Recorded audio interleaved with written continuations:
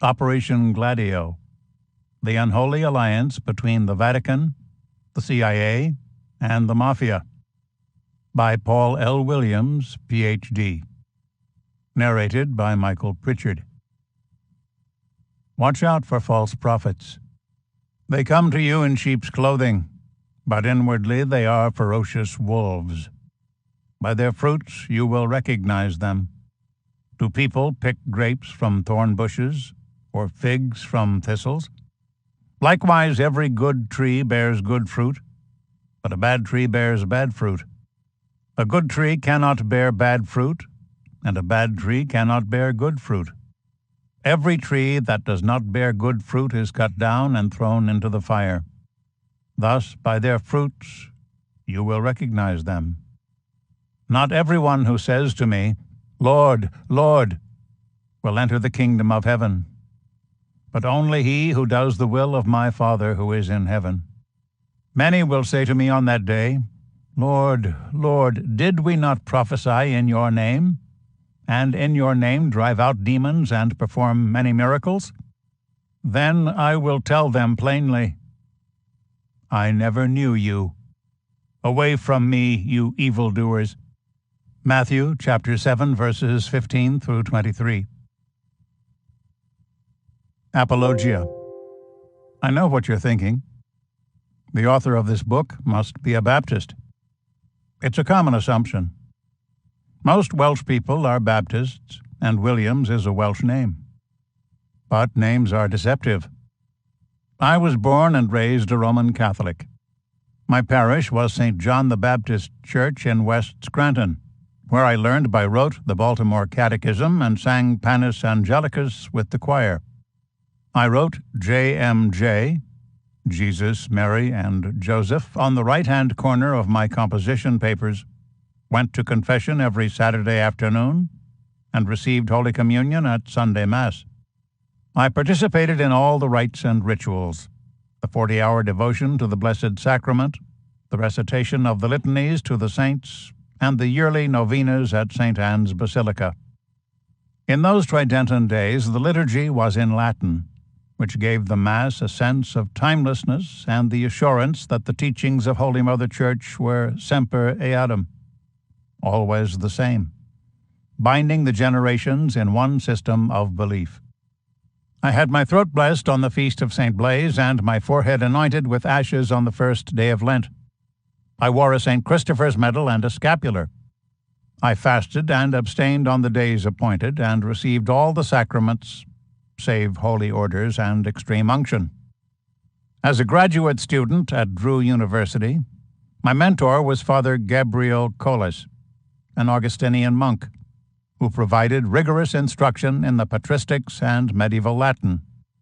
After receiving my doctorate, I taught religion and the humanities at the University of Scranton, a Jesuit institution, and served as the editor of the annual proceedings of the Fellowship of Catholic Scholars. I also penned a number of articles on Vatican II and the effects of aggiornamento for National Review, where I met William Buckley, the celebrated CIA spook. I encountered the wrath of Rome while writing everything you always wanted to know about the Catholic Church for Doubleday. Doubleday, at that time, was a publishing outlet for the Catholic Church through its imprint, Image Books, and an imprimatur was considered a prerequisite for publication. My clerical overseers found no fault with my handling of the evolution of doctrine and the matter of the pontiffs who later were decried as heretics. The problem arose with the subject of the Church's temporalities. I was told to expunge all references to the Vatican Bank, including the donation of Mussolini, the Ambrosiano affair, and the P2 scandal. These topics had garnered headlines throughout the world, and to exclude them from a book with a tell-all title would be an act of obsequiousness that bordered on cowardice. I refused to make the suggested cuts and was supported in my decision by Patricia Kosman, my intrepid editor. In 1990, the work was published by Doubleday without a nihil obstat, the declaration that nothing about the work is contrary to the faith, despite the fact that it contained no canonical errata. In subsequent years, I probed deeper into the affairs of Vatican Incorporated during my tenure as the editor and publisher of the Metro, and as a consultant, CI9, for the FBI. My findings, including the ties between the Vatican and Gambino crime family, constituted the core of The Vatican Exposed: Money, Murder, and the Mafia, which was published by Prometheus in 2001. For the past 14 years, I have been engaged in combing all available government records regarding the Vatican, the CIA, and the Mafia.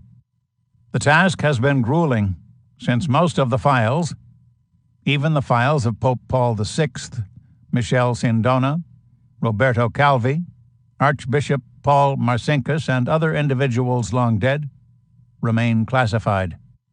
Any disclosure of their contents would represent a threat to national security. Fortunately, enough information has come to light in recent years that listeners can obtain a complete account of the unholy alliance of Gladio. Am I still a Catholic? Suffice it to say, anyone who attempts to come to terms with the facts presented in this audiobook will have his faith in Holy Mother Church compromised, if not shattered. Chapter 1. The Stay Behind Units. The Association for Responsible Dissent estimates that by 1987, 6 million people had died as a result of CIA covert operations. Former State Department official William Bloom correctly calls this an American Holocaust.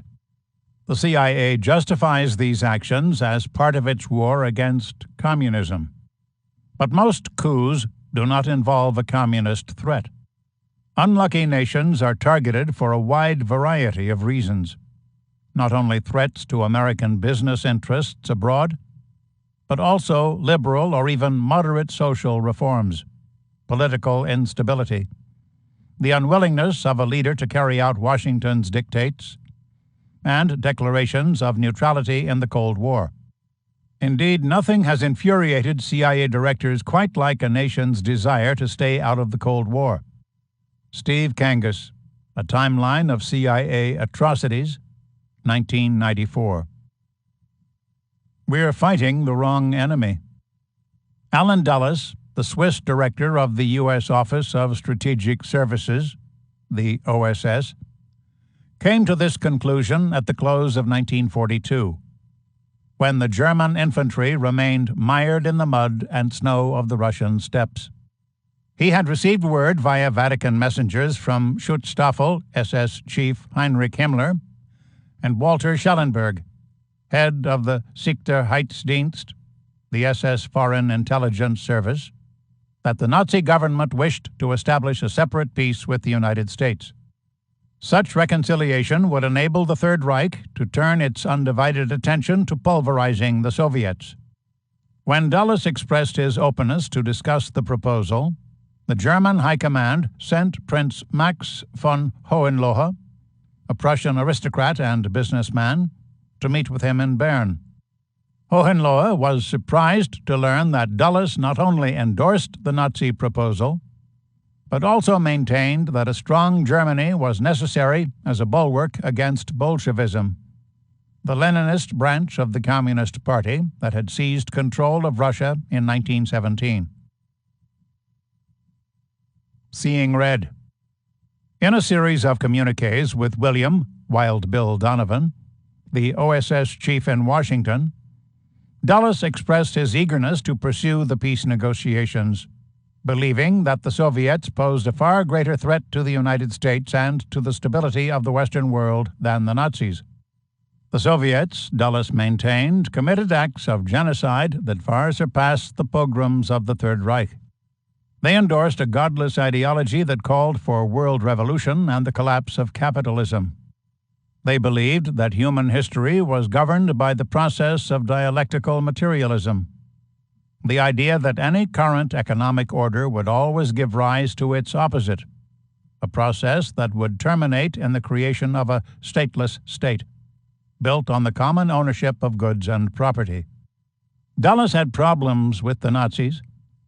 Their goal of a 1,000-year Reich and their division of mankind into Übermenschen and Untermenschen. But the Nazis were Christians.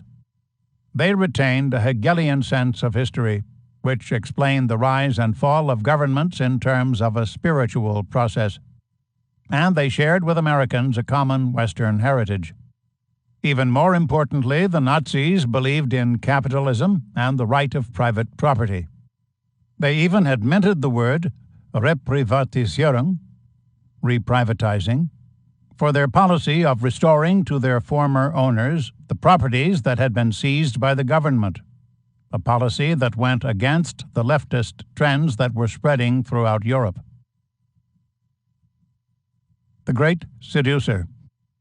A scion of the Eastern establishment in the United States, Dulles came from a distinguished family of political dignitaries.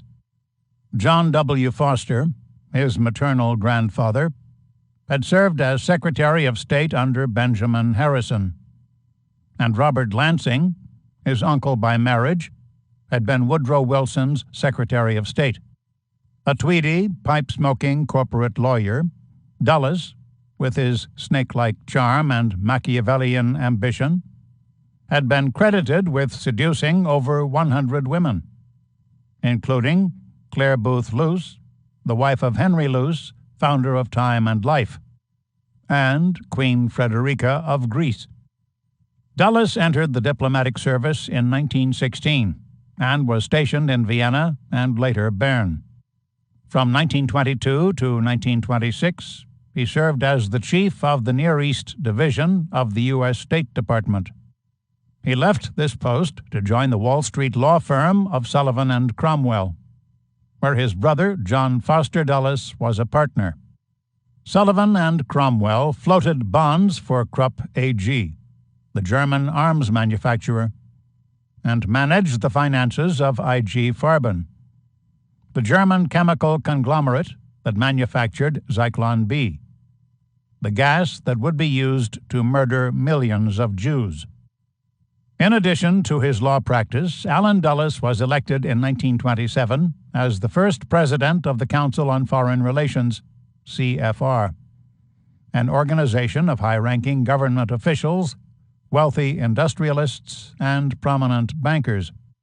The purpose of the CFR was to engineer a U.S. foreign policy of interventionism in order to make the world safe for democracy. His ties to this organization would have a profound effect on the undertakings of Operation Gladio. Galen's guerrillas. Having established contact with Hitler's high command, Dulles conducted meetings in Bern with Nazi General Reinhard Gehlen, the head of German military intelligence. Gehlen was a stiff, unassuming man with sparse blonde hair, a toothbrush mustache, and ears that stuck out of his head like radar antennas. Knowing that the defeat of the Third Reich was inevitable, he had concocted the idea of forming clandestine guerrilla squads composed of Hitler Youth and die-hard fascist fanatics as stay-behind units. These units, Gehlen informed Dulles, would serve as a police force to ward off a post-war Soviet invasion. The Nazi general referred to the members of his secret army as werewolves, individuals who would function as ordinary citizens by day and communist killers by night. Each werewolf unit, Gehlen said, had access to buried depots of food, radio equipment, weapons, and explosives. Believing the Soviets planned a takeover of Germany and Western Europe at the conclusion of the war, Dulles became convinced that the OSS must reach out to these stay-behind armies in order to supply them with tactical and strategic assistance. This task, he informed Donovan and the OSS top brass in Washington, could be accomplished through Gehlen and SS General Karl Wolff, another Nazi Dulles had become friends with. The Aryan Ideal. Wolff conformed to the Aryan ideal. 6 feet tall, blonde hair, blue eyes, and a high forehead. He was commissioned as an SS Sturmführer in February 1932. 5 years later, he was third in command of the entire SS. His principal assignment was the arrangement of transportation of Jews to concentration camps. Wolf excelled at this task to such a degree that he was later charged with complicity in the murder of 300,000 men, women, and children. In 1942, as a reward for his service, Wolf was appointed by Hitler to serve as the SS adjutant to Mussolini and the Italian government. Along with securing and fortifying the werewolves, Dulles busied himself with arranging the separate peace with the Nazis that would exclude the Soviet Union. This undertaking became known as Operation Sunrise. The separate peace should be signed without delay, Dulles informed Donovan, since it would allow the Wehrmacht, the combined armed forces of Nazi Germany, to deploy 3 divisions from northern Italy to the Eastern Front, where they could combat the Red Army. When Stalin became aware that such negotiations were underway, he went ballistic, accusing his U.S. allies of bad faith and betrayal. President Franklin D. Roosevelt responded that such accusations were vile misrepresentations of actuality. The Fort Hunt Conference. The worst fears of Allen Dulles for the post-war period began to materialize in February 1945, when the leaders of the Big Three, the United States, Great Britain, and the Soviet Union, met at Yalta on the Black Sea to redraw the map of Europe.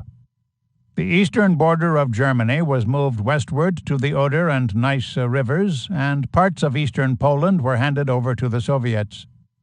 What remained of Germany was to be divided into 4 zones of occupation, which would be administered by a council of military generals, including the French. As soon as the ink dried on the Yalta Agreement, Dulles transported Galen and his top representatives to Fort Hunt, Virginia, where they were wined and dined by Donovan and other U.S. officials. An agreement was reached. Galen would return to Germany under U.S. protection to establish the Galen Organization, which would receive full funding from U.S. Army G2 Intelligence Unit resources. The primary purpose of this organization would be the maintenance of the existing stay-behind armies and the recruitment of new guerrilla soldiers from the ranks of Third Reich veterans with staunch anti-communist credentials. These soldiers would no longer be known as werewolves. They were to be known as gladiators, and they would be commissioned to ward off communist invaders in the great theater of post-war Europe. The operation in which they were engaged was to be known as Gladio, after the short swords Roman gladiators used to kill their opponents. Poetry and paranoia. Dulles was not the only OSS official involved in establishing stay-behind units. He was aided by James Jesus Angleton, one of the strangest spooks to emerge from the shadow world of the U.S. intelligence community. A tall figure of spectral thinness with owlish glasses, Angleton was a rabid anti-communist, an ardent Anglophile, and a devout Roman Catholic. He bred orchids, wore a black Homburg, and drank bourbon for breakfast. A graduate of Yale, Angleton possessed a gift for poetry and had established close friendships with Ezra Pound, E. Cummings, and T.S. Eliot. Fluent in several languages, including German and Italian, he arrived in Rome as the commander of the secret counterintelligence (SCI) unit of the OSS. Few were more qualified for the position. Unfortunately, Angleton was not only brilliant, but also dangerously paranoid, seeing the world as a wilderness of mirrors. In these mirrors, he saw reflections of spies and counter-spies, many of whom he felt compelled to eliminate, and the unfolding succession of conspiracy upon conspiracy, all of which required immediate and, at times, murderous resolution. Angleton's father, Hugh, also served the OSS. Before the war, Hugh had been the president of the American Chamber of Commerce in Italy and the owner of the Milan branch of the National Cash Register Company. The elder Angleton, who was outspokenly pro-Hitler and pro-Mussolini, had developed extensive contacts throughout Italy that were of great use to his son. One such contact was Prince Junio Valerio Borghese, a member of the Catholic black nobility, the Italian aristocrats who had remained loyal to the Holy See after the rise of Garibaldi in the 19th century. Black Xmas. Borghese was the leader of Decima Flotilla Mas, 10 Light Flotilla, also known as Xmas, an Italian naval commando unit.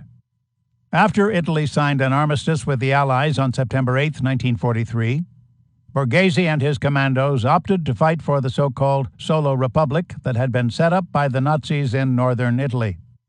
His unit was given the task of attacking the Italian partisan bands that had sprouted up throughout Italy.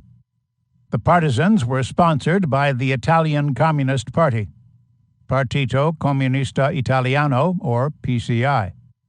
And, thanks to Xmas, thousands were found hanging from streetlights and flagpoles by the end of the war. On April 13, 1945, Borghese met with General Wolfe and Angleton at a villa on Garda Lake, where they discussed the possibility of extending their war efforts beyond any peace treaty with the Soviets, redeploying Xmas under the covert direction of the OSS. Borghese was amenable to the terms, especially since his cooperation would save him from an Italian firing squad. The Secret Government.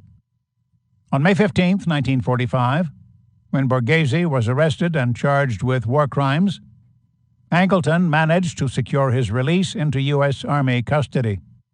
The Black Prince was dressed in an American uniform and transported from Milan to Rome. Angleton needed Borghese and the 10,267 fascists who fought under his command to help establish the stay-behind units that would ward off any Soviet aggression. For a while, Angleton and other OSS officials, including Donovan, toyed with the idea of making Borghese the new king of Italy.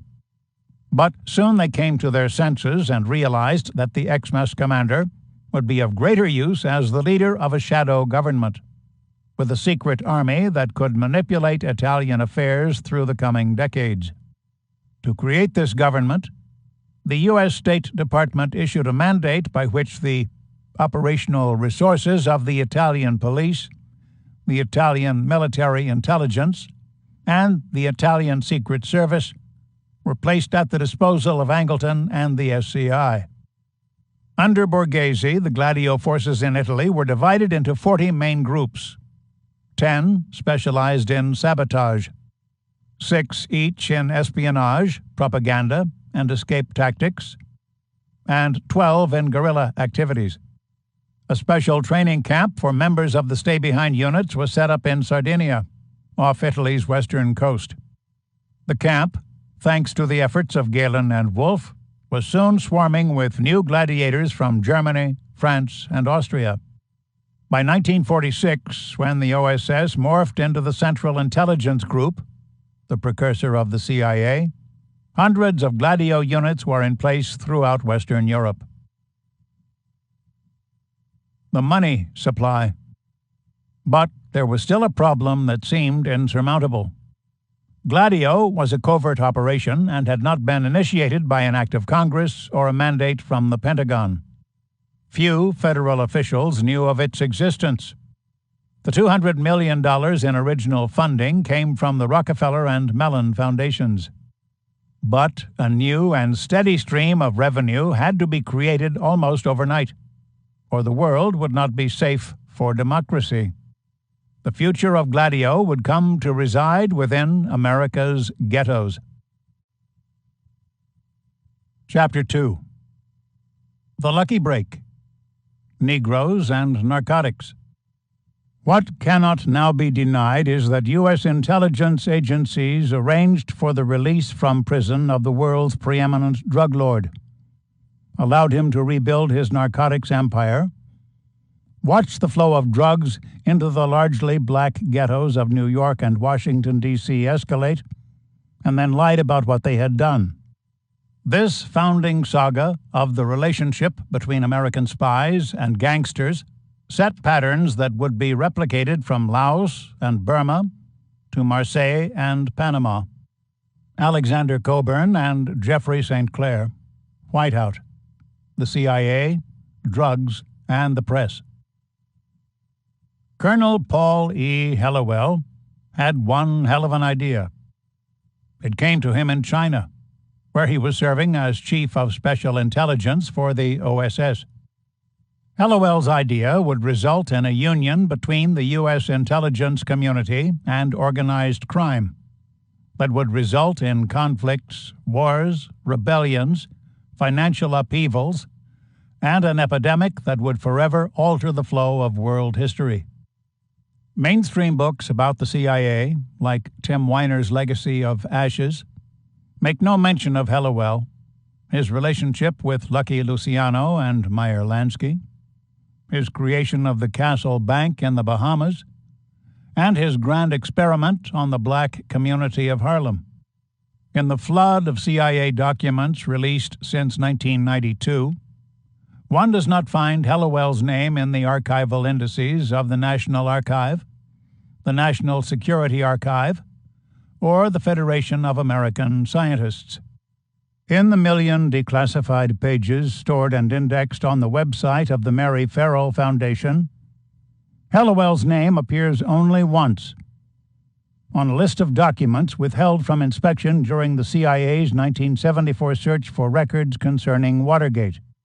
This silence about the principal architect of the post-war CIA drug connection exceeds all standards of eloquence.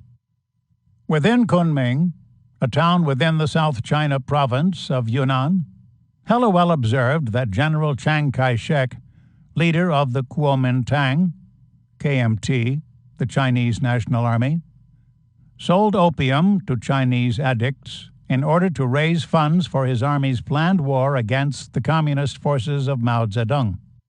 Since Hallowell's task was to provide covert assistance to the KMT, what better help could he provide than steady shipments of opiates for the good general? Hallowell presented this idea to his boss, General William Wild Bill Donovan. Donovan shared it with James Jesus Angleton, Alan Dulles, the OSS Swiss director, and William Little Bill Stevenson, master spy of the British Security Coordination. Delighted with the concept, the officials arranged to funnel money to Hallowell, who now became the man who controlled the pipeline of covert funds for secret operations throughout Asia. The money for the opiates would eventually come from Nazi gold that had been laundered and manipulated by Dulles and Stevenson through the World Commerce Corporation, a financial firm established by Wild Bill. But that was still in the future.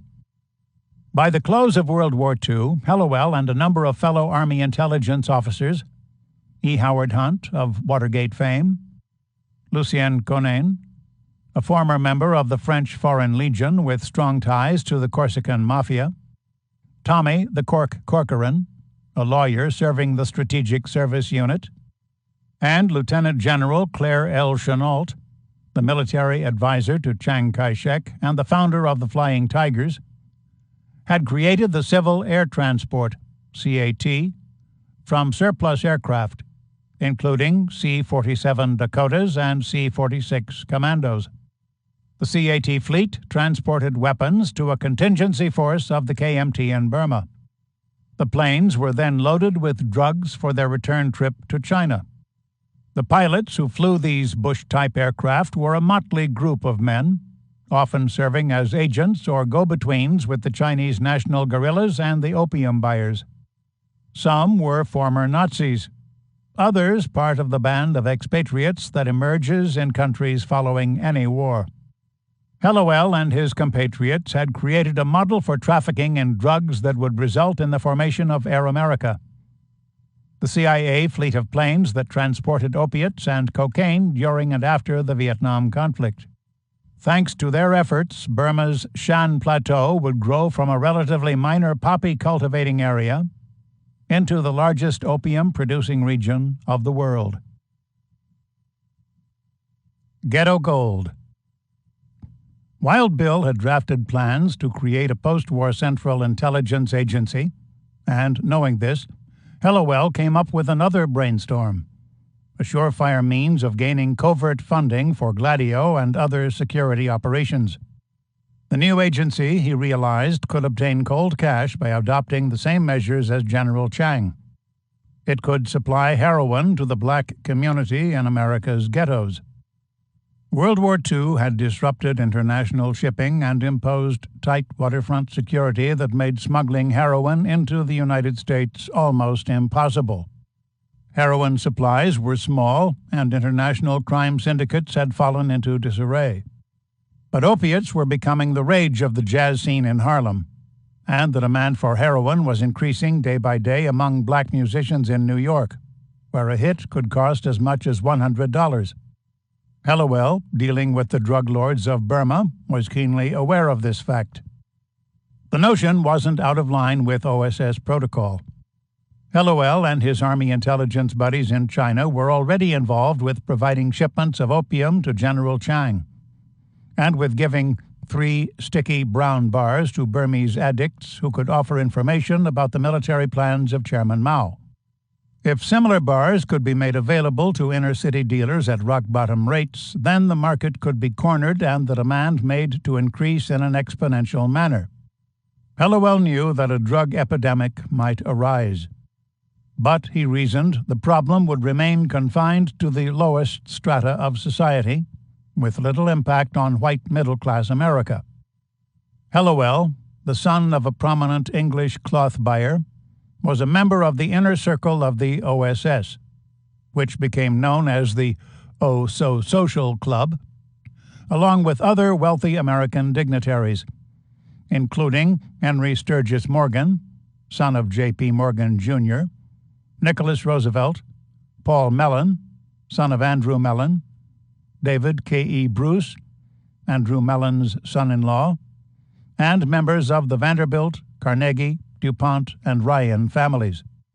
Angleton, as noted, was a Yale graduate and the son of Hugh Angleton, a multi-millionaire who owned the Italian franchise of the National Cash Register Company.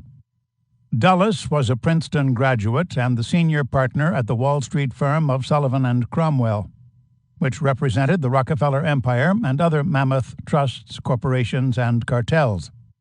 He was also a board member of the J. Henry Schroeder Bank, with offices in Wall Street, London, Zurich, and Hamburg, and a principal of the Bank of New York. Wild Bill Donovan was an Ivy League lawyer and had married Ruth Ramsey, the heiress of one of the richest families in America. Donovan justified the practice of recruiting the socially elite for the OSS by saying, "You can hire a second-story man and make him a better second-story man. But if you hire a lawyer or an investment banker or a professor, you have something else besides." And so, when Hallowell, who was not a second-story man, communicated his idea to the OSS brass, he was assured of a captive audience. Donovan, Angleton, and Dulles viewed Hallowell's proposal as answered prayer. Selling smack to the black jazz subculture would provide U.S. intelligence with a steady supply of revenue for Gladio throughout the post-war era. The Truman administration had set aside no funds for covert post-war operations in the federal budget. And cold cash, Donovan knew, would become the key weapon of the new agency he remained hell-bent on establishing as soon as he got back to Washington. It alone could provide the means to purchase the services of foreign agents, foreign politicians, and foreign assassins without the approval of any elected official. Donovan's reasoning, bizarre as it might seem to modern listeners, was shared by most American political leaders, Republican and Democratic alike, at the close of World War II. Alfred W. McCoy explains, Henry Luce, founder of the Time Life Empire, argued that America was the rightful heir to Great Britain's international primacy and heralded the post-war era as the American century. To justify their entanglement in foreign adventures, American Cold Warriors embraced a militantly anti-communist ideology. In their minds, the entire world was locked in a Manichaean struggle between godless communism and the free world. The Soviet Union was determined to conquer the world, and its leader, Joseph Stalin, was the new Hitler.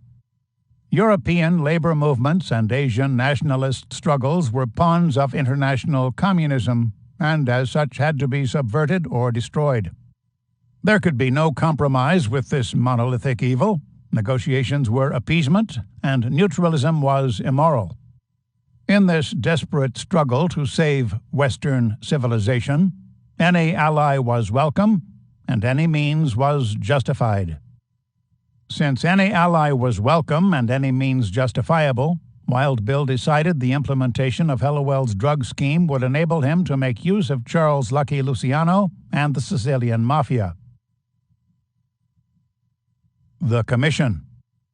Charles Lucky Luciano, born in Sicily as Salvatore Lucania, emerged as America's leading mafioso by creating the Commission with Meyer Lansky, his longtime friend and accomplice, in 1931.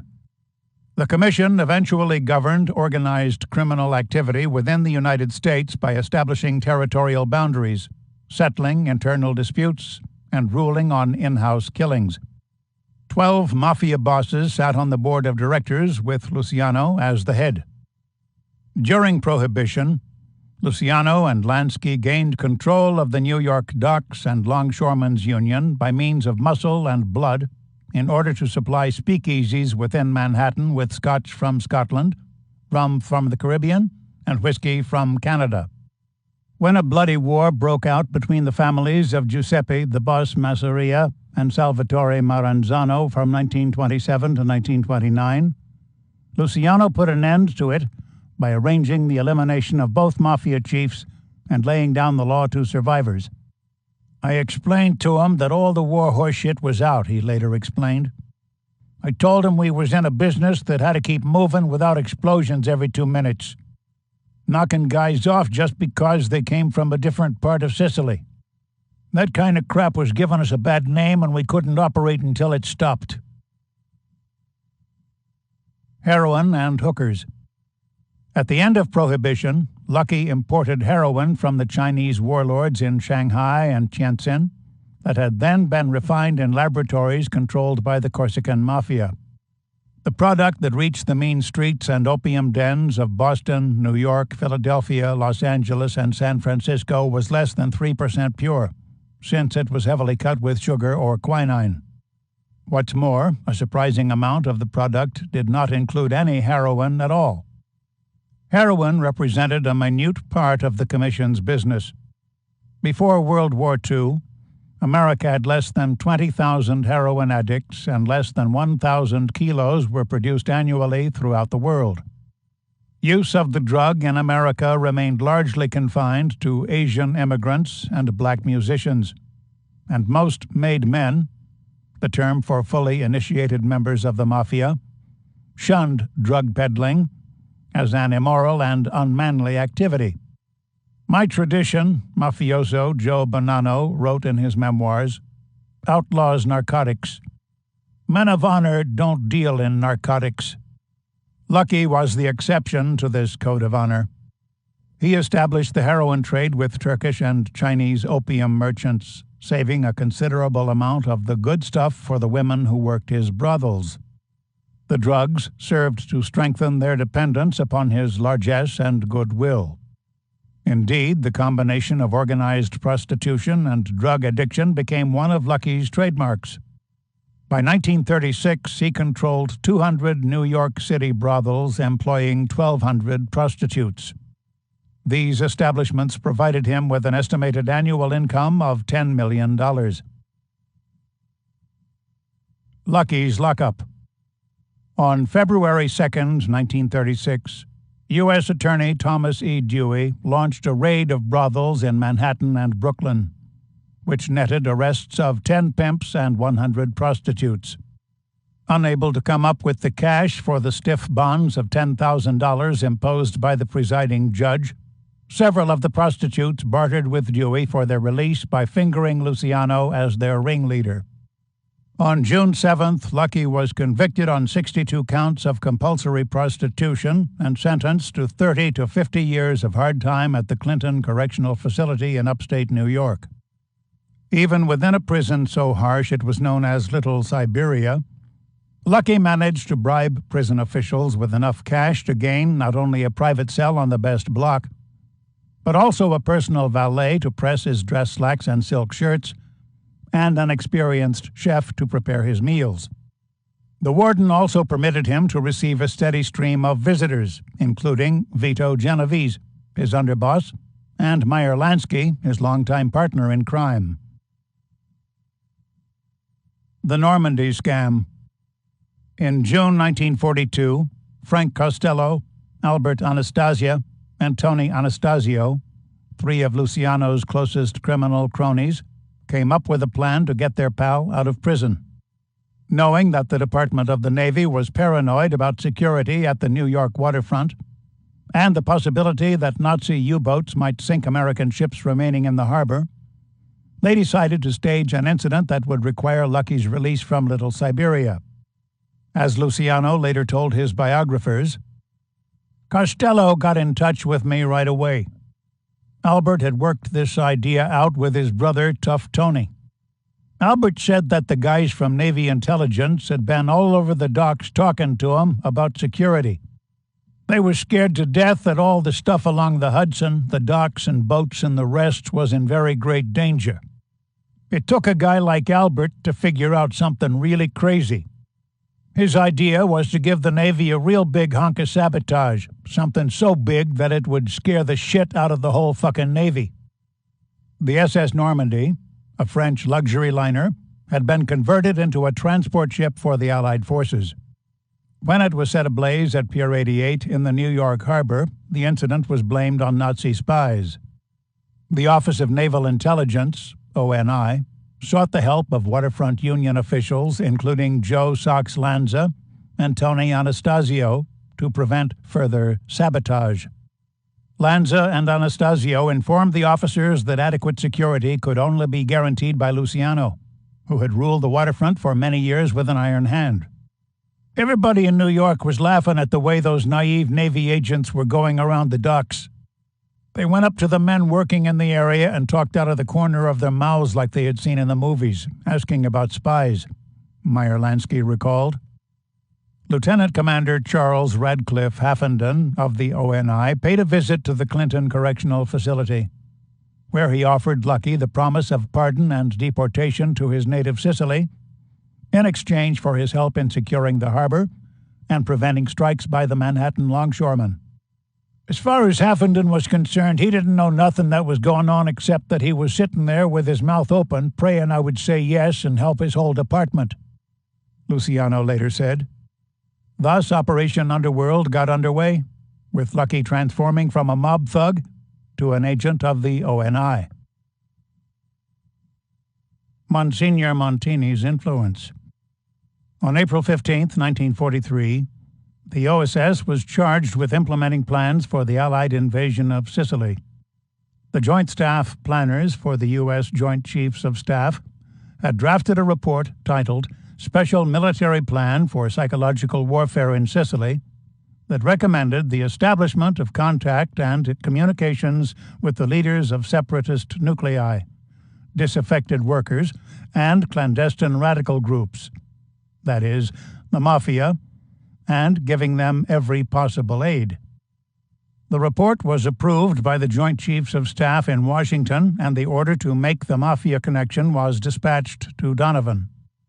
Earl Brennan, the OSS director in Italy, reached out to Monsignor Giovanni Montini, the Vatican Under-Secretary of State who would become Pope Paul VI, for help in locating opponents to the fascist regime in Sicily. Montini suggested that Brennan reach out to Calogero Don Carlo Vizzini, the capo di tutti capi, boss of all bosses, of the Vizzini Agostino crime family, who had been imprisoned by Mussolini for his support of the Christian Democrats and his opposition to fascism. Brennan conveyed this information to Donovan, who knew that no one involved in the OSS or ONI had closer ties to the Vizzini clan than Lucky Luciano. Luciano had been born less than 15 miles from Villalba, where his mafiosi relatives still worked for Don Carlo. The return of the Mafia. At Donovan's request, Commander Haffenden again appeared at Lucky's cell with a request for help. Luciano complied by drafting a communique that was then airdropped near Don Carlo's farmhouse. 2 days later, American tanks rolled into Villalba after driving 55 miles from the beachhead of General Patton's 7th Army in Palermo. Don Carlo and his men climbed into the tanks and spent the next 6 days guiding the division through western Sicily and organizing support among the local populace for the advancing U.S. troops. Thanks to the success of Operation Husky, the code name for the Allied invasion of Sicily, Don Carlo was appointed mayor of Villalba. As soon as he assumed public office, Don Carlo murdered the local police chief, whom he found too inquisitive. Other mafiosi, at the insistence of the OSS, assumed positions of political power. Giuseppe Genco Russo, Don Carlo's second in command, became mayor of Musameli, while other members of the Vicini Agostino crime family became chief governing officials of other towns and villages in western Sicily. The appointments were understandable. Donovan wanted anti-fascists in charge, and the mafiosi were most certainly anti-fascists, since many had spent the war years in Mussolini's jails. Michele Pantaleone, who observed the mafia revival in his native village of Villalba, writes, "By the beginning of the Second World War, the mafia was restricted to a few isolated and scattered groups, and could have been completely wiped out if the social problems of the island had been dealt with. The Allied occupation and the subsequent slow restoration of democracy reinstated the mafia with its full powers, put it once more on the way to becoming a political force, and returned to the onorata società, the weapons which fascism had snatched from it. The return of the men of respect became a nightmare for ordinary Sicilians. Shifting from rural to urban crime, the mafia bosses led by Don Carlo graduated from the stiletto to the beretta and the Tommy gun. From 1944 to 1960, the bosses commissioned an average of 3 murders a week. Scarcely a shred of their fabled knightly code of honor remained by the end of Don Carlo's reign of terror. Enter Vito Genovese. The ascendancy of the mafia also became apparent with the appointment of Vito Genovese, Luciano's right-hand man, as chief translator for the U.S. Army headquarters in Naples. New York's former lieutenant governor, Charles Poletti, whom Lucky described as one of our good friends, was also appointed as military governor in Italy. Thanks to Poletti, Genovese's men controlled the major Italian ports, and thereby most of the black market in American and Sicilian goods such as flour, oil, sugar, beans, salt, and cigarettes. Even Genovese's lowest picciotto, the youngest and most inexperienced men, made a bundle. How did I accumulate my fortune?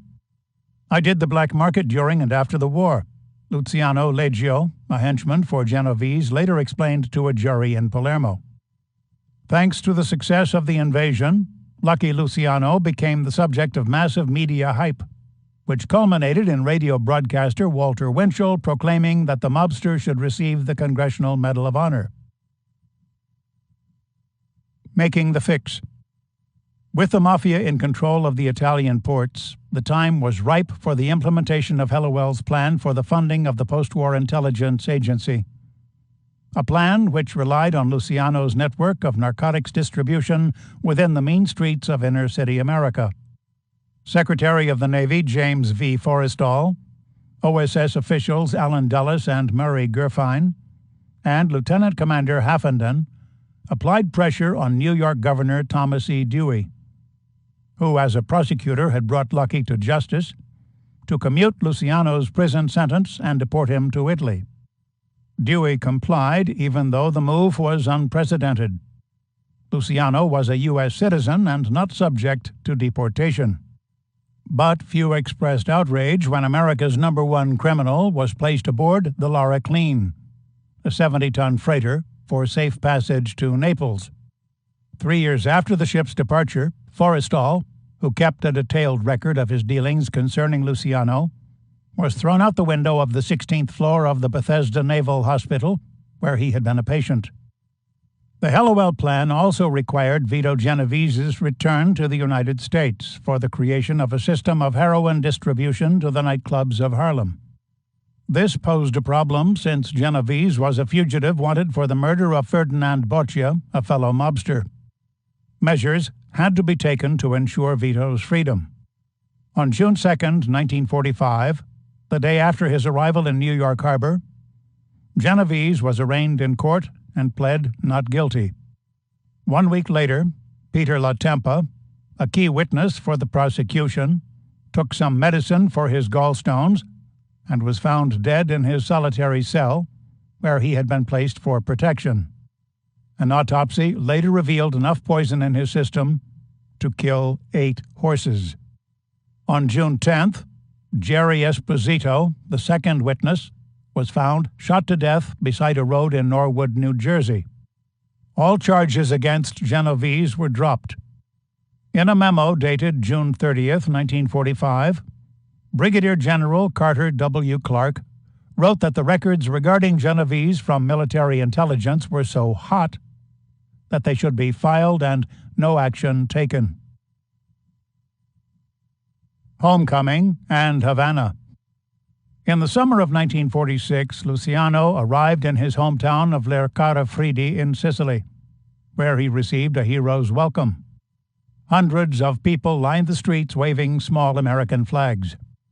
A 4-piece band played The Stars and Stripes Forever as the mayor, draped in a red sash, ushered the American mobster out of a police car. "Half the people I met in Sicily was in the mafia," Lucky later reflected, "and by half the people I mean half the cops too. Because in Sicily it goes like this. The mafia is first, then your own family, then your business, and then the mafia again." In October, at the request of U.S. intelligence agents, Lucky traveled to Cuba, where he met with Frank Costello, Vito Genovese, Albert Anastasia, and Meyer Lansky to discuss the Hallowell Plan.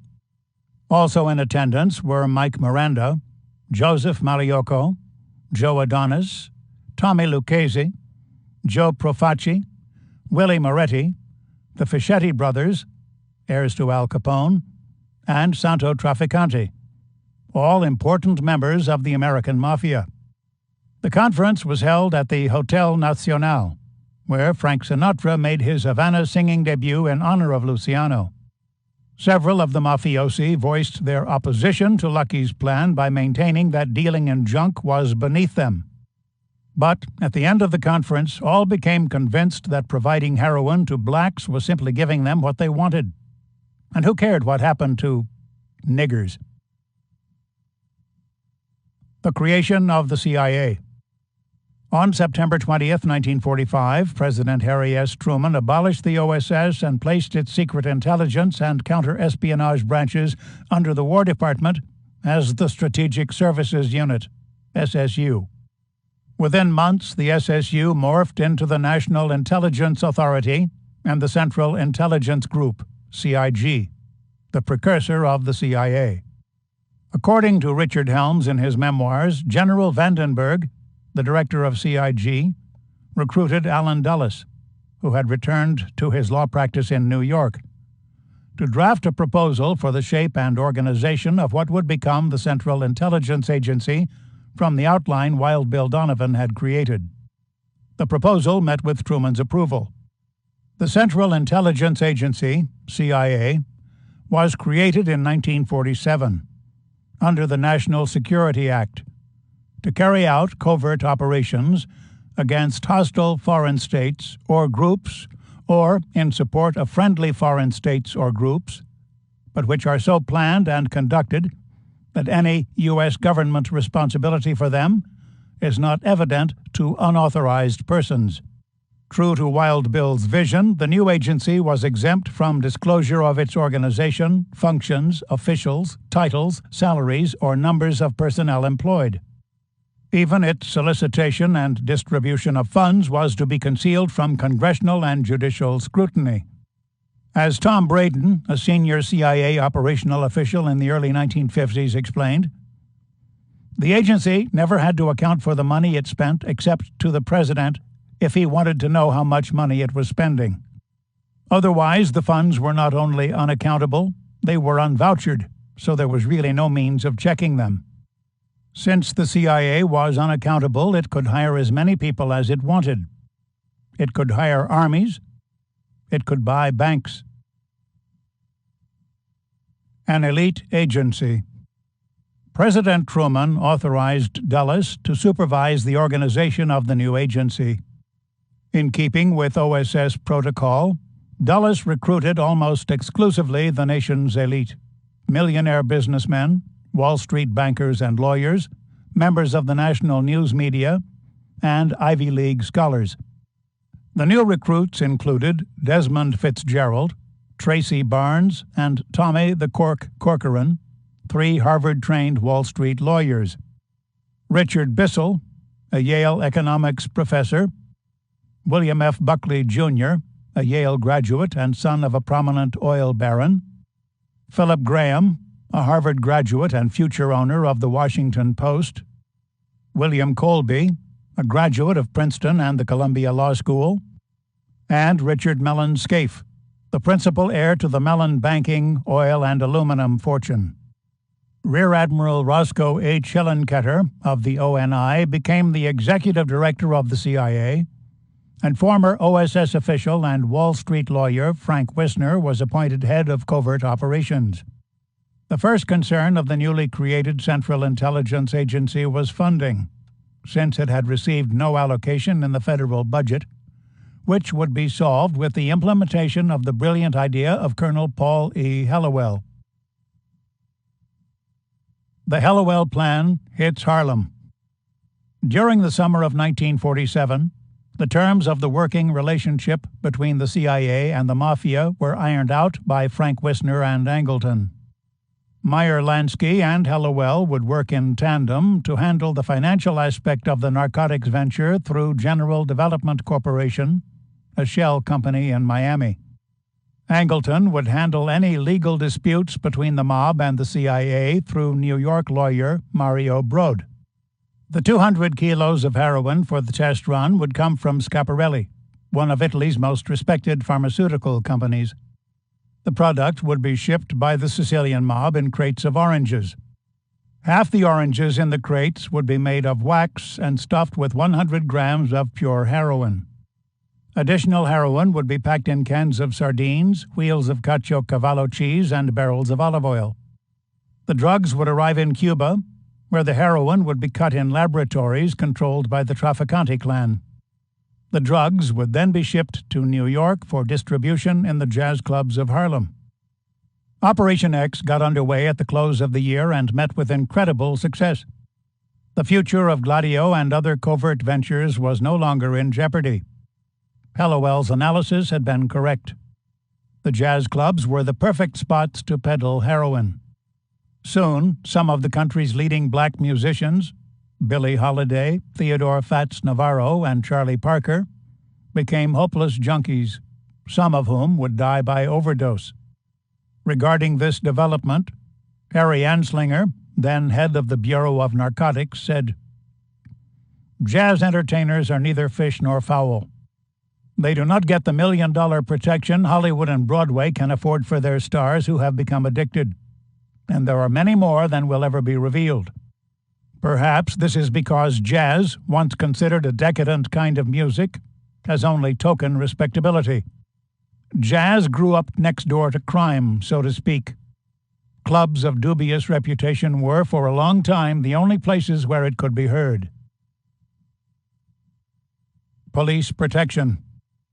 Colonel Albert Caron, a New York City policeman, served the new drug network as a bagman for the CIA, paying law enforcement officials to look the other way when drugs were being distributed in Harlem and other black communities. A made man within the Genovese crime family, Caron also collected money for drug payments and later for money to be laundered by the Vatican from mafia families in New York, New Jersey, and Pennsylvania.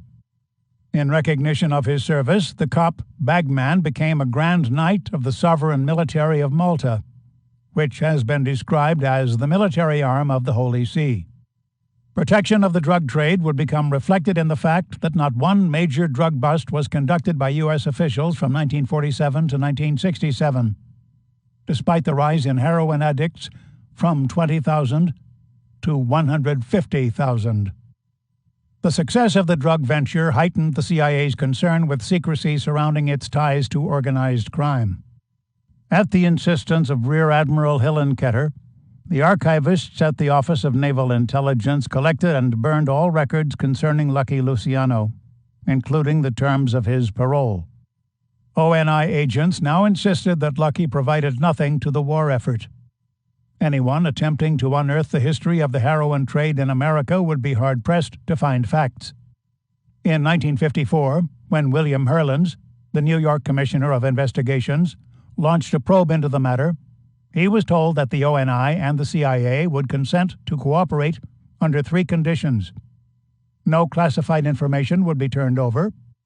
ONI and CIA officials could monitor all interviews with former agents, and the final report could not be released to the public.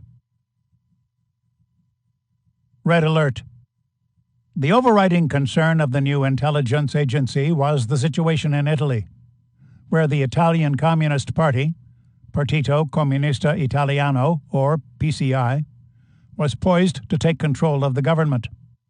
Between late 1943 and mid-1944, the PCI had doubled in size, and in the German-occupied northern half of the country, an extremely radical Marxist movement was gathering strength. In the winter of 1944, over 500,000 workers in Turin, waving the red flag, shut down the factories for 8 days, despite brutal Gestapo repression. The Italian underground of communist sympathizers grew to 150,000 armed men. Post-war Italy stood poised to become the first communist country in Western Europe. Hundreds of thousands of Northerners had either actively supported or actively fought for the partisan movement that had finally forced the German army out of Italy. It was the partisans who had captured Mussolini and who had hung him upside down with his mistress. It was the partisans who continued to assassinate fascists after the war ended, and it was the partisans who constituted the PCI. By 1946, the division in the country had become acute, with the people in the north wanting a communist republic and the people in the south wanting a Catholic monarchy. In Sicily, the rise of the PCI was even more disconcerting. Girolamo Licausi, the island's leading communist, stirred up the masses with his demands for the redistribution of the land's feudal holdings. His words, "We plan no Soviet rule here," did not reassure the mafia and the propertied classes, and they revitalized the longings of the landless poor for economic reform.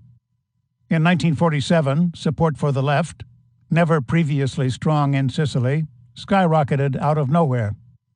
All of Italy was stunned by the provincial elections, which produced resounding victories for the communists.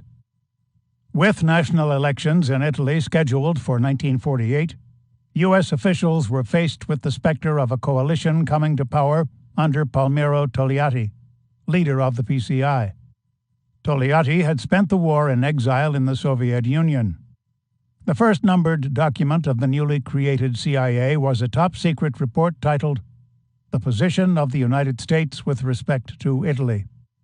The report, which was issued on November 14, 1947, contained the following quote from a cable sent by George Kennan, director of the U.S. State Department's policy planning staff.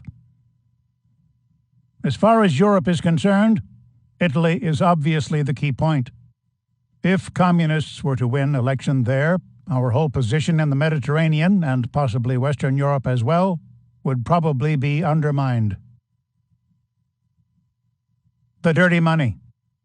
The heightened paranoia over the possibility of a PCI victory gave rise to the creation of the Office of Policy Coordination within the CIA. This office was authorized to engage in paramilitary operations as well as political and economic warfare. The authorization for such covert action, according to CIA Director Frank Wisner, was included in a catch-all clause to the National Security Act of 1947, which granted the CIA the right to engage in functions related to intelligence affecting the national security.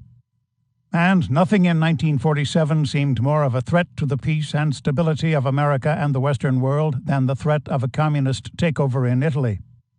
In the eyes of Wisner, Dulles, Donovan, and Angleton, the only individuals with the means to ward off this nightmare were Lucky Luciano and Don Carlo.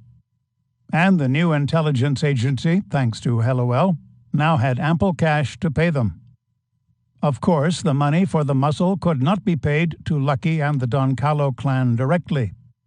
It had to be channeled through a financial firm that would not be subjected to scrutiny by U.S. Treasury agents, Italian bank examiners, or international fiscal monitors. Only one institution possessed such immunity, and it was located in the heart of Vatican City. Chapter 3. The Vatican Alliance. The Institute for Works of Religion, IOR, commonly referred to as the Vatican Bank, is a privately held financial institution located inside Vatican City. Founded in 1942, the IOR's role is to safeguard and administer property intended for works of religion or charity. The bank accepts deposits only from top church officials and entities, according to Italian legal scholar Settimio Caridi. It is run by a president, but overseen by 5 cardinals who report directly to the Vatican and the Vatican's Secretary of State. Because so little is known about the bank's daily operations and transactions, it has often been called the most secret bank in the world. Avi Yorish, Forbes, June 26, 2012. Created by Pope Pius XII and Bernardino Nogara on June 27, 1942, the Istituto per le Opere di Religione, IOR, commonly known as the Vatican Bank, is located within the bastion of Nicholas V, a round tower that had been constructed in 1452 to ward off the threat of a Saracen invasion. The bank remains a sovereign financial agency within a sovereign state. It is an entity unto itself, without corporate or ecclesiastical ties to any other agency of the Holy See. As such, it cannot be compelled to redress wrongs, not even the most egregious violations of international law. Nor can it be forced to release the source of any deposit. The bank resides under the direct jurisdiction of the Pope. He owns it. He controls it. Swiss guards are stationed to guard the entrance to the bank, and the hermetically sealed bronze doors open only to select members of the Roman Curia, the governing body of the entire Roman Catholic Church. Nogara, who became the first president of the IOR, initiated a process of destroying all records of the bank's transactions, including deposits and investments, on a regular basis, so that its operations remain free and clear of public and private scrutiny. Anyone seeking information regarding the dealings of the bank, even its corporate organization, discovers little more than empty file folders within the Vatican archives. The trails of paper flow among 3 separate and distinct boards of directors. One board consists of high-ranking cardinals, the second of international bankers, and the third of Vatican financial officials. But even these records cannot be subpoenaed for inspection. They remain confidential documents of the sovereign state that can only be examined by special permission from the Pope. Of course, the Holy See dutifully publishes financial reports on a yearly basis. The reports, displaying gains and losses, appear to be exhaustive. They contain meticulous records of the incomes and expenditures of every agency within the Holy See, except the IOR. The name of this agency never appears on any balance sheet.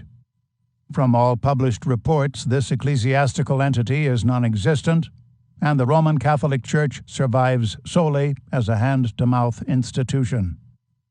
Investigators following the paper trail inevitably come to a dead end. All internal documents and external reports contain statements exempting the Vatican Bank, or IOR, from any ruling or standard of protocol. They are punctuated by such phrases as always leaving intact the special character of the IOR, not including the IOR, or with full respect for the juridical status of the IOR. Because of its clandestine workings, millions can be deposited into the IOR on a continuous basis and channeled into numbered Swiss bank accounts without the possibility of detection. It was the perfect place for the CIA and the Sicilian Mafia to launder their ill-gotten gains of the narcotics trade and for the Roman Church to fund its political mission. And according to Moneyval, the Anti-Money Laundering Committee of the Council of Europe, it remains one of the world's leading laundries for dirty cash under Pope Francis. Contributions from Uncle Sam. In 1947, Pope Pius XII was more than willing to allow black money to flow through his bank. The Truman administration already had funneled more than $350 million to the Holy See for economic relief and political payments. The Pope used these funds to reactivate the Christian Democratic Party, CDP, which had been dismantled under the reign of Mussolini, and to establish 20,000 CDP cells throughout Italy. The Holy Father also obtained an additional $30 million from Truman's aid package to create Catholic Action, an organization to generate propaganda against the communists. American Cardinal Francis Spellman was now called upon to spearhead the Vatican-sponsored campaign to encourage Italian Americans to urge their relatives in the old country to vote against Togliatti and the other communists. The fate of Italy depends upon the forthcoming election and the conflict between communism and Christianity, between slavery and freedom, Spellman wrote in a pamphlet that was distributed in Catholic parishes throughout the United States. The Cardinal also arranged to bombard Italy with radio messages from American celebrities such as Frank Sinatra, Bing Crosby, and Gary Cooper, urging the people to rise up in support of the Christian Democrats in order to check the growth of communism. Wild Bill's knighthood.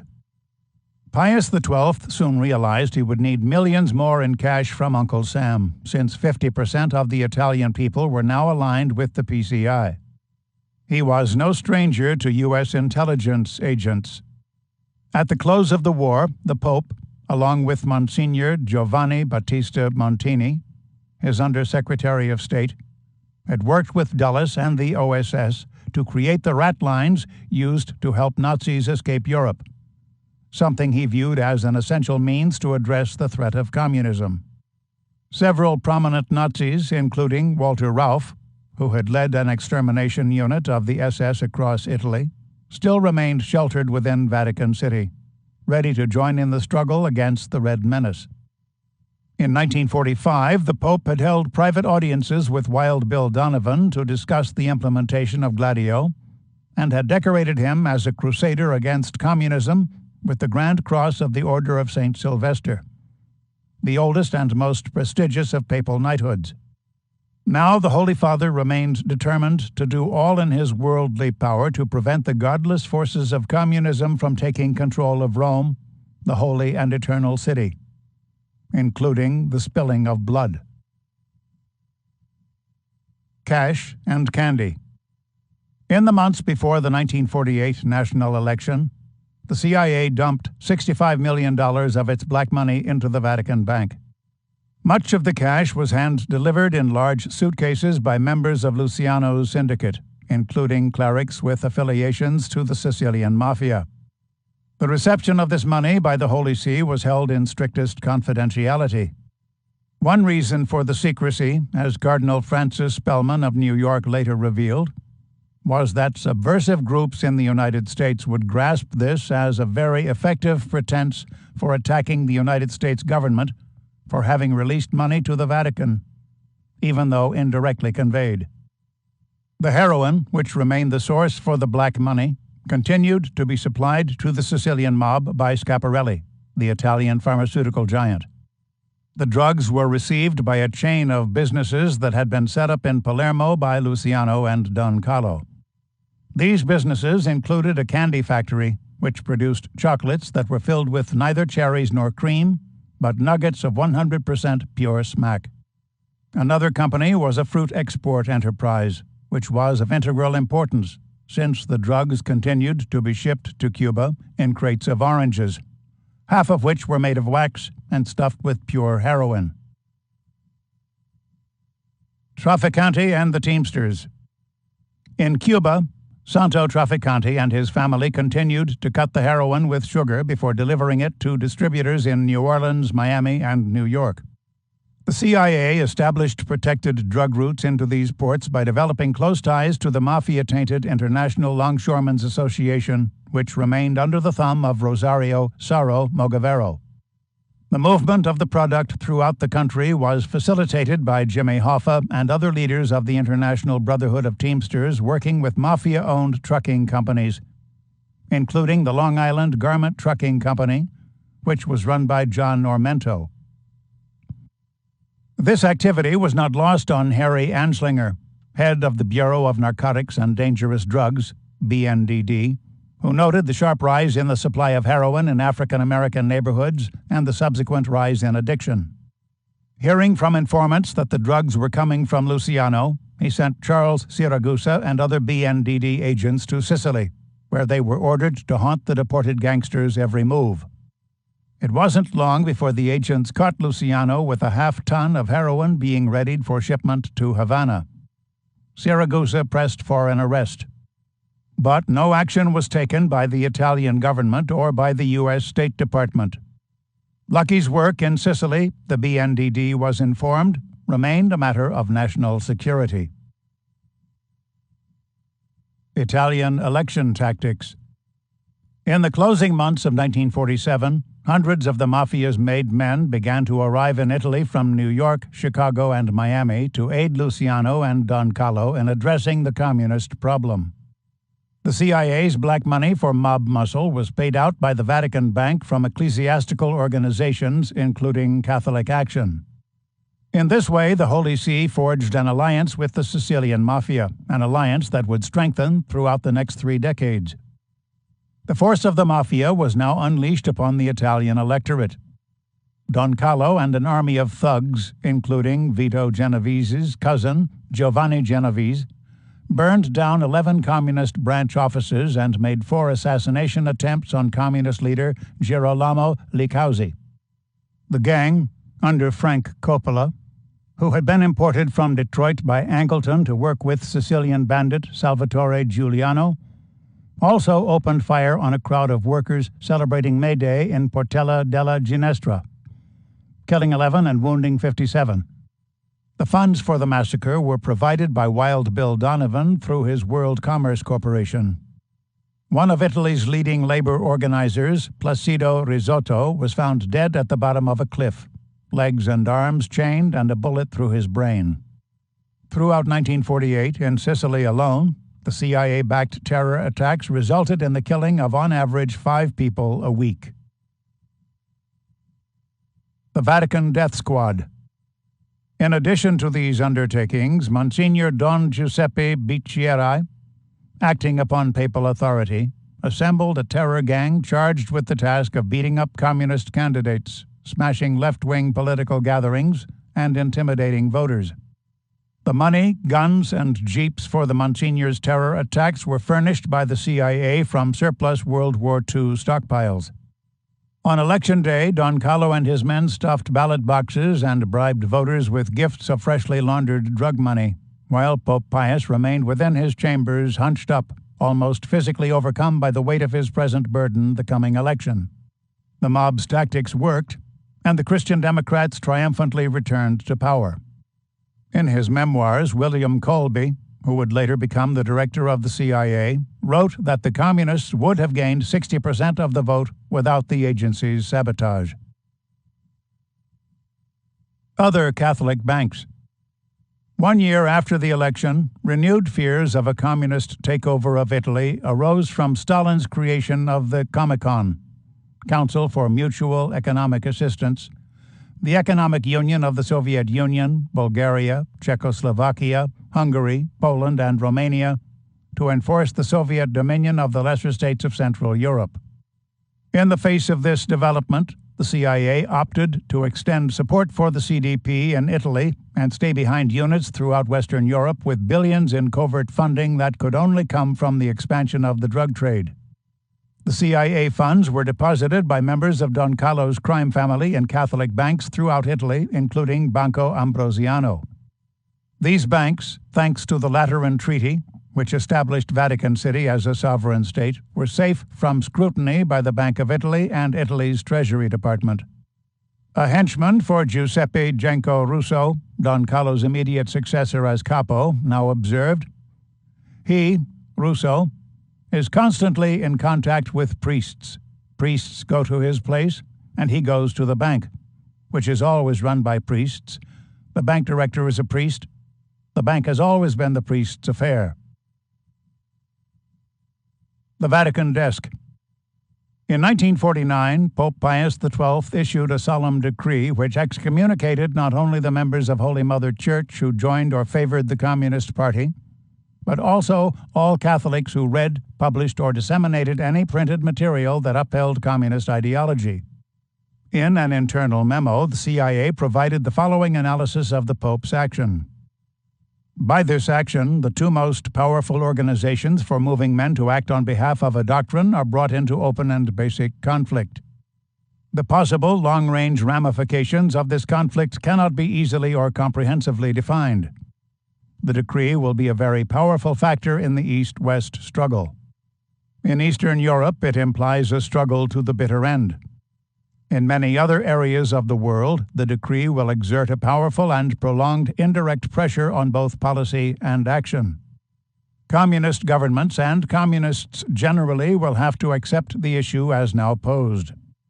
Although the communist governments would obviously have preferred to carry on their anti-church campaign at their own pace, the power of decision has now been taken from them. The conflict can be pressed on them with a speed and comprehensiveness that may well affect the satisfactory development of other communist policies. Fearful that the decree might be insufficient to crush the forces of godlessness, Pius XII continued to tighten his ties with the CIA into a Gordian knot that no one could unravel. The CDP continued to receive more than $20 million in annual aid from the CIA, and in return, the CIA established a Vatican desk under Angleton. The Vatican desk reviewed all of the intelligence reports that were sent to the Holy See from papal nuncios, diplomats who were stationed behind the Iron Curtain. During the early years of the Cold War, this became one of the only means for the agency to penetrate the Eastern Bloc. Strategies between the CIA and the Church were drafted to undermine left-wing movements throughout Europe and South America. The affairs of politically suspect members of the Curia were monitored by moles. The actions of progressive priests, particularly in Latin America, were thwarted by strong-arm techniques. The Knights of Malta. Angleton swore his allegiance to Holy Mother Church and became a Knight of the Sovereign Military Order of Malta, SMOM, the legendary ecclesiastical society dating back to the Crusades. Other spooks were also knighted, including William Casey, William Colby, and John McCone, who were all future CIA directors. General Vernon Walters, who would become the deputy director of the CIA under George H.W. Bush, Albert Caron, mentioned in the previous chapter, CIA Special Agent William F. Buckley, who would become the owner and publisher of National Review, Frank Shakespeare, the director of CIA media outlets Radio Free Europe and Radio Liberty, NATO General and future Secretary of State Alexander Haig, and Wild Bill Donovan. An SMOM Knight of particular interest was General Reinhard Gehlen, who had served as Hitler's intelligence chief for the Eastern Front during World War II. In 1945, Gehlen had been asked by the OSS to set up stay-behind units made up of fellow Nazis to spy on the Soviet Union. The units, known as the Gehlen Organization, eventually transformed into the Bundesnachrichtendienst, or BND, under Chancellor Konrad Adenauer in 1956. Much of the business between the CIA and the Vatican began to be conducted at the annual gatherings of the SMOM in Rome and New York. Cardinal Francis Spellman presided over the proceedings and sanctioned future strategies against the communist forces in Europe in the name of the Pope. Since the Vatican played such an essential part in Gladio, William Colby, the CIA station chief in Rome, had microphones planted throughout the papal apartments so the agency could monitor the Pope's conversations and those of his staff. This snooping would persist until 1984. The Vatican now became a principal depository not only for black funds but also top-secret documents, including CIA files relating to the development of nuclear weapons. One of these documents, never declassified, surfaced in 2006 during the process of discovery in Alperin versus Vatican Bank, a class action suit by Holocaust survivors who claimed the IOR was the repository of gold that had been stolen from them by the Nazi Croatian government. The stumbling block. The Hallowell Plan had been implemented. The Mafia connection had been made. The alliance with the Vatican had been forged. But there was a problem. Schiaparelli could no longer meet the agency's increased demand for heroin. The pharmaceutical giant was extended to the limit by providing annual shipments of 200 kilos to the makeshift laboratories of Luciano and Don Carlo. The Sicilian Syndicate and the CIA would have to establish their own drug route in order to meet the current needs and also to develop new markets throughout Europe and the United States. The Sicilians would also have to secure proper facilities and trained scientists to refine the raw product. The heroin that came from the Schiaparelli laboratories was 100% pure and only requiring cutting and packaging. Sources for opium had to be found. The raw product had to be refined into purified number 4 heroin, and new markets in the United States had to be developed. Otherwise, the Cold War could be lost. Chapter 4. The Drug Network. The CIA's involvement in the trafficking of heroin, goes all the way back to the predecessor organization OSS and its involvement with the Italian Mafia, the Cosa Nostra in Sicily and southern Italy. Later on, when they were fighting communists in France, and that they got in tight with the Corsican Brotherhood. The Corsican Brotherhood, of course, were big dope dealers. As things changed in the world, the CIA got involved with the Kuomintang types in Burma, who were drug runners because they were resisting the drift towards communism there. The same thing happened in Southeast Asia, later in Latin America. Some of the very people who are the best sources of information, who are capable of accomplishing things and the like, happen to be the criminal element. Victor Marchetti, the CIA, and the Cult of Intelligence. The process of producing heroin begins when the petals fall from the poppies, exposing egg-shaped seed pods. The pods are sliced vertically to extract the opaque, milky sap that is opium in its crudest form. After it darkens and thickens, the extracted sap is compacted into bricks of opium gum and transported to laboratories, where it is mixed with lime in huge vats of boiling water. The waste precipitate sinks to the bottom, while the white morphine rises to the top. The morphine is skimmed from the water, reheated with ammonia, filtered, and boiled again until it becomes reduced to a brown paste. The paste is poured into molds and dried in the sun. The finished product is reheated in vats and processed with acetic anhydride in glass containers for 6 hours to form diacetyl morphine. The solution is drained and sodium carbonate is added to make the heroin solidify and sink. The heroin becomes further refined by filtering it from the sodium carbonate solution through activated charcoal and purifying it with alcohol. The product is then reheated to evaporate the alcohol. Next comes the tricky part, the part that the Sicilians in their makeshift facilities were unable to master. The heroin is mixed with ether or hydrochloric acid, a process that can produce a violent explosion if not conducted with scientific precision. The end product is number 4 heroin, a fluffy white powder usually shipped in 100-kilo packages. Corsican chemistry. Unlike the Sicilian branch of the mafia, the Corsican mafia had gained mastery of this process through years of working among Cambodian, Laotian, and Vietnamese technicians in French Indochina. In 1949, the CIA and the Luciano Syndicate sorely needed the talents of the Corsicans for the creation of a new narcotics network. But the labor unions in Marseille, where the heroin laboratories were located, remained controlled by communists, who refused to load and unload ships coming from French Indochina, where the rebel army of the Democratic Republic of Vietnam, a force that would morph into the Viet Cong, was fighting for independence from the French Union. Ho Chi Minh, the leader of the rebels, had helped found the French Communist Party and was a popular hero in France among leftist workers, especially in Marseille with its high number of Indo-Chinese residents.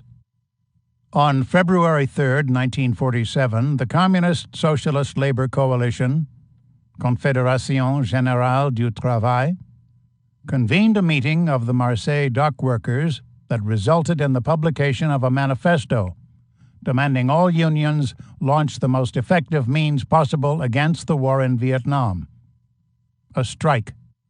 The plans to transform the French port city of Marseille into the center of the heroin industry came to a screeching halt.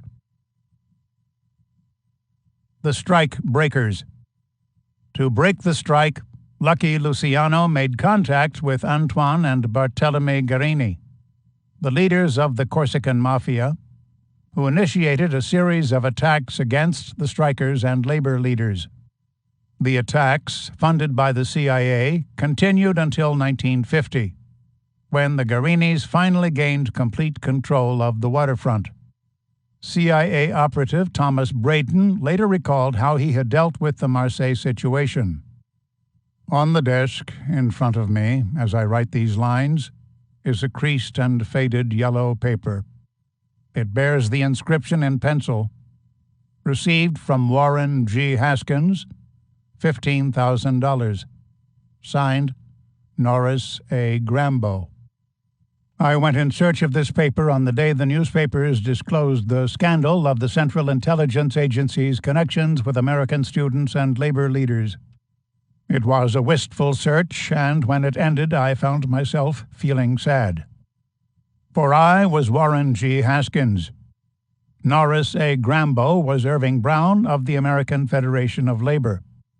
The $15,000 was from the vaults of the CIA, and the yellow paper is the last memento I possess of a vast and secret operation. It was my idea to give $15,000 to Irving Brown. He needed it to pay off his strong-arm squads in the Mediterranean ports so that American supplies could be unloaded against the opposition of communist dock workers. Thanks to the CIA's assistance, Marseille now became the new center of the heroin industry. By 1951, only months after the Corsican and Sicilian mafias took control of the waterfront, the Guerinis recruited a host of French chemists and opened their first opium refineries. The French connection to the Sicilian clan of Don Carlo and the American crime family of Lucky Luciano had been established. The Turkish route. Production was one problem. Supply was another. The new heroin network needed the services of a narcotics broker. The leading opium broker within the Anatolian plains of Turkey was Sami El-Khoury, a slick Syrian opium merchant who had become the leading supplier of opium paste to the Middle East. Lucky Luciano met with El-Khoury as soon as the strike was settled and forged a business relationship that would immediately begin flowing millions of kilos of raw opium from Turkey into Beirut, where it was manufactured into morphine base. El-Khoury secured the route by paying off Lebanese police and customs agents with Luciano's cash. From Lebanon, the base was transported to the new laboratories in Marseille. From the French port, the heroin was shipped on freighters to Cuba under CIA protection. Throughout his career, El-Khoury remained under the care and protection of the CIA. He was collared several times during major drug busts, some involving more than 600 pounds of heroin, but served less than 4 months in prison. In 1998, Dennis Dale, former chief of an elite DEA unit, confided that El Khoury had been an employee of the agency. In my 30-year career in the Drug Enforcement Administration and related agencies, Dale said, the major targets of my investigations almost invariably turned out to be working for the CIA. The Southeast Asian route. As the opium began to flow from Turkey, the CIA worked with General Chiang Kai-shek and his Kuomintang KMT army to create a supplemental drug route that would lead from Burma to Marseille. By 1950, thousands of General Chiang's troops had been driven into the Shan states of Burma by the communist forces of Mao Zedong. The troops were mostly members of a Muslim minority known as the Haw, who were born and bred in southwestern Yunnan, an area dominated by the opium trade. With the hope that the reconstituted KMT, now known as the 93rd Division, still might mount an invasion of China to aid in the Korean conflict by creating a new front, the CIA provided for all the immediate needs of the exiled army. It was an expensive undertaking that could only be offset by cultivation of poppy fields within the mountainous regions of northern Burma and northeastern Laos. By 1951, the CIA began supplying arms and material to the KMT troops engaged in opium cultivation. This venture, known as Operation Paper, became the second example of the CIA conducting off-the-books foreign policy with assets of which the American people and most elected officials remained completely unaware. The decisions concerning this policy were made within the Office of Policy Coordination by a very small group of elite intelligence officials whose parameters remained undefined. The Office of Policy Coordination would grow into the so-called military-industrial complex, which would rely on privatized military and intelligence contractors, international bankers, and even Washington's most highly organized lobbyists. The World Commerce Corporation. To expedite the arms for drugs venture in the Far East, Wild Bill Donovan resigned from the military to form the World Commerce Corporation, WCC, with a small group of very wealthy friends, including Nelson Rockefeller, Joseph C. Grew, nephew of J.P. Morgan, Alfred DuPont, and Charles Jocelyn Hambro of the Hambros Bank. The firm, which was registered in Panama, employed mob figure Sonny Fasoulis, an international arms dealer, to provide services to General Chiang's National Army. The primary function of the WCC was to buy and sell surplus U.S. weapons and munitions to foreign underworld groups, including the KMT and the Italian mafias. In exchange for the arms, the KMT provided the opium required to create the CIA as the U.S. post-war intelligence agency. The opium was flown from the mountains of Burma and Laos by civil air transport to Bangkok, where the planes were emptied and loaded with weapons for the return flight to the poppy fields. In Bangkok, General Pao Sriananda, Director General of Thailand's National Police, employed his officers to load the product on the freighters of a mysterious shipping company called Sea Supply Incorporated, a CIA front run by Paul Hellawell, who now served at the Burmese consulate in Miami. In 1954, British customs in Singapore stated that Bangkok had become the major center for opium trafficking in Southeast Asia. The drug trade became so lucrative that Thailand abandoned the anti-opium campaign it had launched in 1948. Intelligence subculture. General Pao developed a close friendship with Donovan, who had been appointed U.S. ambassador to Thailand. Indeed, Wild Bill became so enthralled with Pao that he nominated the Thai general for a Legion of Merit award. Although he did not win the award, Pao, by 1953, had received $35 million in aid from the CIA, including gifts of several naval vessels and cargo planes used to transport drugs to Hong Kong, Singapore, and Marseille. These were given with the expectation that the KMT would launch guerrilla raids into China. The WCC and Sea Supply, like Civil Air Transport, CAT, emerged from a subculture within the intelligence community of extremely wealthy and well-connected lawyers and businessmen who, at the time, were not part of any official government agency. This subculture would eventually give rise to a network of banks, including the Bank of Credit and Commerce International, and proprietary businesses, including the American International Group of CV Star, which were created to support and conceal the flow of money from the heroin trade. Cardinal Spellman's endorsement. By 1958, the opium trade in Southeast Asia became so brisk that a second drug supply line was established by the CIA. This route ran from dirt airstrips within the Annamite Mountains of Laos to Saigon's international airport for transshipment to Europe and the United States. In addition to CAT, the CIA contracted the services of small Corsican airplanes for this transport. The Saigon drop would have been impossible without the cooperation of Ngo Dinh Diem, the president of South Vietnam, and Diem's brother, Ngo Dinh Nhu, who served as his chief advisor. Diem, a devout Roman Catholic, had been instructed by the Pope to cooperate with the strategies of the U.S. government to thwart the gains of Ho Chi Minh and the North Vietnamese.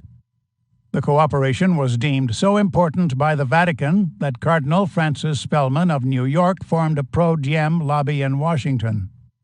Through speeches and pamphlets, Spellman presented the people of Vietnam as a terrified throng, cowering before the cruel and bloodthirsty Viet Minh, the Vietnamese Independence Coalition led by Ho Chi Minh, to the God-fearing Diem for salvation. Such tactics raised the ire of British writer Graham Greene, himself a devout Catholic, who dispatched the following from Saigon to London's Sunday Times. "It is Catholicism which has helped ruin the government of Mr. Diem, for his genuine piety has been exploited by his American advisers until the Church is in danger of sharing the unpopularity of the United States. An unfortunate visit by Cardinal Spellman has been followed by those of Cardinal Gilroy and the Archbishop of Canberra. Great sums are spent on organizing demonstrations for the visitors, and an impression is given that the Catholic Church is Occidental and an ally of the United States in the Cold War.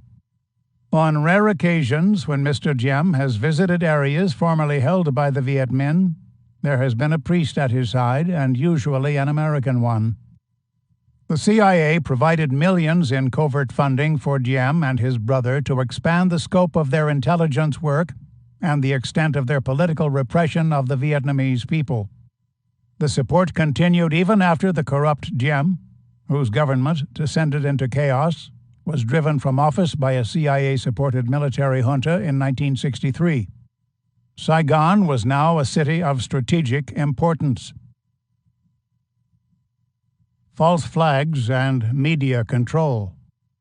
As the Western world became increasingly inundated with heroin, the CIA, through spokesmen such as George White of the Federal Bureau of Narcotics, FBN, placed the blame on Chairman Mao and the People's Republic of China, who were accused of orchestrating the movement of between 200 and 400 tons of opium per year from Yunnan to Bangkok. The agency also presented General Pao, the linchpin in the Asian drug connection, as America's best hope in combating this drug menace. Such reports represented the first unfurling of a CIA false flag. Knowing the importance of issuing such false reports, the CIA, under Allen Dulles, initiated Operation Mockingbird in 1953. This operation involved recruiting leading journalists and editors to fabricate stories and create smokescreens in order to cast the agency's agenda in a positive light. Among the news executives taking part were William Paley of the Columbia Broadcasting System, CBS, Henry Luce of Time Incorporated, Arthur Hayes Sulzberger of the New York Times, Barry Bingham Sr. of the Louisville Courier-Journal, and James Copley of Copley Press. Entire news organizations eventually became part of Mockingbird, including the American Broadcasting Company, ABC, the National Broadcasting Company, NBC, the Associated Press, United Press International, Reuters, Hearst Newspapers, Scripps Howard, Newsweek, the Mutual Broadcasting System, the Miami Herald, the Saturday Evening Post, and the New York Herald Tribune.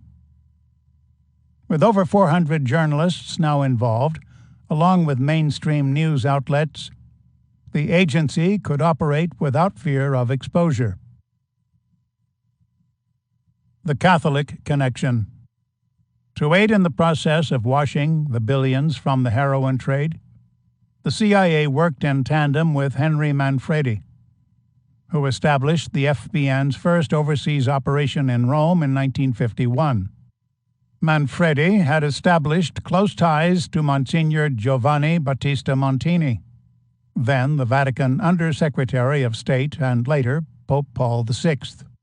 Through Montini, the FBN arranged to divert the flow of cash, at first through the Merrill Lynch brokerage house, and eventually through a host of parochial banks in Italy, before it finally arrived at the IOR. The transactions were supervised by Massimo Spada, a senior official at the Vatican Bank.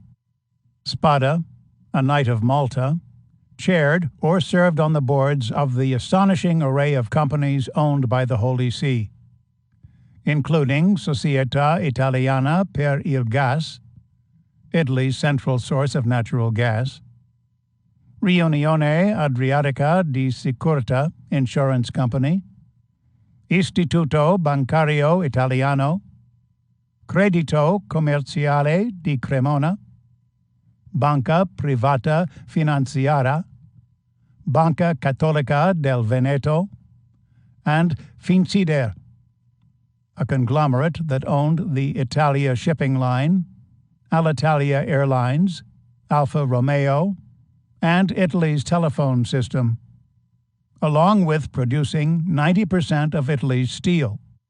For assistance in managing the billions, Spada turned to tax attorney Michele Sindona, a leading figure in the Sicilian mafia. Presenting Sindona. A peasant from Patti, Sicily, Sindona earned his degree in tax law from the University of Messina in 1942. Following the Allied invasion, he abandoned his practice to become a leading figure in the black market, delivering lemons to the rural areas of central Sicily and trading them for wheat and other commodities that were in short supply in Palermo and Messina. This venture required the protection of the mafia, which controlled the produce industry and the border guards. Through the intervention of the Bishop of Patti, who had close ties to Vito Genovese, Sindona was able to gain this protection. The bishop used his influence with the Sicilian dons and U.S. military officials to provide Sindona with fresh produce, forged papers, and safe passage through the country. Sindona used a portion of his profits to purchase arms from the Allied military government, which he then provided to Salvatore Giuliano and other members of the movement for the independence of Sicily. By the end of the war, Sindona had become a respected member of the Luciano Don Carlo crime family and one of the Sicilian mafia's leading financial advisors. Between 1952 and 1955, he spent a considerable amount of time in New York, acting as Luciano's emissary to Vito Genovese. By 1955, he had also become a CIA operative, providing a steady flow of black funds to leading Catholic dignitaries, including Giovanni Montini, who had by now been appointed Archbishop of Milan. Montini, in turn, introduced the ambitious young lawyer to Massimo Spada. Sindona now formed an integral part of the nexus between the CIA, the mob, and the Vatican. And he would come to play a crucial part in a chain of events that would result in the toppling of governments, wholesale slaughter, and widespread financial devastation.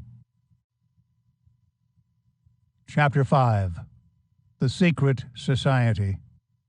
The faithful who enroll in Masonic associations are in a state of grave sin and may not receive Holy Communion. Declaration on Masonic Associations, the Sacred Congregation of the Faith, November 26, 1983. Throughout the 1950s, hundreds of Italian clerics and members of the church's black nobility joined the mafia in support of Operation Gladio. Paolo Taviani, one of the founders of the Christian Democratic Party and the country's new Minister of Defense, became one of the commanders of the 622 stay-behind units in Italy. Each unit consisted of 12 to 15 troops, all of which were trained by U.S. and British forces at the Capo Marargiu base on the northern tip of Sardinia. The units established 139 arms caches, mostly in northeast Italy near the Gorizia Gap, through which any Soviet invasion was expected to come. By 1955, ecclesiastical units of the stay-behind operation, known as Catholic Gladio, popped up in Friuli Venezia Giulia, a region of Italy bordering the communist bloc. Cardinal Giuseppe Siri and the Italian Episcopal Conference supervised its establishment. The Catholic units were led by Agustin Bea, rector of the Pontifical Biblical Institute, Agostino Casaroli, his privy chamberlain, and Fiorenzo Angelini, master of pontifical ceremonies. These three clerics, who had been dispatched by the Holy Father, were soon joined by Michele Giordano, a diocesan assistant of Catholic Action. All four prelates eventually were elevated to the College of Cardinals for their work in the clandestine undertaking. Leading lay figures of the Catholic nobility also became prominent in Catholic Gladio, including Giulio Andreotti, a co-founder of the Christian Democratic Party, and Umberto Ortolani, the secret chamberlain of the papal household and member of the inner circle of the Knights of Malta. Thousands of priests and bishops were now trained not only for the ideological war against communism, but also for actual combat in case the Cold War became hot. So many ethnic Slovenes with leftist leanings were terrorized by the antics of Catholic Gladio troops that two-thirds of them moved to more hospitable locations. Throughout the 1950s, money for the activities of Catholic Gladio was provided by the CIA, which annually allocated $30 to $50 million to covert operations in Italy. These funds were not only washed by the Vatican, but also funneled by the Pope to groups and organizations that met with his approval. Former CIA agent Victor Marchetti later testified, "In the 1950s and the 1960s, the CIA gave economic support to many activities promoted by the Catholic Church, from orphanages to missions. Millions of dollars each year were given to a great number of bishops and monsignors. One of them was Cardinal Giovanni Battista Montini, who became Pope Paul VI. Birth of P2. To protect the clandestine nature of Catholic Gladio and the other stay-behind units, meetings of the anti-communist forces were conducted in Masonic lodges. Eventually, several stay-behind units in Italy evolved into covert Masonic organizations. One such unit became known as Propaganda Due, or P2. The name P2 was derived from Propaganda Masonica, a lodge formed in 1877 by members of the Piedmont nobility in Turin. This lodge was distinctly different than most, since many of its members were mafiosi and military officers, who were more concerned about political beliefs than other Masons. Initiates who entered Propaganda Masonica were threatened with certain and violent death if they revealed any of the society's secrets. The presence of the mafia among the lodge members guaranteed that this demand for omerta was not an idle threat. In 1924, Freemasonry in Italy was outlawed by Mussolini as politically subversive, and the Propaganda Massonica shut its doors and rolled up its ledgers.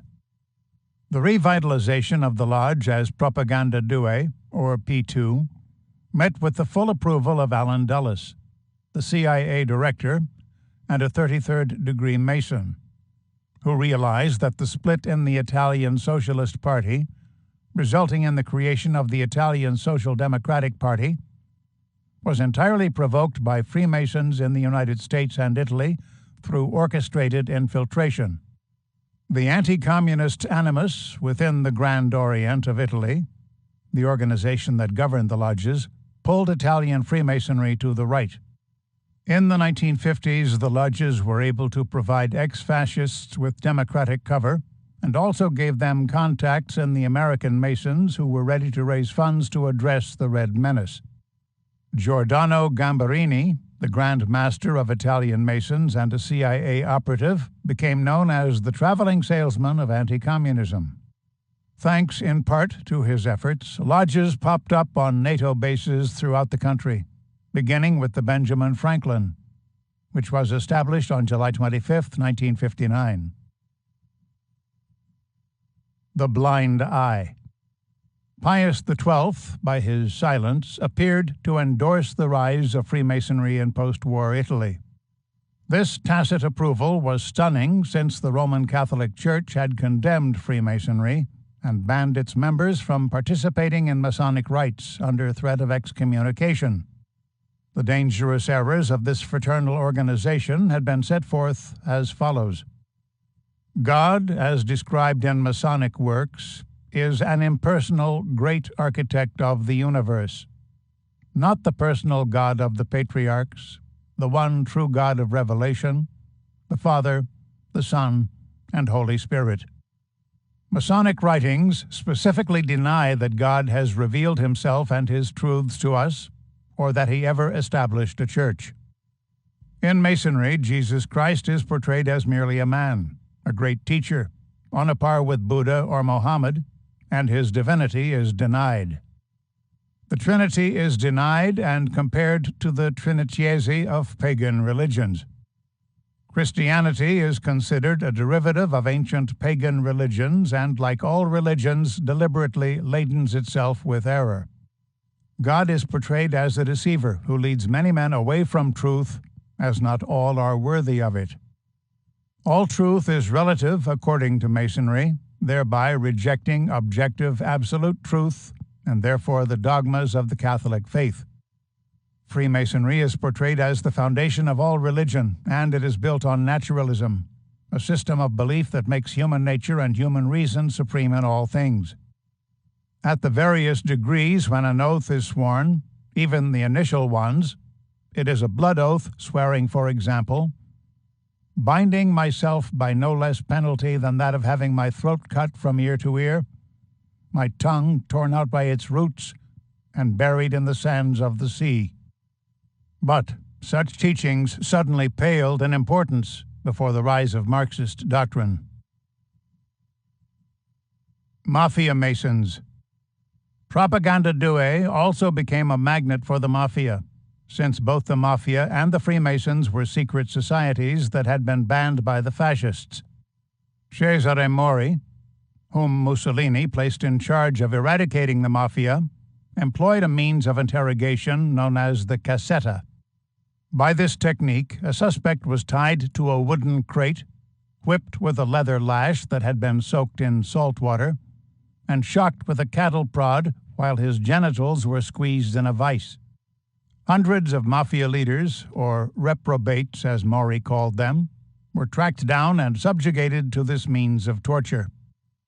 At the close of World War II, prominent men of respect, including Salvatore Greco, the engineer, and Antonio Cotone, leader of the Mafia of the Gardens, which was responsible for the fruit markets and citrus growers, became active in Masonic lodges. The soldiers in the service of such dons closed ranks by submitting to Masonic initiation. By 1955, the Grand Orient of Italy could boast of such mafiosi masons as Antonino Nino Salvo, Pino Mandalari, master accountant for the Sicilian clans, and Giuseppe Pippo Calderone. Over the next 2 decades, 2,411 members of the Mafia took orders within Sicily's 113 lodges. Concerning this development, Sicilian mobster Leonardo Messina said, "Many uomini d'onore, men of honor, in particular, those who succeed in becoming Mafia bosses, belong to the Freemasonry because it is in the Freemasonry that they can have total relationships with the entrepreneurs and with institutions." By 1960, the 'Ndrangheta, a branch of the Mafia whose criminal activities came to count for 3% of Italy's GDP, had opened their own Masonic lodge in the tiny Calabrian town of Rocella under Baron Pasquale Placido, a local aristocrat. This lodge would eventually unite with P2 in an attempt to overthrow the Italian government. Catholic Masons. By 1965, the membership roll of P2 contained the names of many ecclesiastical dignitaries, including Alberto Alblondi, Bishop of Livorno; Monsignor Gottardi Alessandro, President of Fratelli Maristi; Cardinal Agustin Bea, the Vatican Secretary of State; Salvatore Baldassari, Bishop of Ravenna; Bishop Annibale Bugnini, Secretary to the Commission on Liturgical Reform; Monsignor Agostino Cacciavillan, later a cardinal, Secretary of the Nuncio to the Philippines and Spain; Monsignor Umberto Camelli, Director of the Office of Ecclesiastical Affairs in Italy; Agostino Casaroli, later a cardinal, Under-Secretary of the Sacred Congregation for Extraordinary Ecclesiastical Affairs;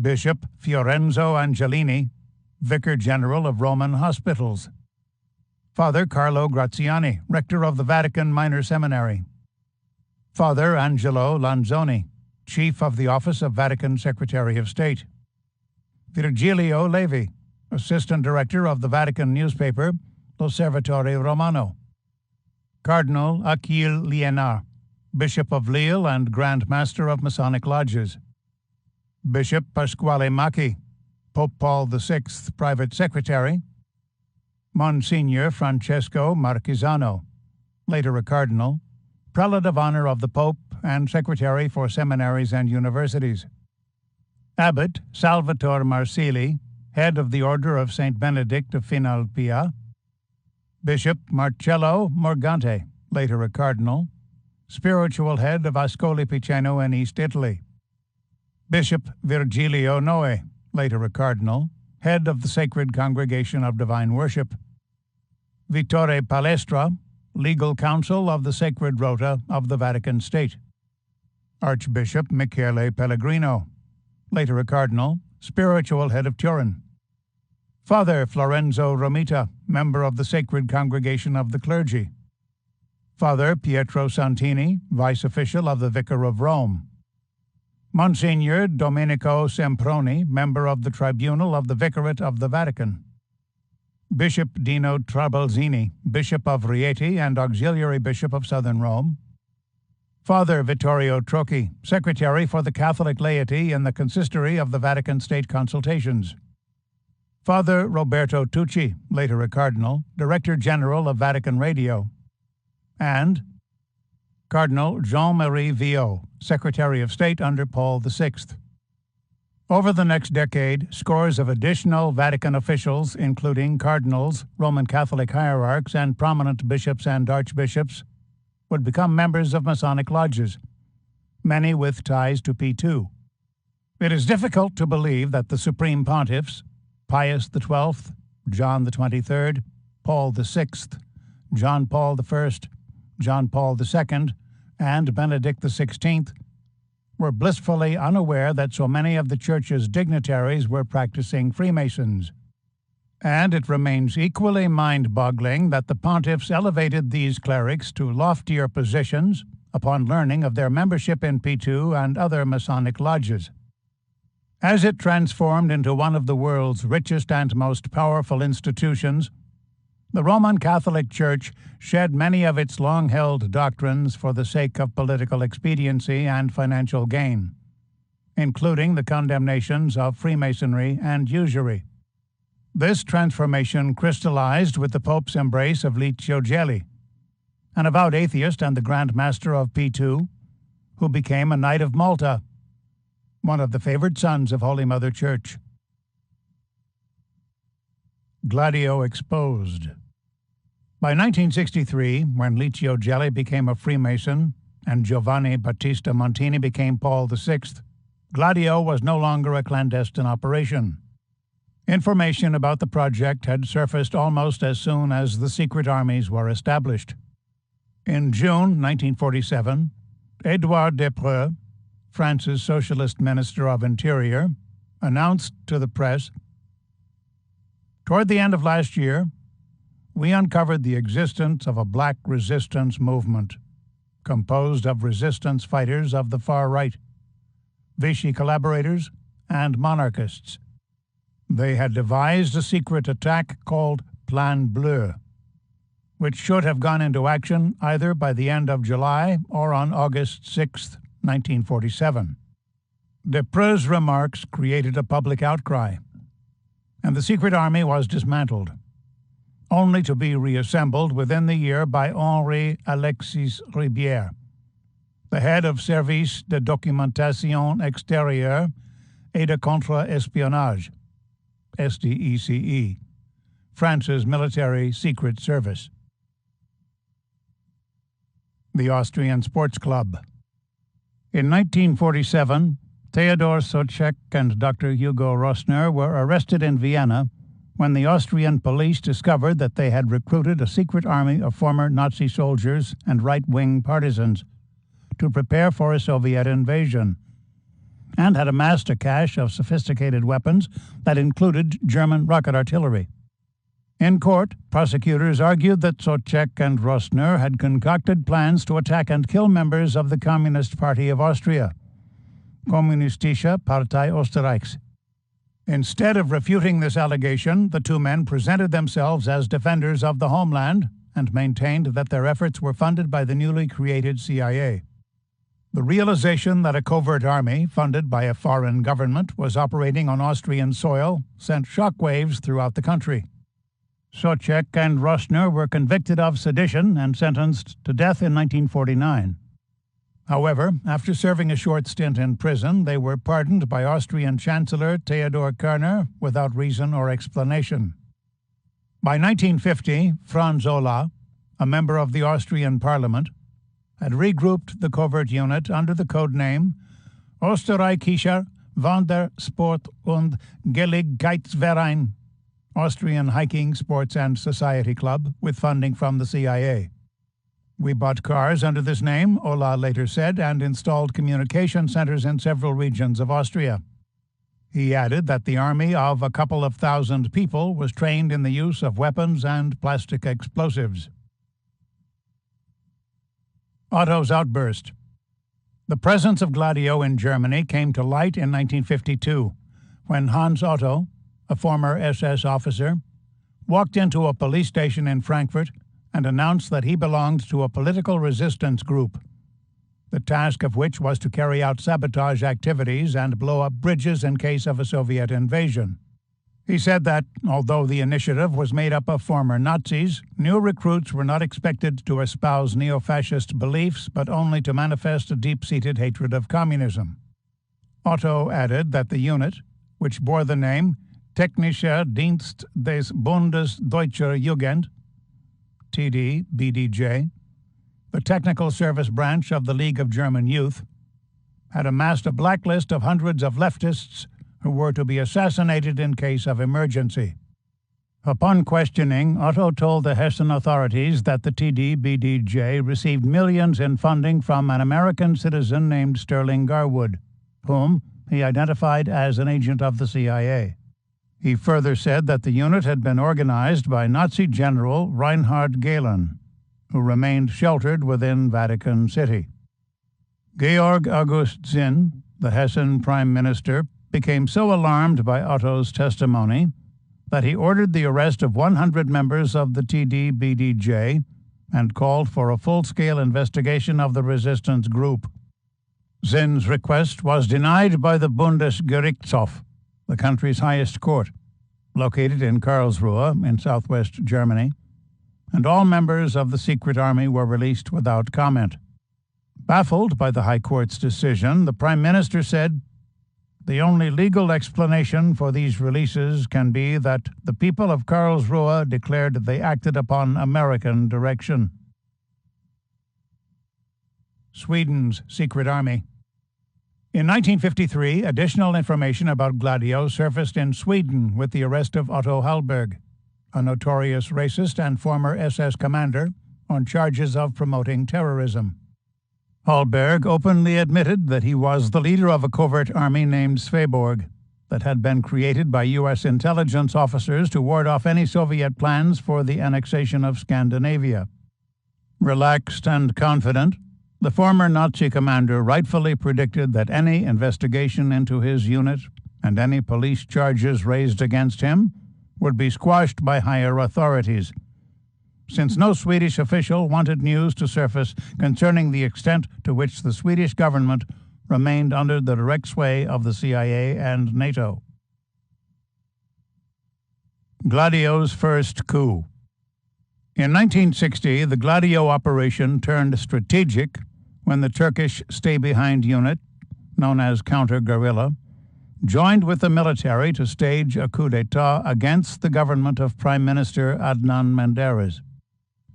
Menderes, who was planning a visit to Moscow to secure economic aid, was cast into prison, put on trial by a hastily assembled court, and executed on the island of Imrali. After civilian rule was restored by a democratic election, Colonel Alparslan Türkeş, one of the leaders of the uprising, formed the Nationalist Action Party and its paramilitary youth group, the Grey Wolves, with CIA funds. The new party espoused a fanatical pan-Turkish ideology that called for reclaiming large sections of the Soviet Union under the flag of a reborn Turkish empire. The Pink Pope. But Italy remained the center of attention for Gladio officials as the PCI re-emerged from its years of domination by the Christian Democrats to make monumental gains among the populace. By the early 1960s, the Italian Communist Party boasted a membership of 1,350,000, making it once again the largest communist party in the free world. Most alarming for Gladio, the party began to receive annual support from the Soviet Union that fluctuated in amount from $40 to $50 million. Yet the Vatican under Pope John XXIII, the successor to Pius XII, failed to condemn this development. Instead, the new pope issued an encyclical, Pacem in Terris, an official letter from the Pope to the bishops titled Peace on Earth, which represented an attempt at rapprochement between Catholicism and communism. In addition, John came to develop a fondness for Soviet leader Nikita Khrushchev, with whom he held a private audience. In May 1963, John McCone, director of the CIA and a Knight of Malta, received a memorandum from James Spain of the agency's Office of National Estimates on the ramifications of Pope John's policies. There is no doubt, wrote Spain in a 15-page memo, that vigorous new currents are flowing in virtually every phase of the Church's thinking and activities. This has resulted in a new approach toward Italian politics, which is permissive rather than positive. When Spain visited the Vatican, posing as a visiting scholar on a foreign affairs grant, he voiced his concerns about major gains made by the Italian left, including the PCI, in the 1963 election. Many members of the Curia felt the left's success was attributable to Pope John's conciliatory attitude toward the communists. This was the first election in which the Christian Democrats were not officially endorsed by the Italian Bishops' Conference. John XXIII insisted upon maintaining a neutral stance in order not to jeopardize his Soviet initiative. Learning a lesson. As author Martin A. Lee wrote, Director McCone now took a personal as well as professional interest in the Vatican situation. Thomas Calamasinus, the station chief in Rome, was instructed to raise the priority of the Vatican spying operation. But the CIA ran into a snag when it learned that some of its best contacts, for example, the conservative prelates who held key posts in the Extraordinary Affairs section of the Papal Secretariat, were shut out by John XXIII's tendency to circumvent his own bureaucracy when dealing with the Kremlin. The Pope evidently feared that his diplomatic efforts might be sabotaged by some Machiavellian Monsignor. For this reason, he pursued his goal outside the normal channels of the Curia. A small group of trusted collaborators served as couriers for the Pope, who rarely used the telephone to speak with anyone outside the Vatican for fear that the line might be tapped. When John XXIII died of stomach cancer on June 3, 1963, the CIA under McCone became intent upon influencing the outcome of the conclave so that another pink pope would not ascend to the throne of St. Peter. The agency's favored candidate was Cardinal Giovanni Battista Montini, the former Bishop of Milan, whose father had been the director of Catholic Action and a member of the Italian Parliament. The rigged papal election. Montini was an ardent supporter of Catholic Gladio. He had served the OSS during World War II in the so-called vessel operation and had received millions in black funds from the CIA for his charitable work as the Archbishop of Milan. The relationship between Montini and the U.S. intelligence community was so close that his ascendancy to the See of St. Peter may have been rigged. Time correspondent Roland Flamini uncovered evidence that showed CIA officials were able to confirm the election of Montini in advance of a puff of white smoke emanating from the chimney of the Sistine Chapel, and expressed their pleasure that the conclave had proceeded according to plan. One of Montini's first acts as Pope Paul VI was the appointment of Gelli as Equitem Ordinis Sancti Silvestri Papae, a knight in the Order of St. Sylvester, one of Catholicism's highest awards. The knighting was extraordinary, since Gelli remained an avowed atheist who had never performed an act in the service of Holy Mother Church. Nevertheless, the ceremony was of profound significance to Gladio operatives, since it served to confirm the close ties between the Vatican and P2, as well as the Holy See's reliance on Gelli and other CIA agents to maintain its privileged place of power and independence within Italy. The Rat King. The son of a Tuscan miller, Gelli was born in Pistoria on April 21, 1919. At the age of 17, he enrolled as a volunteer in the 735th Black Shirts Battalion and went to fight in Spain, where his brother, Raffaele, was killed by communist forces at Malaga in April 1938. Upon his return to Italy, he became the key liaison officer to the elite SS division under Field Marshal Hermann Göring. During the Allied occupation in 1943, he escaped incarceration by volunteering to serve with the Counter-Intelligence Corps of the Fifth Army. In this capacity, he worked in close contact with William Colby, the OSS agent in France, and Alan Dulles, the OSS director, in the establishment of the Office of Reserve Affairs.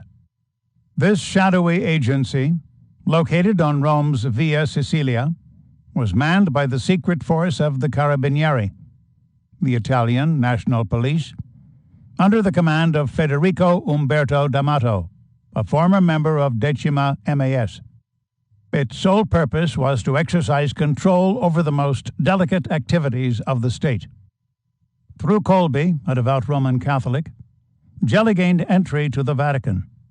where he united with Father Krunoslav Draganović, a Franciscan monk and member of the Ustashi, a Croatian fascist group during World War II, to set up the rat lines by which war criminals, including members of the Nazi High Command, could escape to South America and other havens of refuge. Many of the escapees were issued Vatican passports and traveled to their new hiding places in clerical garb. A memo from an intelligence official working at the U.S. State Department in 1947 explained that the Vatican justifies its participation by its desire to infiltrate not only European countries, but Latin American countries as well, dealing with people of all political beliefs as long as they are anti-communists and pro-Catholic Church. New Nazi havens.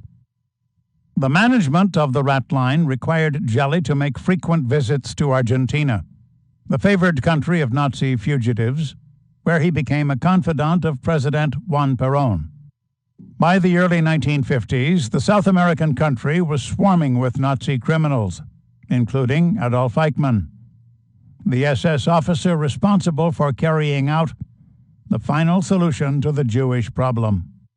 The situation caused U.S. Ambassador Spruill Braden to say, "There is no country in the world where the Nazis find themselves in such a strong position as Argentina." Thanks in part to Gelli, over 600 Nazi scientists and their dependents made their way to the United States to inaugurate the space age.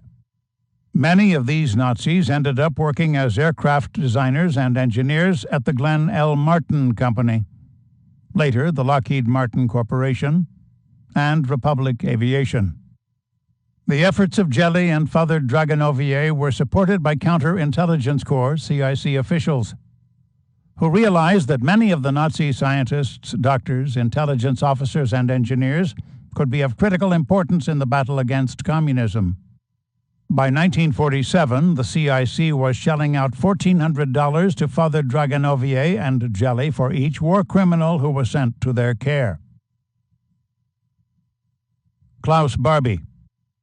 One of the most notorious Nazis to come under the care of Gelli and Father Draganović was Klaus Barbie. The so-called Butcher of Lyon was responsible for 4,342 murders and 7,591 deportations to death camps during his 2-year posting in the French city.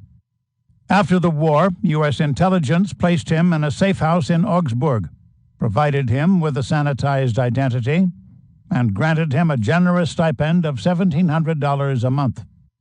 In 1983, the Justice Department belatedly admitted that U.S. intelligence officials had arranged for Barbie's escape to Bolivia, where he became known as Klaus Altmann and opened a sawmill in La Paz, and that they had lied by denying to French Nazi hunter Serge Klarsfeld that he was under their protection. Throughout his 20-year stay in South America, Barbie proved to be of crucial importance to the CIA by forging close ties to La Mafia Cruzena, a drug cartel formed by Hugo Banzer Suarez, a man trained by the U.S. military at Fort Hunt and the Escuela de Golpes in Panama, and thereby securing a new source of funding for mounting attacks against leftist regimes. The Nazi gold. The operation of the rat line brought Gelli in close contact with the future Pope Paul VI. At the close of the war, Monsignor Montini had been placed in charge of Caritas Italiana, a Vatican charity that provided protection for German soldiers and Nazi sympathizers.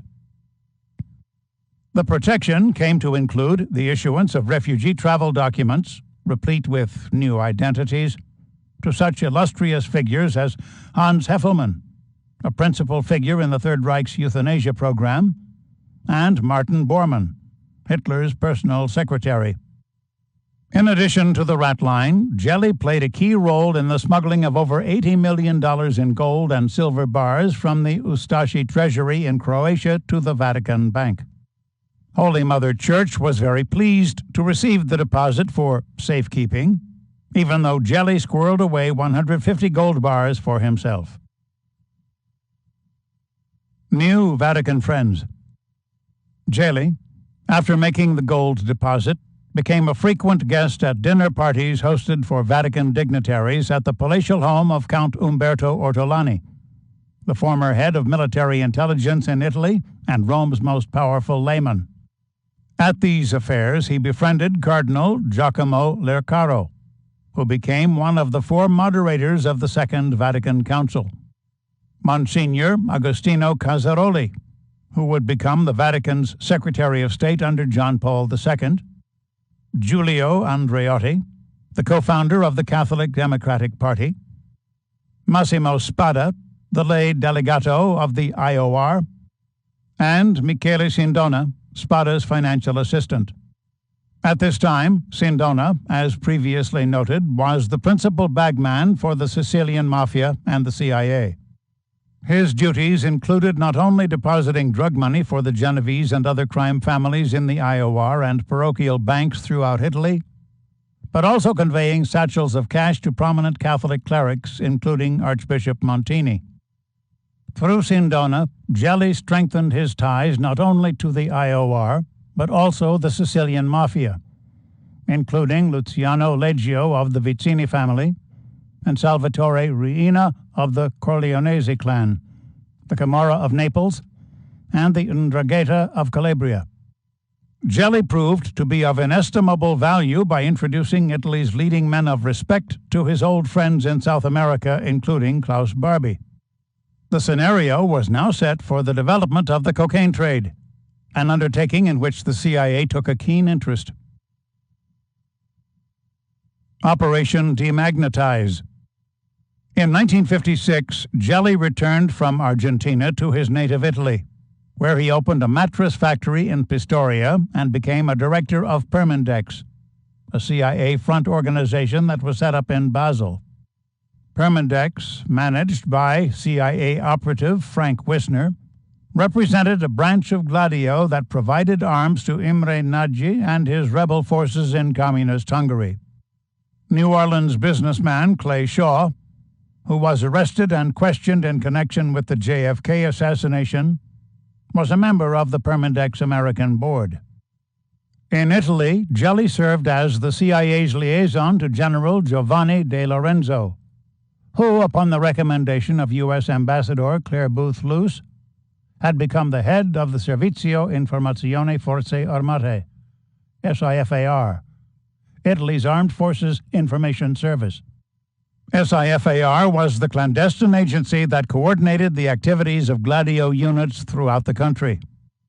With the appointment of General De Lorenzo came a directive from William Harvey, chief of the CIA station in Rome, initiating Operation Demagnetize and authorizing SIFAR to make use of all possible tactics, political, psychological, and paramilitary, to diminish the power of the Italian Communist Party. The directive represented an authorization of the strategy of tension, which would get underway on October 27, 1962, with the assassination of Enrico Mattei, the founder of Italy's largest oil concern, ENI, Ente Nazionale Idrocarburi.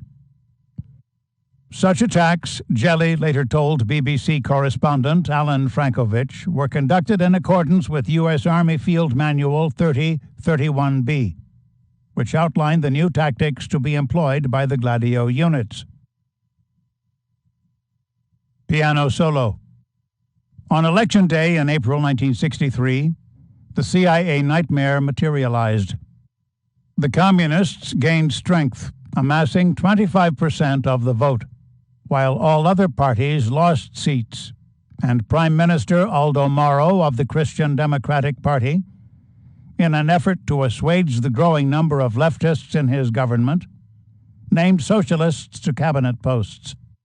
But the Communists were not pacified by Moro's appointments. They too wanted key government positions. In May 1963, the large union of construction workers, under the influence of the PCI, held a demonstration in Rome. The CIA became alarmed, and members of Gladio, disguised as police, smashed the rally, leaving more than 200 demonstrators injured. SIFAR now sought a means to install a government of public safety, consisting of right-wing Christian Democrats, top political managers, and high-ranking military officials. General De Lorenzo, together with 20 other senior army officers, drafted the plan for a silent coup d'etat in close cooperation with CIA secret warfare expert Vernon Walters, William Harvey, chief of the CIA station in Rome, and Colonel Renzo Rocca, director of the Gladio units within the military secret service. To implement the coup, SIFAR recruited 4,000 agents provocateurs to work with Rocca and his Gladio army. The recruits came to include members of the mafia, Italian street gangs, and neo-fascist organizations such as Movimento Sociale Italiano, MSI, Italian Social Movement, Ordine Nuovo, ON, New Order, and Avanguardia Nazionale, AV, National Vanguard. They were trained at a Gladio base near Capo Marargiu, which was accessible only by helicopter. Upon completion of the training in terrorism and sabotage, they were provided with weapons and explosives. Piano Solo was to have concluded with the assassination of Prime Minister Aldo Moro and the installation of Christian Democrat Cesare Merzagora as Italy's new president. But the coup was called off at the final moment when a compromise was reached between the socialists and right-wing Christian Democrats.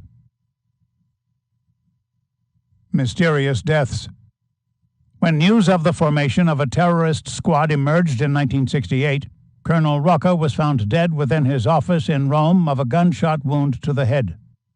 His death was ruled a suicide, despite the fact that Rocca's hands bore no trace that he had fired a weapon, and the bloodstains indicated that he must have been lying flat on the floor while pulling the trigger. Such findings prompted General Carlo Silieri, the former head of the Carabinieri, to commission an investigation into SIFAR. On April 27, 1969, General Silieri was found dead on a dirt road outside Padua, the victim of a mysterious car accident. General Giorgio Manis, who was to provide evidence to the commission, dropped dead on the streets of Rome on June 25, 1969. His assistant, Colonel Remo Dotario, shot himself in the heart a month later. The 33rd degree. The compromise with the socialists was a setback and pointed to the necessity of creating a state within the state, an organization that could control the Italian government by money, murder, and mayhem. To accomplish this objective, Gelli, at the bidding of Vernon Walters and other CIA officials, underwent the initiation rite of Freemasonry and joined the Romanosi Lodge in 1963. Almost overnight, he rose to the 33rd degree of membership, which permitted him to serve as the leader of a lodge. At the start of 1964, Gelli was appointed secretary of P2 under Giordano Gambarini, another CIA contractor. Vatican insider Count Ortolani, mentioned above, and Giulio Andreotti, the leader of the Christian Democratic Party who would become Italy's prime minister. By the end of the year, Michele Sindona was inducted into the lodge in an elaborate ceremony held within a villa in Tuscany. The Grand Master. By 1970, Gelli had emerged as P2's new worshipful master and became known by the codename Filippo. The lodge now received massive infusions of cash, estimated at $10 million per month, from the CIA's black funds. This money was used to purchase the weaponry and material necessary to mount terrorist attacks throughout Italy, Greece, Turkey, and South America. By 1969, Gelli's lodge could boast of such members as Italy's Armed Forces Commander Giovanni Torrisi, Secret Service Chiefs Giuseppe Santovito and Giulio Grassini, Orazio Giannini, the head of Italy's financial police, Italy's chief surgeon, Dr. Joseph Michele Crimi, General Vito Michele of the SID, General Raffaele Giudice of the Financial Guard, Supreme Council Magistrate Ugo Ziletti, and Vatican banker Michele Sindona. In addition, the membership list contained the names of leading cabinet ministers, along with 30 generals, 8 admirals, and numerous newspaper editors, television executives, and top business executives. Gelli took special pride in the induction of Carmelo Spagnuolo to his secret society. Spagnuolo was the chief public defender in Milan and later the president of the Italian Supreme Court. This ensured that P2, despite its acts of terrorism, would have justice on its side. Within 10 years of Gelli's emergence as worshipful master, P2 had branches in Argentina, Venezuela, Paraguay, Bolivia, France, Portugal, Nicaragua, West Germany, and England.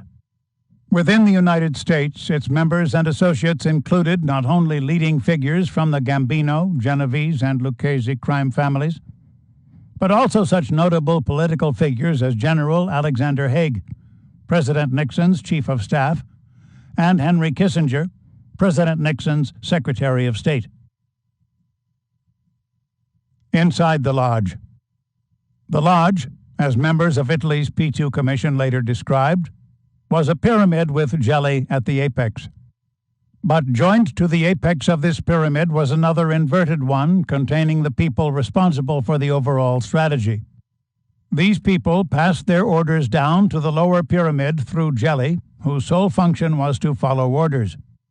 Antonio Bellocchio, a P2 commissioner, said in 1984, "It is a sad reflection on Italian political life that a man of Gelli's modest intellectual abilities, for all his shrewdness and cunning, should have wielded such influence." During the week, Gelli conducted court in rooms 127, 128, and 129 of the Excelsior Hotel in Rome. The rooms were interconnected so that dignitaries, petitioners, and lackeys could enter room 127, where sentries stood guard. Once cleared, they could proceed to room 128, where Gelli, flanked by P2 officials, sat behind a massive mahogany desk. Upon completion of their business, they exited past more guards in room 129.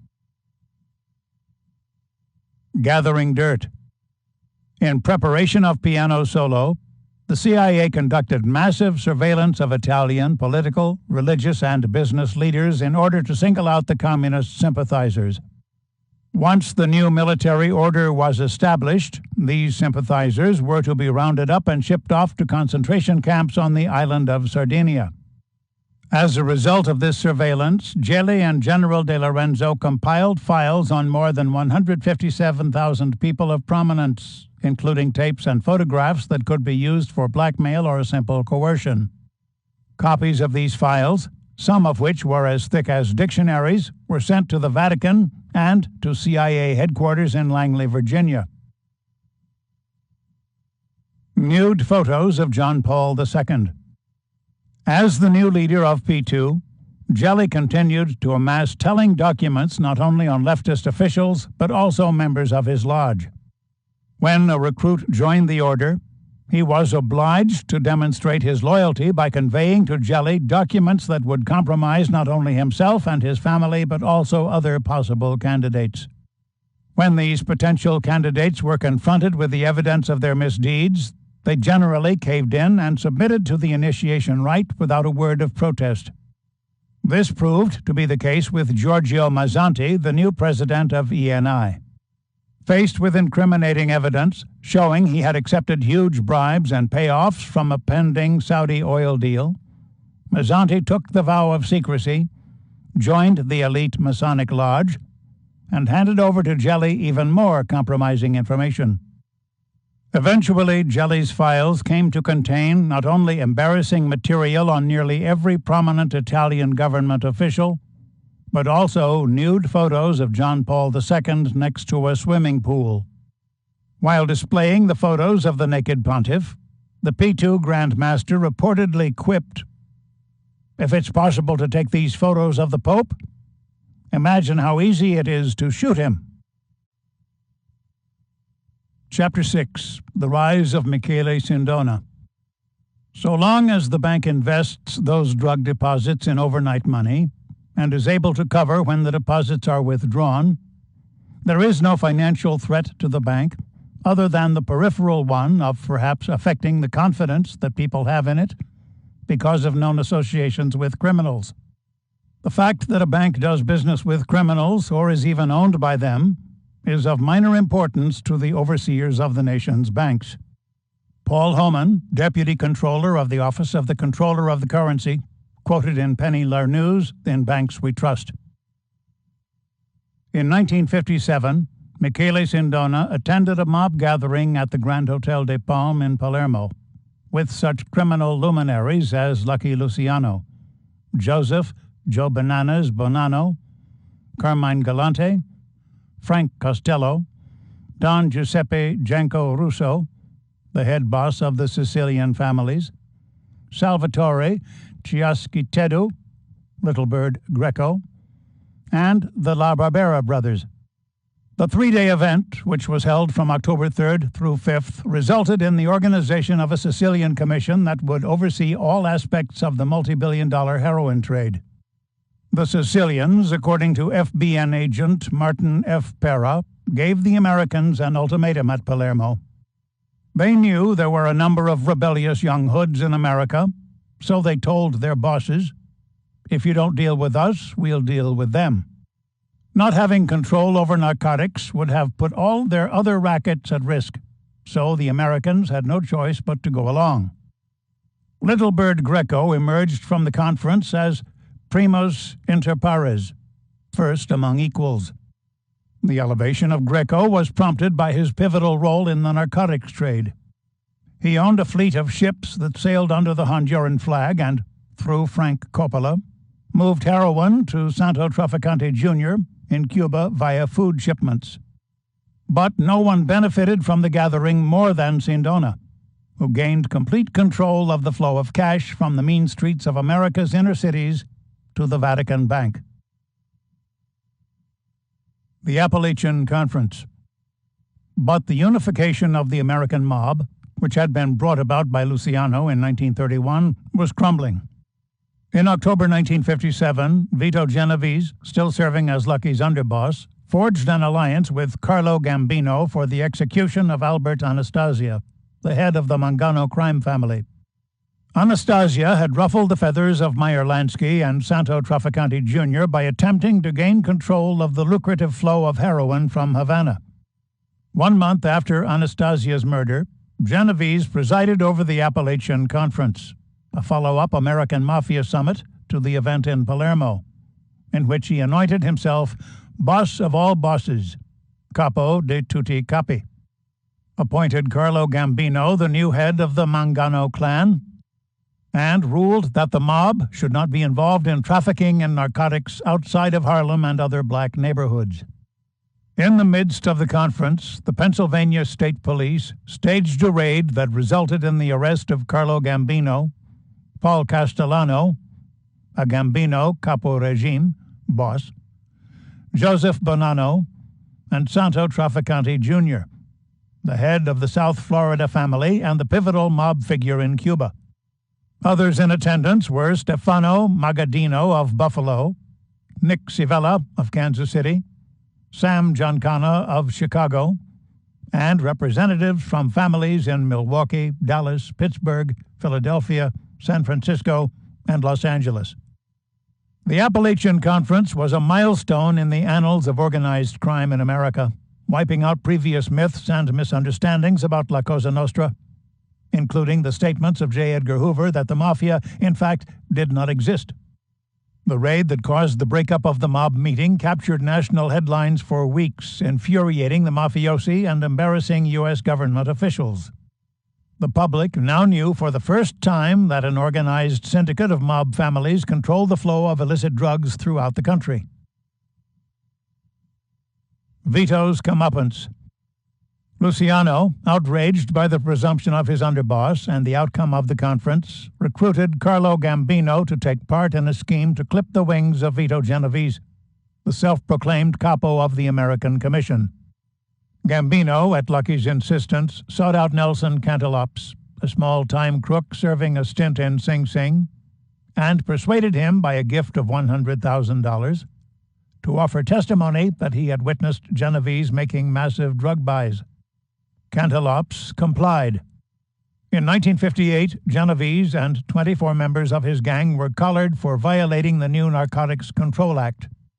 At the trial, Cantelops testified that he not only had witnessed the buys, but had acted as a courier for Genovese by transporting heroin from Harlem to black communities throughout the country. The jury was reportedly rigged and, based almost entirely on the testimony of Cantelops, Genovese and his soldiers were sentenced to 15 years in prison. With Genovese tucked away in the Atlanta Federal Penitentiary, Santo Trafficante Jr., upon the occasion of Luciano's death in 1962, became, by default, the head capo of the international heroin trade. At 57, he was one of the most effective mob leaders. Avoiding the ostentatious lifestyle of Cadillacs and diamond rings that characterized many of the mafiosi, Trafficante cultivated the austerity of the old Sicilian dons and manifested a self-effacing attitude that contributed to his considerable influence over the Sicilian and American families. Despite his prestige among the men of respect, his good sense prevented him from campaigning for a leading position on the mob's national and international commissions. He stayed, for the most part, in the shadows, thereby becoming the least known and most underestimated leader of organized crime. Michele's rise. The fall of Vito Genovese propelled the rise of Michele Sindona. The aspiring mob lawyer, with the blessing of his dons Giuseppe Genco Russo, Don Carlo's successor, and Lucky Luciano, now developed close ties to the Gambino crime family, which by marriage included the Inzerillo and Spatola clans in Sicily. Aware of Sindona's pivotal position with the CIA and IOR, the Gambinos did not hesitate to take him under their protective wing. "Don Michele," they would say, "you are the greatest of all Sicilians. Let us help you with your problems. Tell us whom you want killed. Tell us who the bastards are." Several weeks after the conference in Palermo, Sindona used mob money and CIA funds to create Fasco AG, a Liechtenstein holding company that became the cornerstone of his financial empire. Through Fasco, he purchased his first bank, the Banca Privata Finanziaria, BPF, in Milan. Founded in 1930 by a fascist ideologist, the BPF served as a conduit for the illegal transfer of funds from Italy for a favored few. The BPF now served as a principal means of transferring drug money from the IOR for the purpose of Gladio. William Harvey, the new CIA station chief in Rome, arranged for the financial firms of Sir Jocelyn Hambro, the owner of the Hambros Bank, and David M. Kennedy, chairman of the Continental Illinois Bank in Chicago, to become minority shareholders, with each firm purchasing 22% of the bank's stock. Strange bedfellows. Sir Jocelyn Hambro and Sindona, by all appearances, were strange bedfellows. The son and heir of one of England's most prestigious merchant banking families, Hambro spent his days hobnobbing with the world's elite. Surely the peasant from Patty would have been a most unwelcome guest at the Hambro family estate in Kidbrooke Park, Sussex, let alone at the Jockey Club in Newmarket, which was one of Sir Jocelyn's favorite haunts. The mystery of the relationship was compounded by the fact that Sindona was neither an established figure nor a member of the international banking community. Indeed, his major asset at the time of their meeting was a newly created shell company. The sole explanation for the bizarre partnership resides in the long-standing ties of Hambro to the intelligence community. He was one of the founders of the OSS, and his presence on the board of the World Commerce Company, WCC, smacks of complicity in the heroin trade. Another odd couple. David M. Kennedy's partnership with Sindona appears equally puzzling. Raised on a ranch in Utah, Kennedy was a devout Mormon whose grandparents, John Kennedy and Peter Johnson, formed the Bank of Randolph. In 1951, he became president of Continental Illinois after serving 16 years as the debt manager for the Federal Reserve. Based in Chicago, Continental Illinois was the seventh largest bank in the country, with billions in assets, including shares in an Opus Dei bank in Barcelona. In 1955, Kennedy became a conspicuous friend of the conservative Catholic religious order. This friendship resulted in Kennedy's bank becoming the main channel for the Vatican's real estate and corporate investments, an arrangement that brought him in close contact to Prince Massimo Spada, the lay delegato of the IOR, and Michele Sindona, Spada's dutiful assistant. Through this connection, Kennedy emerged as one of Gladio's key agents, and Continental Illinois came to serve as a major conduit for the flow of covert CIA funds into the newly created BPF. In this way, the Sindona Bank served as the principal means of launching the 1967 coup d'etat in Greece, a Gladio undertaking spearheaded by a group of right-wing army officers. The guerrilla. Through Kennedy, Sindona developed a close friendship with Monsignor Paul Marcinkus, an up-and-coming cleric from Cicero, Illinois, the hometown of Al Capone. Known as the guerrilla, Marcinkus stood 6 feet 4 inches in his stocking feet. He was a scratch golfer, a gifted street fighter, and a lover of good bourbon, fine cigars, and young women. Marcinkus had worked closely with Kennedy in overseeing the Vatican's American investments through Continental Illinois and became a director of the bank's branch in Nassau.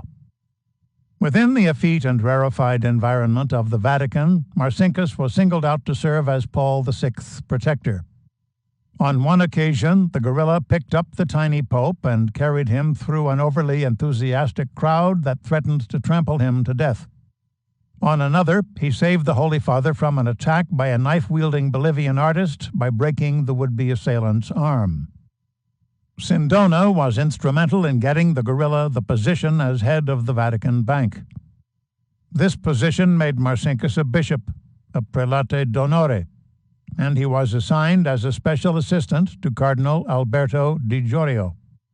The gruff cleric from Cicero was now responsible for more than 10,000 accounts belonging to religious orders and to private Catholic dignitaries, including the Pope.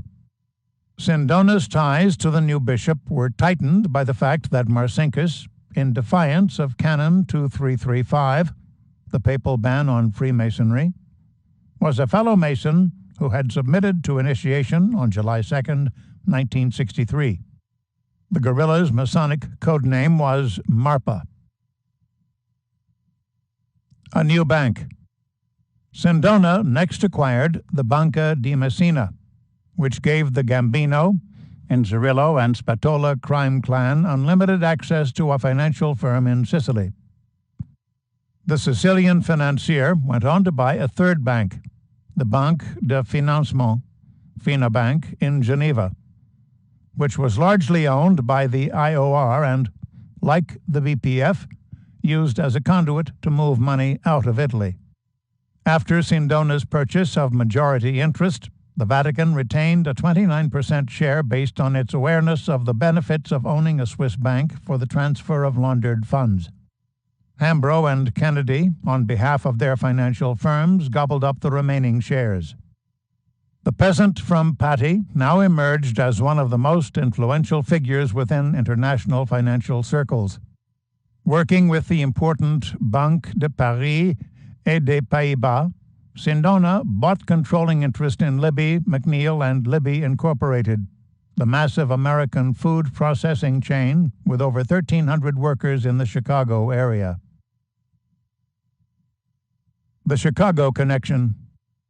Family Jewels, a set of CIA reports recently released under the Freedom of Information Act, shows that Sam Giancana, a mafia capo from Chicago, became one of the agency's underworld agents in the 1960s and one of the pivotal figures in the money laundering process.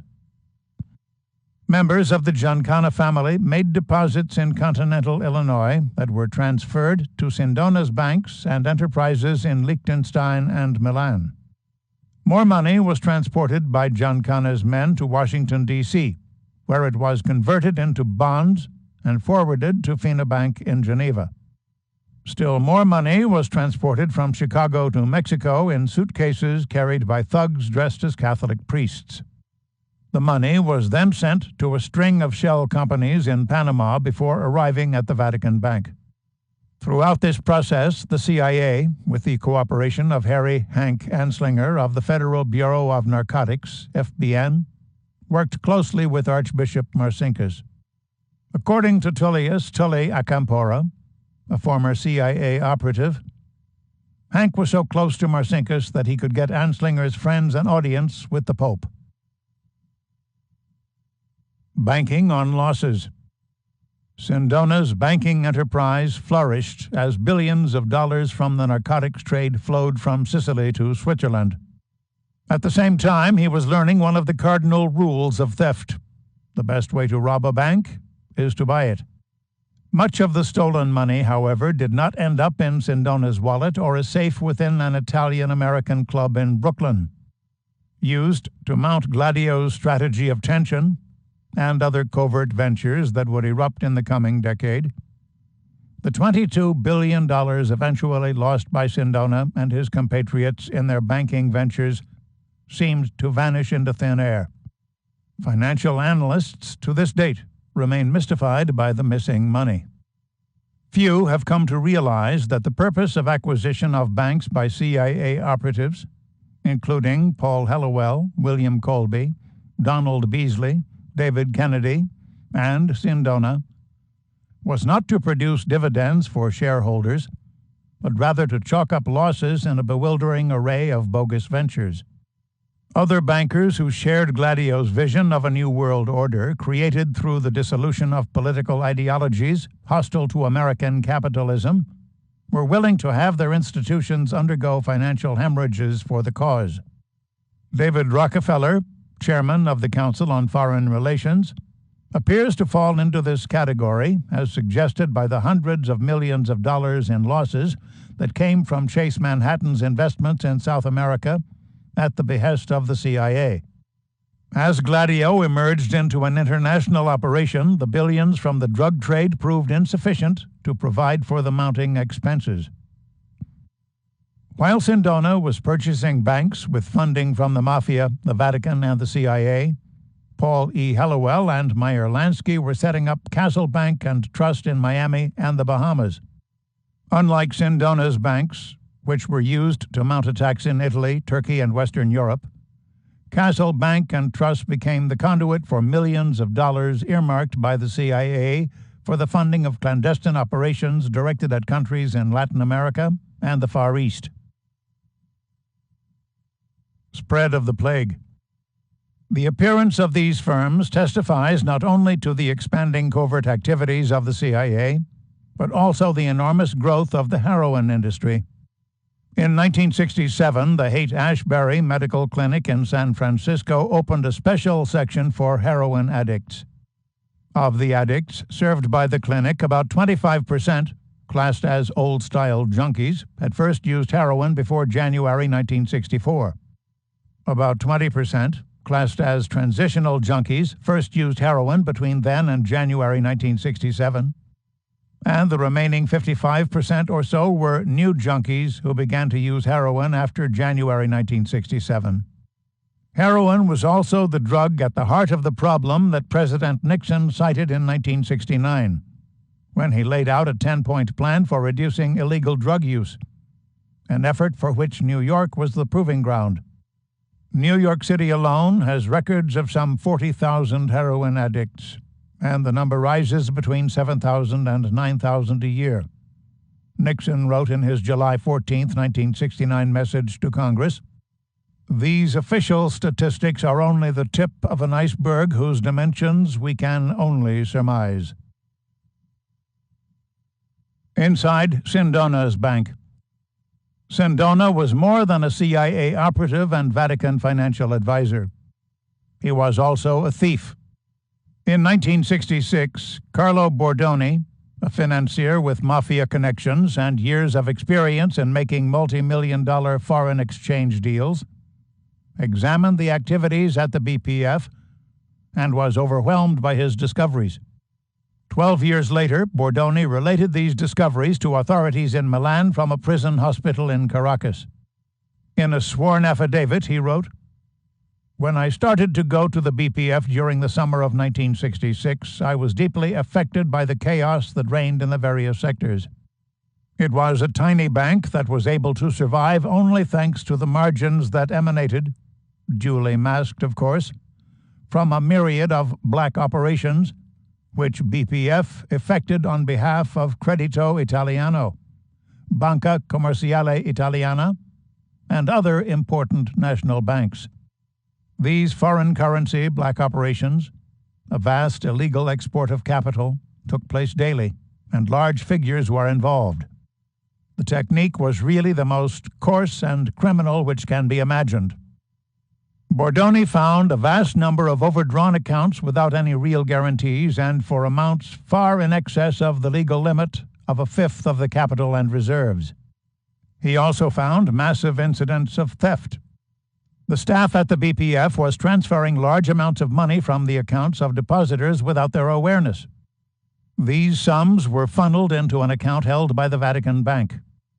The Vatican Bank, in turn, transferred the amounts, minus a 15% commission, to Sindona's private account at Finabank in Geneva, which was named Mani for his two sons. Ma stood for Marco, Ni for Nino. If a client at the BPF complained that a check had bounced or that his account should contain more than was listed, he was told to take his business elsewhere. If he continued to complain, a manager would appear and say, "It's simply an accounting error that we shall rectify." If he threatened to contact the authorities, he would spend his last moments swimming with the fishes. Standard operating procedure. For Bordoni, the activities at Banque de Financement in Geneva were equally hair-raising. Mario Olivero, the general manager, and other bank managers and IOR officials spent all day playing the stock, commodity, and currency markets. If they lost, the losses were transferred to the accounts of the clients. If they won, they transferred the earnings to their personal accounts. The Vatican Bank, in addition to owning 29% of the bank, maintained several accounts at the Banque de Financement. Upon investigation, Bordoni discovered that these accounts reflected exclusively gigantic speculative operations that resulted in colossal losses. A shell company called Liberfinco, Liberian Financial Company, had financed these losses, along with the losses of other major speculative investors. In 1966, at the time of Bordoni's inspection, Liberfinco was displaying a loss of $30 million. In 1973, when Swiss banking officials appeared on the scene, the losses of the shell company had climbed to $45 million. When the Swiss informed Sindona, the Vatican, Continental Illinois, and Hambros that they had 48 hours to close Liberfinco, or they would declare Banque de Financement bankrupt, Sindona closed Liberfinco only to set up Aran Investment of Panama, another shell company, which displayed an instant deficit of $45 million. After uncovering such shenanigans in Sindona's banks, Bordoni tried to distance himself from his employer. Sindona responded by a tried and true business technique of P2 and the Mafia: blackmail. Bordoni had broken the law in his own foreign speculations. Sindona threatened not only to report these transgressions to the Bank of Italy, but also to use his powerful friends to wreak financial destruction upon his colleague's family. "You will never be a real banker," Sindona said, "because not only are you unable to lie, you are also a man with principles." Duly humbled, Bordoni stayed and assisted Sindona in the formation and operation of a massive international brokerage company called Money Rex. He had no other choice. To report Sindona's crimes would constitute an exercise in futility. Sindona was much more than a made man. He was wired to Italy's most powerful business and political officials. The Money King. Created in 1964, MoneyRex established relations with 850 client banks throughout the world and conducted business in excess of $200 billion a year. Through this brokerage firm, Italy's richest and most powerful individuals could squirrel away enormous fortunes illegally and safely in foreign banks. Sindona performed this service for a commission that fluctuated between 15 and 20%. He also kept a private ledger that incriminated his confidential clients. This list would serve as his lifesaver when his bloated corporate vessel sank. In June 1967, Internal Revenue Service agents became aware that Sindona was involved in the drug trafficking of the Gambino and Cirillo Spatola clan. The case came to center not on heroin, but the illicit movement of depressant, stimulant, and hallucinogenic drugs between Italy, the United States, and possibly other European countries. But the investigation, thanks to the CIA's intervention, came to a dead end. Sindona and Saigon. Southeast Asia continued to remain of critical importance to the global narcotics market. Sindona developed a friendship with Chiang Kai-shek and members of the general's family. On several occasions, he traveled to Formosa to provide funds to Chiang and the remnants of the KMT, who continued to cultivate the poppy fields of Laos and Thailand with members of the Hmong people. In 1967, CIA operatives Theodore Shackley and Thomas G. Kleins were assigned to establish heroin refineries with the aid of the Corsican Mafia, who permeated Saigon's underworld. In 1968, Shackley, known as the Blonde Ghost, arranged for Santo Traficante Jr. to visit Saigon and meet with drug lord Vang Pao in the Continental Palace Hotel. The meeting concerned Vang's ability to provide the supply for the ever-increasing demand. During his stay, Traficante also met with prominent Corsican gangsters to assure them of increased shipments to their laboratories in Marseille. When the old Bureau of Narcotics and Dangerous Drugs, BNDD, launched Operation Eagle in 1968, it found itself arresting scores of CIA employees, many of whom were working directly for Traficante.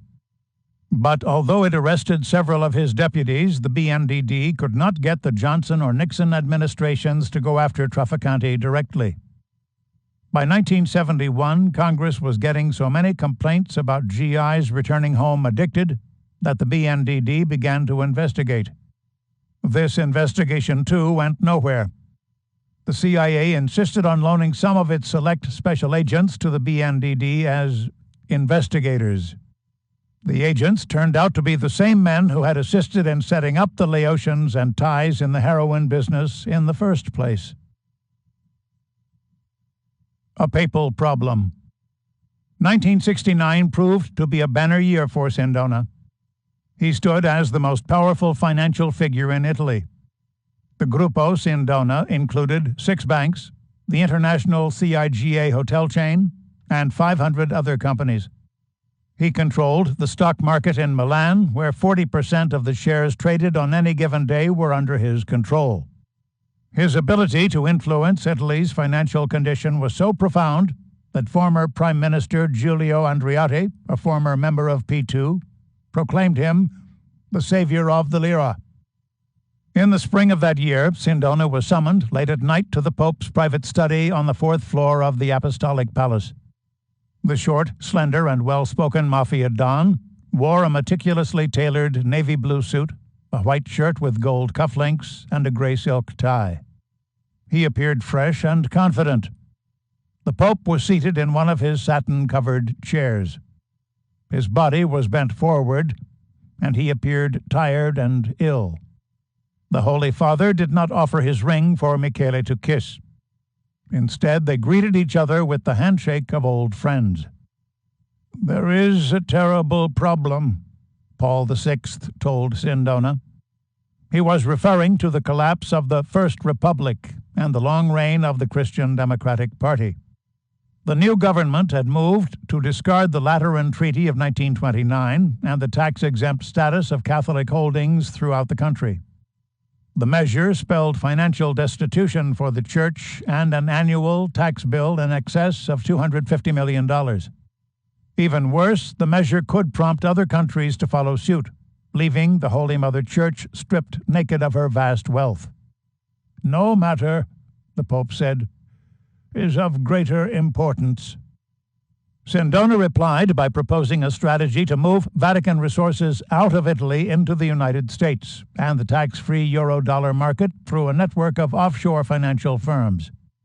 This move would not only cloak the Vatican's holdings in omerta, a quality the Holy See valued as much as the Mafia, but it would also demonstrate to other countries that the Roman Catholic Church was financially powerful, and that any interference with the Vatican's finances could produce dire consequences for national economies. The Papal Commission. Upon hearing the proposal, Pope Paul handed Sindona an agreement he already had prepared. The agreement was even more than the mafiosi could hope for or dare to suggest. It named Sindona Mercator Senesis Romanam Curiam, the leading banker of the Roman Curia, and granted him complete control over the Vatican's foreign and domestic investment policy. In accordance with the agreement, Sindona would work closely with Bishop Marcinkus, who now became secretary of the IOR, and Cardinal Sergio Guerri, governor of Vatican City. However, both clerics remained merely his advisors. The agreement placed the Vatican's billions at Sindona's disposal.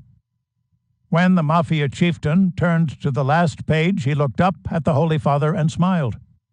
The Pope already had signed and sealed the document. It was the highest display of trust anyone could hope to receive from the Vicar of Christ. Such trust, of course, was not blind. It was based on the Pope's awareness that Sindona remained in almost sole control of the billions in black funds that were flowing into the Holy See. The Vatican's assets. Before Sindona took control of its assets, the Vatican held major interests in the Rothschild Bank in France, the Chase Manhattan Bank, with its 57 branches in 44 countries, the Credit Suisse in Zurich and also in London, the Morgan Bank, the Bankers Trust, General Motors, General Electric, Shell Oil, Gulf Oil, and Bethlehem Steel.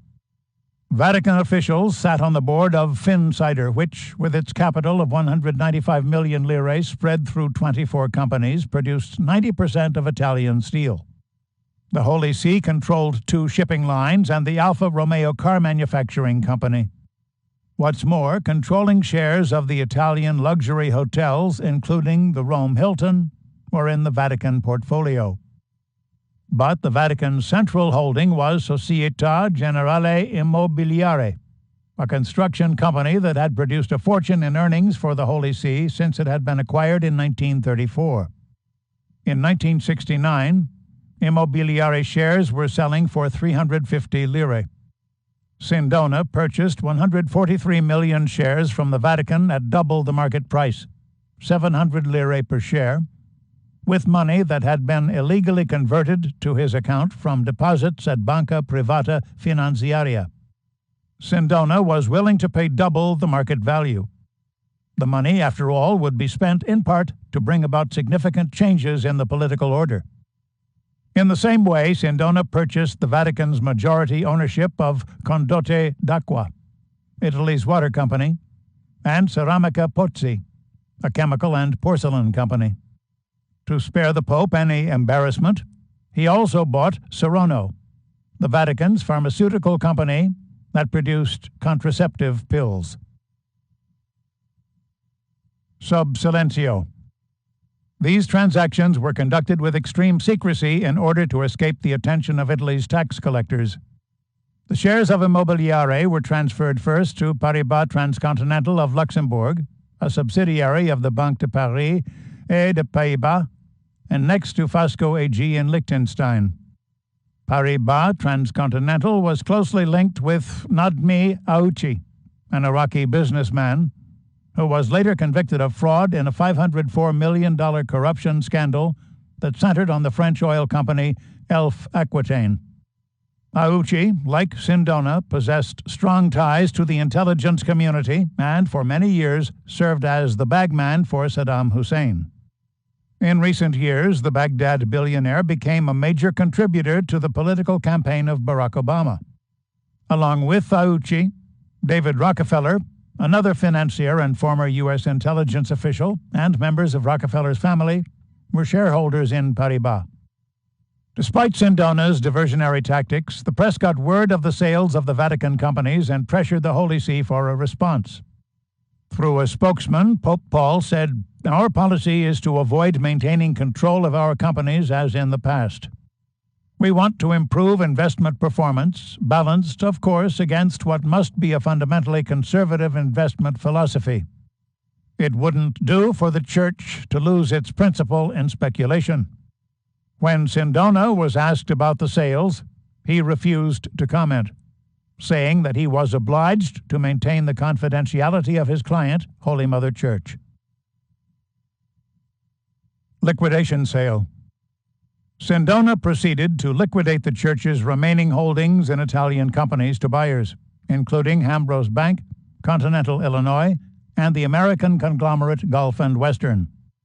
He invested much of the Vatican's revenue from these sales in American companies, such as Chase Manhattan, Standard Oil, Westinghouse, Colgate, Procter & Gamble, and Dan River.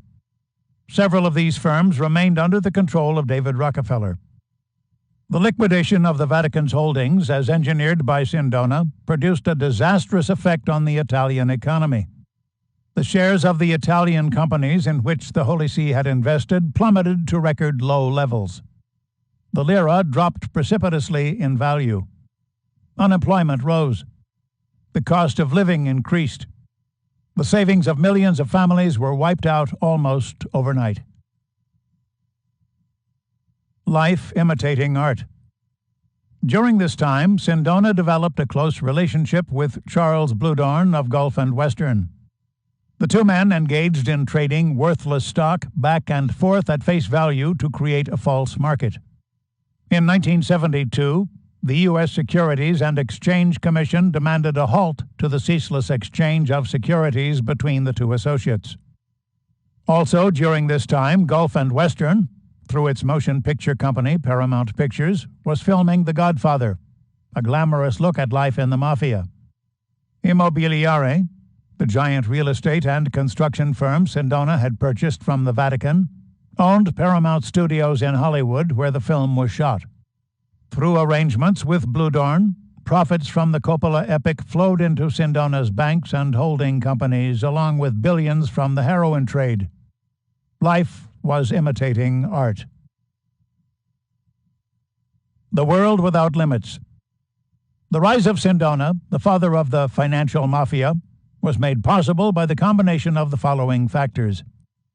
The global economy had yet to emerge, and there existed an almost complete lack of central control over international banking activities. The Agreement of Basel, which established a number of rules, such as last instance lenders' responsibility, did not come into effect until May 1983. In spite of some exceptions, bank secrecy remained a basic rule. Moreover, the tendency to liberalize the service supplies on the one hand and the increasing privatization of financial activity on the other contributed to a lack of clarity regarding banking transactions. A complex of credit instruments and intermediaries, holding and trust companies, atypical stocks, etc., complicated accounting and made instances of money laundering particularly difficult to control. The presence of various tax havens allowed the possibility of tax evasion, facilitated financial juggling, and sheltered interpenetrations between licit and illicit activities. Such havens were not mere byproducts of financial conjuring. They played a basic role within the financial world. The combination of national economic interests with international political military ones was a new development. Gladio thrived because few world leaders were aware of the scope of the operation and the threat that it posed to sovereignty and independence. Another new friend. In 1969, Sindona made another new friend, a mousy accountant with a dark mustache and brooding black eyes. Roberto Calvi, a fellow member of P2, served as the assistant manager of Banco Ambrosiano, a wealthy parochial bank in Milan. Few banks were more prestigious. Established in 1894, Banco Ambrosiano operated to provide credit without offending the ethical principles of Christian teaching, an explicit rebuke to lay lending institutions. To ward off the interests of outsiders, the statutes of the bank required shareholders to produce a voucher of their good character from their parish priest. In addition, no shareholder could own more than 5% of the bank's wealth. Sindona realized that the priest's bank would be an ideal complement to his growing financial empire. Nothing he controlled could match Ambrosiano for resources or its standing in Milan. Best of all, it had no dominant shareholder, so that those who ran it had an unfettered hand. Sindona and his new friend quickly came up with a plan to gain control of Ambrosiano through the creation of a series of shell companies in Panama, the Bahamas, and Luxembourg. The scheme would require the participation of Archbishop Marcinkus, since the Catholic nature of the companies would have to be verified. The Archbishop, of course, was most pleased to cooperate and arranged for Calvi to be appointed as Ambrosiano's new Direttore Generale, general manager. Time for action. 1969 was also a banner year for Operation Gladio. The radical left was on the rise throughout Italy and the Western world. The momentum was provided by the reaction against NATO's involvement in Vietnam, the breakdown of traditional Catholic doctrine in the wake of Vatican II, and the implementation of aggiornamento, updating, and the rise of a counterculture that viewed Che Guevara and Chairman Mao as folk heroes. In the national election, Italy's Communist Party, PCI, gained 27% of the overall vote. To make matters worse, the country established regional elections, which enabled the Communists to gain control of Bologna, Florence, Tuscany, Umbria, Liguria, the Marches, Piedmont, and Emilia-Romagna, and to form a coalition government with the Christian Democrats and the Italian Socialists in Rome, Milan, and Turin. The time was right for the CIA to unleash the full force of Gladio through a strategy of tension, which would cause the people of Italy to view the Communists as a threat to their lives and well-being. Such a strategy would serve as an antithesis to the prevailing zeitgeist and the means of inaugurating a new world order. Chapter 7. False Flag Terrorism. The official figures say that alone in the period between January 1st, 1969 and December 31st, 1987, there have been in Italy 14,591 acts of violence with a political motivation. It is maybe worth remembering that these acts have left behind 491 dead and 1,181 injured and maimed, figures of a war without parallel in any other European country. Giovanni Pellegrino, president of Italy's Parliamentary Commission investigating Gladio, quoted in Daniel Ganser's NATO's Secret Armies. The strategy of tension gained increased impetus after U.S. President Richard Nixon took office in 1969. Henry Kissinger, Nixon's national security advisor, issued orders to Licio Gelli through his deputy, General Alexander Haig, for the implementation of terror attacks and coup attempts. Kissinger was deeply concerned about the monumental gains made by the Italian Communist Party in national and regional elections. The financial spigots were opened without concern of leakage. In addition to the millions being channeled to P2 by CIA officials, millions more were funneled to Sindona for the implementation of the strategy through U.S. Ambassador Graham Martin. In 1970 alone, Sindona received more than $10 million from the ambassador.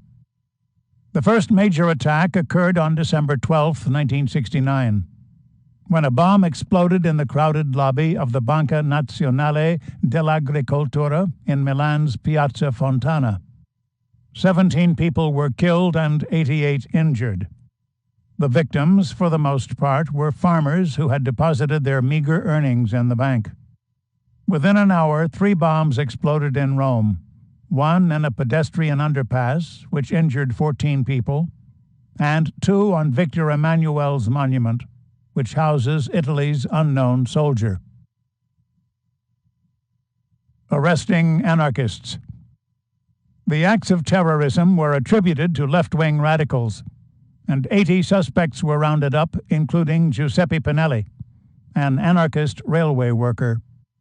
In the course of the interrogation, Pinelli died, falling from the 4th-floor window of the police station. Despite serious discrepancies in the official police account, an Italian court ruled that Pinelli's fall had been caused by a sudden loss of consciousness, malore. Pietro Valpreda, another anarchist, was also taken into custody for the Piazza Fontana bombing after a taxi driver identified him as a passenger he had transported to Banca Nazionale that day. After his alibi was judged insufficient, the anarchist was held for 3 years in preventive detention before being sentenced for the crime. 16 years later, Valpreda was exonerated after evidence established that the attack had been conducted in accordance with Operation Gladio. Damning evidence.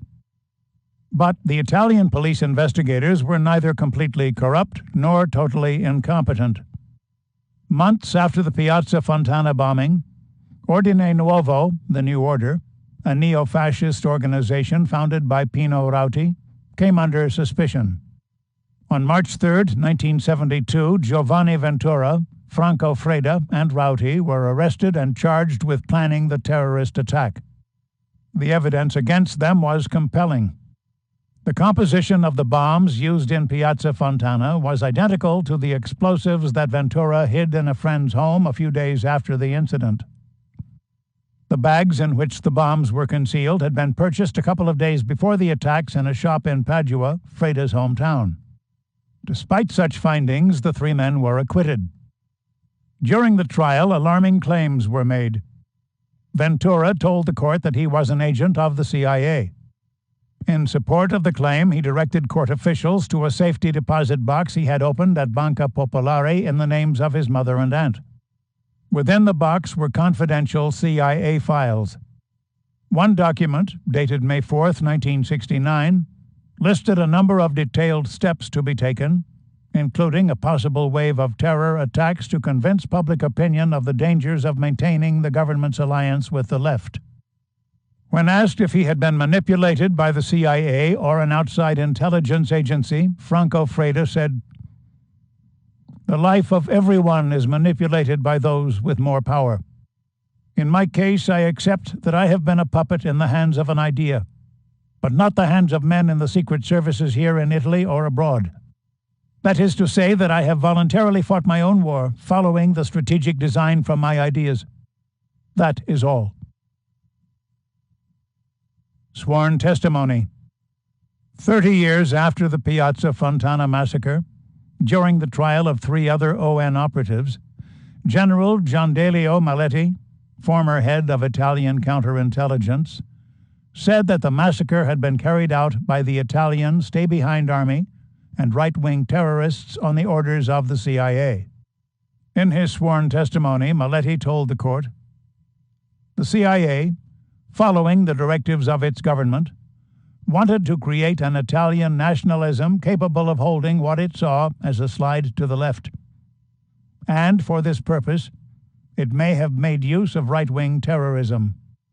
He added, "Don't forget that Nixon was in charge, and Nixon was a strange man, a very intelligent politician, but a man of rather unorthodox initiatives."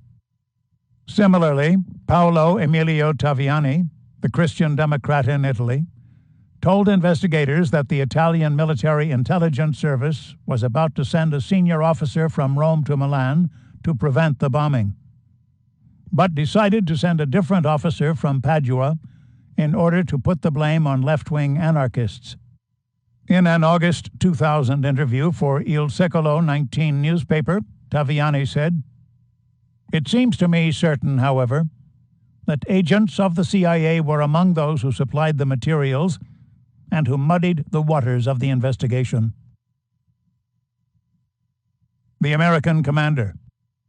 In the course of the 30-year investigation, Italian officials were able to put into place the key planners of the Piazza Fontana bombing.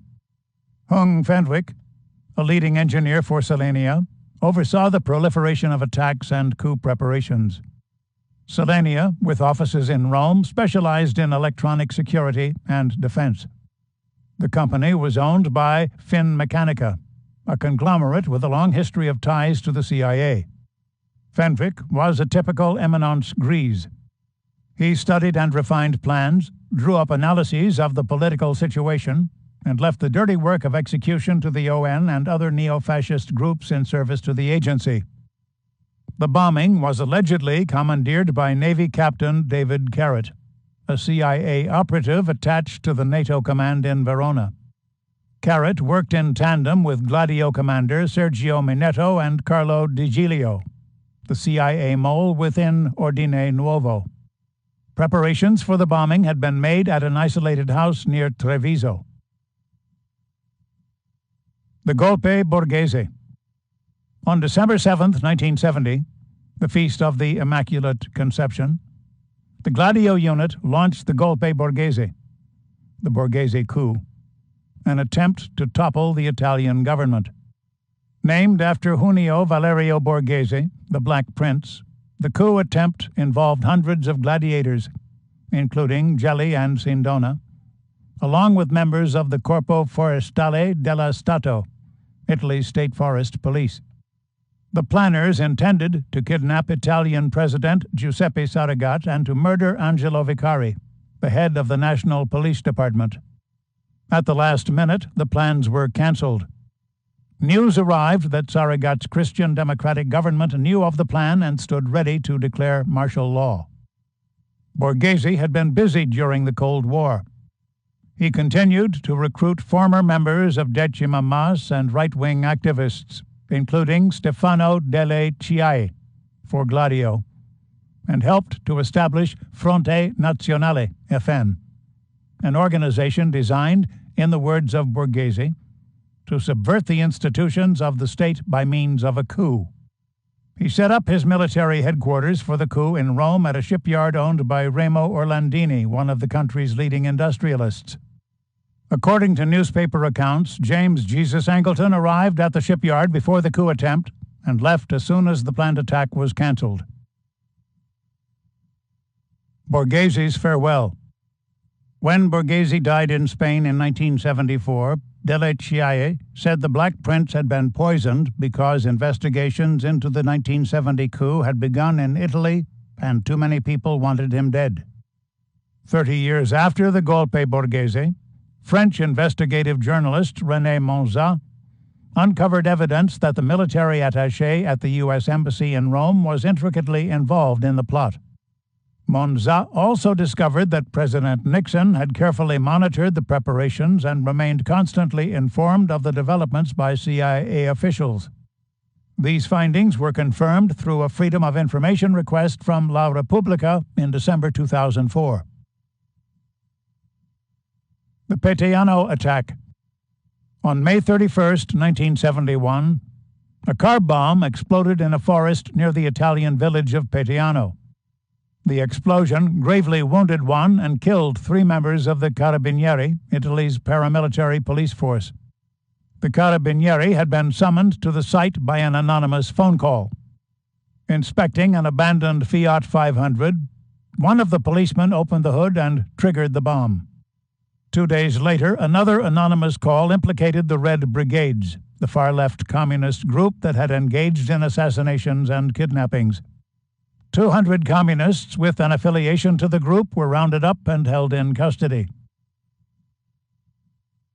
The arms dump. The case against the brigades was eventually weakened by a discovery made near Trieste by the Carabinieri on February 24, 1972. The Italian officers stumbled upon an underground arms dump containing automatic rifles, grenades, and composition C4, the most powerful plastic explosive in the world at that time. The officers initially thought that the cache must belong to a criminal group such as the Camorra or the 'Ndrangheta if it did not belong to the brigades. But the C4 baffled the investigators. The mafias and the brigades relied on explosives made of gelignite. C4 was an explosive that was used almost exclusively by NATO and U.S. forces. A week later, more arms were found in a nearby cave.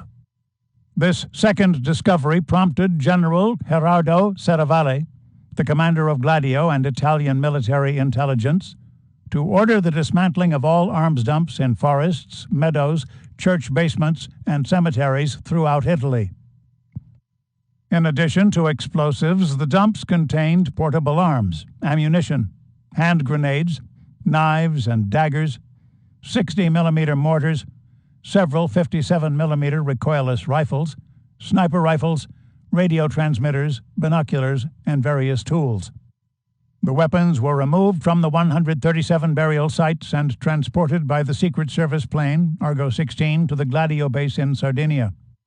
The aircraft exploded in flight on November 23, 1973, and may have been sabotaged by aggrieved gladiators.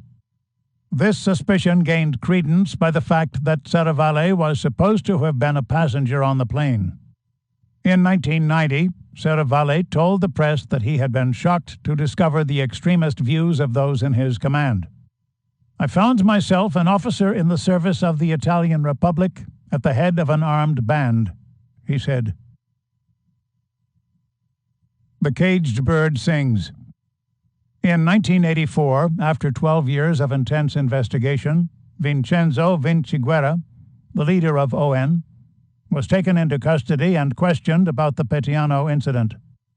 After confessing in court that he had planted the car bomb, Vinciguerra said, "With the massacre of Petiano, and with all those that have followed, the knowledge should by now be clear that there existed a real live structure, occult and hidden, with the capacity of giving a strategic direction to the outrages.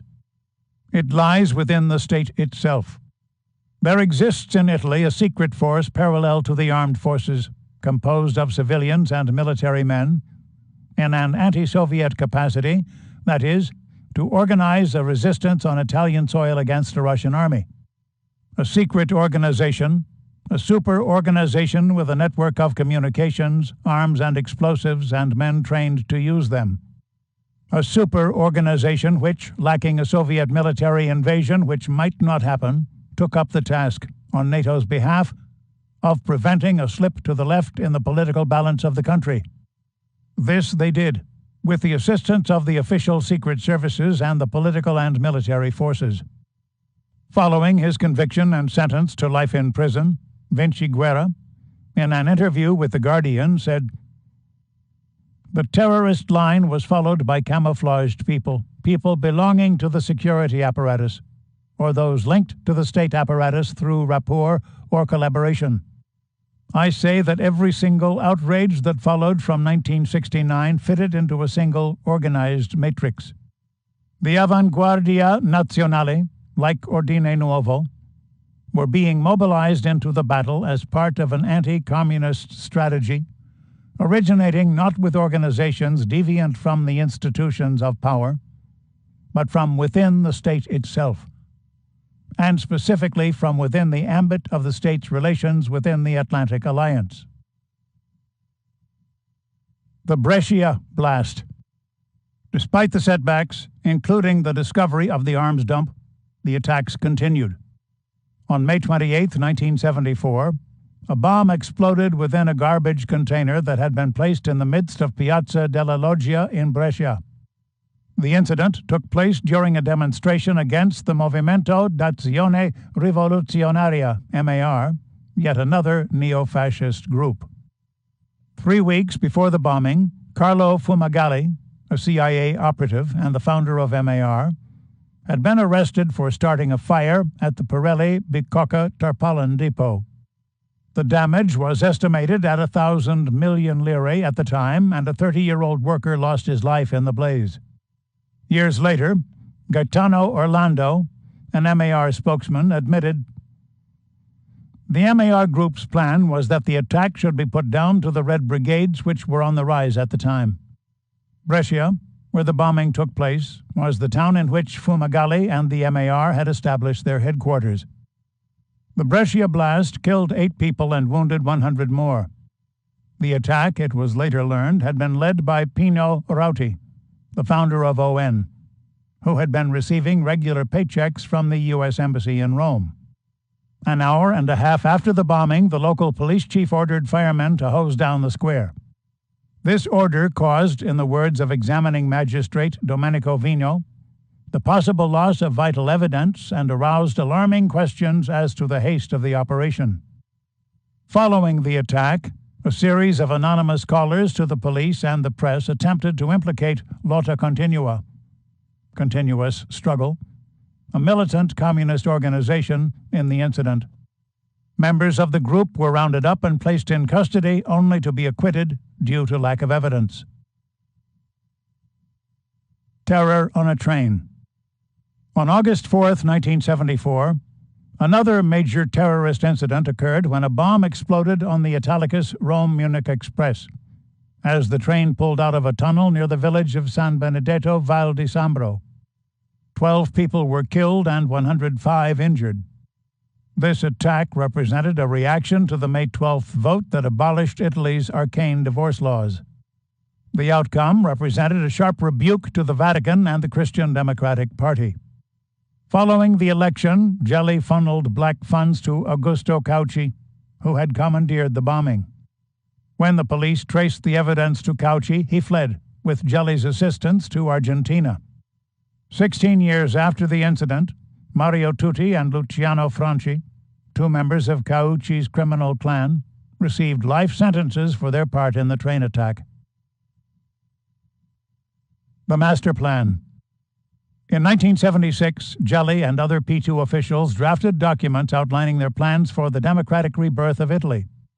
The plans called for the infiltration and control of all state institutions, all opposition groups, including the Italian Communist Party, the trade unions, the leading daily newspapers, and the national television stations. The drafters of the plan believed that this takeover could be accomplished by the expenditure of 40 billion lire, approximately $250 million, in black funds. The overall objective was the establishment of a club where the best level of industry and financial sector leaders, members of the liberal professions, public officials and magistrates, as well as very few selected politicians are represented, men who would constitute a real committee of trustees respecting those politicians who will take on the honor of implementing the plan. The club would implement a series of electoral, judicial, and constitutional reforms in order to make the country more governable. National political life would be subordinated to an oligarchy with no formal political accountability, represented by the secret P2 Lodge. Here, and not in state institutions, decisions would be made. Gelli and his Masonic brothers could pull a string and everything would fall into place. Once this system was established, Italy could be steered in the direction determined by P2's American controllers. The plans, as outlined in the P2 documents, Memorandum sulla situazione italiana, Memorandum on the Italian Situation, and Piano di Rinascita Democratica, Plan of Democratic Rebirth, were found by the Italian police at the Fiumicino airport in Rome. They had been concealed within the false bottom of a suitcase belonging to Gelli's daughter.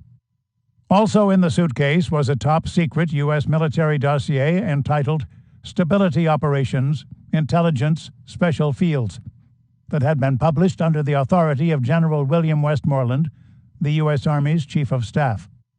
The dossier informed intelligence operatives of appropriate means of response to communist insurgencies. The Moro kidnapping. On March 16, 1978, Aldo Moro, Italy's prime minister, was kidnapped while on his way to Parliament for the opening of debate on the newly formed government of national unity, a coalition of communists, socialists, and Christian Democrats. The incident occurred when a white Fiat with diplomatic plates pulled in front of his black limousine, forcing the driver to slam on the brakes. 2 men from the Fiat and 4 other assassins who had been waiting on the sidewalk in Alitalia pilot uniforms opened fire on Moro's bodyguards, killing all 5 of them. Moro's policy of working with and bringing the communists into the government was denounced both by the USSR and the United States. But no one had been more outraged at the Italian Prime Minister's attempt at rapprochement than U.S. Secretary of State Henry Kissinger. In 1974, when Moro paid a visit to the United States, Kissinger warned him, "You must abandon your policy of bringing all the political forces in your country into direct collaboration, or you will pay dearly for it." Kissinger's threat had such a profound effect upon Moro that the Prime Minister became physically ill and contemplated retirement from government. The Military Secret Service and acting Prime Minister Giulio Andreotti immediately blamed the left-wing terrorist organization Red Brigades for the kidnapping and proceeded to crack down on the left. 72,000 roadblocks were erected and 37,000 houses were searched. More than 6 million people were questioned in less than 2 months. While Moro was held captive, his wife Eleonora spent the days in agony together with her closest family and friends, even asking Pope Paul VI for help. The Crisis Committee. Steve Pieczenik, a former U.S. State Department hostage negotiator and international crisis manager, claimed that he played a critical role in Moro's fate. He had been sent to Italy on the day of the kidnapping by Zbigniew Brzezinski, President Jimmy Carter's national security advisor, who viewed Moro's project of accommodation with the communists with great disdain. In Rome, Pieczenik worked with a crisis committee headed by Francesco Cossiga, Italy's interior minister. Cossiga, who became Italy's prime minister in 1979 and president in 1985, had strong ties to Gelli and Gladio. Indeed, all of the officials who served on the crisis committee were members of P2, including Admiral Giovanni Torrisi, head of General Staff of the Defense, General Giuseppe Santovito, head of SIS-MI, Walter Pelosi, head of CSIS, Center for Strategic and International Studies, General Raffaele Giudice, head of the Guardia di Finanza, and General Donata Loprete, Chief of General Staff of the Guardia di Finanza. Giulio Grassini, the head of the newly appointed Anti-Terrorism Inspectorate, was also a member of the lodge. Throughout the investigation, Grassini remained in constant contact not only with the committee, but also Gelli. On May 9, 1978, the committee forged a memo attributed to the Red Brigades stating that Moro was dead. Pieczenik said that the memo, which was leaked to the press, served a dual purpose: to prepare the Italian public for the worst, and to let the Red Brigades know that the state would not negotiate for Moro and considered him already dead. The decision was made in the 4th week of the kidnapping, when Moro's letters became desperate and he was about to reveal state secrets, Pieczenik later testified. It was an extremely difficult decision, but the one who made it in the end was Interior Minister Francesco Cossiga and, apparently, also Prime Minister Giulio Andreotti. When pressed about the committee's action, Pieczenik added, "We had to sacrifice Aldo Moro to maintain the stability of Italy." A stone in the mouth. In a cryptic article appearing in a May 1978 issue of Osservatore Politico, investigative journalist Carmine Mino Pecorelli drew a connection between the death of Moro and Gladio. Moro's body, he noted, had been left in the trunk of a car parked next to an ancient Roman amphitheater where runaway slaves and prisoners fought to the death in gladiatorial combat. Who knows what there was in the destiny of Moro that his death should be discovered next to that wall? Pecorelli wrote, "the blood of yesterday and the blood of today." In another article, Pecorelli wrote that Mauro's kidnapping had been carried out by a lucid superpower and was inspired by the logic of Yalta. He described the crime as one of the biggest political operations carried out in recent decades in an industrialized country integrated into the Western system.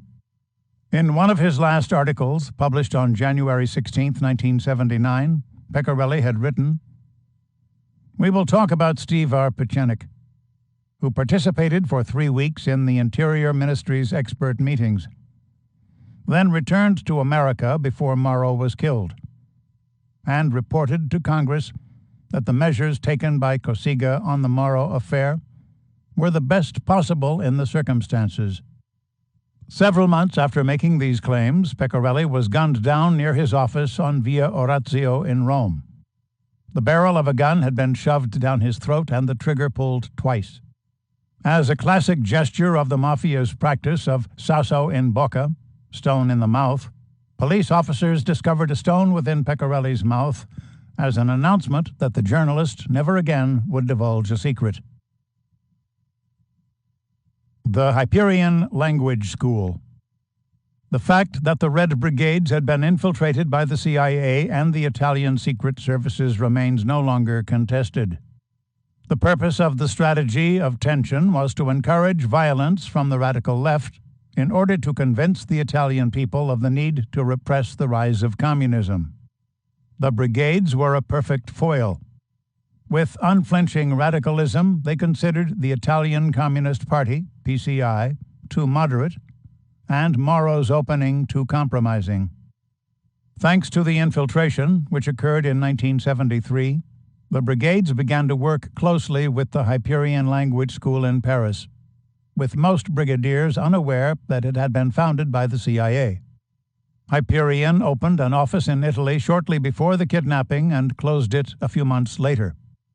An Italian police report singles out Hyperion as the most important CIA office in Europe.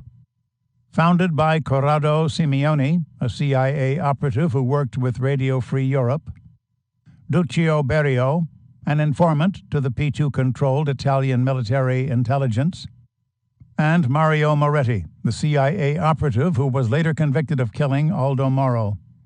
The school acted as an intermediary for meetings between Italian and foreign terrorist groups, including the Palestine Liberation Organization, PLO, the Red Army faction of Germany, and Euskadi ta Askatasuna, the Basque Revolutionary Army. The Red Brigade Mystery. In 1974, 4 years before the kidnapping, Red Brigade founders Renato Curcio and Alberto Franceschini had been arrested in Rome. Franceschini immediately accused Mario Moretti of turning them in, stating that Moretti and Giovanni Senzani, another leading Red Brigade member, were in fact CIA spies. From a military point of view, Franceschini told an Italian parliamentary commission, "Those of you who know the people who were supposed to have carried out the Mauro operation will be perfectly aware that they were not capable of it." Franceschini's testimony is supported by several facts. 1. The gunmen who mowed down Mauro's bodyguards were highly trained assassins with skills that far exceed those of known brigadiers. 2. The assassins were obliged to wear Alitalia uniforms in order to identify each other. 3. Mauro had been held captive in an apartment complex owned by SISMI, Italy's military agency. And 4. The bullets that riddled Mauro's body were treated with a special preserving paint that characterized the ammunition found in the Gladio arms dumps. In 1981, Moretti was arrested, apparently by accident, and eventually confessed to the kidnapping. He received 6 life sentences for the murder, but never cooperated with investigators. Cossiga, when he became president of Italy in 1985, pressed for a pardon. Moretti was paroled after 15 years and presently resides in Milan. His early pardon by the Italian court has never been explained. Vatican pieces of the puzzle. Father Félix Morlion, a Belgian priest, was affiliated with the Hyperion Language School and served to establish a branch of the school in Rome. During World War II, he had worked closely with Wild Bill Donovan and the Office of Strategic Services by creating Pro Deo, a Catholic intelligence agency. When the Nazis seized control of Western Europe, Donovan relocated Morleon and his agency from Lisbon to New York. In 1945, the priest relocated to Rome, where he became the private emissary of Pope Pius XII and 4 of the Pope's successors. Throughout the 1960s, he remained a pivotal U.S. intelligence agent, as witnessed by his key role in the Cuban Missile Crisis. At JFK's urging, the Dominican priest had attended a strategic meeting in Andover, Massachusetts, where he established a communication channel between Moscow and Washington, mediated by Pope John XXIII, through whom messages were passed that brought an end to the threat of a nuclear war. In 1966, Morleon established, with funding from the CIA, the Pro Deo University, which became Libera Università Internazionale degli Studi Sociali, the International University of Social Studies. As president of the new university, Morleon became a force in the formation of the right-wing policies of the Italian government. He also reportedly began recruiting of terrorists and assassins, including Moretti and Mehmet Ali Aoka, who attempted the hit on John Paul II. Questions about Morleon's involvement in the Moro matter first arose from the discovery of photos taken by Piccarelli of the prominent priest in the company of leading Italian military intelligence officials at the time of the kidnapping. Such questions became more pressing when the Rome office of the Hyperion School, which Morleon helped to establish, opened shortly before the Moro kidnapping, only to close the following autumn. Even more puzzling is the fact that the Pro Deo founder received prominent mention in the secret files of Lizio Gelli, which were seized by the Italian police in 1982. Father Antonio Menini, a Vatican official, served as the intermediary between Moro and his family during the time of the captivity. How Father Menini came to serve in this capacity raises questions about the extent of the Vatican's involvement in the crime. Father Menini, who claimed to have heard Moro's last confession, was the son of Luigi Menini, who served under the direct supervision of Archbishop Paul Marcinkus. Why would the brigadiers, avowed atheists, employ the services of a priest? And why would they seek the service of the son of a high-ranking IOR official? Were Luigi or Antonio somehow in league with the kidnappers? Father Menini, following Moro's death, rose through the ranks of Holy Mother Church and presently serves as the papal nuncio to Great Britain. And the Vatican, to this day, continues to shield Moro's confessor from ever having to testify in state hearings concerning the Prime Minister's abduction and death. The Bologna bombing. Gladio's role in the strategy of tension might have gone undetected, save for the massacre in Bologna. At 10:25 a.m. on August 2, 1980, a time bomb within an unattended suitcase exploded in the crowded, air-conditioned waiting room of the central station in Bologna, destroying most of the main building. 84 people were killed in the bombing and more than 200 wounded, making it the most savage attack to take place on Italian soil since World War II. Blame, of course, was placed on the Red Brigades and the radical left. But there was a problem that could not be resolved by the roundup of the usual suspects. The bomb that had been used in Bologna was not an ordinary explosive. It was a sophisticated device made of TNT and Composition B, a device that had been developed for use by the U.S. military. What's more, the bomb was very similar to the explosives which the Italian police had found in the arms dump near Trieste. The planners had made a mistake that was complicated by the presence of members of the Nuclei Armati Rivoluzionari, NAR, Armed Revolutionary Nuclei, at the train station. The NAR, like Ordine Nuovo, was a violent neo-fascist group, and its leader, Valerio Fioravanti, had been slightly injured by the blast. A web of deception. On August 26th, the prosecutor of Bologna issued arrest warrants for 26 NAR members who were interrogated in Ferrara, Rome, Padua, and Parma. All, thanks to the intervention of SIS-MI, were released from custody. Gelli and his fellow gladiators were now forced to lead investigators in the wrong direction by bringing forward believable suspects. The weapon of deception was allegedly woven by Michael Ledeen, a U.S. operative who worked closely with P2-controlled SIS-MI. Ledeen, at the time, was serving at the Center for Strategic and International Studies, CSIS, a think tank that had been established by the CIA.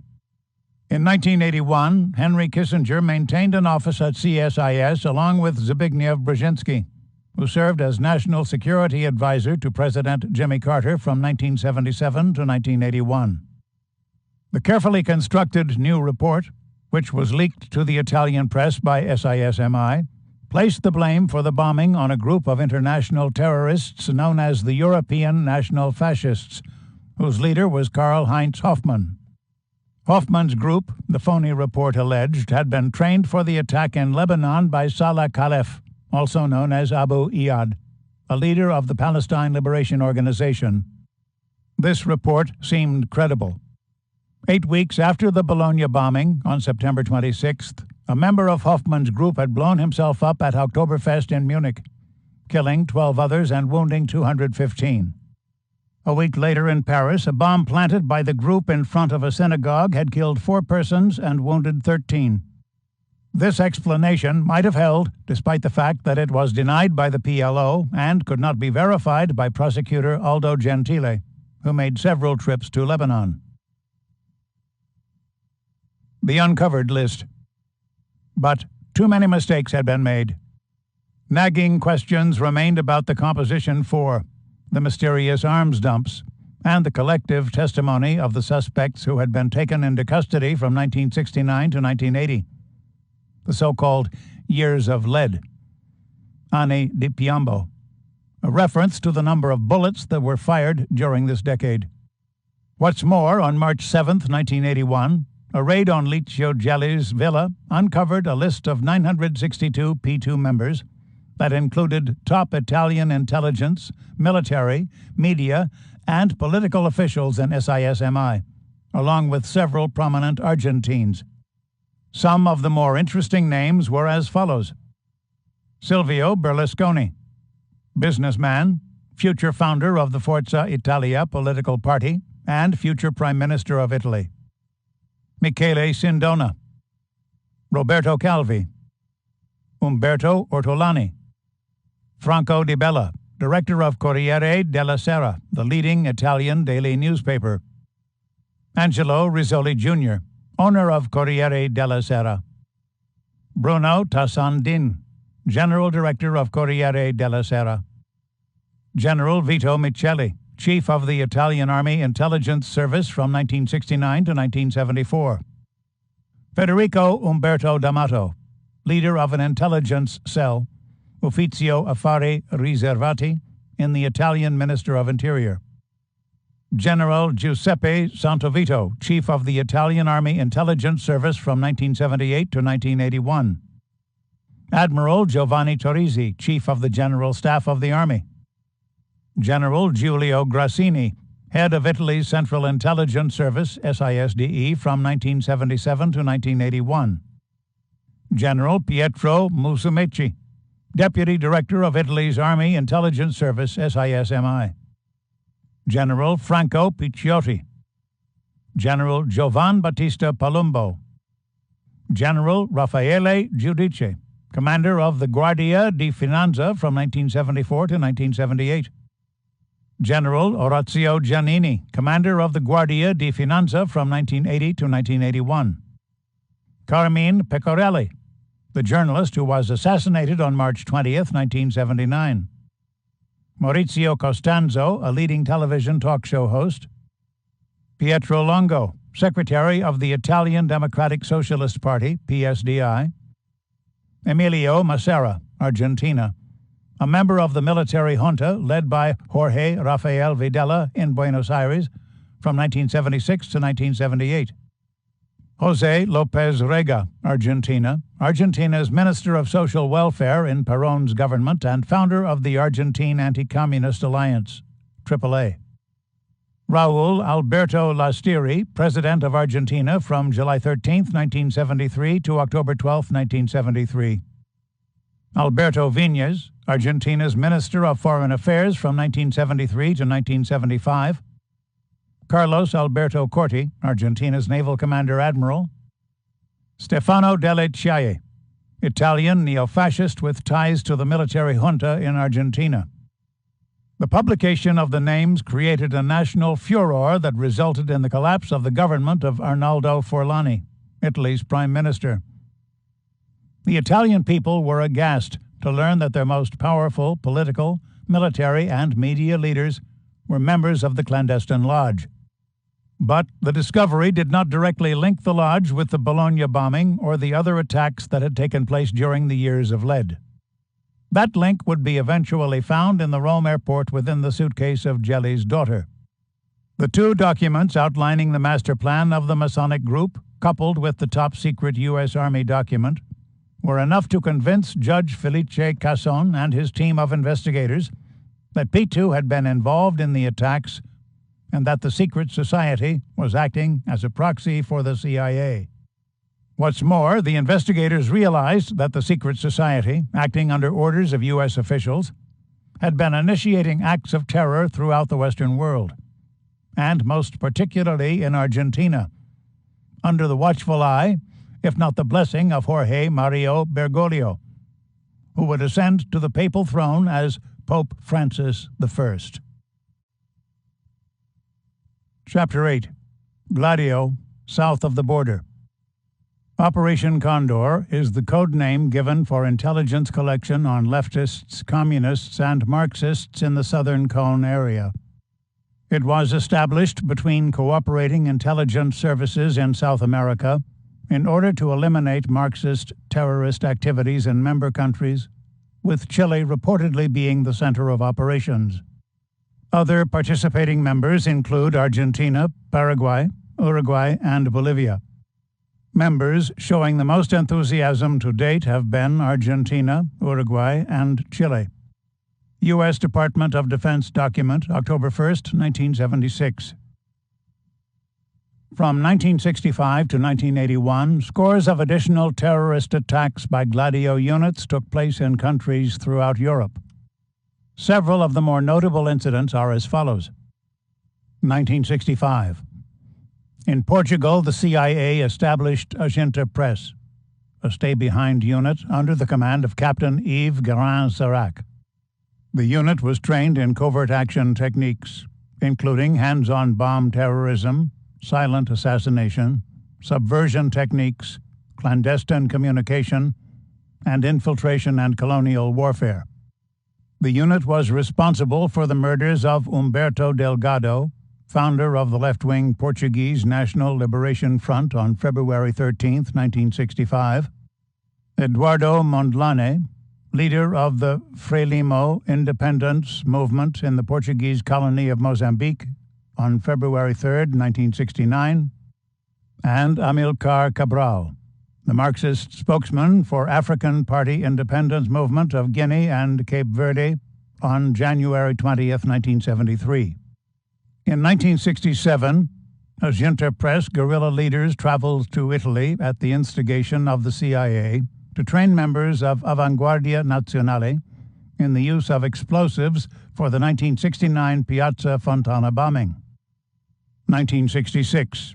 In France, President Charles de Gaulle denounced the secret warfare of the Pentagon and expelled the European headquarters of NATO. De Gaulle's actions were triggered by a series of attempts by the French Gladio unit to assassinate him. 1967. In Greece, the Hellenic raiding force Lokos Orenon Katadromon, which had been integrated into Gladio, overthrew the Greek Defense Ministry, ousted the left-leaning center union of George Papandreou, and set up a military dictatorship. When the colonels who led the coup asked Gust Avrakotos, the leading CIA operative in Greece, what to do with Papandreou, he reportedly said, Shoot the motherfucker because he's going to come back to haunt you. They ignored this advice and, under heavy pressure from American academics, including John Kenneth Galbraith, agreed to release him. In 1974, Papandreou returned to Greece to form the Pan-Hellenic Socialist Movement. 1970. In Spain, Stefano delle Chiaie and other terrorists from Italy's stay-behind army became security consultants for General Francisco Franco's secret police, conducting over 1,000 violent attacks and committing an estimated 50 murders. Among their victims were members of the Euskadi ta Askatasuna, who had been fighting for Basque independence. After Franco's death in 1975, Delle Chiaie moved to Chile, where he set up death squads under CIA-installed dictator Augusto Pinochet. 1977.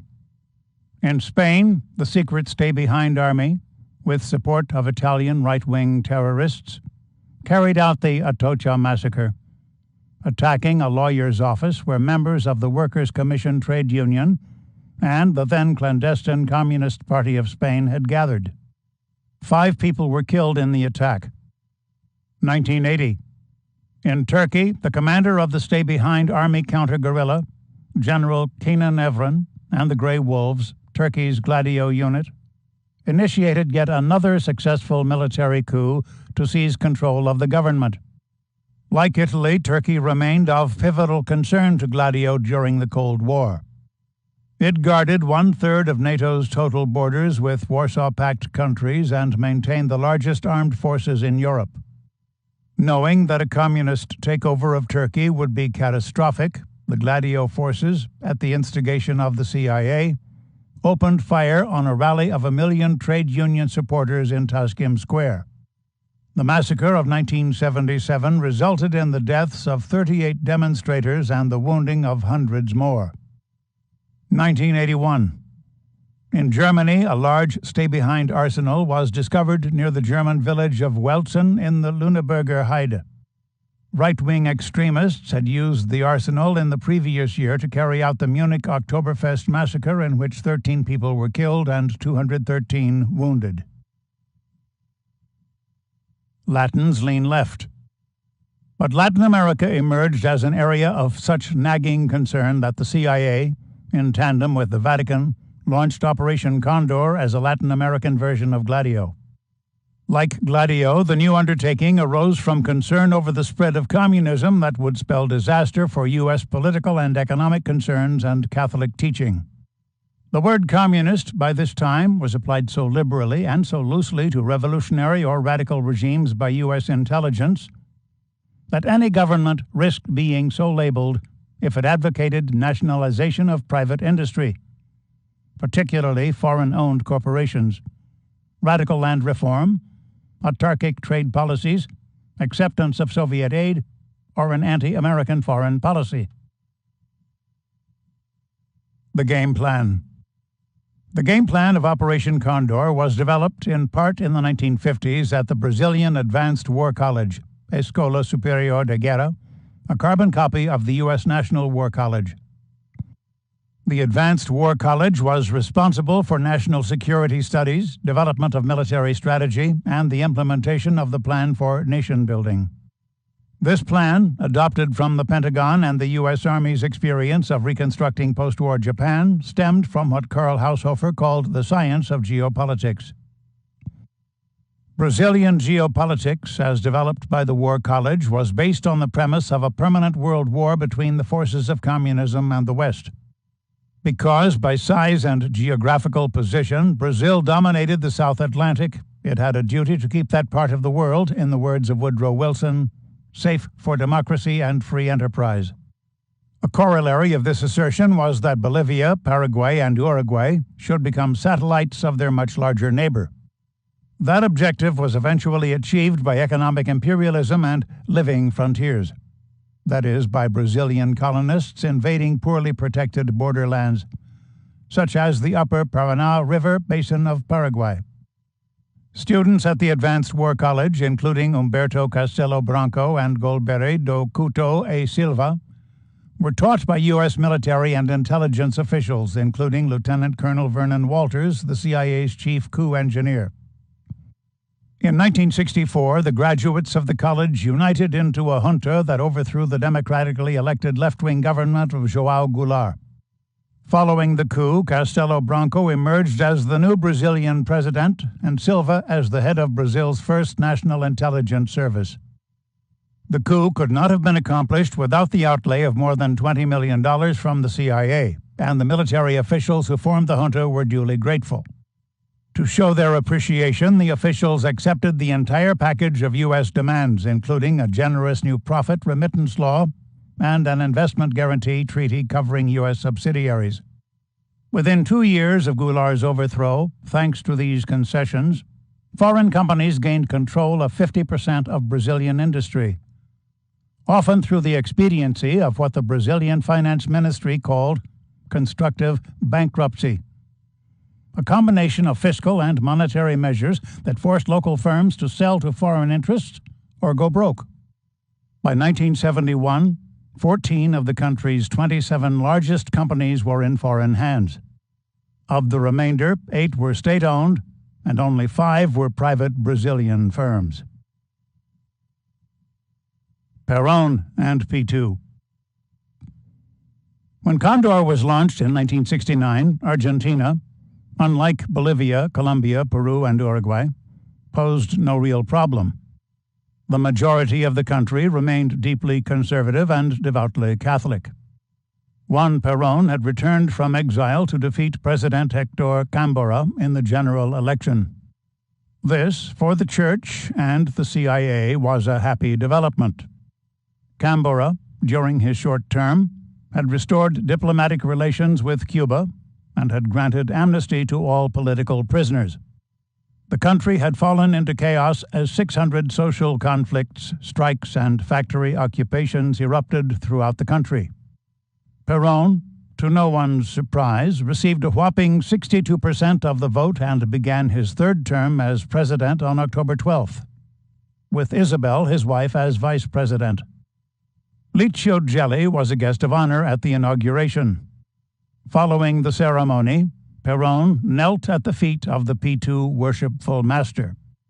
Italy's Prime Minister Andreotti was also in attendance, but failed to receive such a gesture of obeisance from the Argentine president. The act was more than symbolic.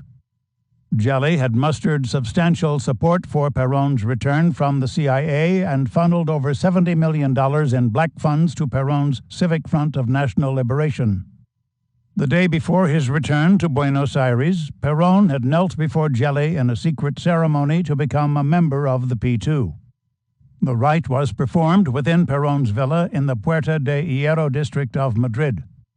Following the ceremony, Perón boarded an Alitalia plane that had been chartered by Gelli for his triumphant return to his native land.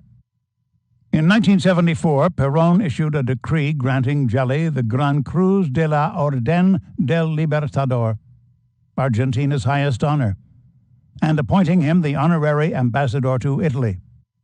By this time, a P2 lodge had been established in Argentina.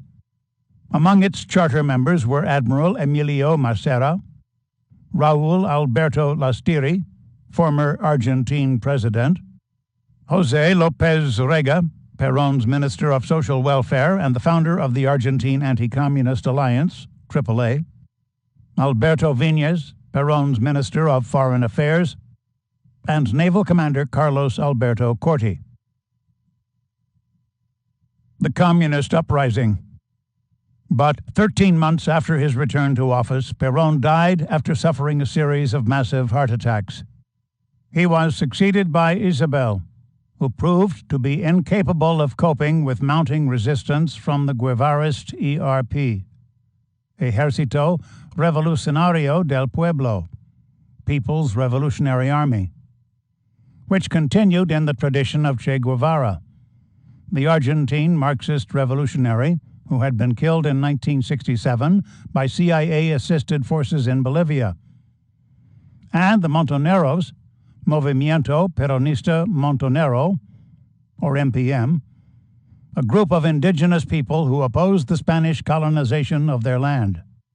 Throughout 1974, two left-wing groups launched attacks on business and political leaders throughout the country, killing executives from General Motors, Ford, and Chrysler, and raiding military bases for weapons and explosives. By 1975, the guerrillas had conducted ambushes on the police and pitched battles against the army. An estimated 10,000 Argentines were killed in the struggle.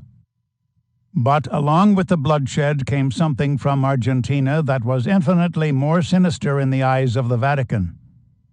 An ideology that threatens not only the fundamental purpose of U.S. imperialism, but also the very core of Roman Catholic doctrine. The new heresy. This ideology first reared its hoary head at a conference of Latin American bishops in Medellin, Colombia in 1968. When the bishops, instead of upholding the latest encyclicals from Pope Paul VI, called upon the Vatican in their official proclamation to defend the rights of the oppressed and to uphold a preferential option for the poor in the struggle for social justice. The bishops condemned the Holy See's alignment with the powerful elite and denounced the oppression of the Latin American people, not only by strong-armed dictators, but also by the United States and other first-world countries. The most pressing issue of the day, they declared, was not economic development, but political oppression.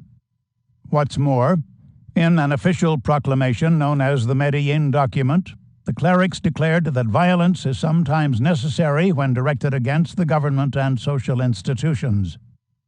New York Governor Nelson Rockefeller foresaw the danger of the new theology.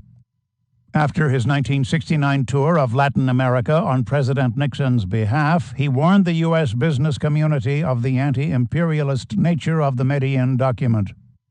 The Rockefeller Report, which became the basis of Nixon's Latin American policy, spoke of the need for the emergence of military regimes that would put an end to the movement and warned the Nixon administration that it had better keep an eye on the Catholic Church south of the border, since it suddenly had become vulnerable to subversive penetration. Priests in revolt. The report proved prescient. Priests formed left-wing organizations in 7 countries, some doing so in open support of coups against democratic governments, as in Chile and Bolivia. In several dioceses, ugly clashes erupted between priests and bishops. 30 diocesan priests in Mexico demanded the resignation of Bishop Leonardo Vieira Contreras. And in Maracaibo, Venezuela, 22 pastors called on Archbishop Domingo Roa Perez to resign. Several hundred priests and laymen petitioned the Guatemalan Congress to expel Archbishop Mario Casariego, Cardinal of Guatemala City. In Argentina, a group of priests from Cordoba and Rosario demanded the dismissal of Bishop Victorio Bonamin, chief military chaplain.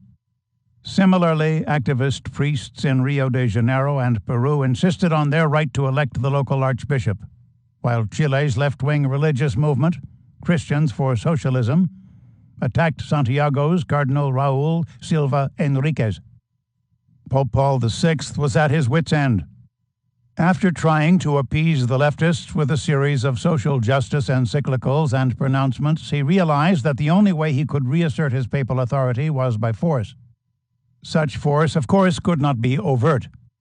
It could only be unleashed by Catholic organizations, including Opus Dei and Catholic Action, working in tandem with the Nixon administration and the CIA. Catholic Condor. Operation Condor, a program intended to eradicate communist groups and movements throughout South America, got underway in the early 1970s, when Opus Dei elicited support from Chilean bishops for the overthrow of the democratically elected government of President Salvador Allende. The Catholic group began to work closely with CIA-funded organizations such as the Fatherland and Liberty, which subsequently became the dreaded Chilean secret police. In 1971, the CIA began shelling out millions to the Chilean Institute for General Studies, IGS, an Opus Dei think tank, for the planning of the revolution. IGS members included lawyers, free market economists, and executives from influential publications, such as Hernan Cubillos, founder of Que Pasa, an Opus Dei magazine, and publisher of El Mercurio, the largest newspaper in Santiago, and one that was subsidized by the CIA. After the coup, a number of IGS technocrats became cabinet members and advisors to the ruling military junta, and Cubillos came to serve as Chile's new foreign minister. Immediately upon seizing control of the presidency, General Augusto Pinochet rounded up thousands of alleged communists in the National Stadium for execution. God will pardon me. The full fathom of the Vatican's involvement in Condor has never been sounded. But every phase of the operation, including the purging of the left-wing clerics, received the tacit approval of the Pope. Leaders of the military juntas, including General Pinochet, were devout Catholics. Indeed, when Pinochet was taken into custody in England for the murder of thousands of Chileans in 1998, he was mystified by the charges. His bafflement was justifiable. When Pinochet initiated his pogrom, Archbishop Alfonso López Trujillo, General Secretary of the Latin American Episcopal Conference, said, "The military junta came into existence as a response to social and economic chaos. No society can admit a power vacuum. Faced with tensions and disorders, an appeal to power is inevitable." Following Pinochet's arrest, Vatican Secretary of State Cardinal Angelo Sodano, on behalf of the Holy Father, sent a letter to the British government demanding the general's release. When General Pinochet finally went on trial in 2005, a Chilean judge asked him about his reign of terror, which had resulted in the murder of over 4,000 Chileans, the torture of over 50,000, and the disappearance of hundreds of thousands. The general piously answered, "I suffer for these losses, but God does the deeds. He will pardon me if I exceeded in some, which I don't think I did." Bolivia gets the bird. In 1975, the Bolivian Interior Ministry, a publicly acknowledged subsidiary of the CIA, drew up a master plan with the help of Vatican officials for the elimination of liberation theology. Dubbed the Banzer Plan, after Hugo Banzer Suarez, Bolivia's right-wing dictator, who fancied himself the defender of Christian civilization, the scheme was adopted by 10 Latin American governments. Banzer had come to power in Bolivia as the result of a 3-day coup in August 1971 that left 110 people dead and 600 wounded. The coup, as recently declassified U.S. State Department documents show, was funded by the CIA as part of Operation Condor. In order to mount the master plan, Banzer relied on Klaus Barbie, who recruited a mercenary army of neo-fascist terrorists, including Stefano Delle Chiaie. To fund the army, Banzer ordered coca trees to be planted throughout the country's ailing cotton fields. Between 1974 and 1980, land and coca production tripled. The coca was exported to Colombian cartel laboratories, including Barbie's Transmaritania. A multi-billion-dollar industry was born. The tremendous upsurge in coca supply from Bolivia sharply drove down the price of cocaine, fueling a huge new market and the rise of the Colombian cartels. The street price of cocaine in 1975 was $1,500 a gram. Within a decade, the price fell to $200 per gram. The CIA became an active participant in this new drug network by creating a pipeline between the Colombian cartels and the black neighborhoods of Compton and Los Angeles. The pipeline was unearthed by Gary Webb, a reporter for San Jose Mercury News in 1996. Webb's findings resulted in an investigation by the U.S. Senate, which served to confirm his claims. The perfect crime. Even prior to the enactment of the Banzer Plan, the Vatican played a key role in the emergence of the cocaine trade by offering the drug cartels its money laundering service in exchange for stiff fees.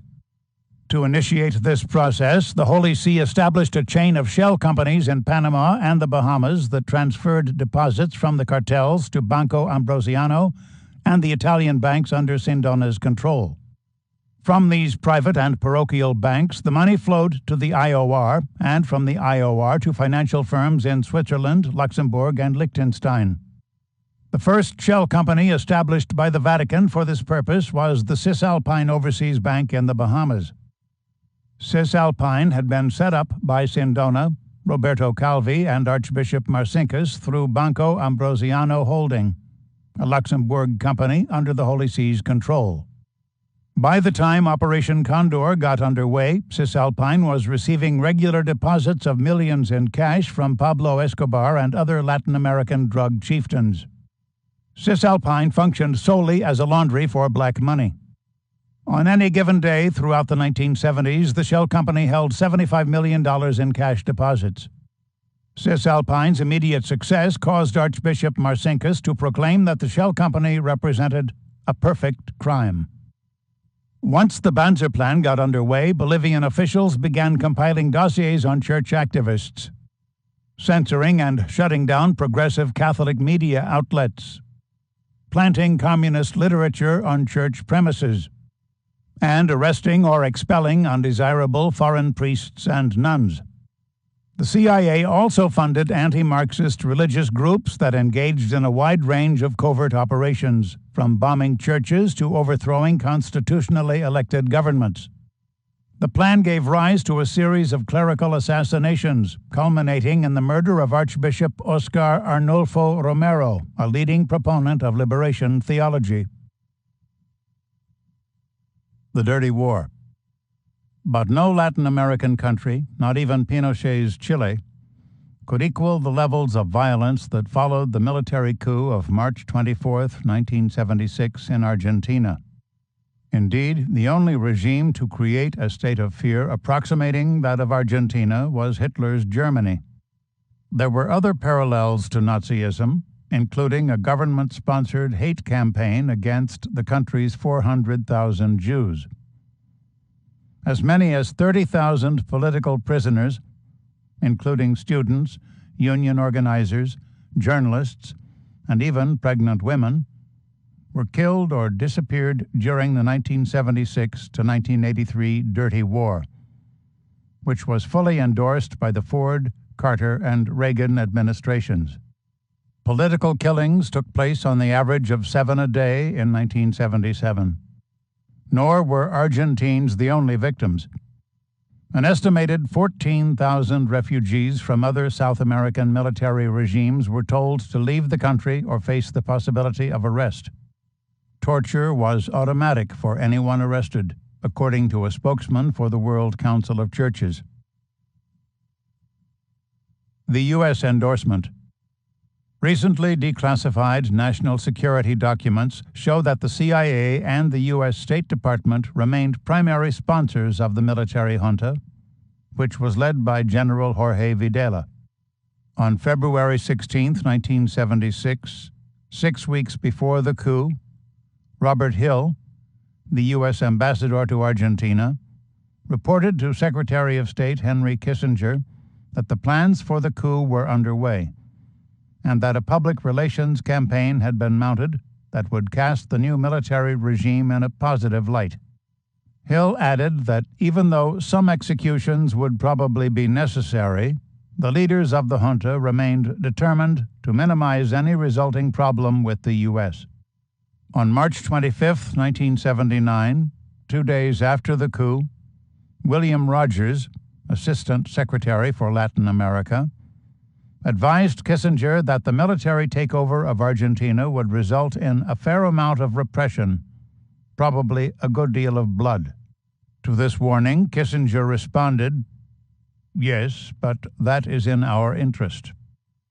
On March 30, 1976, Ambassador Hill sent a 7-page assessment of the new regime to Kissinger. In the report, Hill wrote, "This is probably the best executed and most civilized coup in Argentine history." 1 week later, U.S. Congress approved a request from the Ford administration, written by Kissinger, to provide $50 million in aid to the new military regime. The Jewish pogrom. With such aid in hand, the junta launched not only its purge of left-wing dissidents, but also an attack on the Jewish community. Bookstores and kiosks were flooded with cheap editions of works by Hitler and Goebbels. Jewish schools, synagogues, newspapers, and businesses were bombed. Prominent Jewish citizens were kidnapped, blackmailed, and intimidated.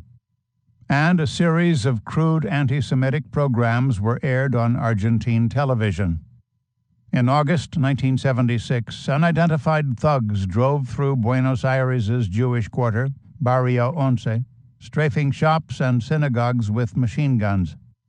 The walls of the city of Mendoza in northwestern Argentina were painted with swastikas and slogans such as, "Be a patriot," "Kill a Jew." In April 1976, the public was invited by two groups calling themselves the Aryan Integral Nationalist Fatherland and the Pious Christian Crusade to attend masses in the Buenos Aires Cathedral for the eternal rest of our blood brother in Christ, Adolf Hitler. Catholic complicity. On the eve of the coup, General Jorge Videla and other plotters received the blessing of the Archbishop of Paraná, Adolfo Tortolo. The day of the takeover itself, the military leaders had a lengthy meeting with the leaders of the bishops' conference. As he emerged from that meeting, Archbishop Tortolo said that although the Church has its own specific mission, there are circumstances in which it cannot refrain from participating even when it is a matter of problems related to the specific order of the state. He went on to urge all Argentines to cooperate in a positive way with the new government. After thousands had disappeared, the bishop said, "I have no knowledge, I have no reliable proof of human rights being violated in our country," and praised the military regime, saying that the armed forces were simply carrying out their duty. The vicar for the army, Bishop Victorio Bonamin, characterized the campaign as a defense of morality, human dignity, and ultimately a struggle to defend God. Therefore, I pray for divine protection over this dirty war in which we are engaged. He told a university audience in December 1977 that the world was divided into atheistic materialism and Christian humanism. Though he denied any knowledge of individual cases, he said, "If I could speak with the government, I would tell it that we must remain firm in the positions we're taking. Foreign accusations about disappearances should be ignored." Papal sanction. General Videla, who is currently serving a life sentence for his part in the dirty war, told reporters that he had conferred with Cardinal Raúl Francisco Primatesta, the leading Argentine cleric, about the regime's policy of eradicating left-wing activists. He further insisted that he maintained ongoing conversations with Pio Laghi, the papal nuncio, and the leading bishops from Argentina's Episcopal Conference. These dignitaries, he insisted, advised him of the manner in which the junta should deal with all dissidents, including clerics who advocated liberation theology. The general's claim is supported by Bishop Tortolo, who in 1976 said that the clergy was advised of all actions made by the junta, particularly in regard to troublesome priests and nuns. Tortolo made this statement when questioned about the disappearance of two Jesuit priests, Francisco Jalix and Orlando Yorio, and 6 members of their parish. The disappeared priests were under the charge of Father Jorge Mario Bergoglio, the provincial general of the Society of Jesus in Argentina. They were espousing liberation theology among the slum-dwelling poor of Buenos Aires. The torture chamber. Father Jalix and Father Yorio, the 2 Jesuit priests in Bergoglio's charge, were taken to the notorious Navy School of Mechanics, ESMA, in Buenos Aires. ESMA was the most important of the military government's 340 detention and torture centers. A trip to ESMA typically began with an introduction to Caroline, an electric prodding rod with two prolonged wires. The visitors were stripped and tied to a steel bed frame. Electricity was applied to the victims, who were periodically doused with water to increase the effects. If the subject was a woman, the interrogators went for the breasts, vagina, or anus. If a man, they applied the wires to the genitals, tongue, or neck. Sometimes victims twitched so uncontrollably that they not only lost control of their bowels, but also shattered their own arms and legs. Father Patrick Rice, an Irish priest who had worked in the slums and was detained for several days at ESMA, recalled watching his flesh sizzle as the electricity flowed through his body. What Father Rice most remembered was the smell. It was like bacon, he said. Children were tortured in front of their parents, and parents in front of their children. One torturer estimates that about 60 babies passed through the facility, and that all but 2, whose heads had been smashed against the walls, were sold to suitable Argentine couples. At ESMA, which also served as a disposal site for other naval camps, corpses were initially buried under the sports field. After the field was filled, the bodies were burned daily at 5:30 in the afternoon, usually after having been cut up with a circular saw.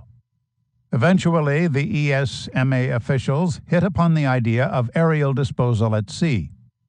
The dead were dumped from airplanes hundreds of miles off the coast of Buenos Aires, along with torture victims who had been drugged into a comatose state. One pilot testified that prisoners fell like ants from the planes. Declassified documents show that Secretary of State Cyrus Vance continued to support the military junta in Argentina. One communique establishes that Vance was fully informed of the situation within ESMA, but opted to allow the horrors to persist. The question of Bergoglio. Father Halix and Father Yorio, the 2 Jesuit priests, were released 5 months after captivity. They were found half-naked in a field outside Buenos Aires. Father Bergoglio later insisted that he had secured their release, but no documentation exists that he had intervened on behalf of the 2 priests in his charge. Father Yorio, at the 1985 trial of the leaders of the junta, said that Bergoglio had handed them over to the death squad. I am sure that he himself, Father Bergoglio, gave over the list with our names to the Navy. He further refuted the claim that Bergoglio had saved the lives of the priests, saying, I do not have any reason to think he did anything for our release, but much to the contrary. In addition, Father Yorio said that Bergoglio had expelled him from a teaching position at a Jesuit school and had spread false rumors to the Argentine High Command, stating that Yorio was a communist and a subversive guerrilla who was after women. Father Halix also refuted Bergoglio, saying, From subsequent statements by an official and 30 documents that I was able to access later, we were able to prove, without any room for doubt, that this man, Bergoglio, did not keep his promise to protect the priests, but on the contrary, he presented a false denunciation to the military.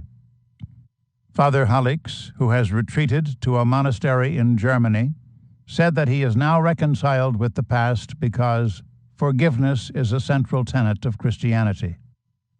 Journalist Horacio Verbitsky recently uncovered a military document from 1976 in the archives of Argentina's Ministry of Foreign Affairs that appears to provide proof that Father Bergoglio provided damning testimony about the 2 priests in his charge to the junta. The document, bearing the signature of Anselmo Orcoyen, who served as the director of the Catholic Division on Ministry, appeared on the front page of Pagina 12, the Argentine daily newspaper, on March 17, 2013. It reads, Father Francisco Halix, activity of disseverment in the Congregation of Religious Sisters, conflicts of obedience. Detained in the Navy School of Mechanics, 24th of May, 1976 to November 1976, 6 months. Accused with Father Yorio of suspicious contact with guerrillas. They lived in a small community which the Jesuit superior dissolved in February of 1976, but they refused to obey the order to leave the community on March 19th. The two were let go. No bishop of Buenos Aires would receive them. This notification was received by Mr. Orcoyen and given to him by Father Bergoglio, who signed the note with special recommendations not to approve of their requests. Orcoyen. The Vatican, at the time of this writing, continues to affirm Bergoglio's innocence in this matter, insisting that there has never been a concrete or credible accusation against him. The theft of babies. But other criminal allegations have been directed against Bergoglio. The grandmothers of the Plaza of Mayo, a human rights group established to locate children stolen during the Dirty War, states that the Jesuits' provincial general failed to assist a family of 5 who were awaiting execution by the death squad. One member of the family, Elena de la Quadra, was a pregnant young woman. The 5 had appealed to the Superior General of the Society of Jesus at the Vatican. The Superior General turned the matter over to Bergoglio, who remained the Provincial General of the Order in Argentina. Bergoglio, in turn, sat on the case for several months, only to pass it off to a local Catholic bishop. The bishop reportedly returned to Bergoglio with a letter from the junta stating the 4 members of the family had been killed, but the young woman had been kept alive long enough to deliver her baby. No one in the junta apparently wanted to be accused of abortion. The baby was given to a prominent family and could not be returned to its maternal grandmother or any other blood relative. Father Bergoglio later claimed that he had no knowledge of stolen babies, of which there were hundreds, if not thousands, until the collapse of the regime. He said that he did what he could, but had little influence to save people from the regime. He knew everything. Bergoglio has a very cowardly attitude when it comes to something so terrible as the theft of babies, said Estela de la Quadra, whose husband, brother, brother-in-law, and pregnant sister had been executed. He doesn't face this reality, and it doesn't bother him. The question is how to save his name, save himself. But he can't keep these allegations from reaching the public. The people know how he is. Ms. de la Quadra also expressed her outrage that Bergoglio, when serving as the head of the Argentine Bishops' Conference, refused to defrock Father Christian von Wernick, even after he had been jailed for life in 2007 for 7 killings, 42 abductions, and 34 cases of torture, in which he told victims, "God wants to know where your friends are." Von Wernick had served the dictatorship as chaplain of the Buenos Aires Provincial Police. I've testified in court that Bergoglio knew everything, that he wasn't, despite what he says, uninvolved, Ms. de la Quadra said. Criminal charges. In 2005, Argentine human rights attorney Miriam Bregman filed a criminal suit against Bergoglio, who had been elevated to the College of Cardinals, accusing him of complicity in the kidnapping and torture of Father Yorio and Father Halix, along with 6 members of their parish. Bergoglio refused to respond to the subpoena to appear in court, invoking his immunity from prosecution under Argentine law as a Vatican official. He finally accepted to see us in an office alongside Buenos Aires Cathedral, sitting underneath a tapestry of the Virgin Mary, Ms. Bregman said. It was an intimidating experience. We were very uncomfortable intruding in a religious building. She added that Bergoglio did not provide any significant information on the 2 priests. He seemed reticent. I left with a bitter taste, she said. Later, in an interview with Sergio Rubin, his official biographer, Bergoglio said that he regularly hid people on church property during the Dirty War, and once gave his identity papers to a fugitive with similar facial features so the man could escape across the border. But, Bergoglio added, these acts were performed in secret since church leaders were called upon to support the junta. Responding to these comments, Ms. Bregman said that Bergoglio's words condemn him and prove that he condoned the torture and the killing. The dictatorship could not have operated without this key support, she said. Bergoglio triumphant. On March 13, 2013, Cardinal Jorge Mario Bergoglio ascended to the throne of St. Peter as Pope Francis I. The nagging questions about his background may never receive a satisfactory answer. Nor will concerns that the CIA manipulated the election as it had in the past with Juan Perón. Argentine journalists and scholars with insight into the agency's activities in their country already have labeled Bergoglio Washington's Pope.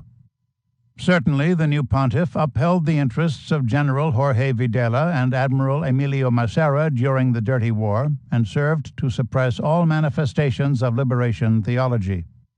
And certainly, he can serve to influence policy, including the agenda of neoconservatives throughout South and Central America. His installation, it has been noted, took place 1 week following the death of Venezuelan President Hugo Chavez. By the end of 2013, Bergoglio emerged as the most popular cleric on planet Earth, earning an approval rating of 88% among American Catholics. Few appear to take heed that Francis I is the first pope to be charged with crimes against humanity. Chapter 9. Il crack sin dona. Considering the importance and all-consuming nature of the work I was doing at the agency, considering the missionary zeal, sense of elitism, and marvelous camaraderie among my colleagues there, one can see how easy it would have been for me to drop out of the world and immerse myself exclusively in the cloak and dagger life. And some of my colleagues at the agency did just that. Socially, as well as professionally, they cliqued together, forming a sealed fraternity. They ate at their own favorite restaurants. They partied almost only among themselves.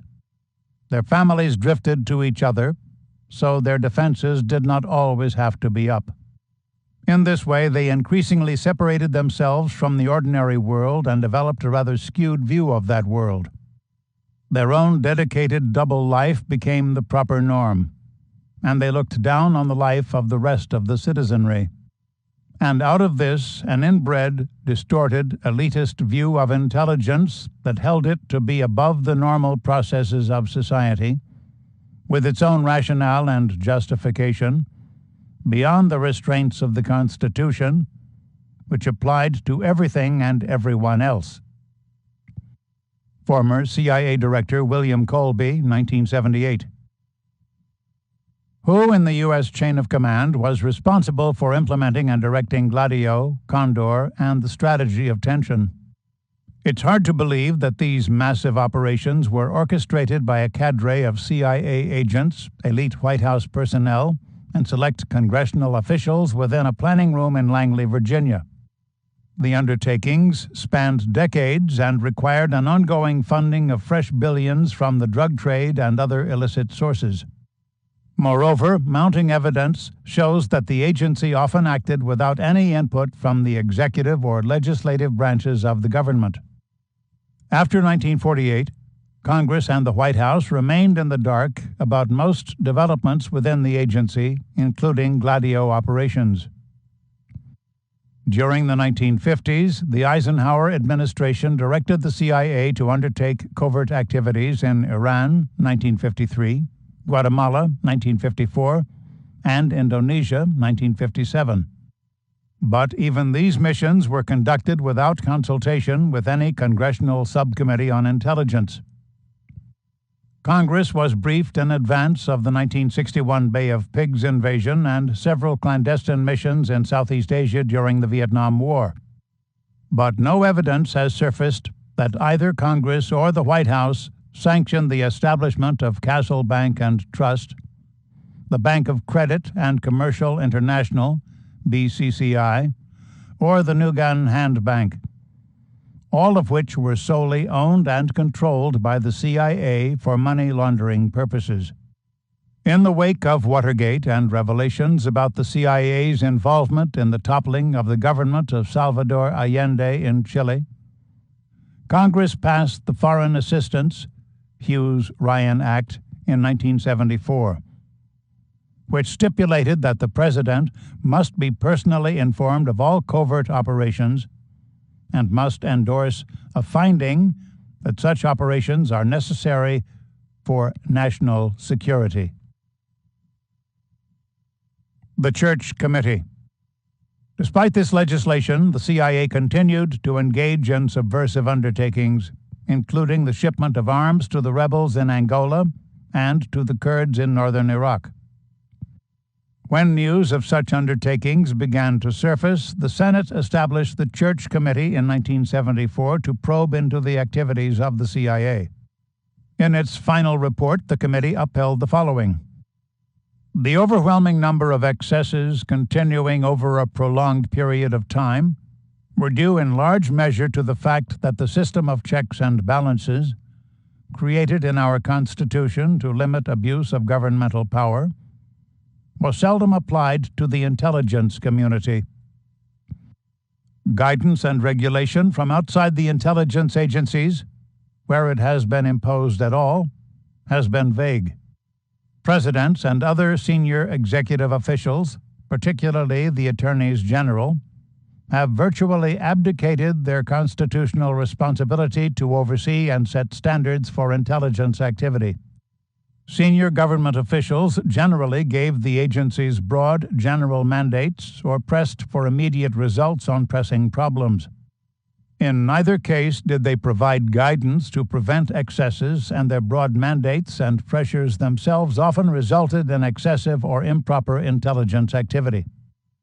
Congress has often declined to exercise meaningful oversight, and on occasion has passed laws or made statements which were taken by intelligence agencies as supporting overly broad investigations. On the other hand, the record reveals instances when intelligence agencies have concealed improper activities from their superiors in the executive branch and from the Congress, or have elected to disclose only the less questionable aspects of their activities. There has been, in short, a clear and sustained failure by those responsible to control the intelligence community and to ensure its accountability. There has been an equally clear and sustained failure by intelligence agencies to fully inform the proper authorities of their activities and to comply with directives from those authorities. Beyond the law. Ignoring the recommendations of the Church Committee and the stipulations of the Foreign Assistance Act, President Jimmy Carter, during the Iranian hostage crisis, encouraged the CIA not to inform Congress of its undertakings in Tehran. The agency needed no encouragement. From the time of its creation, it had opted not to inform any elected official of the full scale of its undertakings, including Gladio, let alone the source of its funding. Who then was directing the killings, the terror attacks, and the coups d'etats? Who was sanctioning the transactions with the mafias and the drug cartels? Who was creating the secret armies, the neo-fascist societies, and the bogus banks? The answer, in part, resides in the strange story of Michele Sindona's purchase of the Franklin National Bank in 1972. Sindona purchased the controlling interest in the bank from Lawrence Tisch. One of the world's richest men, Tisch was the acting chairman and chief executive officer of CBS. He also owned a chain of movie theaters, a cigarette manufacturing plant, a conglomerate of hotels, and a fleet of oil tankers. During World War II, Tisch served under William Wild Bill Donovan at the Office of Strategic Services, OSS, and never severed his ties to the intelligence community. He was a distinguished member of the Council on Foreign Relations, CFR, a Washington think tank. The think tank. In 1961, the Christian Science Monitor described the CFR as probably one of the most influential, semi-public organizations in the field of foreign policy. It noted that the organization is composed of 1,400 of the most elite names in the world of government, labor, business, finance, communication, the foundations, and the academies, and has staffed almost every key position of every administration since that of FDR. 14 years later, Rear Admiral Chester Ward, a member of the CFR for 16 years, reported that a powerful clique within the organization sought the surrender of the sovereignty of the national independence of the United States to create a one-world government. Few critics of the CFR were more vocal than Senator Barry M. Goldwater, who wrote in his memoirs, "Their goal is to impose a benign stability on the quarreling family of nations through merger and consolidation. They see the elimination of national boundaries, the suppression of racial and ethnic loyalties as the most expeditious avenue to world peace. Their rationale rests exclusively on materialism." After noting that CFR members control both political parties, Goldwater continued, "When we change presidents, it is understood to mean that the voters are ordering a change in national policy. Since 1945, 3 different Republicans have occupied the White House for a period of 16 years. 4 Democrats have held this most powerful post for 17 years. With the exception of the first 7 years of the Eisenhower administration, there has been no appreciable change in foreign or domestic policy direction. When a new president comes on board, there is a great turnover in personnel but no change in policy.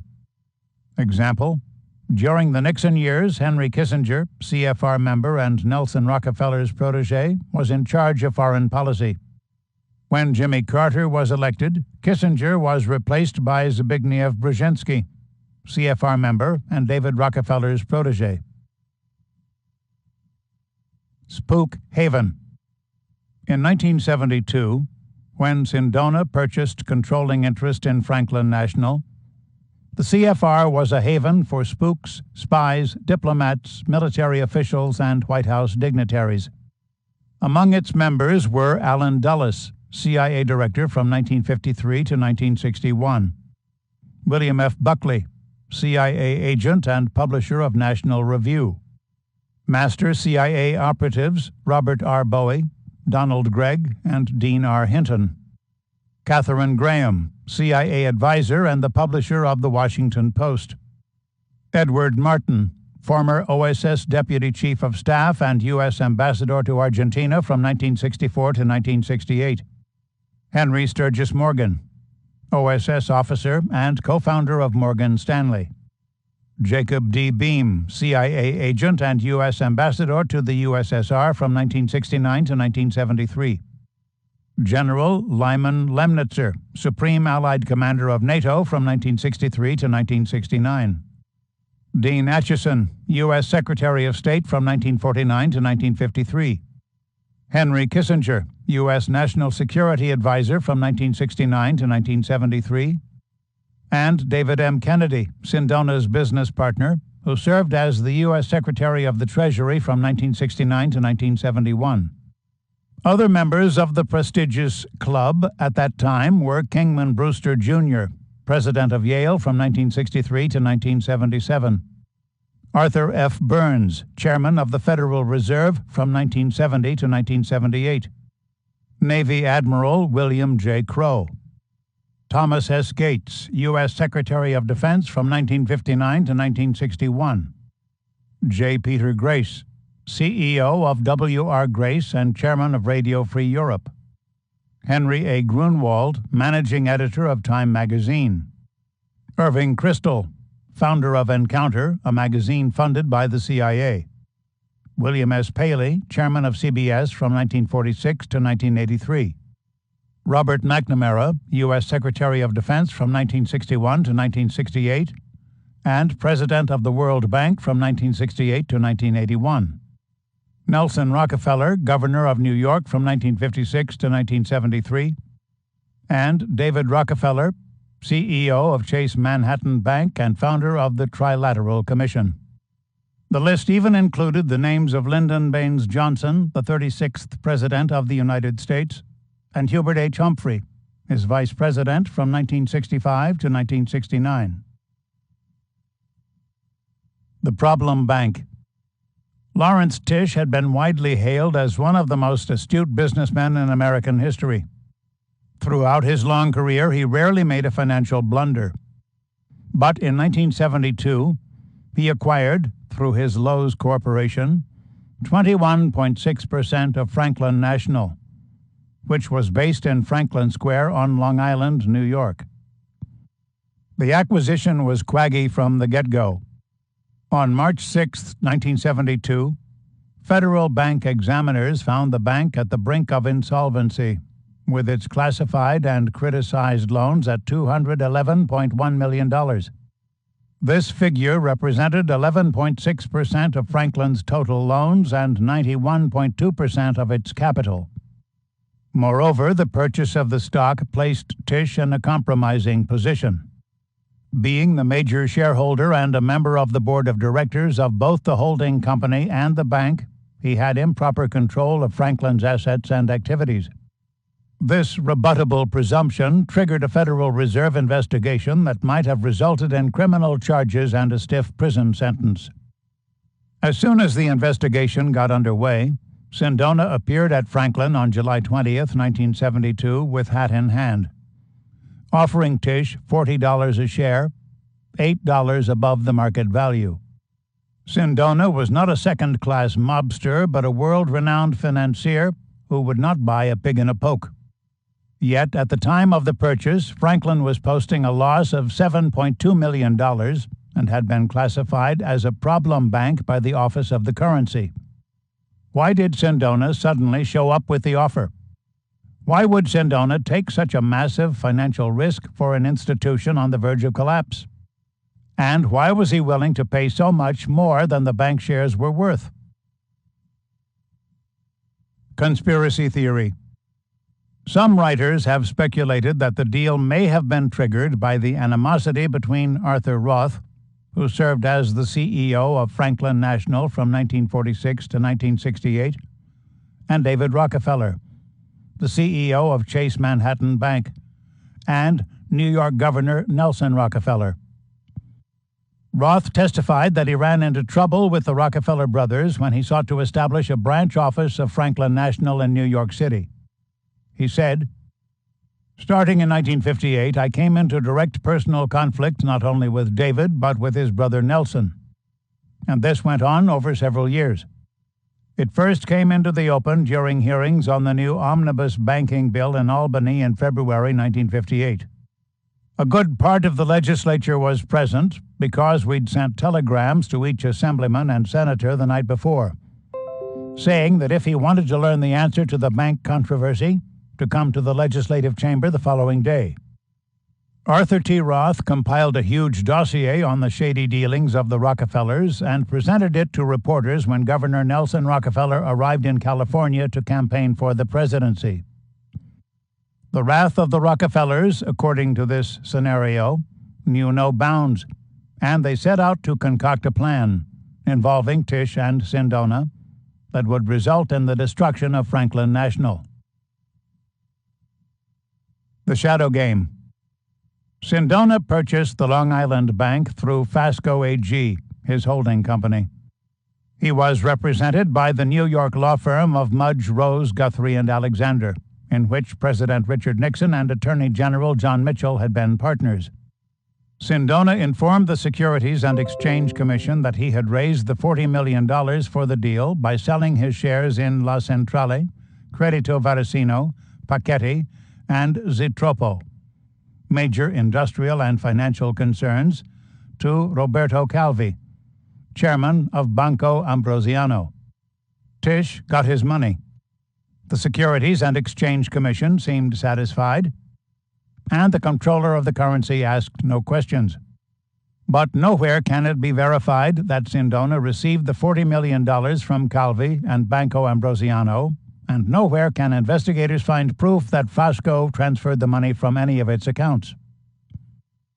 As soon as the purchase was made, David M. Kennedy, Sindona's old partner, took a place on the board of Fasco AG and assumed responsibility for voting the shares at the annual board meeting of Franklin National.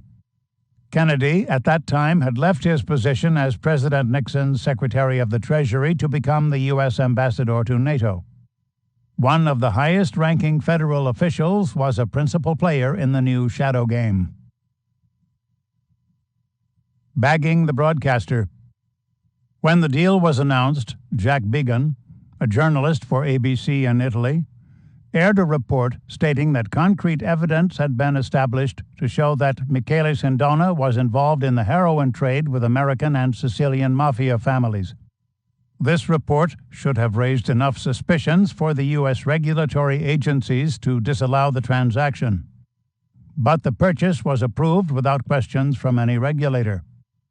Several months after the broadcast, Began was contacted by Angelo Sorino, a Palermo police detective, who told him that he possessed documents concerning Sindona's ties not only to the mafia, but also the CIA.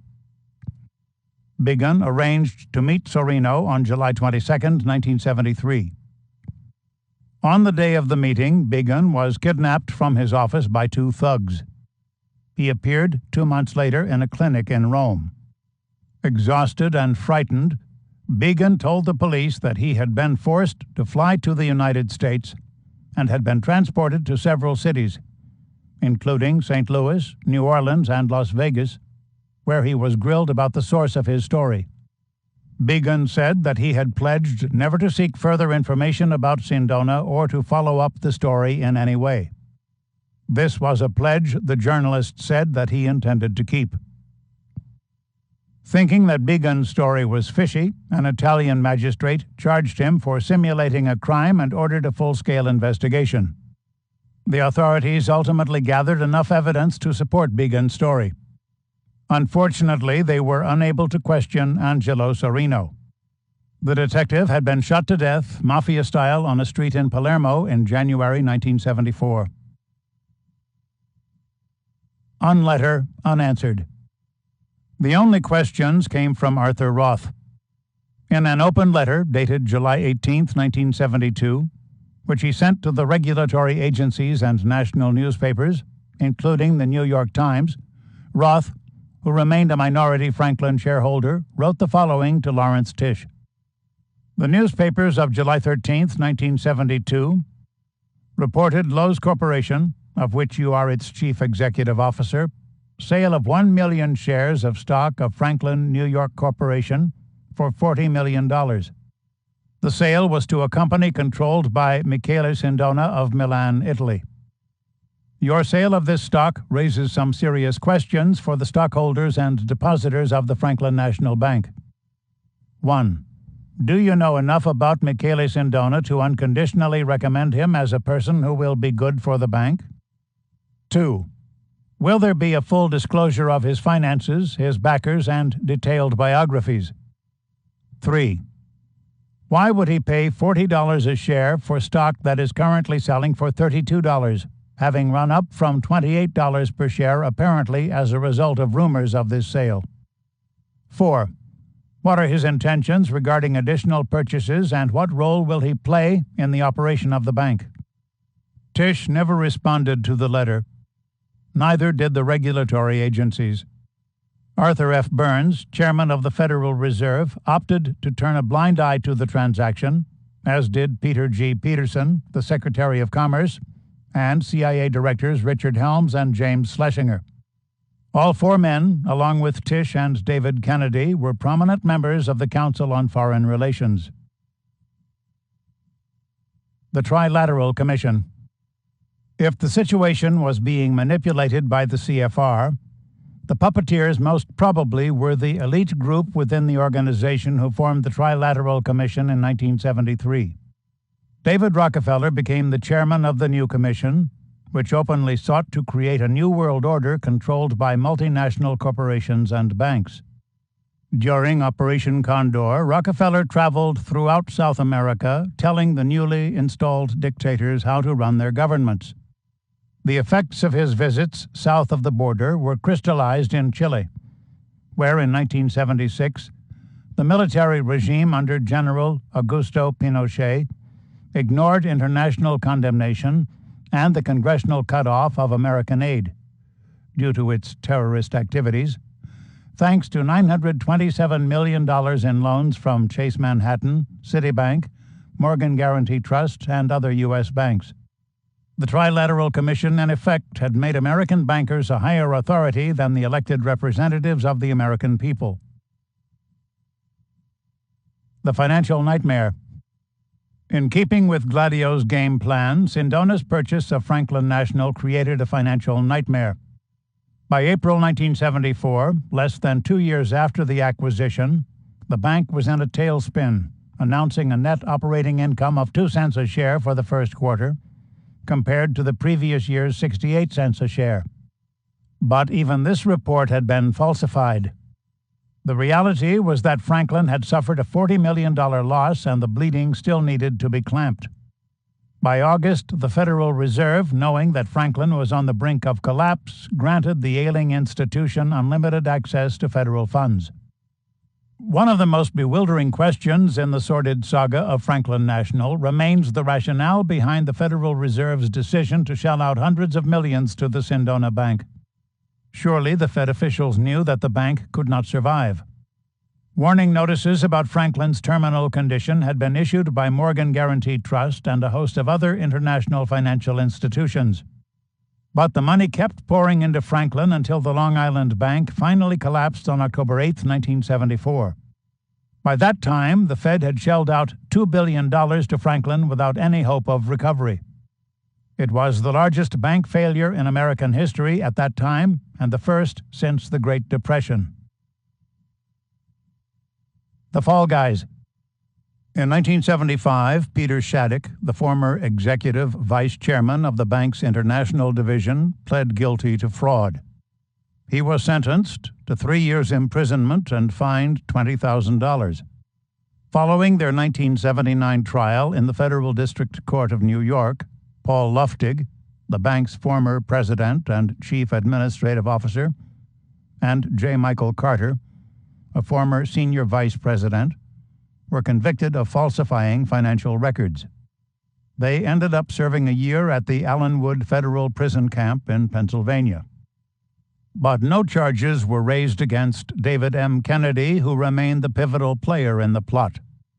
Kennedy's complicity in the crime was not only evidenced by his position as a director of Fasco AG, but also his voting control over the controlling shares owned by Sindona. The scam probably could not have been undertaken without his cooperation. Kennedy was well connected to Arthur F. Burns, the chairman of the Federal Reserve.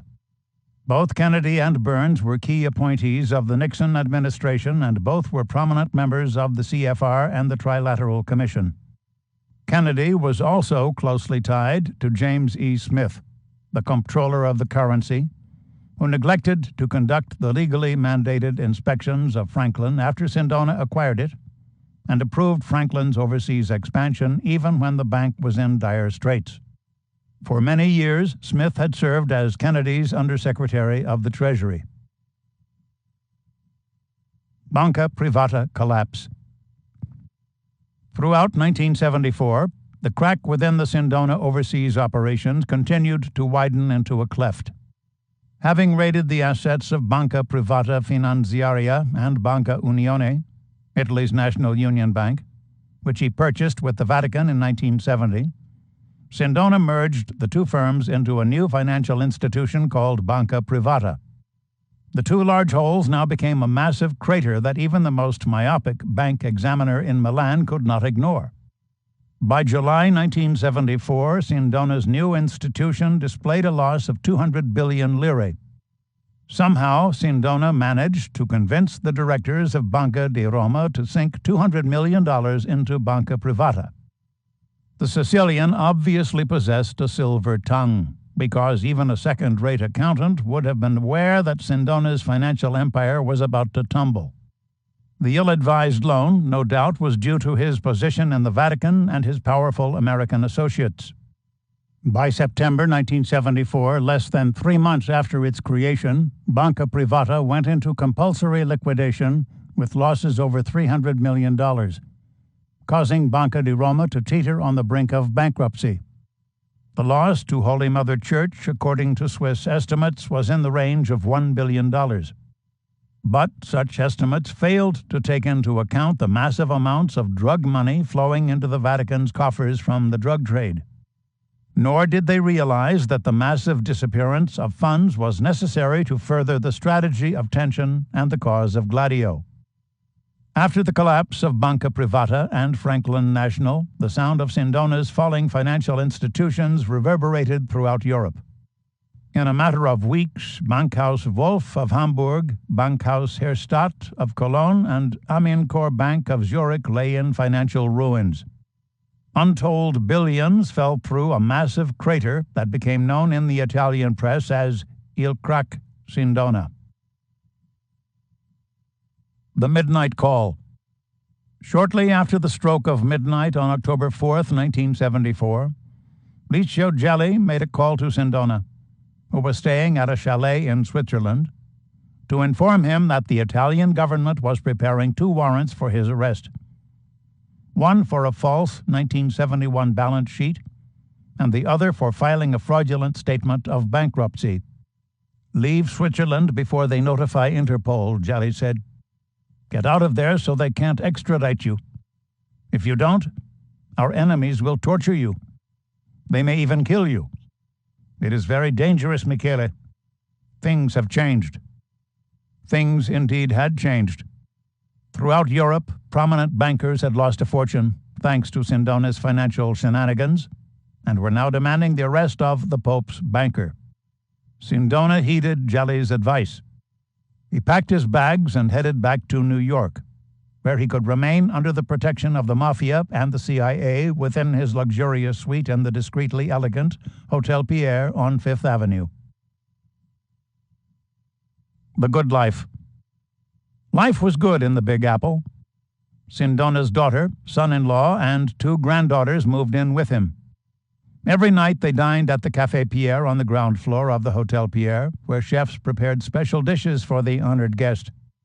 Sindona became the financial consultant for Johnny Gambino's G&G, Gambino and Genovese Concrete Company. He also became a lecturer in economics at many leading American universities. At the University of Pennsylvania, Sindona waved the American flag and spoke as a democratic idealist. He began his address by saying, "The aim, perhaps an ambitious one, of this brief talk is to contribute to restoring the faith of the United States in its economic, financial, and monetary sectors, and to remind it that the free world needs America." At Columbia University, several days after he was sentenced in absentia by a Milan court to 3.5 years in prison for embezzlement, Sindona upheld the importance of high morals and fiscal accountability by saying, "When payments are made with the intent of evading the law in order to obtain unfair benefits, a public reaction is clearly called for. Both the corrupted and the corrupter should be punished." St. Peter's denial.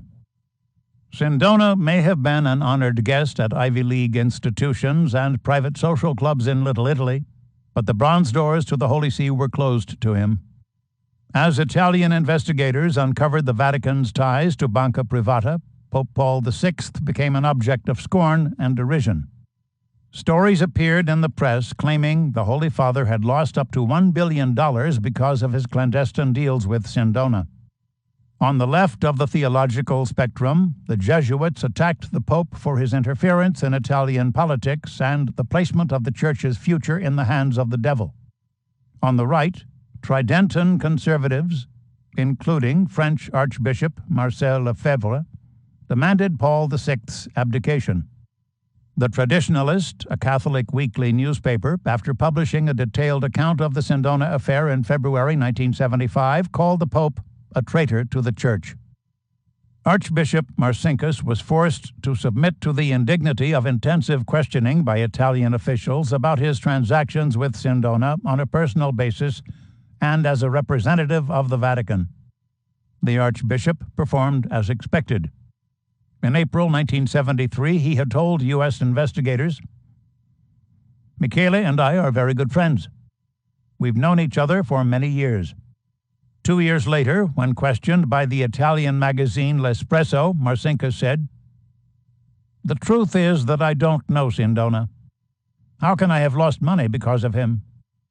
Sindona was shut off not only from Marcinkus and the Holy Father, but also from Roberto Calvi, the new Direttore Generale of Banco Ambrosiano in Milan, who refused to receive his telephone calls.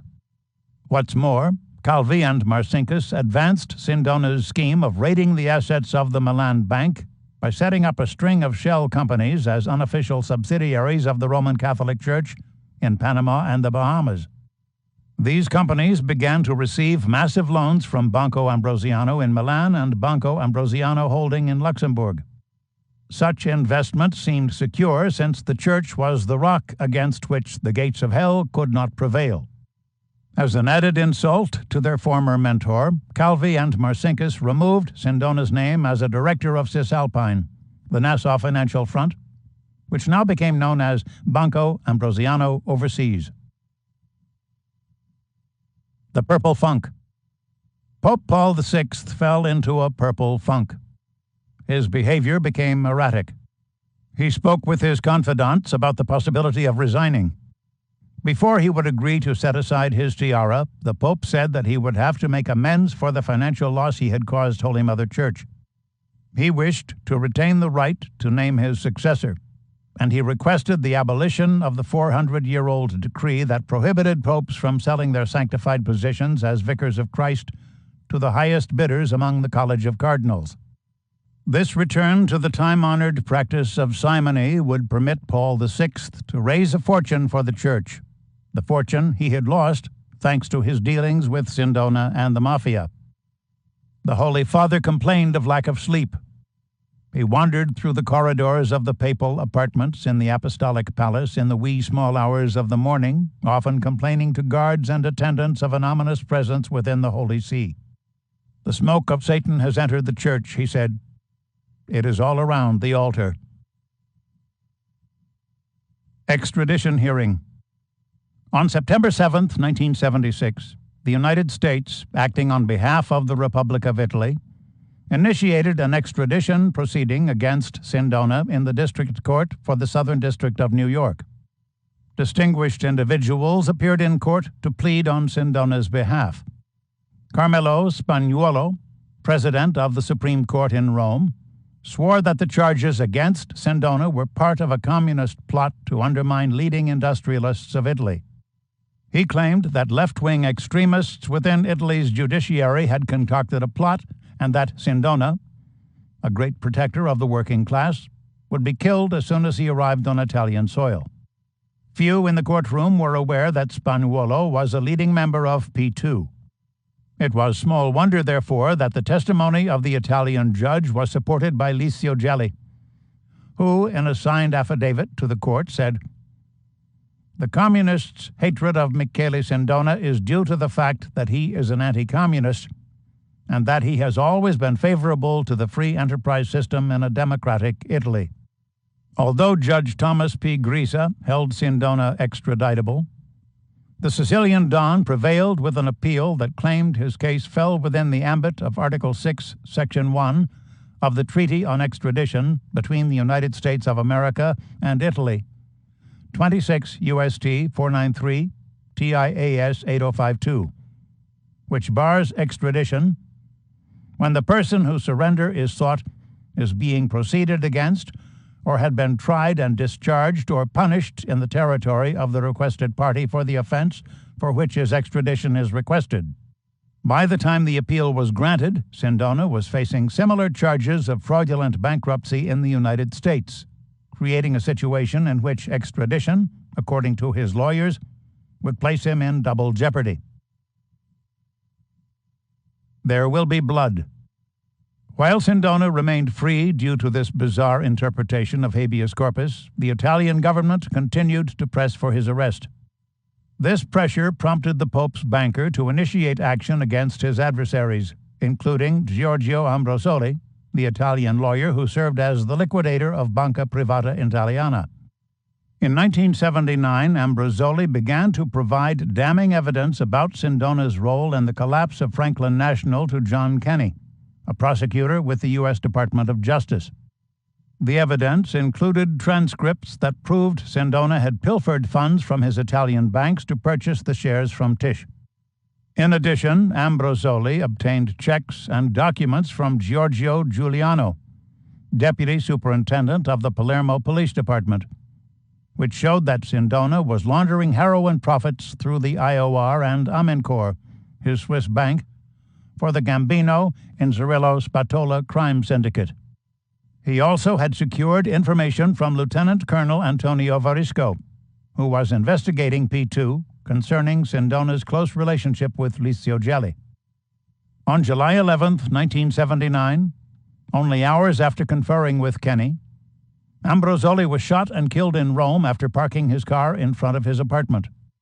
2 days later, Varisco and his chauffeur were killed by a hitman wielding a sawed-off shotgun. On July 21st, Giorgio Giuliano was shot dead while having a drink at the Lux Bar in Palermo. His replacement at the Palermo Police Department was Giuseppe Impalomeni, a member of P2. The Sicilian coup. While mafia assassins eliminated the problem of his Italian adversaries, Sindona continued to plan a coup that would mark the culmination of the years of lead, the annexation of Sicily from mainland Italy. This plan, initially approved by the Nixon administration in 1972, called for an armed invasion of the island by Gladio units and the installation of a right-wing government. It was drafted in response to the anti-American policies of Ugo La Malfa, Minister of the Italian Treasury, and the steady rise of support for the Italian Communist Party in the general elections.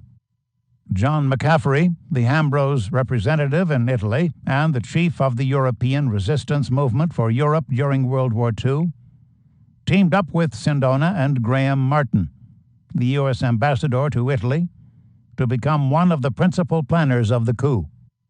The coup failed to take place during the Nixon years, according to McCaffrey, because of the lack of security for the Gladio units and the emergence of the Watergate upheaval.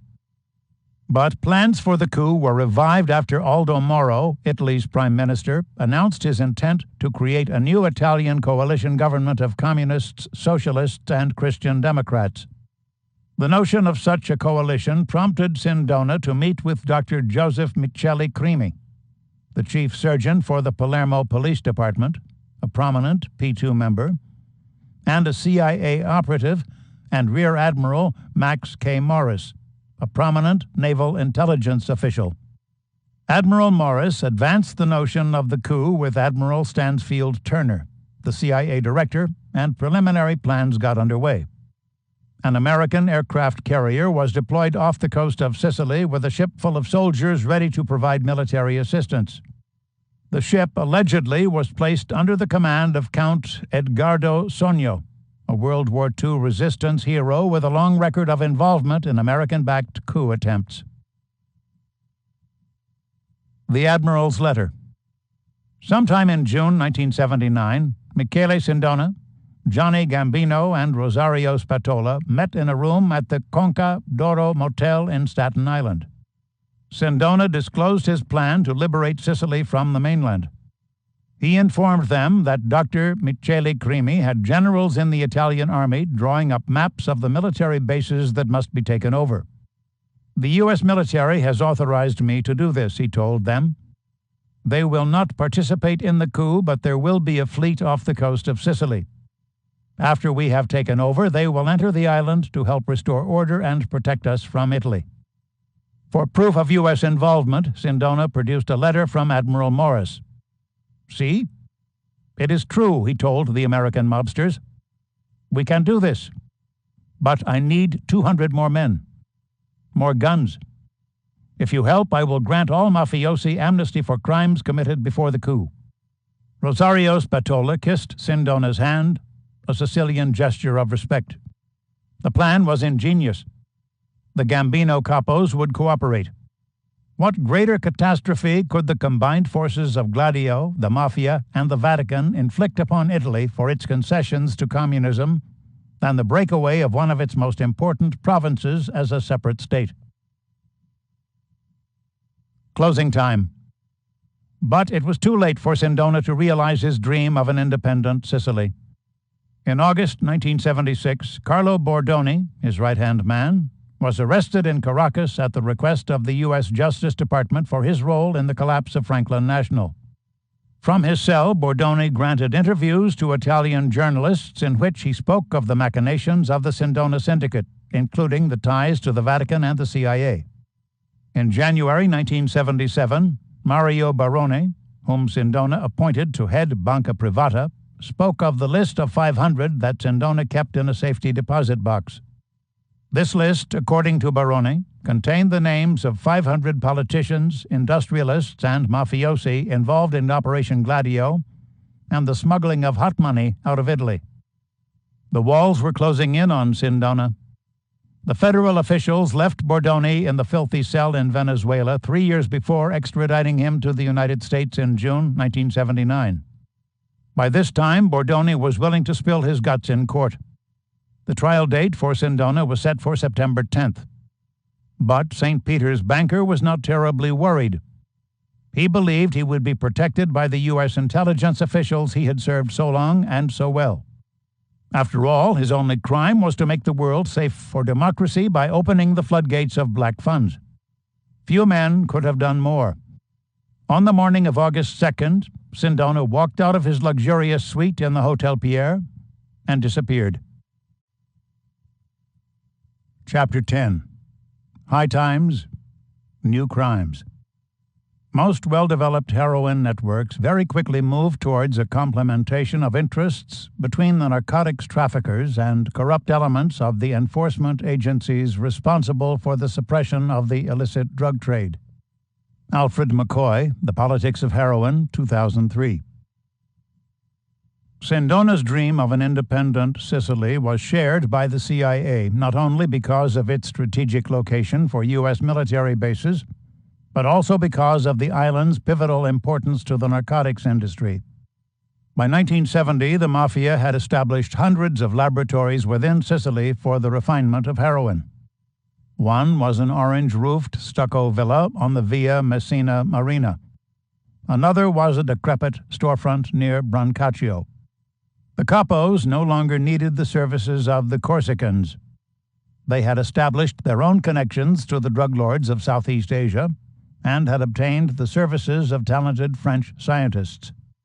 To maintain their monopoly on the trade, the Sicilian mob worked with the Nixon administration in launching the so-called War on Drugs.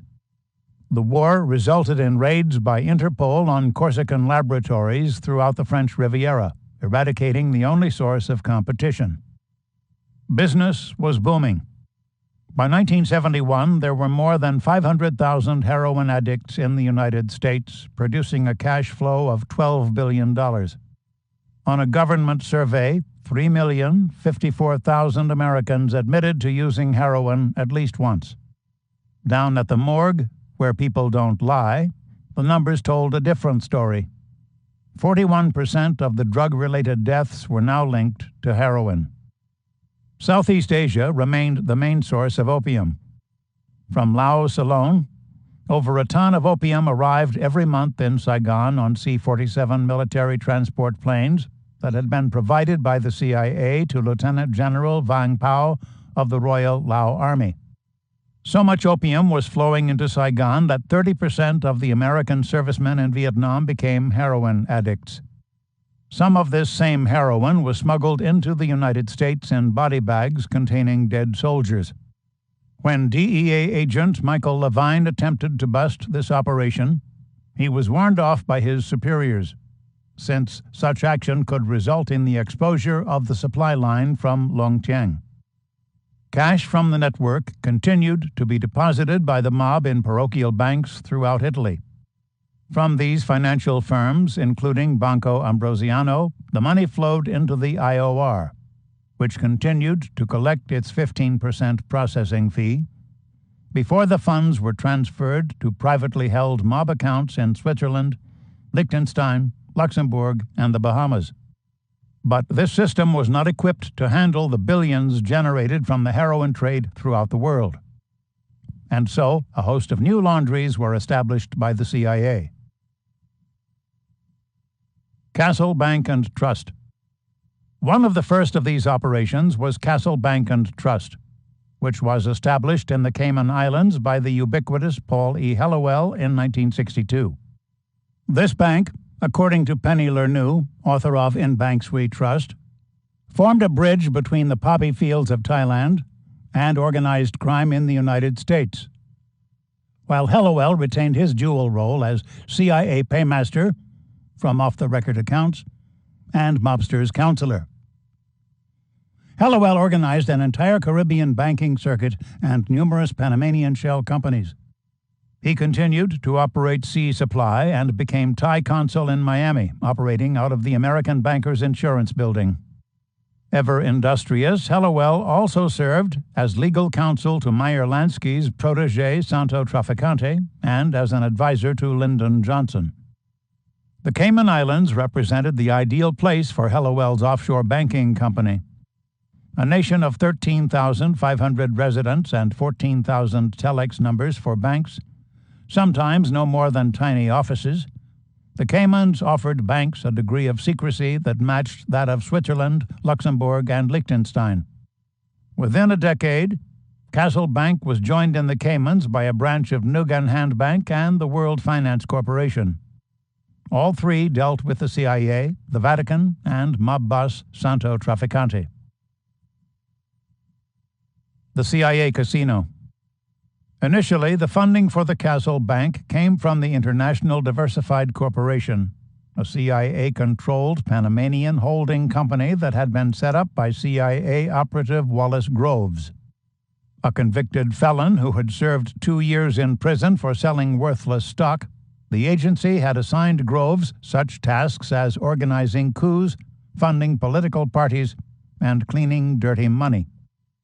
Money flowed into the Castle Bank not only from International Diversified, but also from a host of underworld figures, including Mo Dalitz, the racketeer who became known as Mr. Las Vegas, and Morris Kleinman, and Samuel A. Tucker, who operated the gambling syndicate in Ohio and the Desert Inn in Las Vegas. A sinister sister. Castle Bank and Trust was joined at the hip to Mercantile Bank and Trust, another CIA operation that was set up in the Bahamas by Hallowell. Castle owned a large block of stock in Mercantile and vice versa, and both became principal depositors in each other's operation. In addition, the banks shared most of the same directors. Money flowed back and forth in a bewildering array of transactions that included International Diversified. Mercantile and Castle interlocked with Underwriters Bank Limited, another firm that Hallowell created in the Bahamas. The majority shareholder of this firm was the American insurance conglomerate American International Underwriters Corp., AIUC, which was established as part of the insurance empire headed by former OSS agent C.V. Starr, and evolved into the giant multinational AIG, American International Group. AIUC, according to Peter Dale Scott, author of The American War Machine, was an insurance conglomerate with suspected ties to the CIA in Southeast Asia. In 1976, Mercantile was closed by the Bahamian government after investors discovered that the bank's holdings were worthless. This came as a surprise to the shareholders, since Price Waterhouse, the prestigious accounting firm, had certified a few months before the collapse that Mercantile possessed $25.1 billion in assets. Unfortunately, these assets were alleged loans given to unidentified individuals.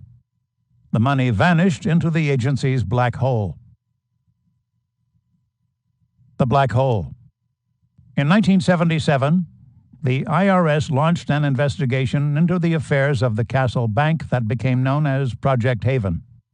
Investigators obtained evidence that the source of much of the money deposited in the bank by underworld figures was the heroin trade in Southeast Asia. Such evidence led to a grand jury investigation. But after the jury was assembled, the investigation was called off. The CIA had issued a warning to the U.S. Justice Department that the pursuit of criminal proceedings against the Castle Bank would endanger national security. The Washington Post later uncovered an IRS memo stating that the case against Castle involved hundreds of millions of dollars. The final figure might never be known because of the strict disclosure laws concerning Bahamian bank records. A dead banker. On January 27, 1980, two Australian policemen driving along the Great Western Highway near the port of Sydney came upon a 1977 Mercedes-Benz parked along the side of the road. Inside the car, slumped across the front seat, was the body of a burly, middle-aged man. Searching his pockets, the policeman found the business card of William Colby, former director of the CIA. On the back of the card was Colby's itinerary for his trip to Hong Kong and Singapore. The dead man's hand was wrapped around the barrel of a new .30 caliber rifle. Next to the body was a Bible with a meat pie wrapper as a bookmark. On the wrapper were scrawled the names of Colby and California Congressman Bob Wilson, then the ranking Republican on the House Armed Services Committee. The dead man was identified as Frank Nugan, co-owner of the Nugan Hand Bank and one of the most prominent lawyers in Australia. His death was ruled a suicide, despite the fact that Nugan's fingerprints were not on the rifle, and only a contortionist could have shot himself in the head from the position in which he was found in the vehicle.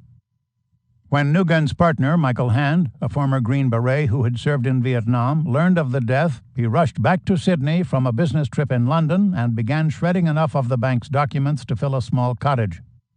The next day, Hand held a meeting of Nugan Hand Bank directors in which he warned them that they must follow his instructions in destroying all records of transactions. Otherwise, they would finish up with concrete shoes, or find their wives being delivered to them in pieces. By June 1980, Nugan Hand Limited was in liquidation. It owed about $50 million to creditors. Hand fled to the United States, never to be seen or heard from again. The Black Bank. The Nugan Hand Bank had been established in 1973 by Nugan and Hand. Shortly after setting up headquarters in Sydney, the bank blossomed into 22 branches. One branch was set up in Chiang Mai, the heart of Thailand's opium industry, in the same suite as the United States Drug Enforcement Administration, DEA. The DEA receptionist answered the bank's phone and took messages when the representatives were out. Neil Evans, the former head of the Chiang Mai branch, told investigators that he had seen millions pass through his office, claiming that the bank operated solely for the disbursement of funds anywhere in the world on behalf of the CIA, and also for the taking of money on behalf of the CIA. The money taken from the bank by the CIA was used to purchase weapons from international arms dealer Edwin Wilson for guerrilla forces in Indonesia, Thailand, Malaysia, Brazil, and the White Rhodesian government of Ian Smith. Wilson was a former CIA operative who was later convicted of selling arms and explosives to the Libyan government of Muammar Gaddafi.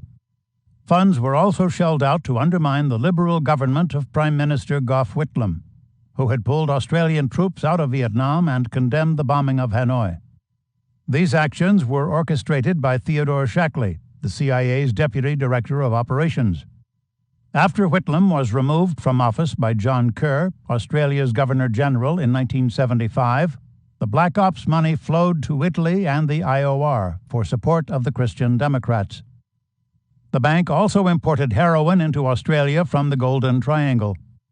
This dirty work was done by Australian police officers in service to the CIA, according to the Commonwealth New South Wales Joint Task Force on Drug Trafficking.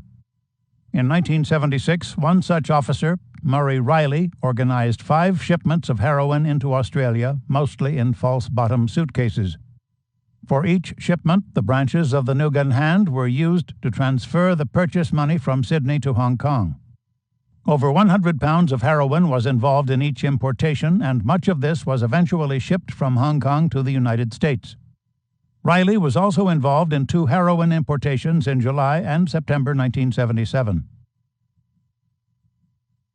The spook staff. The president of the Nugan Hand Bank was Admiral Earl Preston Yates, who served as the Deputy Chief of Staff at U.S. Pacific Command during the final stages of the American withdrawal from Vietnam. General Edwin Fahey Black, the bank's representative in Hawaii, commanded American troops in Thailand during the Vietnam War, having previously served with the National Security Council, NSC, and the Office of Strategic Services, OSS. Lieutenant General Leroy Joseph Manor, who worked for the bank in the Philippines, had been appointed Chief of Staff of the Pacific Command, while General Earl Koch, a World War II veteran and former Brigadier General of the Georgia National Guard, worked as a consultant for the branch in Washington.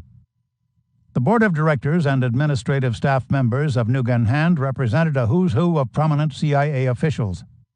A partial list is as follows: Dr. Guy Parker, an expert from the Rand Corporation, a CIA think tank, who served as a financial consultant. Major General Richard Secord, Director of the Defense Security Assistance Agency, who worked closely with Ted Shackley in smuggling heroin money out of Vietnam in large suitcases.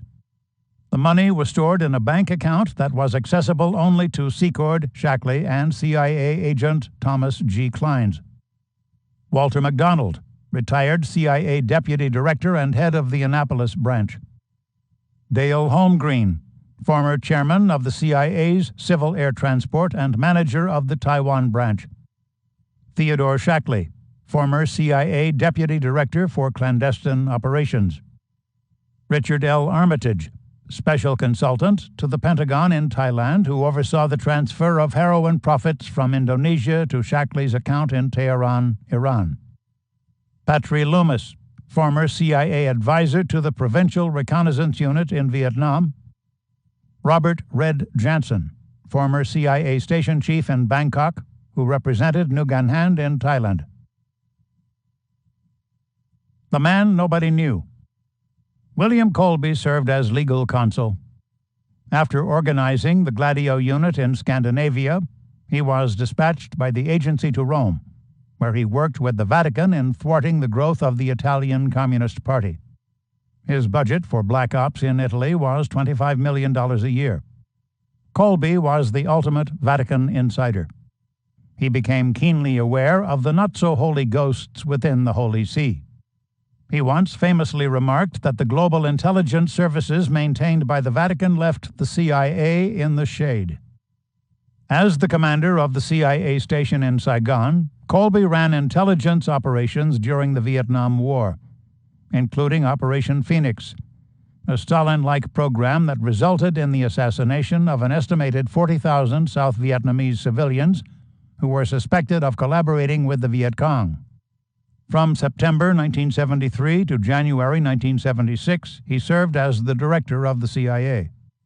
He was removed from this position by President Ford after revelations of domestic spying by the agency captured national headlines.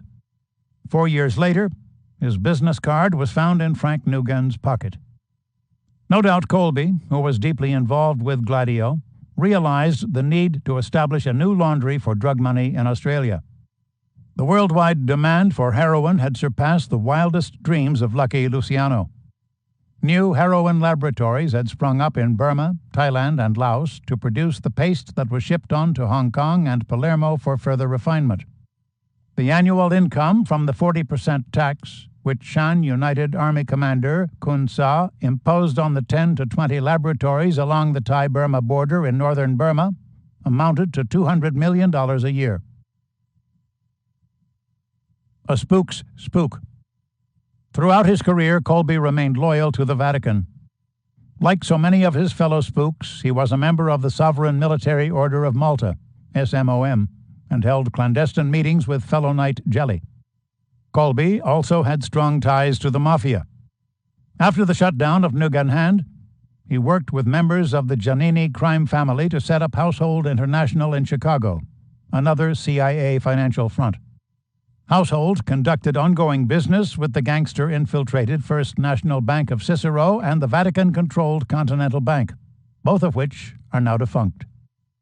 A spook's spook, Colby met with a mysterious end. Late one stormy night in May 1996, he stepped away from a half-eaten supper of clams and white wine at his riverside home in Rock Point, Maryland, apparently gripped by a sudden desire to go fishing minus his usual life jacket. Despite continuous sweeps, it took a week for divers to find his body, which remained a few feet from the empty skiff.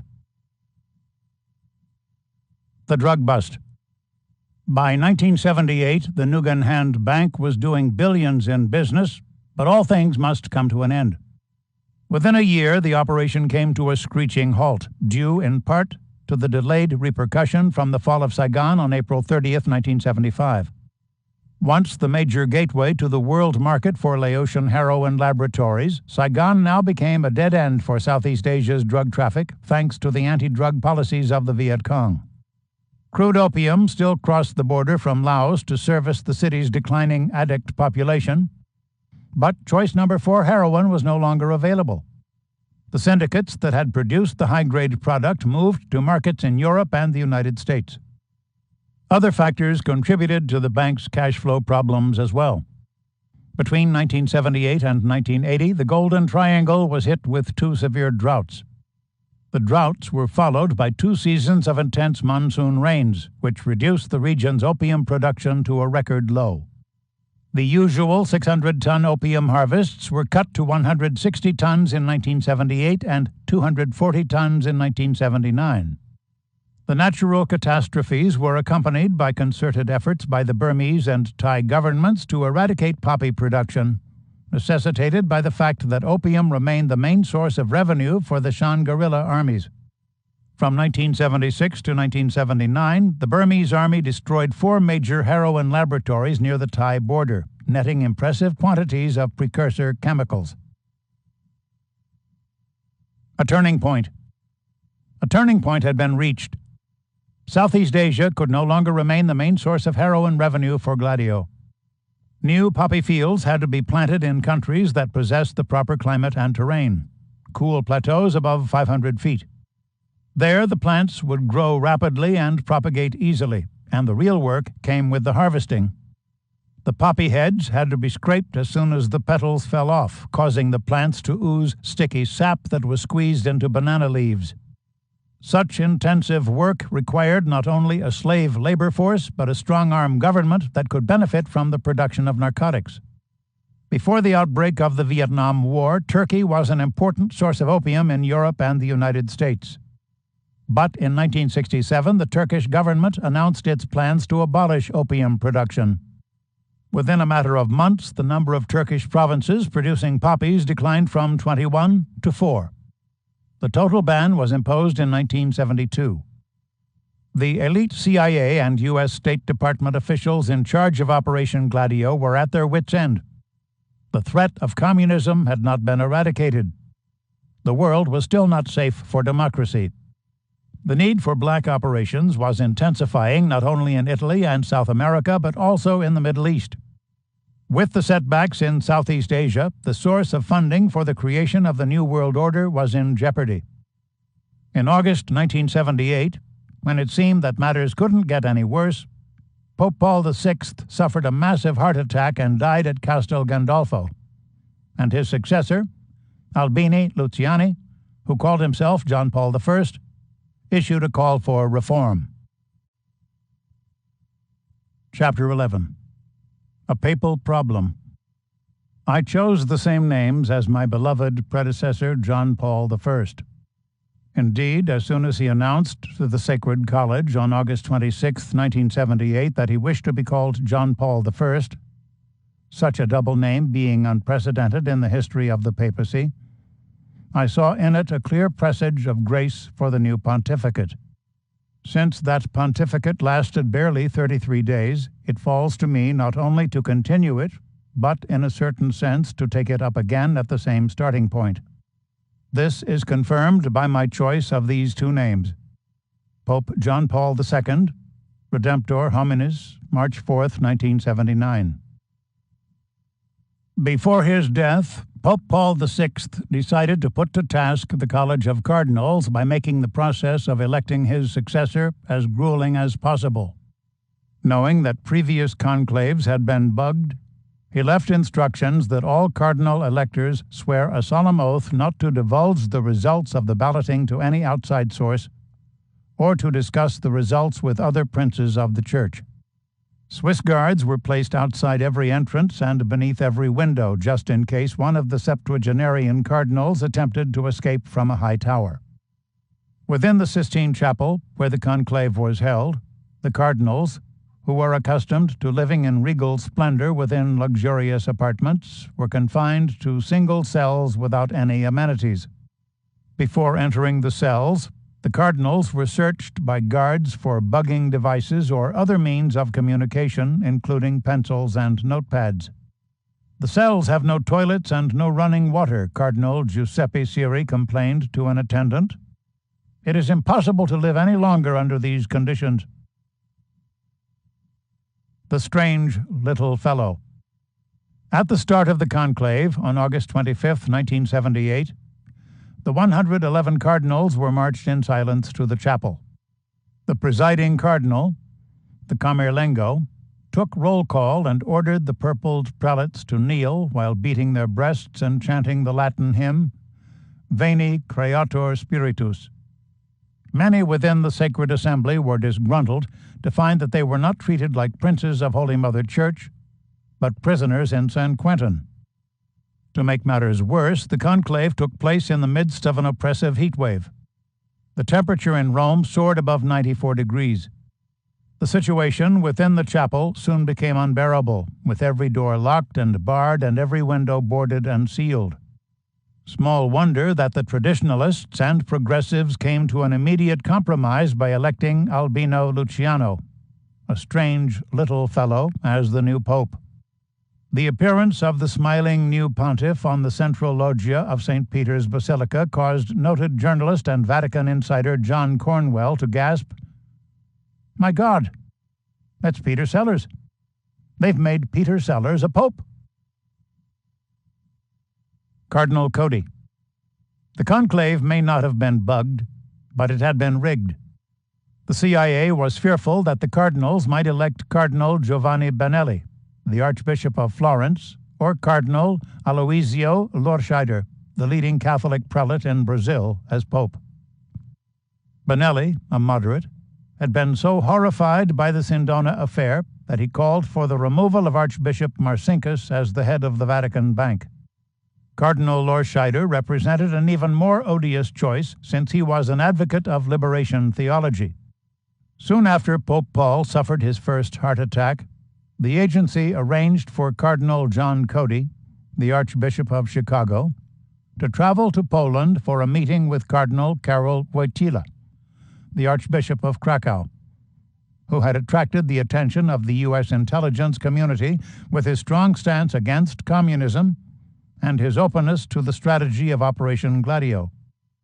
Cody, by his own admission, was a CIA operative who had served the agency since the time of its establishment. The cardinal had even been dispatched on mysterious missions to Saigon.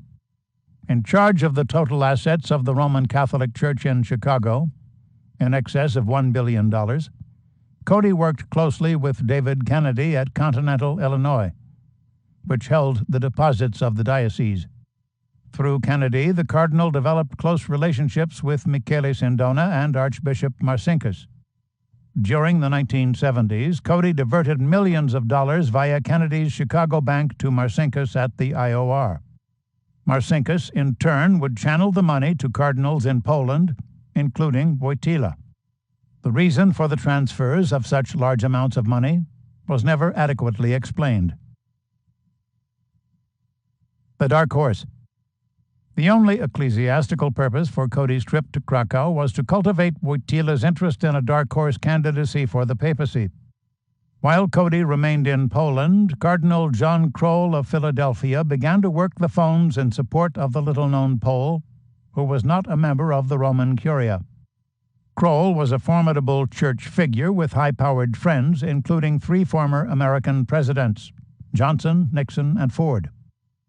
The cultivation of a dark horse was necessitated by the fear that Cardinal Sebastiano Baggio, the prefect of the Sacred Congregation for Bishops, might fail to capture the needed votes for the Holy Office. Baggio, a prominent member of P2, had served Operation Condor by purging the Latin American Bishops' Conference of all proponents of liberation theology. Moreover, he had openly pledged to conduct business as usual, with Marcinkus and Calvi remaining in control of the IOR. Prior to the conclave, the cardinals with ties to P2 met at Villa Stritch on the outskirts of Rome to plan alternative courses of action during the conclave. One alternative was the selection of Albino Luciani as the next pontiff. He was a simple man with a nervous smile and an ungainly appearance, who, they agreed, was afraid of his own shadow. Bogus securities. The new pope called himself John Paul I and pledged to follow in the footsteps of his two immediate predecessors. And few within the CIA and the Sicilian mafia fancied him a threat to the existing order of things. But a series of articles appeared on the front pages of leading Italian newspapers and periodicals, including Il Mondo and La Stampa, which called upon the new Holy Father to reform the Vatican Bank and to put an end to the Church's ties to the most cynical financial dealers in the world, from Sindona to the bosses of the Continental Illinois Bank in Chicago. Through Cardinal Bonelli, who became his friend and counselor, John Paul was aware of the Vatican's involvement in a plot to sell $1 billion in counterfeit securities. The deal had been forged by Sindona, who made arrangements for the preparation of the bogus securities with members of the Gambino family in New York. To verify the Holy See's involvement in the scheme, Cardinal Eugène Tisserand, Dean of the College of Cardinals, had provided the mafia with a letter bearing the official insignia of the Sacra Congregazione dei Religiosi. Phony bonds from companies such as American Telephone and Telegraph, AT&T, General Electric, Chrysler, and Pan American World Airways were delivered in July 1971 to the IOR. In order to ensure that the bonds would be accepted as genuine, Archbishop Marcinkus made trial deposits at the Handelsbanken in Zurich and at Banca di Roma. The securities were examined and certified as authentic. The problem arose when officials of both banks went with samples of the bonds to examiners at the Bankers Association in New York, who found that the securities were counterfeit. Word went out to Interpol. The Organized Crime and Racketeering Division of the U.S. Department of Justice sought an interview with Cardinal Tisserand, only to learn that the Vatican official had died of natural causes. After questioning Marcinkus, U.S. officials sought an indictment for his arrest. But the Nixon administration called a halt to the probe, and the case against the Archbishop was placed among the dead files of the FBI. The preliminary report. 1 week after his election, John Paul received a preliminary report on the internal workings of the Vatican Bank from Cardinal Vio, who remained the Holy See's Secretary of State. The bank, which had been formed to further religious works, was now serving a distinctly secular purpose.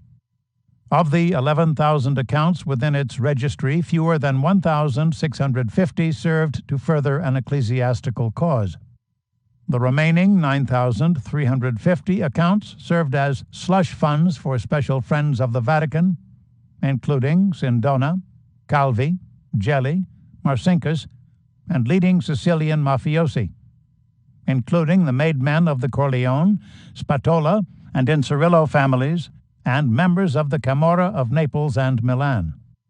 The Banda della Magliana gang serviced the accounts of Giuseppe Pippo Callo, the mafia's head cashier, who served as the boss of the Porta Nuova clan. Other accounts were held by leading Italian politicians and businessmen in service to Operation Gladio, and still others for the foreign embassies of Iran, Iraq, Indonesia, Argentina, Chile, Colombia, and other countries. The Santa Ana Gate within Vatican City opened to a busy thoroughfare as thugs with suitcases filled with drug money marched past the Swiss guards up the stairs to the IOR. Members of the Italian underworld, for the most part, remained traditionalists who shied away from electronic bank transfers. Financial shenanigans.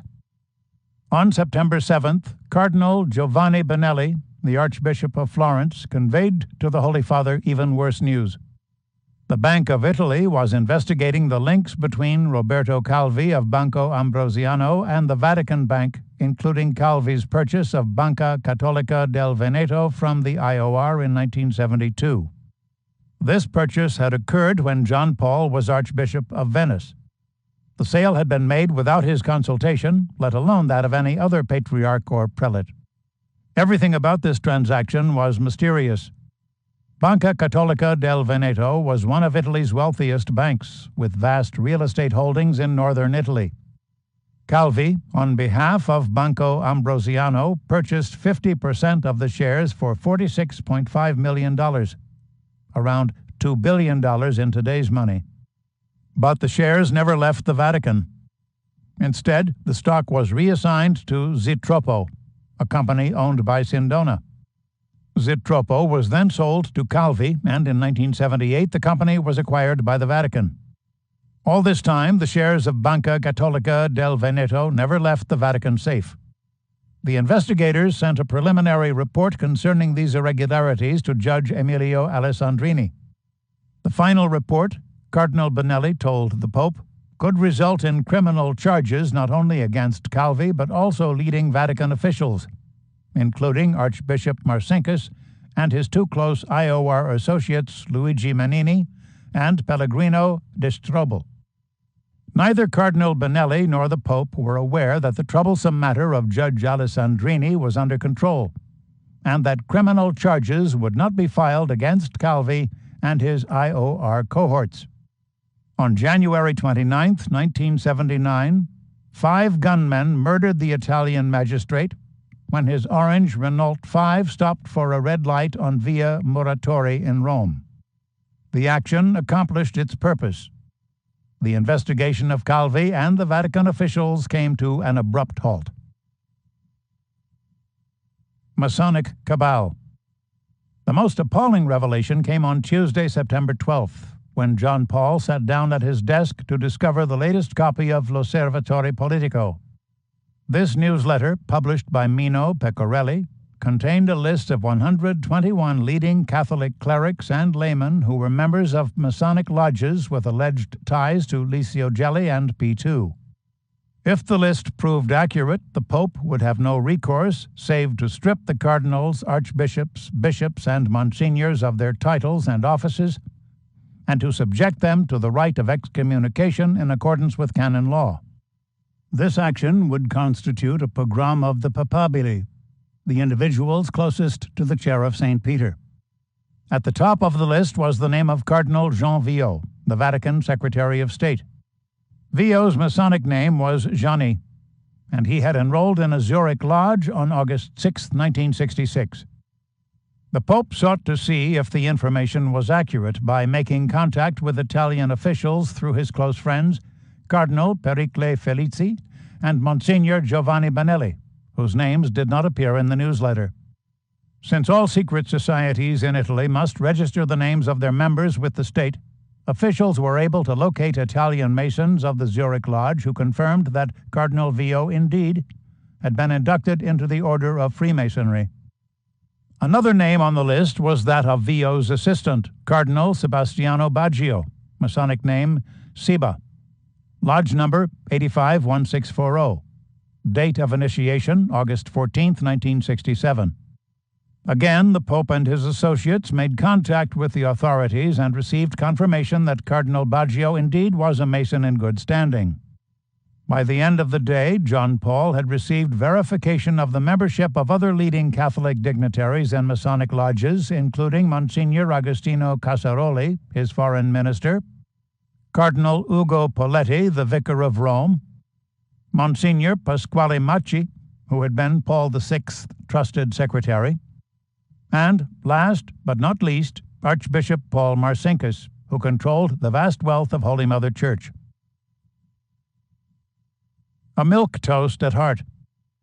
John Paul, however, was neither a spiritual warrior nor a determined reformer. Of all the popes of the 20th century, he was perhaps the most timorous. On one occasion, when a gust of wind blew a score of documents from his hands to the roof of the Apostolic Palace, John Paul became so distraught that his attendants had to place him in bed, where he remained with a rosary between his fingers until the papers were found.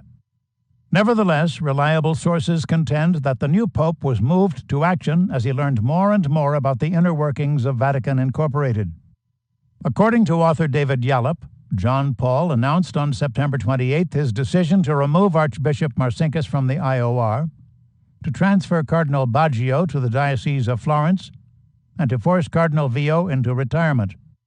This contention is supported by declassified documents from the U.S. Department of State and the CIA. The presumed papal simpleton, who ceaselessly spoke to his friends and associates about his fondness for Pinocchio, seemed suddenly set on becoming a real pope. It was 1978. The strategy of tension was still in effect. Aldo Moro remained intent on forming a coalition government with socialists and communists. Liberation theology continued to spread throughout Latin America, giving rise to left-wing guerrillas and left-wing governments. The CIA had lost its connection to the drug lords of Southeast Asia and was engaged in a new search for opium to fund its black operations. All matters, including the utilization of the offshore corporations set up by Sindona and Calvi, awaited final resolution. The timing could not be worse for an upheaval within the IOR. The macabre grimace. The morning after John Paul made these alleged announcements, he was found dead under conditions that continue to baffle investigators. At 4:30 a.m., Sister Vincenza, following her morning routine, knocked at the door of the papal bedchambers and left a pot of coffee on a table in the hallway. When she returned a half hour later, she found the tray untouched. After knocking at the door and receiving no reply, she called out, "Buonasera, Papa." The room was still. Entering the room, she found the Pope sitting up in bed with his eyeglasses half off his nose. His fingers were clutched around a file, and papers were strewn among the bed covers. As soon as she approached him, Sister Vincenza reeled back in horror. The Pope's lips were pulled back in a macabre grimace. His gums were exposed, and his eyes appeared to have popped from their sockets. The nun shrieked with alarm and pulled a bell to summon Father John McGee, John Paul's secretary. As soon as McGee saw the Pope's condition, he telephoned Cardinal Vio, who occupied an apartment within the Lateran Palace. Vio, according to Vatican sources, uttered in French the following cry of surprise. "Mon Dieu, c'est vrai tout ça? My God, is all that true?" Then he asked McGee an extraordinary question. "Does anybody else know the Holy Father is dead?" McGee replied on the phone that no one knew except the Vatican nun. Vio then told McGee that no one, not even Sister Vincenza, must be allowed to enter the Pope's bedroom, and that he, as the Vatican Camerlengo, presiding cardinal, would handle matters as soon as he arrived. Vio's satchel. Vio appeared in a matter of moments. To McGee's amazement, the cardinal was shaved, well-groomed, and in full ecclesiastical attire. It seemed as though Vio was set to make a public appearance. The time was 5 a.m. Before proceeding with the rite of extreme unction, Vio began placing items from the Pope's bedroom in a satchel, including the vial of low blood pressure medicine that John Paul kept on a bedside table, the papers that were scattered on the bed covers, and the Pope's appointment book and last will. Finally, he removed John Paul's glasses and slippers. None of these things were ever seen again. A physician's pronouncement. Vio telephoned Dr. Renato Buzzonetti, the Vatican physician, and instructed McGee to make arrangements for the immediate transfer of Sister Vincenza to the cloistered environment of her mother house in Venice. At this point in the story, the nun disappeared. No investigator, not even John Cornwell, who became the official Vatican snoop in this case, was permitted to interview her. Cornwell was merely told that she had died shortly after arriving at the mother house. The British journalist accepted this explanation without question. Neither he nor any other reporter who probed into John Paul's death has been able to uncover the proper name of Sister Vincenza, let alone a reason for her abrupt dismissal from the Vatican. Dr. Buzzanetti arrived at 5:45, examined the body, and announced to McGee and Vio that the Pope had suffered a coronary occlusion, that he had died between 10:30 and 11 the previous evening, and that he had suffered nothing. But the Holy Father's bulging eyes and horrific grimace seemed to tell a different story. Bizarre post-mortem. Shortly after the physician left, two morticians, Ernesto and Arnaldo Signoracci, appeared out of nowhere. It was 6 a.m. Vio must have summoned them as soon as he received the call from Father McGee. That is, before 5 a.m., before he called Dr. Buzzanetti, and before he had even seen the body. What's more, the morticians had been transported to the Vatican by an official car that presumably had to be dispatched before Vio entered the papal bedchamber. When Cornwell interviewed the Signoracci brothers, they were unable to confirm the time of their arrival. They only affirmed that it was early in the morning. Even though the bodies of the popes are traditionally not embalmed, the two morticians, under instructions from Vio, began to inject embalming fluid into John Paul's body as soon as they arrived. This unorthodox means of embalming without draining the corpse of blood would serve to prevent any possibility of a complete autopsy and any accurate determination of the cause of death. The morticians also manipulated the distorted jaw of the Pope, corrected his horrible grimace, and closed his eyes. When interviewed by Cornwell, the brothers admitted that they had opened the dead Pope's femoral arteries and injected an anti-putrid fluid before removing the body from the Vatican. They could not remember either the room or the place where they had performed this procedure. A fabricated story. While the Pope's body was being infused with the fluid, Vio instructed McGee to relate to the world a fabricated story about the morning's events. McGee was to say that he, not Sister Vincenza, had found the Pope's body. He was to make no mention of the papers that were strewn across the bed or the items Vio tucked away in his satchel.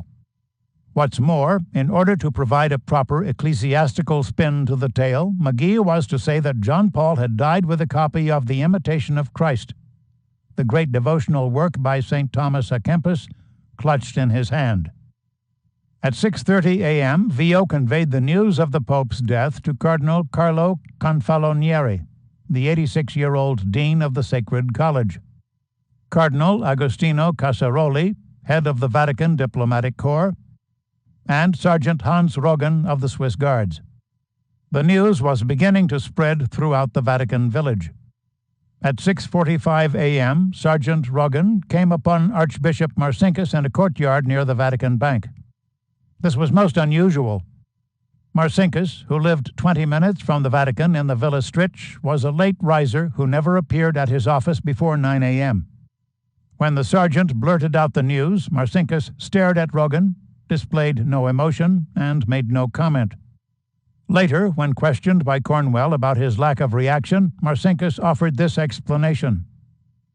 "I thought Rogan said, 'Hey, I dreamed the Pope was dead.'" At 7:27 a.m., nearly 3 hours after Sister Vincenza discovered the Pope's body, Vatican Radio made the following announcement. This morning, September 29, 1978, about 5:30, the private secretary of the Pope, contrary to custom, not having found the Holy Father in the chapel of his private apartment, looked for him in his room and found him dead in bed with a light on, like one who was intent on reading. The physician, Dr. Renato Buzzanetti, who hastened to the Pope's room, verified the death, which took place presumably toward 11 o'clock yesterday evening, as sudden death that could be related to acute myocardial infarction. The story unravels. Despite Cardinal Vio's care in fabricating the fiction, the story quickly began to unravel upon inspection. The first problem came with the imitation of Christ. John Paul's copy could not be found within the papal apartment. It remained among his belongings in Venice, where he had served as patriarch. On October 2nd, the Vatican was forced to admit that the Holy Father was not reading the Imitation of Christ at the time of his demise, but rather was holding in his hands certain sheets of paper containing his personal writings, such as homilies, speeches, reflections, and various notes. On October 5th, after continual badgering from the press, the Vatican came clean and admitted that the papers the Holy Father was clutching concerned his decision to make critical changes within the Roman Curia, including the Vatican Bank. The second problem came with the work of the morticians. Italian law dictated that no embalming should be undertaken until 24 hours after death, without dispensation from a magistrate. For this reason, the immediate injection of anti-putrid fluid into the body of the Pope without draining the blood smacked of foul play. On October 1st, Corriere della Sera, Milan's daily newspaper, published a front-page story titled, "Why Say No to an Autopsy?" The story called for a complete disclosure of all facts relating to the Pope's death and concluded by saying, "The Church has nothing to fear, therefore nothing to lose. On the contrary, it would have much to gain. Now, to know what the Pope died of is of a legitimate historical fact. It is part of our visible history and does not in any way affect the spiritual mystery of his death. The body that we leave behind when we die can be understood with our poor instruments. It is a leftover. The soul is already, or rather it has always been, dependent on other laws which are not human and so remain inscrutable. Let us not make out of a mystery a secret to guard for earthly reasons, and let us recognize the smallness of our secrets. Let us not declare sacred what is not." No cardiopathic symptoms. These demands intensified when John Paul's personal physicians said that the Pope was in good health. He had absolutely no cardiopathic characteristics, Dr. Carlo Frizzerio said. Besides, his low blood pressure should, in theory, have made him safe from acute cardiovascular attacks. The only time I needed to give him treatment was for the influenza attack. This diagnosis was verified by Dr. Antonio da Ros, who examined the Pope on Saturday, September 23rd, and told the press, "Non sta bene ma benone." He is not well, but very well. The Pope's good physical condition was attributed to his lifestyle. He exercised regularly, never smoked, drank alcohol only rarely, and kept a healthy diet. At the time of his death, John Paul was 65. Numerous heart specialists throughout the world, including Dr. Christian Barnard of South Africa and Dr. Seamus Banim of London, took to task Dr. Buzzanetti's diagnosis of myocardial infarction without conducting an autopsy as incredible and preposterous. Such critiques caused Vio to concoct another story. He told his fellow cardinals, who pressed for an autopsy, that the real cause of John Paul's death was not a heart attack. The Holy Father, he assured them, had unwittingly taken a fatal overdose of Efortil, his blood pressure medicine. If an autopsy was conducted, Vio said, it would give rise to the belief that the Pope had committed suicide. Canon lies. When this explanation failed to quiet the clamor for an autopsy, Vio proclaimed that canon law expressly prohibited the body of a pope from being subjected to post-mortem surgery. This statement gave rise to yet another problem. Canon law neither banned nor condoned papal autopsies, but failed to address the subject. What's more, scholars quickly pointed out that an autopsy had been performed on the body of Pius VII in 1830. Rumor quickly became rampant that John Paul had died of poisoning. Some speculated that a lethal dosage of digitalis had been added to the Efortil, the liquid medicine for low blood pressure the Pope kept by his bedside. Such a mixture would induce vomiting that would account for the necessity of Vio's removal of the Pope's glasses and slippers. Brother Fabian, the Vatican pharmacist, used this theory to provide a final explanation for the Pope's demise. John Paul, he said, was taking digoxin for a heart problem, and could have swallowed a few pills before taking a slug of Effortil, with tragic results. But this explanation also proved to be bogus. John Paul had never received a prescription for digoxin. That drug had been used by Paul VI. Ayun Polacco. On Monday, October 16, 1978, the CIA's plans came to fruition as its dark horse candidate ascended to the papal throne as John Paul II. The news of the selection of Karol Wojtyla's election caught the teeming crowd gathered in St. Peter's Square by surprise.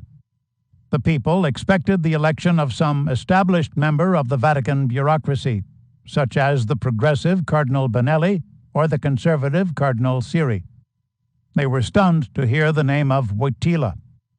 Even members of the press turned to one another to ask, "Who is Wojtyla?" His strange-sounding name led many to believe that the new pope might be an African or Asian. Eventually, Father Andrew Greeley of Chicago told them, "Ayun Polacco. He is a Pole." It was one thing to elect a Pole, such as the famous anti-communist Cardinal Stefan Wyszynski, but quite another to elect one about whom so little was known. Who was Wojtyla? How had a junior cardinal come to the throne in less than 2 days of balloting? Not only was the election unexpected, but the new pope also looked unusual as a Holy Father. He lacked the delicate, almost effete features of Paul VI and Pius XII. His hulking physical frame and his non-intellectual mannerisms seemed to some observers antithetical to the Roman grace and refinement of many of his predecessors. This lack of refinement came to the fore during his first public appearance. Wojtyla, as John Paul II, approached a group of American reporters and beseeched them with the folded hands of a penitent to be good to him. A few minutes later, in a further effort to ingratiate himself with the press, the new pope cupped his hands like a megaphone and shouted his blessing to the milling crowd like a cheerleader at a football game. The unknown Wojtyla. Gradually, the public came to learn that Wojtyla, as a young man, had sought not to become a priest, but an actor. They further learned that he had worked in a chemical factory under Nazi control during World War II, although no one knew for certain if he had been the leader of an underground movement which assisted Jews or a Nazi collaborator. Rumors persisted that he had developed romantic attachments to many women and may have been married. The alleged marriage helped to explain the so-called Great Gap in John Paul's career, the 5-year span of time between 1939 and 1944. But certain things about the new pope eventually came to light. Cardinal Vio and the Masonic cardinals had engineered his campaign with the help of American Cardinals Cody and Kroll, and celebrated his election not with traditional Te Deums and official prayers, but rather a gala champagne party in which the new Holy Father filled the empty glasses of the nearest cardinals and nuns while warbling his favorite song, a Polish number called The Mountaineer. After the coronation, the Vatican Incorporated returned to business as usual. Cardinal Vio remained Secretary of State, and Archbishop Marcinkus returned to his position as the head of the IOR.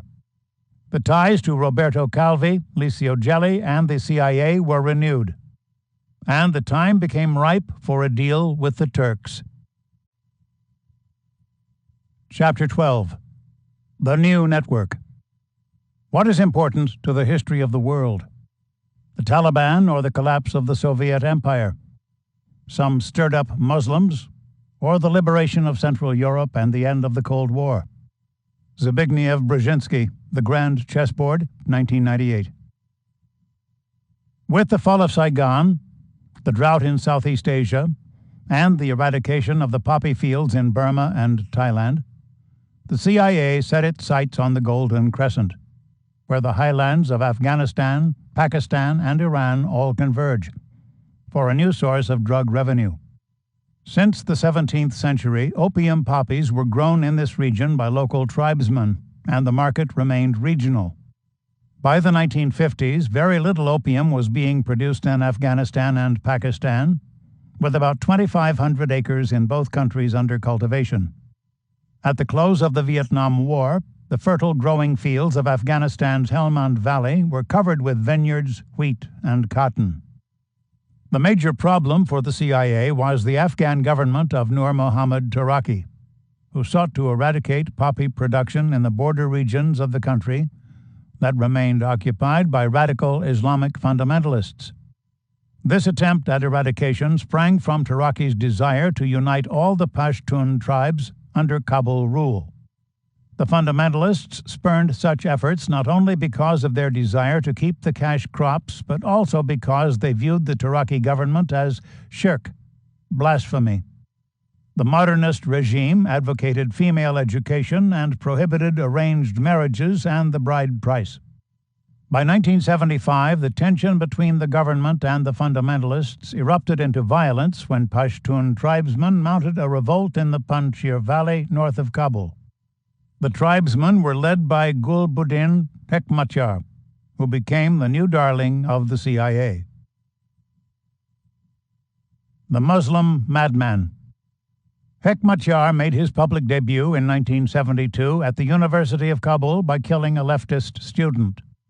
He fled to Pakistan, where he became an agent of Inter-Services Intelligence, ISI, and the leader of Hezb-e-Islami, an organization dedicated to the formation of a pure Islamic State ruled by the most intransigent interpretation of Sunni law.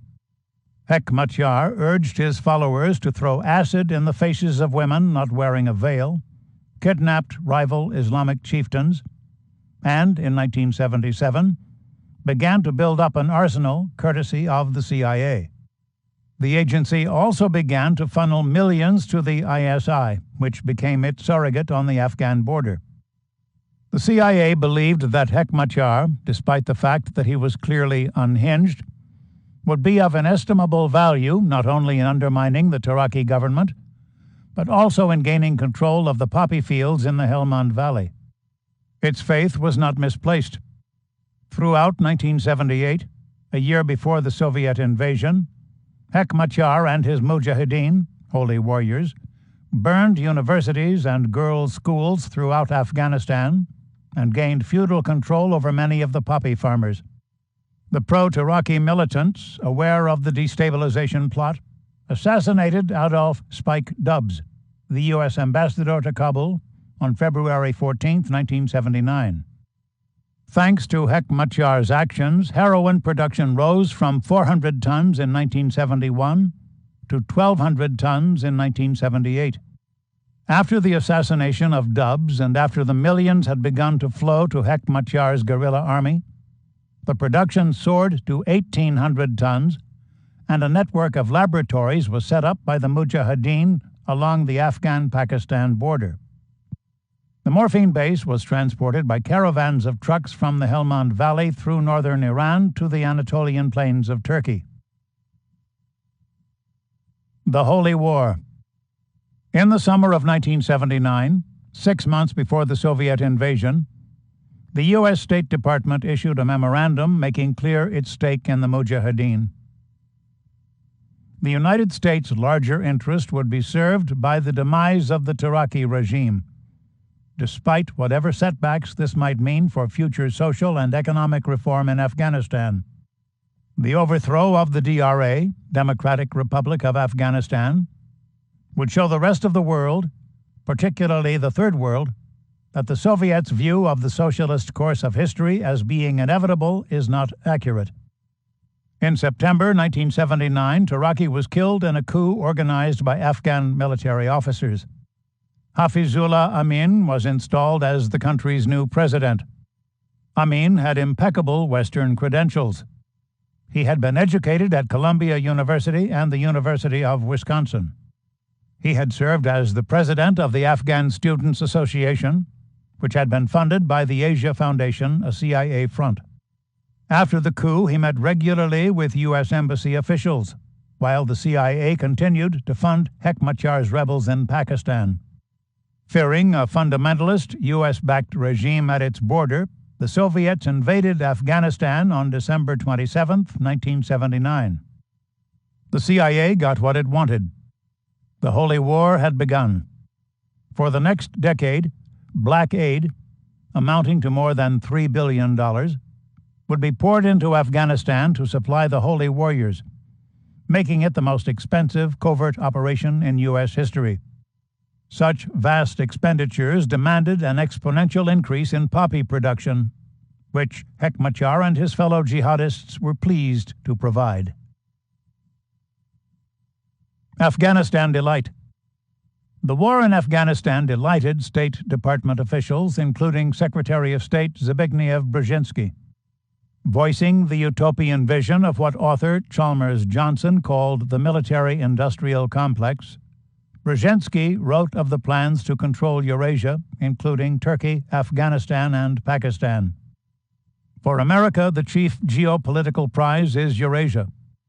Now, a non-Eurasian power is preeminent in Eurasia, and America's global primacy is directly dependent on how long and how effectively its preponderance on the Eurasian continent is sustained. To put it in a terminology that harkens back to the more brutal age of ancient empires, the three great imperatives of imperial geostrategy are to prevent collusion and maintain security dependence among the vassals, to keep tributaries pliant and protected, and to keep the barbarians from coming together. Brzezinski and fellow members of his overworld, the elite group which puppeteers events to bring about a new world order, realized that the concept of democracy and freedom could never galvanize the scattered tribes and peoples of Central Asia. The people could only be unified by the cause of Allah, since they were overwhelmingly Islamic. The Holy War in Afghanistan, in the view of American geostrategists, offered many benefits, including the possible downfall of the Soviet Union and the possibility of gaining access and control over the vast natural gas and oil resources of Eurasia. Months before the Soviet invasion in 1979, the CIA launched Operation Cyclone, an attempt to destabilize the Soviet Union by spreading militant Islam throughout the Central Asian republics.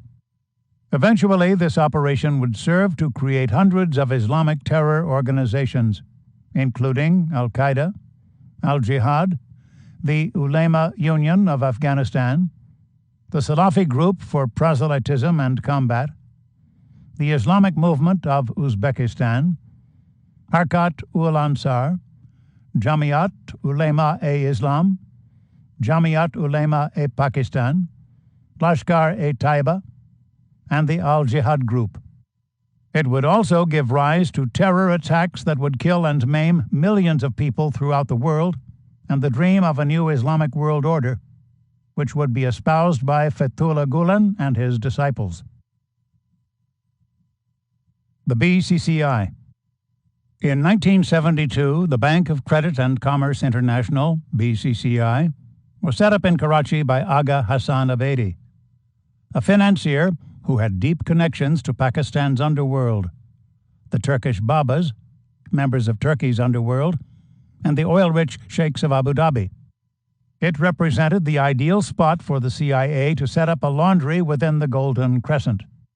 Thanks to the agency, the BCCI was registered in Luxembourg and soon mushroomed into a vast criminal enterprise with 400 branches in 78 countries, including the First American Bank in Washington, D.C., the National Bank of Georgia, and the Independence Bank of Encino, California. Virtually free from scrutiny, it engaged not only in laundering the heroin proceeds but also arms trafficking on a grand scale, including the sale of French-made jet fighters to Chile and Chinese silkworm missiles to Saudi Arabia.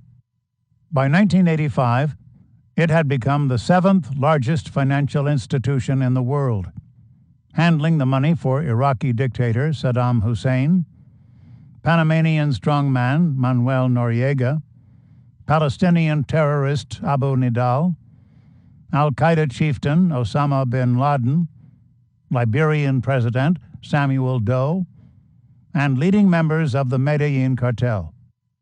Prominent spooks, including CIA Director William Casey, made regular visits to the BCCI's headquarters in Karachi, making the Pakistani city the new haven for covert operations.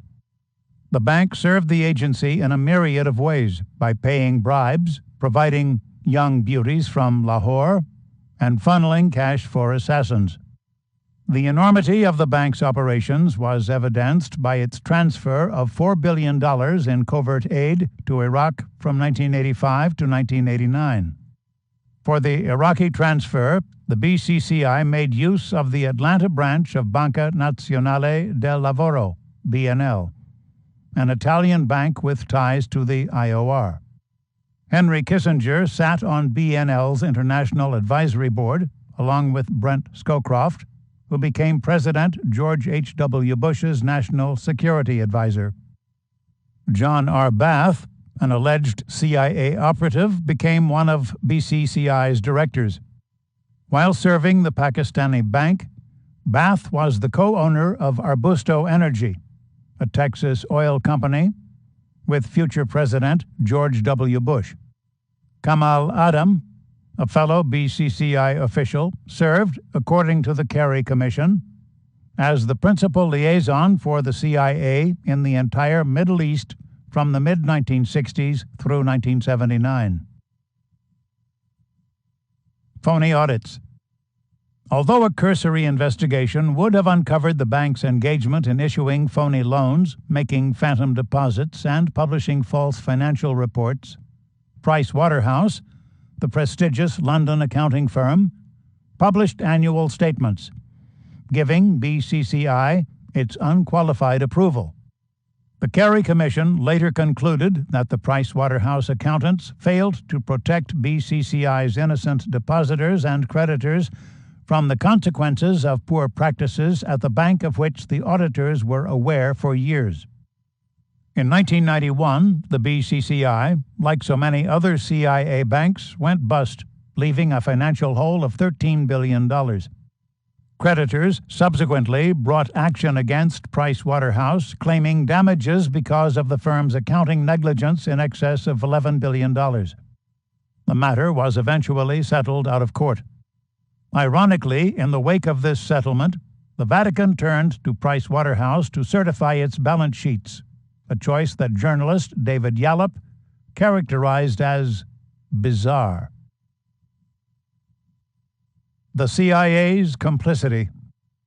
In its opening statement regarding the CIA's relationship to BCCI, the Kerry Commission maintained, "The relationships involving BCCI, the CIA, and members of the United States and foreign intelligence communities have been among the most perplexing aspects of understanding the rise and fall of BCCI. The CIA's and BCCI's mutual environments of secrecy have been one obvious obstacle.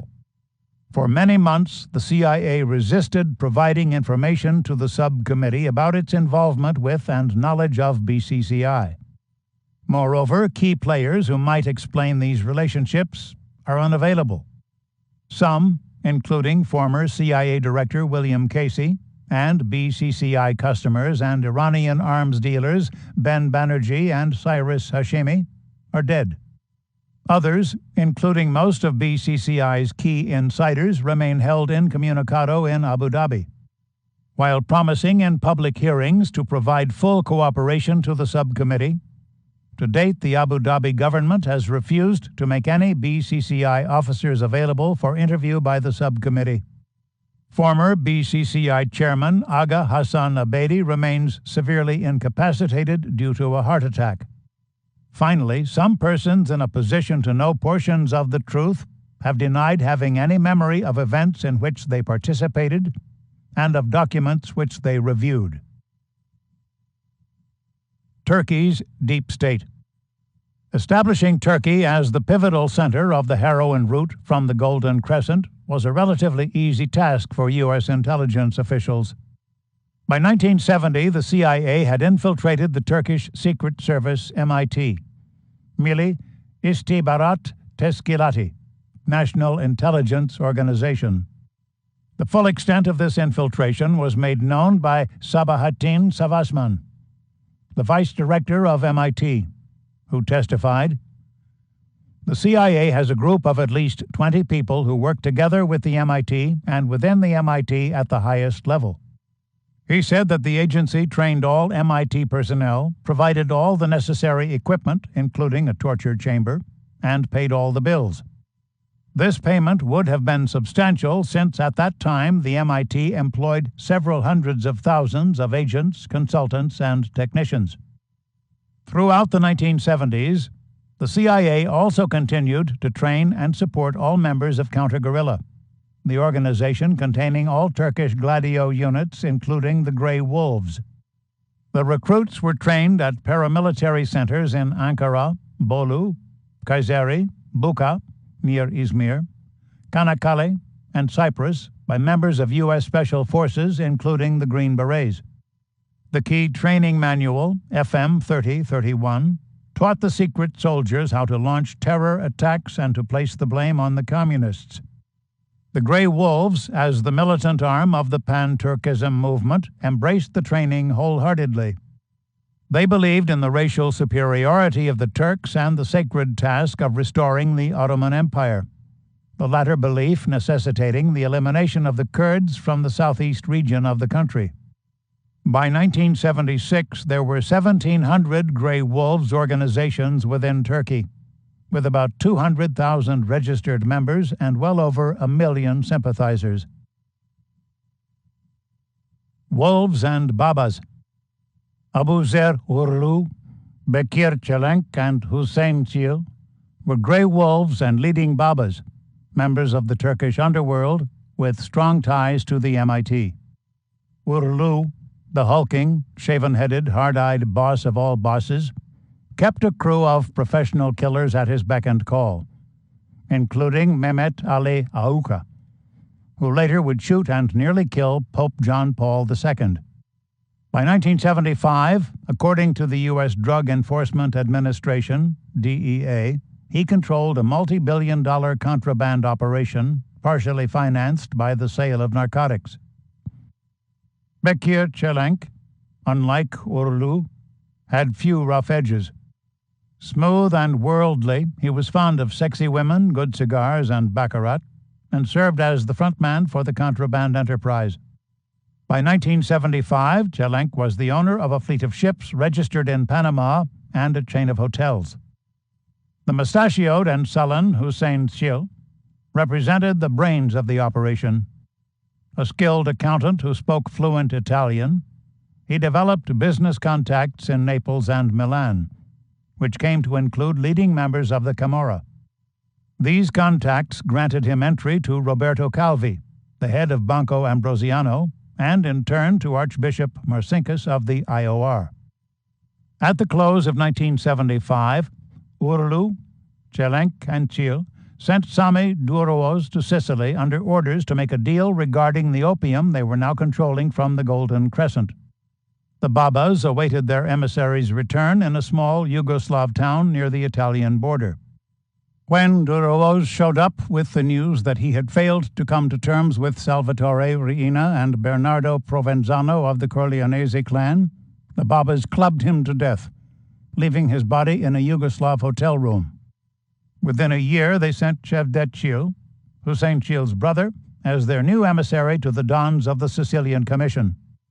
By this time, the situation in Southeast Asia was worsening for the drug trade, and the two parties came to a preliminary agreement. Grand Hotel.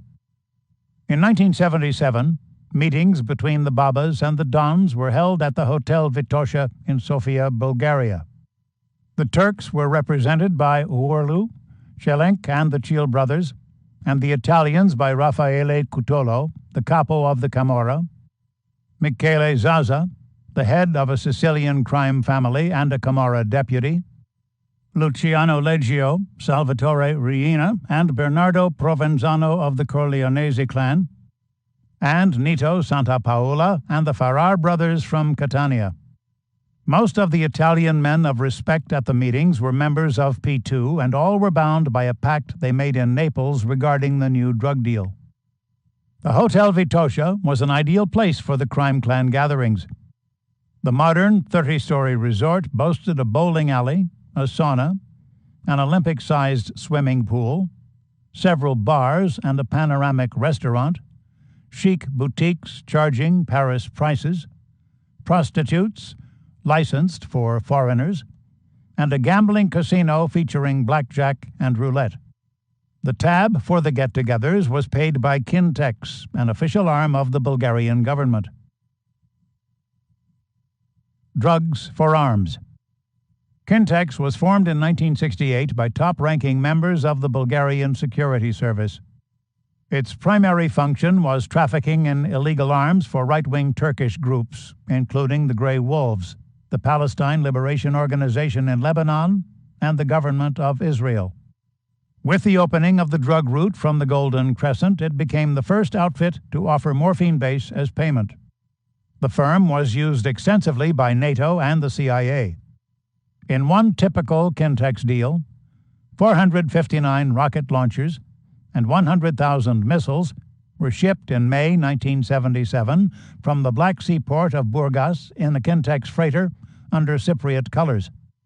The vessel was skippered by a Greek captain. The provenance of the munitions appeared to be a NATO naval base, and the probable customer was Israel. Dwayne Dewey Claridge served as the CIA station chief in Ankara at the time of the meetings. He allegedly worked with the Grey Wolves and Kintex and became a key figure in the arms for drugs business. He should have been aware of the activities taking place at the Hotel Vitosha and the alliance being forged between the Babas and the Dons, even though he makes no mention of this development in his book, A Spy for All Seasons. After the new drug network was established, he became the station chief in Rome, where he remained until the attempted hit on John Paul II. In accordance with the final agreement, the capos agreed to pay the Babas for the morphine with shipments of arms, including Leopard tanks, Cobra helicopters fully loaded with rockets and guns, and RPG-7 rocket launchers. The Turks could then sell the arms to insurgent groups throughout Poland, Central Asia, Eastern Europe, the Middle East, and Africa. These munitions were provided by the CIA from NATO arsenals in Western Europe and from Horst Grillmeier, a German arms dealer who worked for the Bundesnachrichtendienst, BND, Germany's secret service. The arms trafficking would be managed by Kintex in Bulgaria. Drug hub.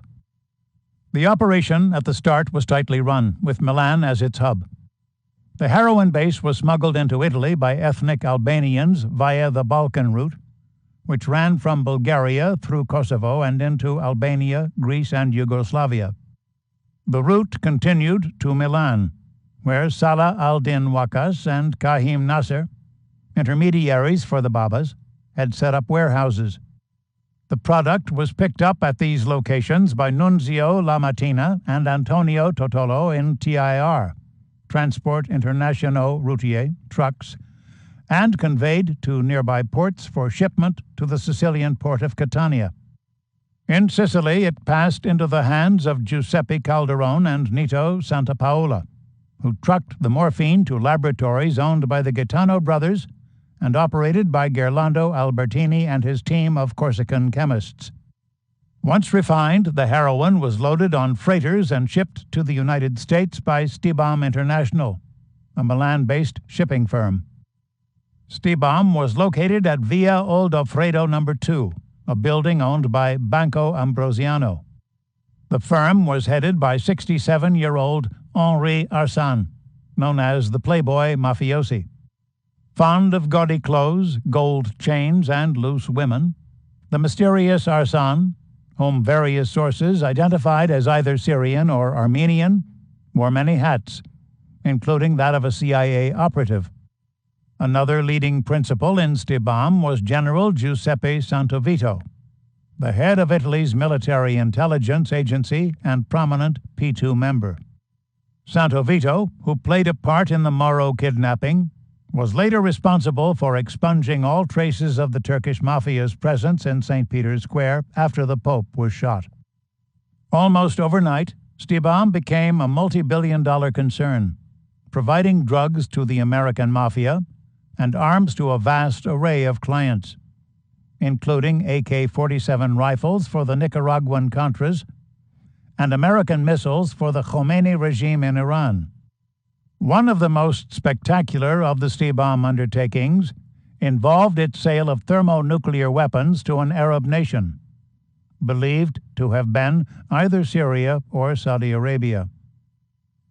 This operation involved Glauco Partel, described in the Italian press as being a missile expert who worked for the National Security Administration, and Eugene Bartholomeus, a U.S. intelligence veteran who served the CIA at the Nugan Hand Bank in Australia. One-stop snooping. For CIA officials and former spooks such as Ted Shackley, who worked for private intelligence gathering agencies like Research Associates International, Milan became a one-stop shopping and snooping center. They could visit Arsan and Chelenk at Stibam to arrange for the shipment of arms to the right-wing guerrilla army of the day, check on the latest shipment of heroin to the States, provide Chelenk with the latest hit list, receive notification of any problems concerning the Balkan route, and receive the latest list of news from the Grey Wolves in Turkey.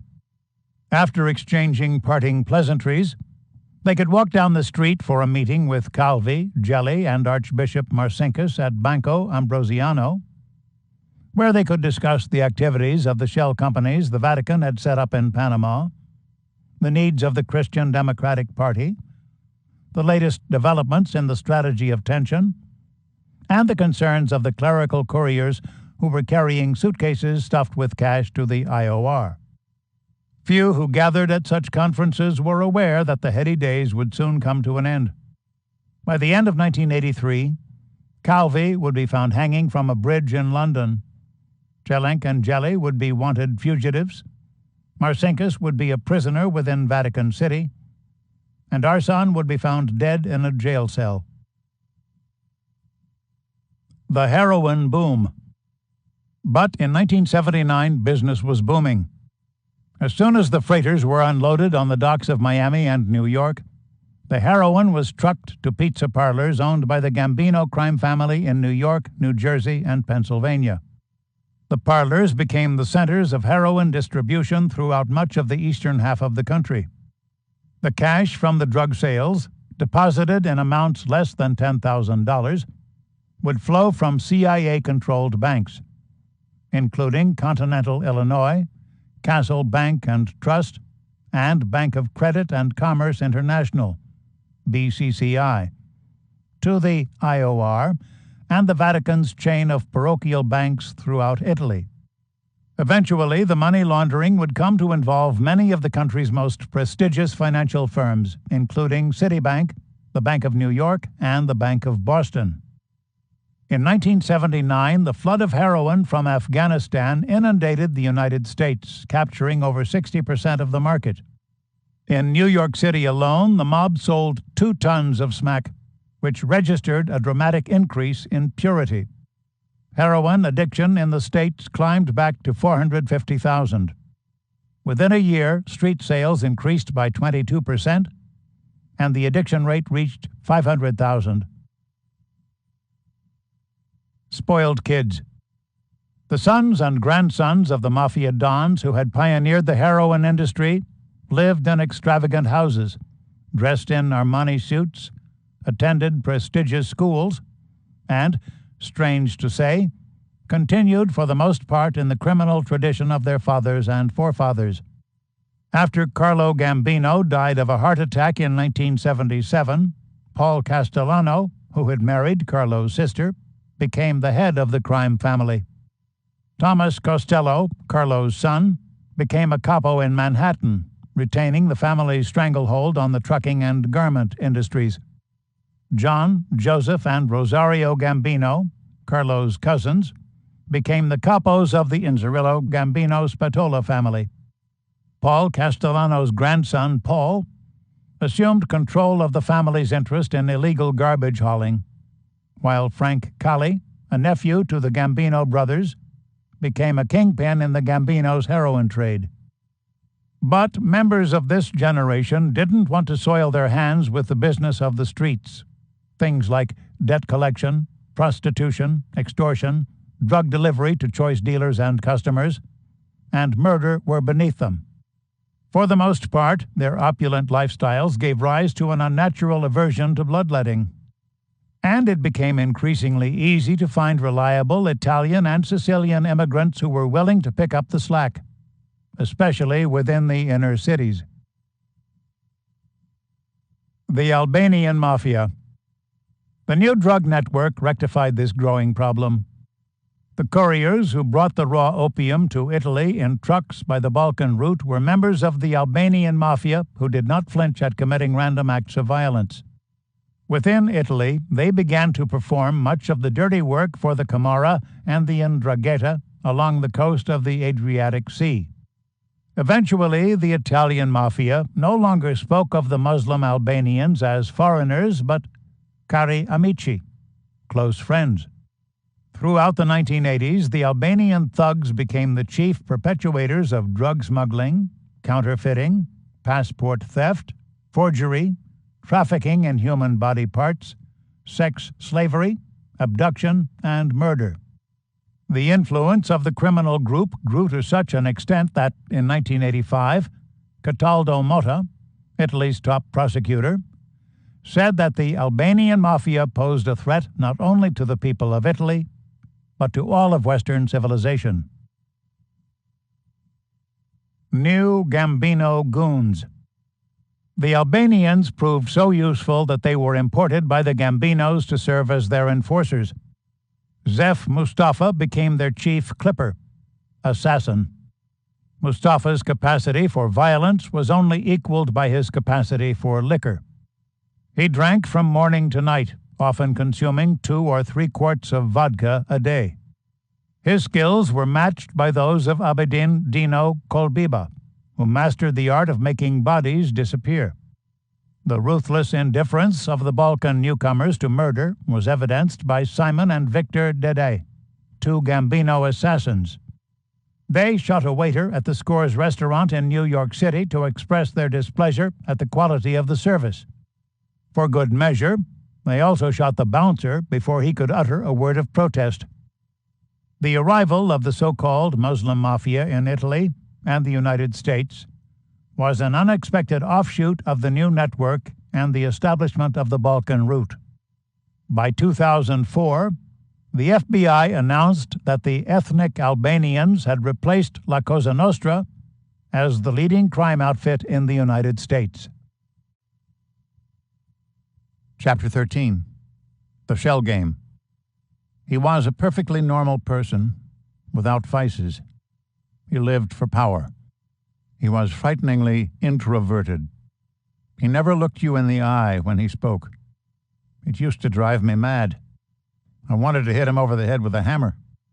Roberto Rossoni on Roberto Calvi. Quoted in Philip Wieland's The Vatican at War, 2003. It began as a means of providing funding to Operation Gladio and its strategy of tension, along with to Operation Condor and its support of right-wing regimes in South and Central America. Pablo Escobar and other leading drug lords were encouraged, often by priests and bishops and by Roberto Calvi, to deposit their earnings in 8 firms that had been set up by the Vatican as money laundries.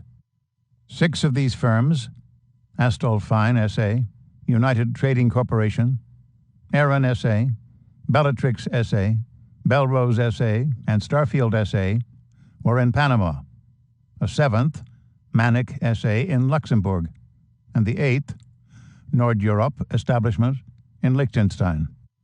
By 1978, when John Paul II ascended to the papal throne, the money coming in to these firms from the Medellin cartel alone was enormous, since Escobar, at the height of his power, was smuggling 15 tons of cocaine into the United States every day.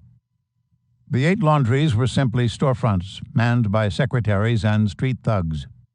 The money they received was wired or transported by courier, often a cleric, to the central headquarters of Banco Ambrosiano in Milan. From Milan, the money was rerouted to the IOR, which charged a processing fee of 15 to 20%. From Vatican City, the funds were transferred to numbered bank accounts at Banca del Gottardo or Union Bank of Switzerland. With the money flowing between tax-sheltered banks, the Guardia di Finanza, Italy's financial police, and other bank auditing agencies were hard-pressed to obtain the names of the depositors, let alone evidence of criminal malfeasance. Air Scranton. The CIA was an active participant in the arrangement since the agency was deeply involved with Escobar and the drug cartels. As soon as the laundries were created, the CIA set up Air America North America, a fleet of Seneca cargo planes that operated out of the Wilkes-Barre Scranton Airport in Avoca, Pennsylvania. The planes made regular 3,000-mile runs to Colombia to pick up the bundles of cocaine that were distributed to dealers throughout the East Coast. Frederick "Rick" Leitches, the head of the outfit, and his fellow pilots made up to $1.5 million per run. Leitches, by his own admission, was a CIA operative, and the funds were used to sponsor black operations in South and Central America. A substantial amount of this cash was funneled into the IOR's offshore shells. Limitless loans. In addition to the cash from the cartels, money poured into the 8 shell companies in the form of loans from Banco Ambrosiano in Milan. The loans were easy to obtain. Roberto Calvi, who remained Ambrosiano's CEO, convinced the bank's directors that the offshore firms were concerns of the Vatican for the exportation of parochial goods. Of all the directors of all the banks in all the world, the directors of Banco Ambrosiano were the least likely to question the integrity of the undertakings of Holy Mother Church. The bank had been established in 1896 by Giuseppe Tovini to provide financial service to Roman Catholic institutions and families. Named after St. Ambrose, the firm's expressly Catholic character was protected by a statute that required shareholders and directors to submit a baptismal certificate and statement of good conduct from their parish priest before they could vote. Ambrosiano's independence from secular interest was protected by a statute that barred any individual from obtaining more than 5% of its shares. The bank's purpose was to serve moral organizations, pious works, and religious bodies set up for charitable aims. Any objection that the directors might have to the strange new offshore companies were offset by the fact that the loans were sent not to Liechtenstein or Luxembourg, but directly to the Vatican Bank. The first purpose. Almost overnight, the 8 phony firms became multi-million-dollar businesses that had been established without capital expenditure. It was a mind-boggling accomplishment. The Ponzi scam served a threefold purpose. The first was to provide a new source of arms revenue for gladiators involved in the strategy of tension and right-wing regimes, even the regimes at war with America's closest allies.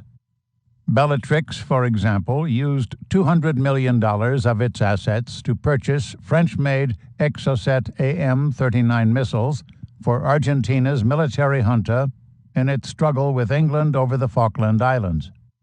Other offshore companies engaged in obtaining Libyan arms supplies for the Argentine troops and for Nicaragua's Anastasio Somoza Debayle, whose regime was threatened by left-wing Sandinista National Liberation Front. Since the Vatican owned the companies, Holy Mother Church was becoming a principal source of murder and violence throughout Italy and Latin America.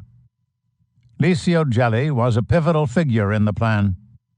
Along with fellow P2 members Umberto Ortolani, who had received the title Gentleman of His Holiness from Pope Paul VI, and Bruno Tassandin, the managing director of the huge Rizzoli publishing firm, Gelli had created many of the offshore corporations, including Bellatrix.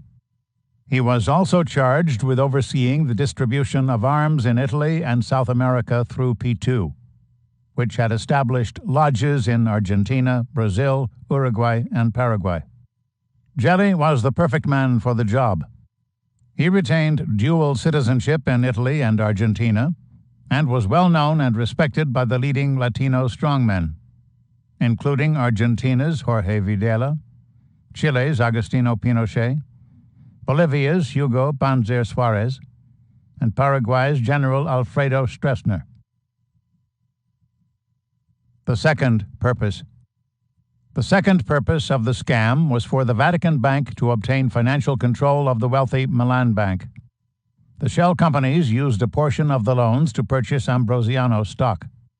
Since the bank's charter prohibited any institution or person gaining more than 5% of the shares, the stock was purchased by a multitude of phony corporations that were spin-offs of the 8 phony firms.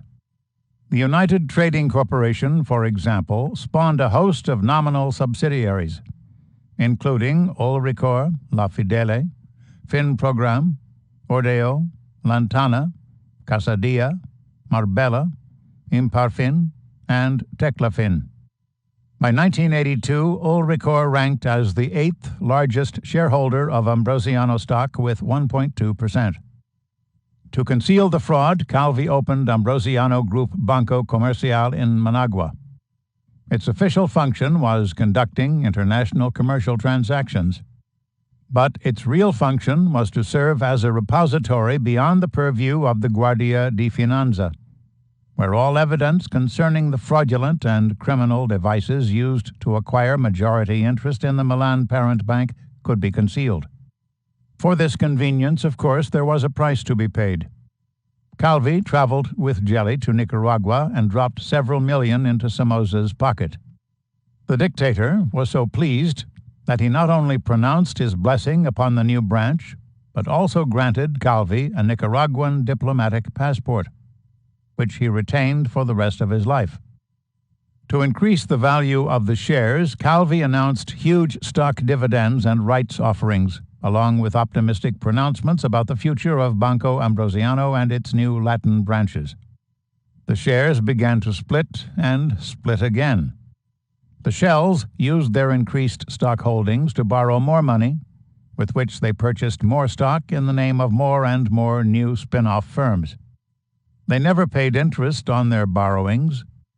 They simply added the accrued interest to their loan balances and backed their obligation for collateral with more of their bank stock. It worked like a charm. By the start of 1981, the Vatican had succeeded in gaining ownership of 16% of Ambrosiano's shares. The Pope's purpose. The third purpose of the scam was to provide funding for solidarity in Poland. As soon as he was crowned with the tiara, John Paul II met in private with Calvi to demand that an ample share of the money from the Ponzi scheme be channeled to Lech Walesa, who had been sent by God, by Providence. Such payments met with the approval of Zbigniew Brzezinski, President Carter's national security advisor, and General Vernon Walters, the U.S. ambassador at large. By 1981, over $100 million in funds from the drug cartels and the illegal bank loans flowed into the coffers of the struggling Polish labor movement, making the new pope a great hero in his native country. Few, including Walesa, opted to look the gift horse in the mouth to discern that the true source of the manna from heaven was the drug trade. Early in 1982, Calvi discussed the Pope's involvement in laundering money for solidarity with Flavio Carboni, an emissary to Ambrosiano from the CIA. In one of their secretly taped conversations, Calvi can be heard saying, "Marcinkus must watch out for Casaroli, who is the head of the group that opposes him. If Casaroli should meet one of those financiers in New York who are working with Marcinkus, sending money to Solidarity, the Vatican would collapse. Or even if Casaroli should find one of those papers that I know of, goodbye Marcinkus, goodbye Wojtyla, goodbye Solidarity. The last operation would be enough, the one for $20 million. I've also told Prime Minister Andreotti, but it's not clear which side he is on. If things in Italy go a certain way, the Vatican will have to rent a building in Washington behind the Pentagon. A far cry from St. Peter's. primary employment. In addition to the shell game, Calvi remained Sindona's successor as the principal banker for the heroin trade. Insight into Calvi's position as the mob's consigliere, advisor, was provided on November 4, 1996, when Francesco Marino Manoia, the leading pentito, collaborator working with the authorities from the Sicilian Mafia, testified in the Andreotti trial. He told the court that Calvi became the key figure in laundering heroin revenue for the American Mafia after the arrest warrant for Sindona had been issued by the Italian financial police in 1976.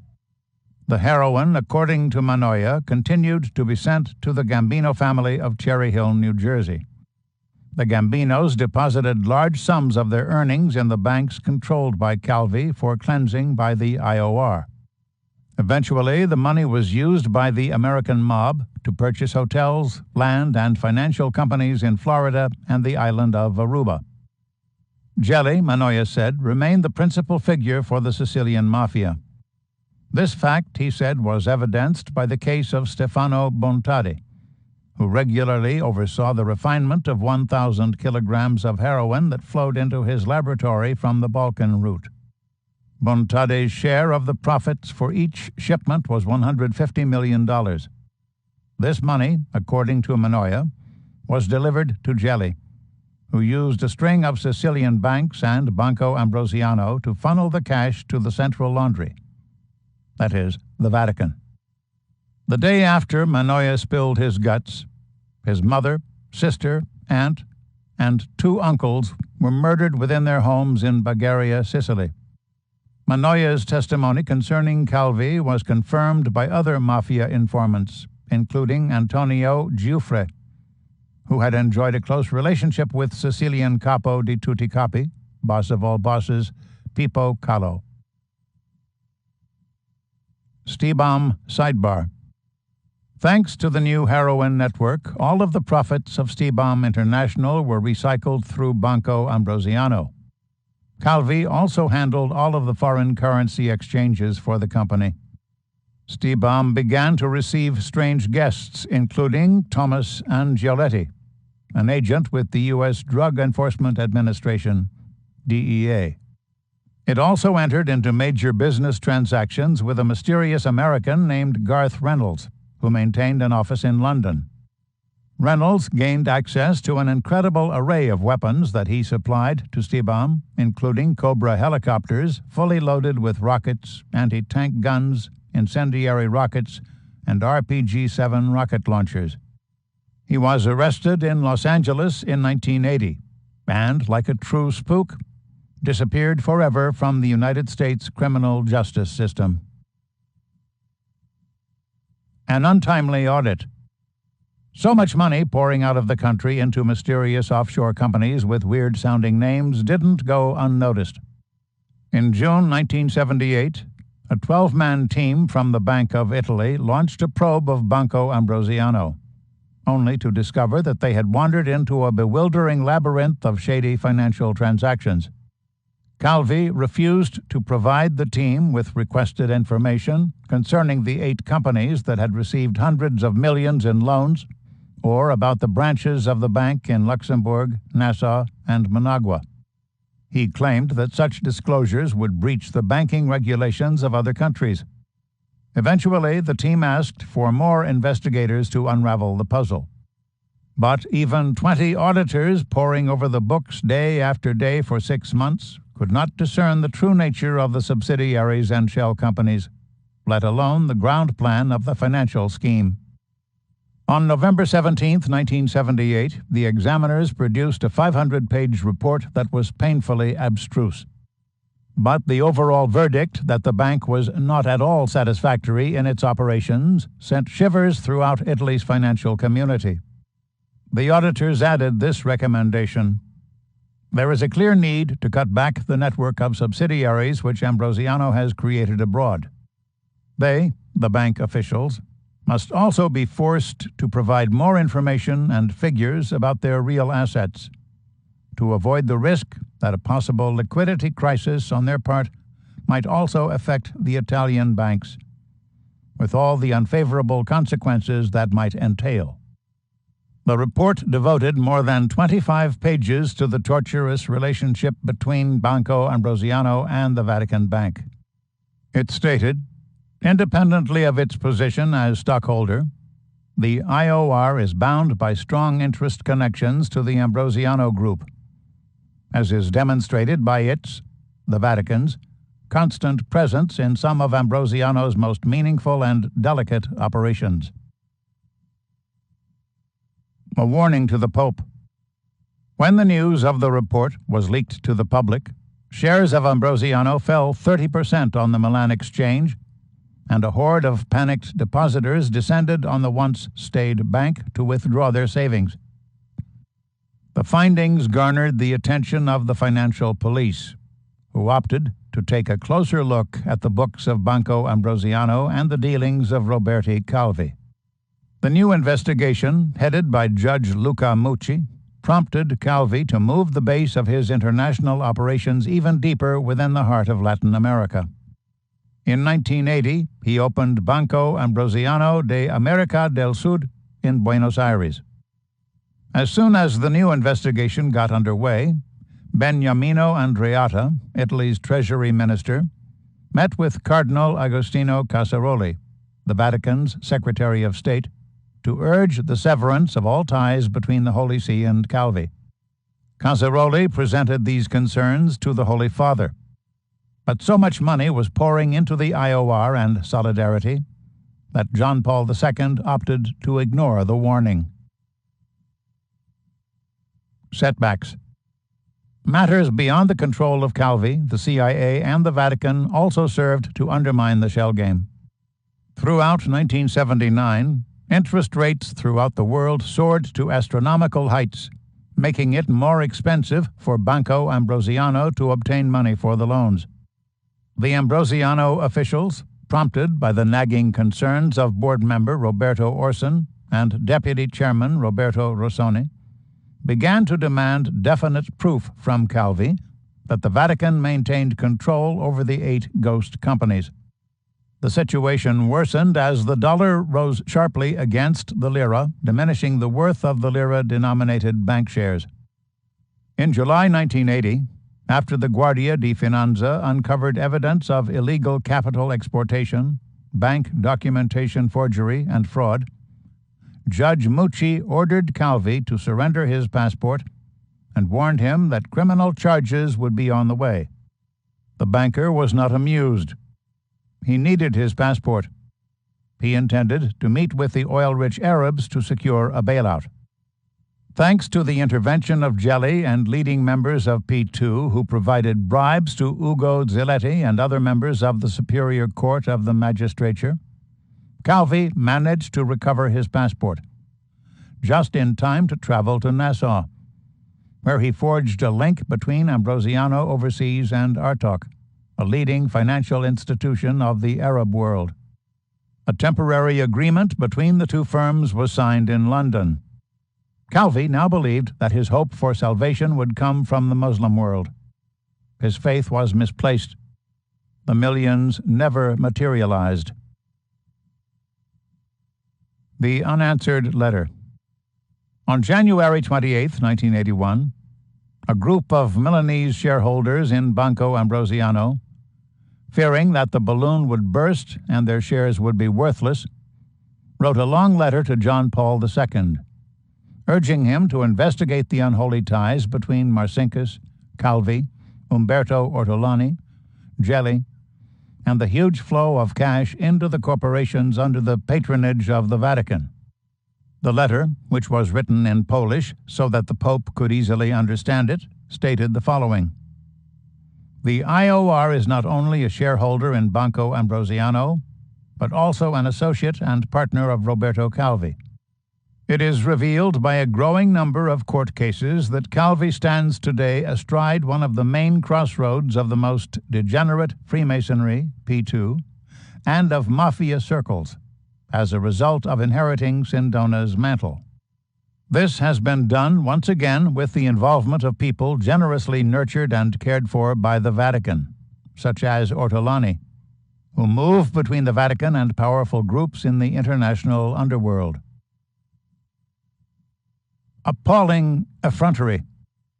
John Paul II neglected to give the shareholders the dignity of a response. Instead, in a gesture of cold indifference to their pleas, the Pope elevated Marcinkus to the position of President of the Pontifical Commission for the State of Vatican City. This position made the guerrilla the governor of Vatican City, in addition to head of the IOR. The promotion was made on September 28, 1981, the third anniversary of the death of John Paul I.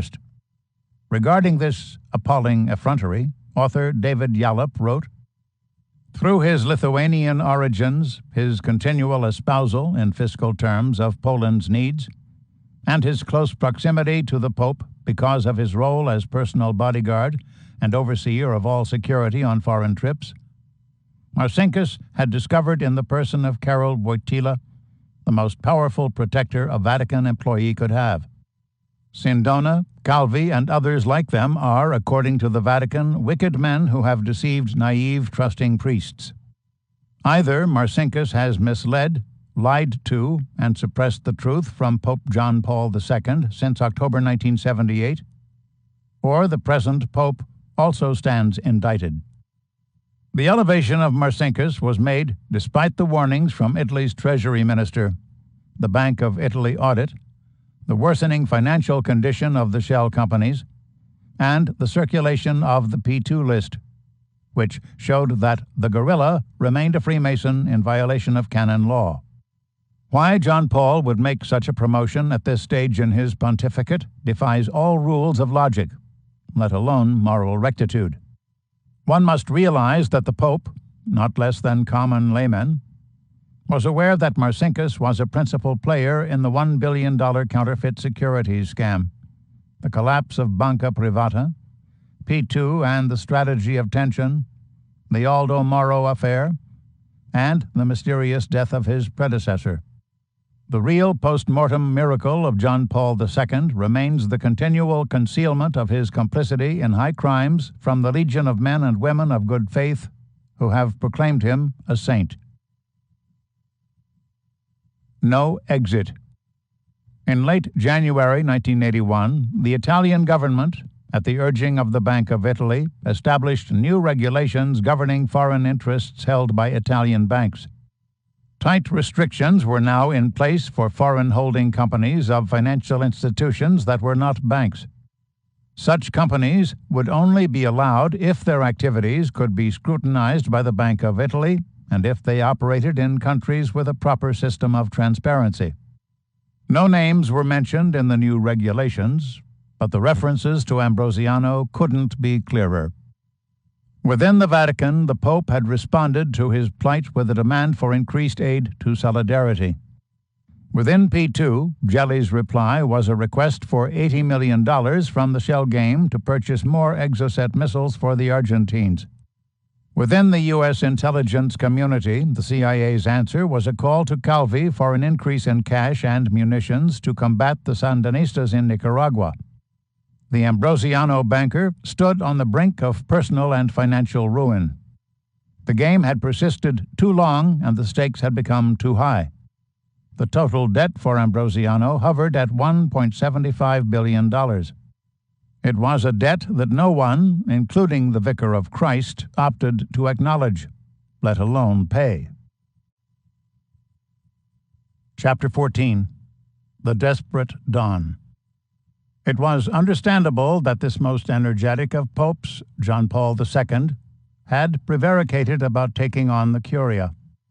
There were so many aspects to the problem. Careerism and promotion were all important with every seminarian determined to become a bishop. To move up the ladder required finding a protector. It also required embracing the 5 don'ts. Don't think. If you think, don't speak. If you speak, don't write. If you think, and if you speak, and if you write, don't sign your name. If you think, and if you speak, and if you write, and if you sign your name, don't be surprised. Moving up the ladder with the help of a protector also frequently required participating in an active homosexual relationship. Estimates of practicing homosexuals in the Vatican ranged from 20 to over 50%. The village also housed factions including sects of Opus Dei members and Freemasons and fascists. The latter could be found particularly among priests, bishops, and cardinals from Latin America. David Yallop, The Power and the Glory. As soon as the noose began to tighten around Calvi's neck, Michele Sindona left his suite at the Hotel Pierre and walked to the Tudor Hotel on the corner of 42nd Street and 2nd Avenue, where he met Rosario Spatola. The two men drove to the Conca d'Oro Motel on Staten Island, where Sindona donned a white wig, glued yellow chicken skin to his nose, and changed into a garish yellow suit. He packed a shoulder bag containing files and a list of 500 names of P2 members in prominent positions, and headed off to Kennedy Airport, where he boarded a plane for Vienna with a passport bearing the name Joseph Bonamico. The passport had been provided to him by Johnny and Rosario Gambino. The date was August 2nd, 1979. It was time for the Don to get out of town. His fight to stay out of prison had failed. He was on $3 million bail and was obliged to report daily to the U.S. Marshal's office at 500 Pearl Street. His appeals for help to David Kennedy, Richard Nixon, U.S. Ambassador John Volpe, and CIA officials had gone unanswered. Sindona knew he had to return to Italy in order to gather support for his forthcoming trial in Manhattan. But there was a problem. He already had been sentenced to 3.5 years' imprisonment in Italy and was wanted on a host of new charges, including the murder of Giorgio Ambrosoli. He had no option except to stage his own kidnapping.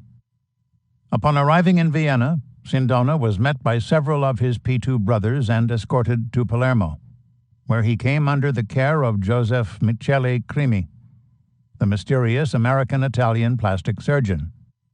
Johnny Gambino, Rosario Spatola, and Vincenzo Spatola soon joined the former Vatican banker in Sicily. For the duration of their stay, Johnny never left his Don's side. Day after day, he would whisk Sindona away in a black Mercedes for conversations lasting 7 or 8 hours, and then take him to the Charlestown in downtown Palermo for dinner. The ransom note. On August 9, 1979, the press got word that Sindona had been kidnapped by the Proletarian Committee for the Aversion of an Improved Justice. The ransom note followed with a demand of 30 billion lire for his release. If the money was not provided, the kidnappers were set to release the list of 500 names and assorted papers they had removed from the Don's shoulder bag. News of the list struck terror in the hearts of the Italian and American political leaders, industrialists, and military officials who had been engaged in heroin dealing, arms trafficking, money laundering, and a host of other nefarious activities with the man who had saved the lira. But the note was far more jarring to the CIA since the assorted papers contained confidential memoranda outlining the celebrated mafiosi's long association with the agency. The Don's delusions. The Don had become delusional. He believed that this threat would serve to restore him to his former position of power within the Vatican, the CIA, and the Italian financial community. The prison sentence, he believed, would be quashed. All outstanding charges against him would be dropped. His Italian holdings would be returned to him, and U.S. officials would come forth to say that he was a noble figure who had spent his career fighting the advancement of the godless forces of communism. Sindona also remained delusional in his belief that U.S. military and intelligence officials, including Rear Admiral Max K. Morris and CIA Director Stansfield Turner, would come to his aid by telling the world that he had been engaged in an effort to make Sicily the 51st state, and that all legal action against him by the U.S. Department of Justice must come to an immediate end. The master calls. As soon as he learned of Sindona's demands, Gelli summoned Dr. Michele Crimi and Sindona to his villa in Arezzo, where he warned the fugitive Don of the dire consequences awaiting him if he broke his solemn vow to P2 by revealing anything about his Masonic brothers or violated the code of omerta that bound him to the Sicilian men of respect. He would suffer an ignoble death, his image would be burned to ashes by his compatriots, and his family would not be spared from the wrath of his enemies. Sindona must return to the United States and face trial. Gelli would gain the intervention of the Holy Father on his behalf, and testimony would be provided that he had acted in accordance with the will of Holy Mother Church and the forces of democracy. Duly chastised, Sindona acquiesced to the worshipful master's directives. Sindona's return. It was just as well. The kidnapping ruse was rapidly unraveling. Vincenzo Spatola, Rosario's younger brother, was arrested in Rome on October 9th, when he delivered a letter to Rodolfo Guzzi, Sindona's lawyer. The letter contained a request from Sindona for a passport and a large amount of money. After interrogating Vincenzo, the Roman police realized that the celebrated Don had not been kidnapped by the Proletarian Committee for Eversion or any other fanciful chapter of the Red Brigades. Instead, Sindona was safe and secure with the members of the Gambino crime family. Sindona, however, had to save face. For this reason, on September 25th, he allowed Dr. Michele Crimi to shoot him in the left thigh on an examining table within the physician's office in Palermo. The wound was treated, and on October 13th, Sindona, again donning the wig and the chicken skin, boarded an airplane and returned to New York. Upon arriving on Sunday morning, he called Marvin Frankel, his U.S. attorney, with the good news. The Vatican was about to come to his rescue. He soon would be recognized as a great champion in the war against the godless forces of communism. What's more, the attempt at blackmail was a partial success. Calvi had coughed up the 300 billion lire in black funds for his silence. The staged kidnapping, resulting in the wound in his thigh, kept Sindona from an immediate prison sentence for violating the terms of his bail.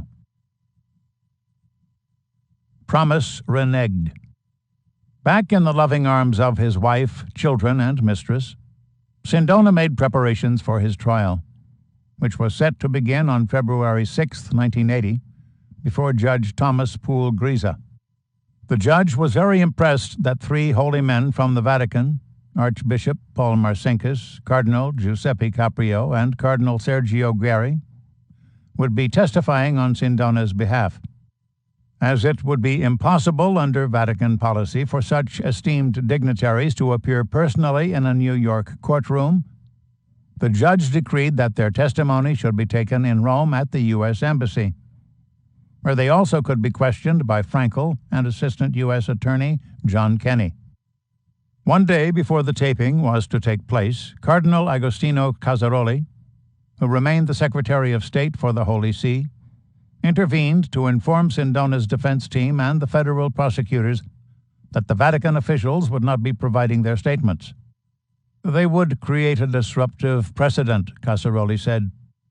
There has been so much unfortunate publicity about these depositions. We are very unhappy about the fact that the American government does not give diplomatic recognition to the Vatican. The Vatican had betrayed Sindona. A note from Phil. On February 11, 1980, after learning that the Vatican had reneged on its promises to Sindona, Phil Guarino, a former Roman Catholic priest and a director of the Republican National Committee, wrote the following in a letter to Gelli. Carissimo Gelli, how I'd like to see you. Things are getting worse for our friend. Even the Church has abandoned him. 2 weeks ago, everything looked good when the Cardinal said they would testify in Michele's favor. Then, suddenly, the Vatican Secretary of State, S.E. Casaroli, forbade S.E. Caprio and Guerri to testify for him. Guarino allegedly had strong ties to the Sicilian mafia and the U.S. intelligence community. He resided in Washington, D.C., where he operated an upscale restaurant. Gelli provided the following reply on April 8th. My experience tells me that for certain classes of humanity, it is a natural law to help the strongest and wound the weakest. Thus, not even the Church could keep from denying the man it once called the one sent by God. Sentencing and attempted suicide. On March 27, 1980, Sindona was convicted of 68 counts of fraud, misappropriation of bank funds, and perjury. While awaiting sentencing, he was incarcerated at the Metropolitan Correctional Center in Manhattan. On May 13, 1980, 2 days before he was to be sentenced, Sindona attempted suicide by slitting his wrist, ingesting digitalis, and swallowing an unknown quantity of Darvon and Librium, a painkiller and an anti-anxiety drug, respectively. He survived despite his refusal to cooperate with the attending physicians.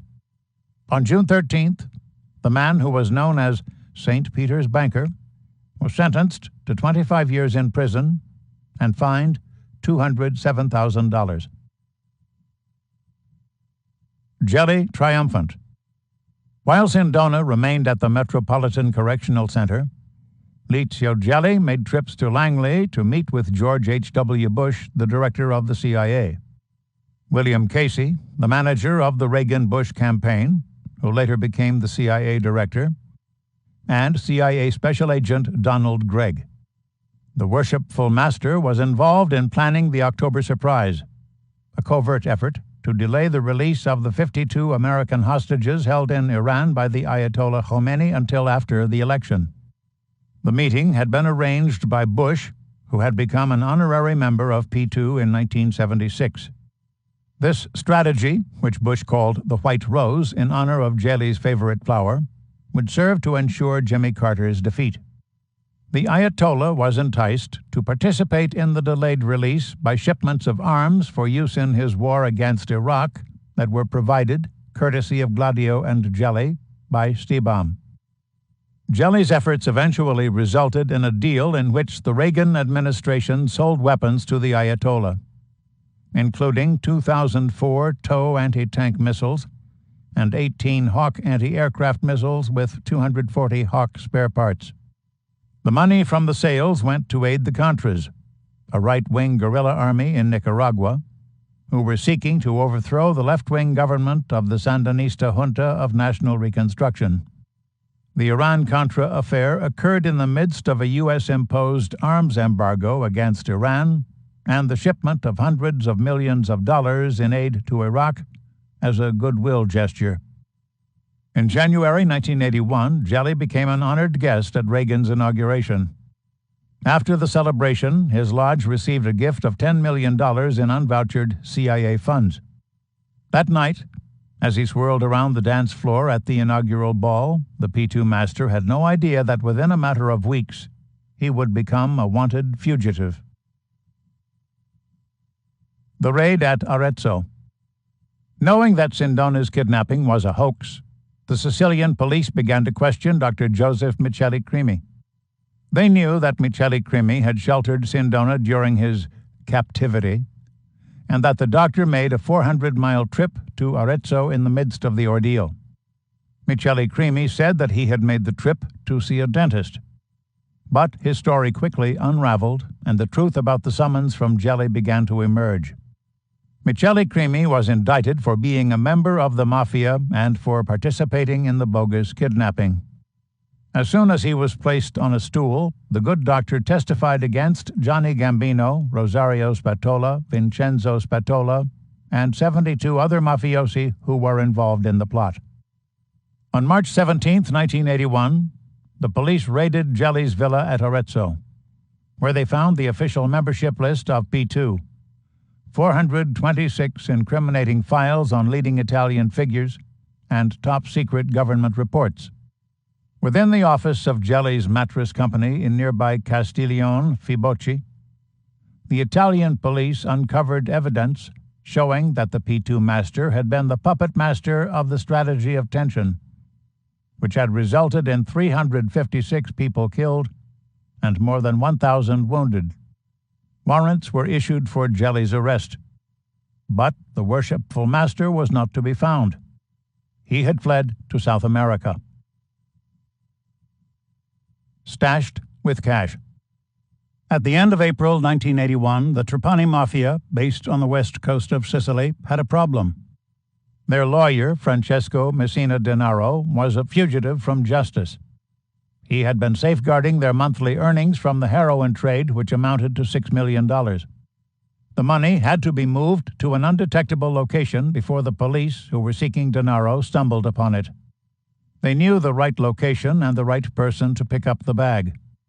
The Trapanis flew to Rome, to the office of public notary Alfano, where they handed a suitcase filled with the cash to their trusted old friend, Archbishop Paul Marcinkus.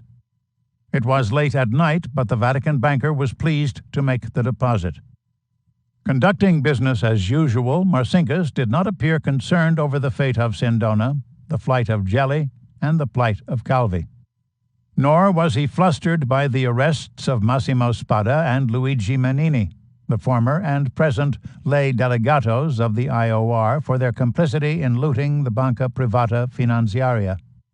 His composure in the face of the worsening circumstances engulfing the Vatican Bank may have been due to his awareness that a plan was in the works to deal with John Paul II, who had become a primary cause of setbacks within Operation Gladio. Chapter 15. The Pope Must Die.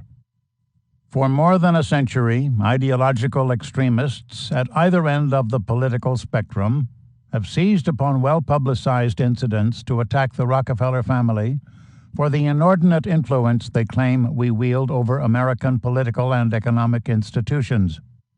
Some even believe we are part of a secret cabal working against the best interests of the United States, characterizing my family and me as internationalists, and of conspiring with others around the world to build a more integrated global political and economic structure. One world, if you will. If that's the charge, I stand guilty, and I am proud of it. David Rockefeller, Memoirs, 2002. By the end of March 1981, events surrounding Gladio were spinning out of control. The raid on Gelli's villa had provided Italian police officials with evidence of the covert operation, including statements of payments, linking P2 to right-wing terrorist outfits and criminal organizations such as Ordine Nuovo, New Order, Movimento d'Azione Rivoluzionaria, Revolutionary Action Movement, and Banda della Magliana, Band of the Magliana, referring to the neighborhood most members were from. The confiscated files also provided insight into Gelli's close ties to the CIA and SISMI. Adding to the treasure trove of information came proof that Sindona, Calvi, and Marcinkus were members of the secret society, that Gelli had been instrumental in setting up branches of Banco Ambrosiano in Latin America, and that the Vatican's shell companies had been used by P2 as a means of providing arms to right-wing regimes and rebel armies. The Italian police officials were now aware that U.S. political leaders, including the Vice President, the Secretary of State, and the U.S. Ambassador to Italy, were intricately involved in the inner workings of the lodge. All of these discoveries were made possible by John Paul II's failure to provide assistance to Sindona, a failure that led to the fake kidnapping, the visit to Arezzo, and Sindona's incarceration in a New York prison, where he was beginning to break out in song. What's worse, the jailed Don issued a $100,000 contract for the murder of John Kenney, who now served as the chief prosecutor in his extradition hearings. Growing concerns. By refusing to shore up the losses incurred by the IOR's shell companies, the Pope had been remiss. The payments of the loans should have been made through the Holy See from the seemingly bottomless reservoir of black funds. But John Paul II intransigently refused to acknowledge such debts for fear that the common laity might come to learn that Holy Mother Church was a very worldly institution. This refusal resulted in a massive investigation by the Bank of Italy into the affairs of Calvi and Banco Ambrosiano, and the revelation that hundreds of millions of dollars had been illegally exported out of Italy to the Vatican's strange-sounding companies. What, the investigators began to wonder, was the parochial purpose of the offshore firms that had received over $1.5 billion in loans from Ambrosiano. Surely the companies, now gorged with cash, couldn't be engaged simply in selling rosary beads, scapulars, and garish backyard statuary to impoverished Latinos. The probe, thanks to John Paul II's inaction, continued to gather steam with each passing day. And if the investigation was not halted, it would lead to the office of Stibam International, which was located on Ambrosiano property, and the discovery of the massive drugs for arms deal that was underway to make the world safe for democracy. The raid's results. The raid at Arezzo produced another devastating result: the loss of power for the Christian Democrats in Italy. Since 1947, the CIA had bolstered the party with over $65 million in cash, making sure it would remain in control of the Italian government. But the names of 3 leading members of the cabinet of Prime Minister Arnaldo Forlani were on the P2 list, along with the heads of Italy's military intelligence, commanders of the Guardia di Finanza, prominent journalists, including the editors and publishers of Corriere della Sera, powerful judicial officials, and leading military figures. The government of Forlani, the geostrategists within the CIA realized, could not weather the crisis and would collapse within the year, and the agency would lose control of the financial police who were in charge of the Ambrosiano investigation. The military intelligence would no longer be able to plant evidence against the Italian communists.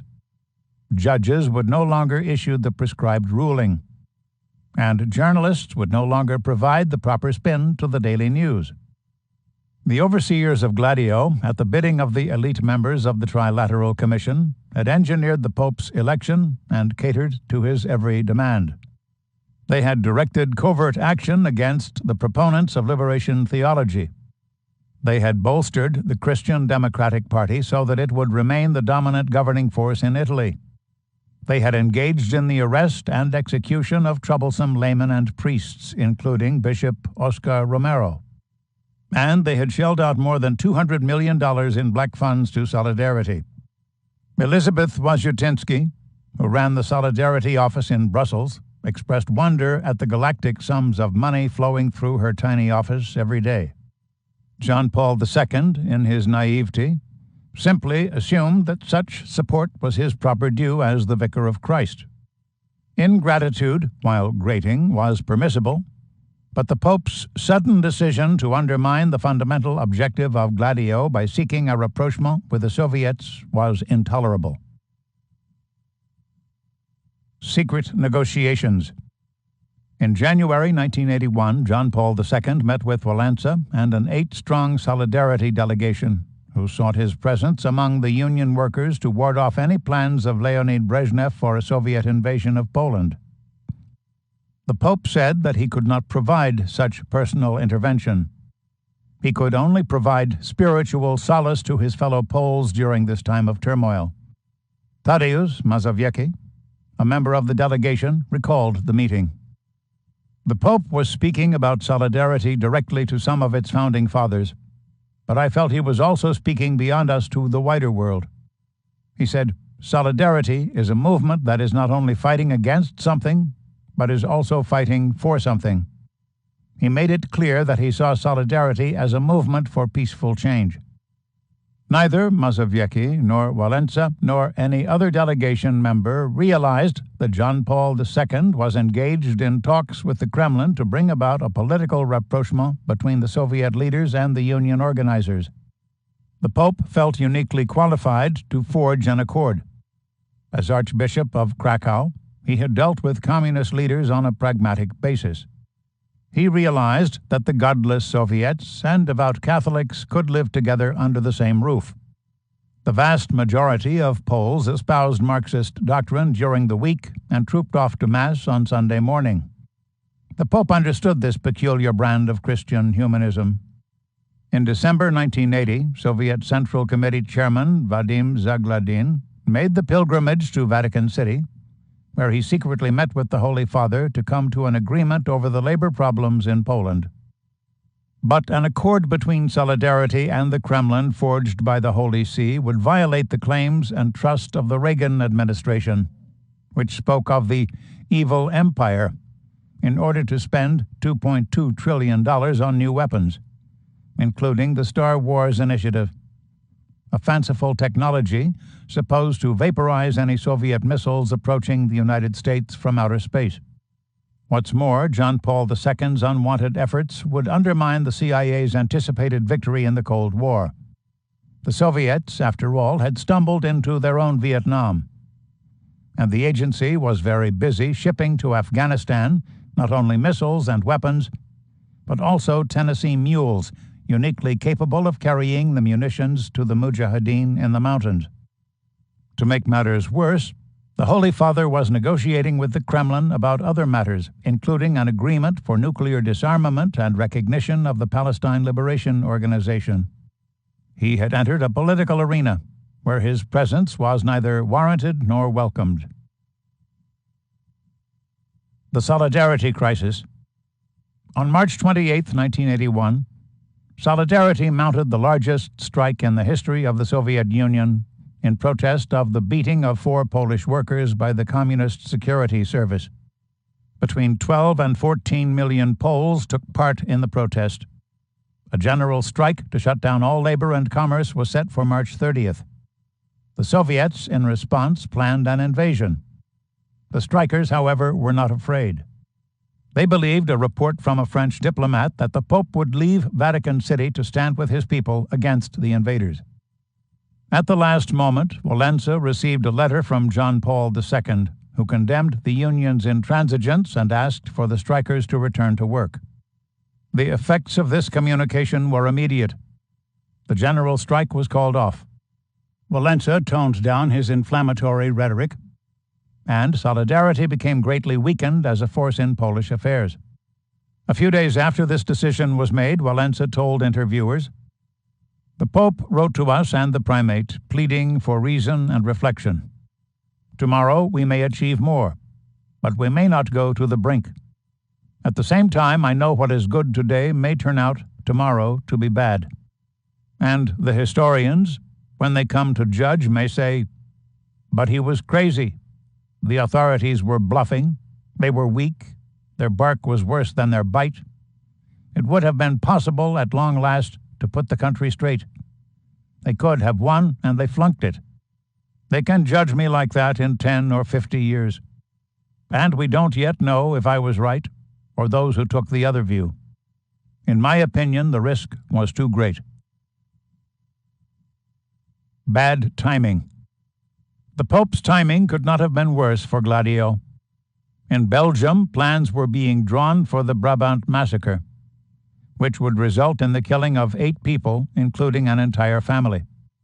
The same unit was training for an attack on a police station in the sleepy southern Belgian town of Wielsum, where they would steal weapons in order to plant them among communist agitators. In Spain, the Gladio unit continued to hunt down and assassinate the leading members of the Basque separatist movement.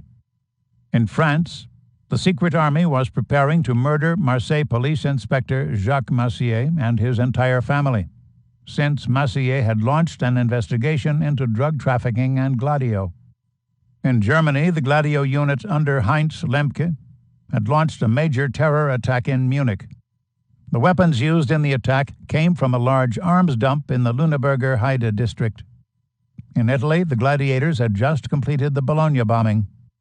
But nowhere was Gladio at a more decisive stage than in Turkey. Terror in Turkey. In 1980, General Kenan Evren, the commander of the counter-guerrillas, a Gladio unit, had staged a coup that toppled the government of Bülent Ecevit and the Democratic Left Party. Upon hearing the news, President Jimmy Carter phoned Paul Henze, the CIA station chief in Ankara, and said with great relief, "Your people have made the coup." Henze confirmed with enthusiasm, "Yes, our boys have done it." The takeover did not really come as a surprise to Carter. Before the coup, Zbigniew Brzezinski, his national security advisor, had said, "For Turkey, a military government would be the best solution." Upon assuming power, Evren dissolved Turkey's parliament and suspended legislation governing the civil liberties and human rights of Turkish citizens, stating that such acts were needed to establish political stability. But the violence did not come to an end. It was transferred from the streets to the prisons. Thousands were tortured while incarcerated. Dozens were executed and scores remain missing. The coup was successful due to the intensive training the Gladio units, including the youth division of counter-guerrilla, known as the Grey Wolves, had received in sabotage, bombing, killing, torture, and rigging elections. This training was conducted at paramilitary centers set up by the CIA in Ankara, Bolu, Kayseri, Buka, near Izmir, Kanakkale, and Cyprus. Select officers were sent for advanced training at Fort Benning in Georgia and at the Ensenada Naval Base near the Mexican border. Wolves eat dogs. Throughout the 1970s, counter-guerrilla and the Grey Wolves were responsible for ongoing terror attacks in Turkey that resulted in the deaths of over 5,000 students, teachers, trade union leaders, booksellers, and politicians. At the time of the coup, there were 1,700 organizations of Grey Wolves throughout Turkey. Total membership reached 200,000 members, and the movement had millions of admirers. Although Evren expressed fear of the wolves, the CIA unleashed them to fight the PKK, the Kurdistan Workers' Party. Formed in 1978, the PKK sought to establish a Marxist-Leninist state in a swath of land encompassing eastern Turkey, northern Iraq, northwestern Iran, and northeastern Syria, which they called Kurdistan, the land of the Kurds. The wolves were also deployed against the Armenian Secret Army for the liberation of Armenia, Asala, a group dedicated to putting an end to NATO imperialism. Trained in the Beirut camps of the Palestine Liberation Organization, the Asala was responsible for the assassination of at least 36 Turkish diplomats. Both groups represented an obstruction to Gladio's creation of a new world order. The key to gaining control of northern Eurasia, according to Brzezinski and other members of the Trilateral Commission, remained Turkey, once the heart of the great Ottoman Empire. The Central Asian republics, Azerbaijan, Turkmenistan, Kyrgyzstan, Uzbekistan, and Kazakhstan, all shared a common Turkish heritage and a common Islamic faith. Although they remained part of the Soviet Union, the republics, in the eyes of geostrategists, could easily be united under a pan-Turkish banner. The wolves howl. The pan-Turkish banner was unfurled by the Grey Wolves, who published their statements of belief in Bozkurt, their official newsletter. Who are we? We are the Grey Wolves, Bozkurtçu. What is our ideology? The Turkism of the Grey Wolf, Bozkurt. What is the creed of the Bozkurtçu? We believe that the Turkish race and the Turkish nation are superior. What is the source of this superiority? The Turkish blood. Are the Bozkurtçu pan-Turks? Yes. It is the holy aim of the Bozkurt Turks to see that the Turkish nation grows to a nation of 65 million. What justification do you have for this? The Bozkurtçu have long declared their principles on this issue. You do not receive right, you get it yourself. War? Yes, war if necessary. War is a great holy principle of nature. We are the sons of warriors. The Bozkurtçu believe that war, militarism, and heroism should receive the highest esteem and praise. Believing this credo would unite Central Asia, the wolves became the favored lapdogs of the bureaucrats at Langley, and untold billions were spent upon the pack.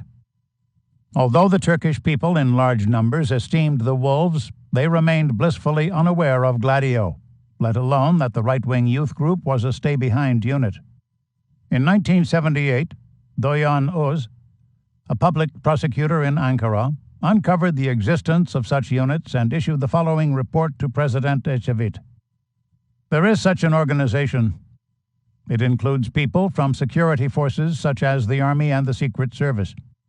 During the First and Second National Front governments in particular, they largely adopted the state mechanisms to their own purposes. Their ultimate aim is to introduce a fascist system in Turkey with all the associated organs. Within days of issuing this warning, Oz was gunned down and killed in front of his house. There were several witnesses, and Ibrahim Çiftçi, the leader of the wolves, was arrested and sentenced to death. The military Supreme Court immediately overturned the verdict, and Çiftçi was returned to his lair. A similar scenario took place several years later when Haluk Kirsi, a wolf known as Idi Amin, was arrested for participating in the murder of Oz. He too was tried, convicted, and sentenced to execution 7 times, only to be conditionally released from Bursa prison. Reasonable expenses. The CIA's financial support for the wolves was also necessitated by the need to protect the Balkan route and the flow of heroin into the Anatolian plains from Afghanistan and Iran, said to be worth $3 million an hour. They also safeguarded the smuggling of weapons into the country. The scale of this smuggling may be discerned from the fact that the following illegal arms were confiscated in Turkey between 1980 and 1984. 638,000 revolvers, 4,000 submachine guns, 48,000 rifles, 7,000 machine guns, 26 rocket launchers, and 1 mortar. The wolves were so integral to the drugs for arms enterprise that it became almost impossible to make a clear-cut distinction between this Gladio unit, the Turkish Mafia, and Turkey's National Intelligence Operation, MIT, a so-called unofficial arm of the CIA. All 3 organizations were interlocked in Ergenekon, a clandestine ultranationalist movement that operated as a shadow state. The bastard son. Ergenekon was the bastard son of Gladio, the illegitimate offspring of U.S. intelligence and the Babas, that would come to direct many of the critical events in Turkey and Central Asia into the 21st century. In many ways, it represented the culmination of the dreams of Alan Dulles, William Donovan, Paul Hellawell, and James Jesus Angleton. Ergenekon enabled street thugs, assassins, and drug lords to act with impunity. Even if incarcerated, such criminals had little to fear.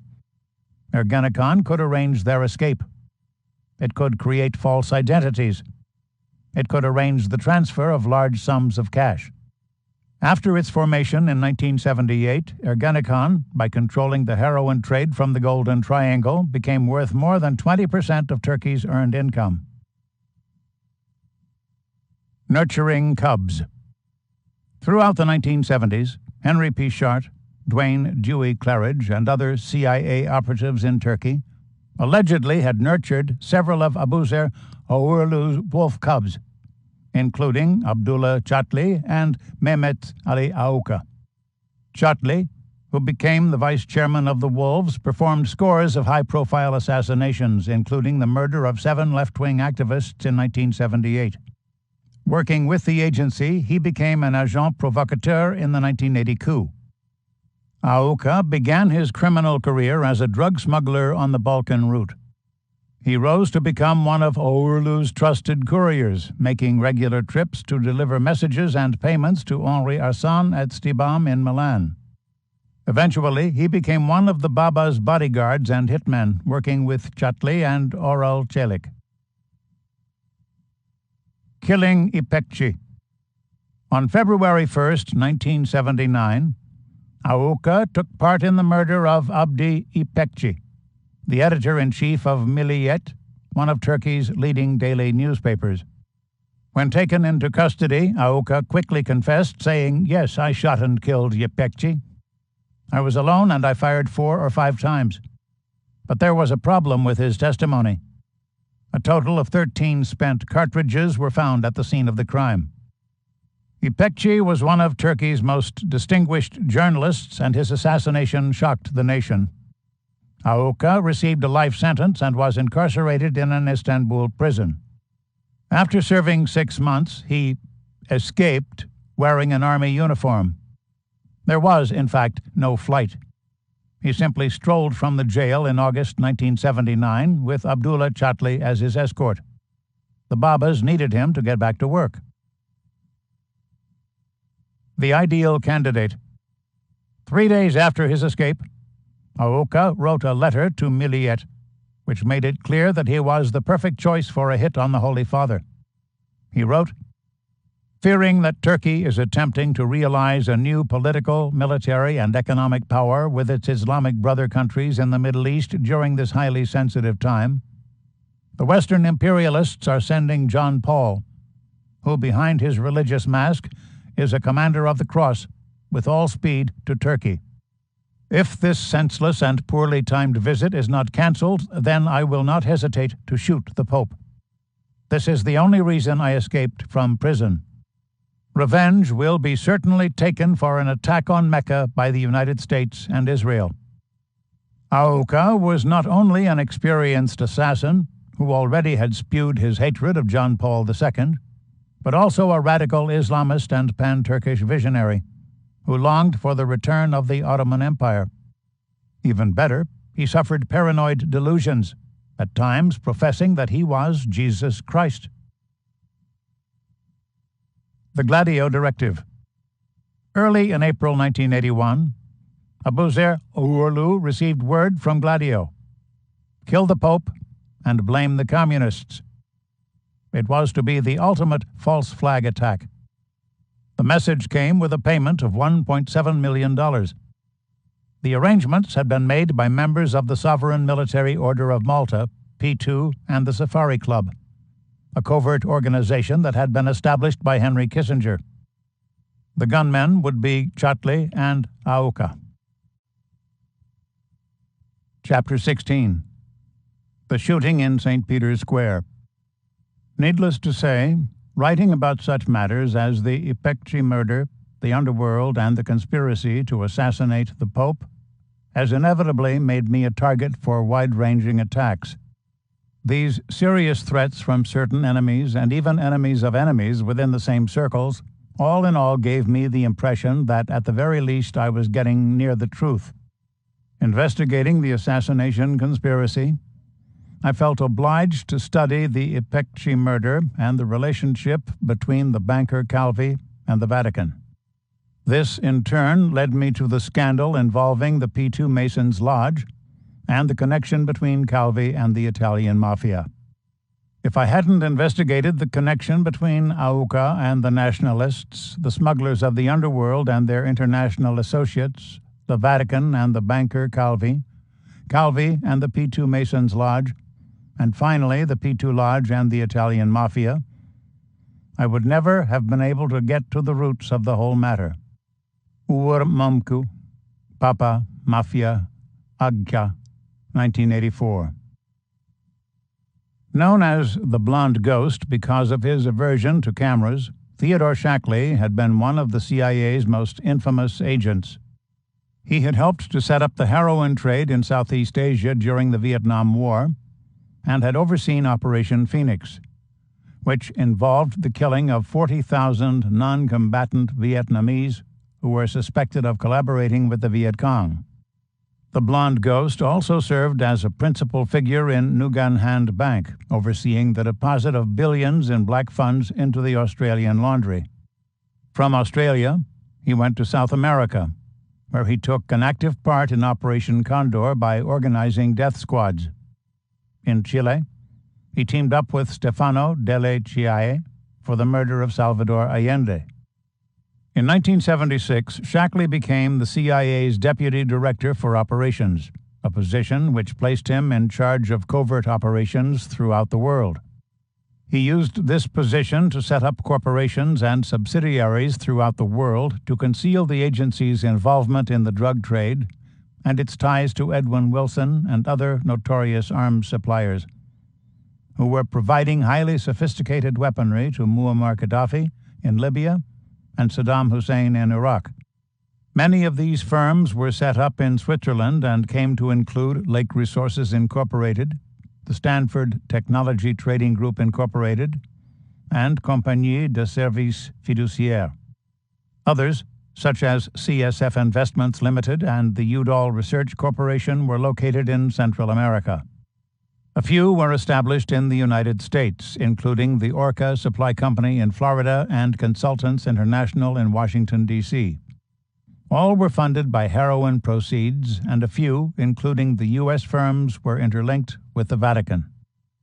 After leaving the CIA in September 1979, Shackley formed Research Associates International, which specialized in providing intelligence to business. Such intelligence consisted of classified CIA files that the Blonde Ghost had removed from the agency. In 1980, Shackley's talents were sought by the Reagan-Bush Election Committee, and he became a key operative in planning the October surprise, by which the hostages remained in Iran until after the election. The Safari Club. Shackley was also a member of the Safari Club, an intelligence allegiance that was forged by Henry Kissinger on September 1, 1976. Members included the heads of the intelligence agencies of the United States, France, Egypt, Iran, Morocco, and Saudi Arabia, and a host of CIA agents and former agents. The primary function of the club was the orchestration of terrorists and proto-terrorists by proxy groups throughout the world, from Renamo in Mozambique to UNITA in Angola, and from the Contras in Nicaragua to the Mujahideen in Afghanistan and Central Asia. In 1981, Count Alexandre de Mérange, the chief executive of the Service de Documentation Extérieure et de Contre-Espionnage, SDECE, the French Secret Service, served as the leader of Safari. Mérange was also a member of the SMOM, along with CIA Director William Casey, Secretary of State Alexander Haig, Treasury Secretary William Simon, U.S. Ambassador to the Vatican William Wilson, Licio Gelli, Father Felix Morleon, and General Santovito of SISMI. Through the SMOM, Mérange became aware of John Paul II's negotiations with the Kremlin and agreed that the Polish upstart had to be removed from the Holy Office. Shackley and Santovito. Shackley arrived in Rome on February 3, 1981, for a series of meetings with General Santovito. The assassination, in keeping with the strategy of tension, would be blamed on the Soviets. The plan would involve a multitude of CIA associates, including journalist Claire Sterling, Paul Henze, the station chief in Ankara, Michael Ledeen, a consultant to the U.S. National Security Council, Father Felix Morleon of the right-wing Pro-Deo movement, Francesco Pazienza, a CIA informant and SISMI official who helped engineer the Bologna bombing, and Frank Terpil, the agent who had been assigned to work with the Grey Wolves. Santovito soon emerged as the lead character in the assassination plot. He would handle all aspects of the investigation. He would provide cover for the co-conspirators. He would grant shelter to the assassins. As the head of military intelligence and the commander of the Italian Gladio units, he was uniquely qualified for the role. By the time of his meeting with Shackley, the general was working closely with Stiebaum, ensuring safety to the massive arms for drugs operation that had been set up by the Sicilian Mafia, the Turkish Babas, and the CIA. The SISMI general was also implementing the strategy of tension by launching terror attacks throughout Italy with P2 puppet master Licio Gelli. He was diverting the financial police from probing too deeply into the transactions of Banco Ambrosiano and the ongoing flow of millions in cash to the Vatican shell companies. He was serving the CIA by commissioning underworld figures to conduct hits on troublesome politicians, magistrates, pentiti, informers, and journalists. Stretched to the limits, Santo Vito's network of connections extended to Giuseppe Pippo Callo, the Sicilian mob enforcer, Salvatore Toto Riina, the godfather of the Corleonese clan, Giovanni Pandico, the leader of the Camorra, and Franco Giuseppucci, Maurizio Abatino, and Alessandro Dortenzi, the founding fathers of Banda della Magliana. No man knew more about Gladio than Santo Vito. No official was more valuable to the operation, and no individual was more at risk of exposure. The Bulgarian Thesis. In Rome, Shackley and Santo Vito worked with Francesco Pazienza, the second in command at SISMI, and Father Felix Morleon, a Dominican friar and former OSS spook, in developing the Bulgarian Thesis, a bogus scenario to place the blame of the murder of John Paul II on the Soviets. Morleon had discovered the perfect patsy. Sergei Ivanov Antonov, a Bulgarian communist working in Rome for the Balkan Airlines, lived one floor above Morleon in the same apartment building. Since Antonov constantly traveled back and forth from Bulgaria, he could be presented as an agent for Bulgaria's Committee for State Security, CSS, who had been commissioned by the KGB director Yuri Andropov to kill the Holy Father. The contract, according to the script, would have been necessitated by the Pope's support of solidarity and his capacity to unite the Polish people in opposition to Soviet rule. As soon as the investigation of the holy homicide got underway, a team of CIA spin doctors, including Claire Sterling, Michael Ledeen, and Paul Henze, would circulate the thesis and manufacture connections between Antonov, the CSS, and the Kremlin. To make matters more believable, Antonov, with his sinister Russian-sounding name, could be depicted as an agent who also worked in tandem with East Germany's General Intelligence Administration, Hauptverwaltung Aufklärung. This enhancement could be useful since a certain Antony Ivanov Antonov, a Turkish cog in the drug smuggling ring, was alleged to have served as an East German informant. Henze, who possessed a literary flair, served as the CIA station chief in Ankara. For this reason, he could be counted upon to provide manufactured inside information on Antonov. Ledeen, who acted as the CIA's contact with SISMI, had close ties to NBC and other major American news outlets. Sterling remained the CIA's leading agent of disinformation. In 1981, when the Bulgarian thesis was being developed, Sterling had published The Terror Network, which blamed the source of almost all acts of international terrorism on the Soviet Union. By the end of March 1981, Count Marange passed a warning to the Vatican security services about a planned attack by an unspecified foreign power that was to take place in the immediate future. The Count could not provide details. The warning had come to him from his agents within the Eastern Bloc. The security officials duly noted the warning, unaware that de Marange was merely building a platform that would support the Bulgarian thesis. When the message was conveyed to the Holy Father, he merely dismissed it with the wave of his hand. He knew he had nothing to fear from his new friends in the Kremlin. BND protection. After escaping from prison, Mehmet Ali Aouka made his way to the Hotel Vitosha in Sofia, where he met with Bekir Çelenk and other Babas. He returned to his old job as an enforcer of the Stibam pipeline that led from the Balkans into Western Europe. During this time, he made several trips to Palermo, where he met with Pippo Callo and Toto Riina. He also traveled to Milan for conferences with Henri Arsan. As he crisscrossed through the Mediterranean region, he constantly changed his passport and assumed new identities. In the months before the scheduled hit, Aouka and Chatli were safe and secure in Munich. It was a perfect place of refuge.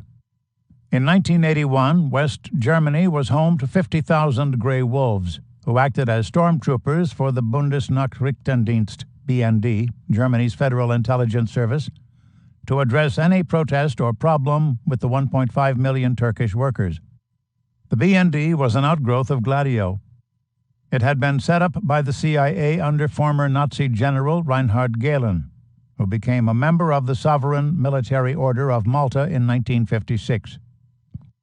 The complicity of the BND in the assassination attempt on John Paul II has been widely ignored by the U.S. press, even though Châtelet later testified to a judge in Rome that he had received 3 million marks by the German Secret Service to perform the hit. Within Munich, Haouka and Châtelet were joined by Oral Celik, a fellow Grey Wolf who would take part in the attempted Papacide. Celik had provided backup to Haouka in the Ipekci killing. Like Haouka, he too served the Babas by providing protection for the TIR trucks along the Balkan route. In the winter of 1981, Celik was the subject of a red bulletin from Turkey's Interpol for a string of murders, including the execution of a teacher in Malatya. Meeting with Morleon. On April 18th, Haouka, Châtelet, and Celik traveled to Milan to meet with Bekir Çelenk at Stibam. They stayed at the Hotel Agosta, where Haouka registered under the name Faruk Ozgun. From Milan, the trio made their way to Rome for a visit with Morleon to learn the layout of the priest's apartment. On April 23rd, the day John Paul II was holding a private audience with CIA Director William Casey, the Turks were provided with 9mm Browning high-power semi-automatic pistols with 13-round cartridge clips. They had received training on the use of these weapons by CIA agent Frank Turpil. The semi-automatics had been imported from East Germany by Horst Grillmeier, an arms dealer and operative of the BND. The place of origin was significant since the pistols, when found, would support the Bulgarian thesis. The attempted hit. On May 13, 1981, John Paul II appeared in the Papa Mobile, an open-top Jeep, before an adoring crowd of 5,000. As he was being driven around St. Peter's Square, he stood upright to return a young girl he had been holding to her mother. It was 5:19 in the afternoon. A series of shots rang out, with bullets striking the Holy Father and 2 women from New York. Chaos ensued and a small explosion went off in the corner of the square. Haouka fled, tossing his pistol under a truck, before he was collared by the Vatican security chief. The Pope was rushed to the Gemelli, the teaching hospital of the Catholic University of the Sacred Heart in Rome.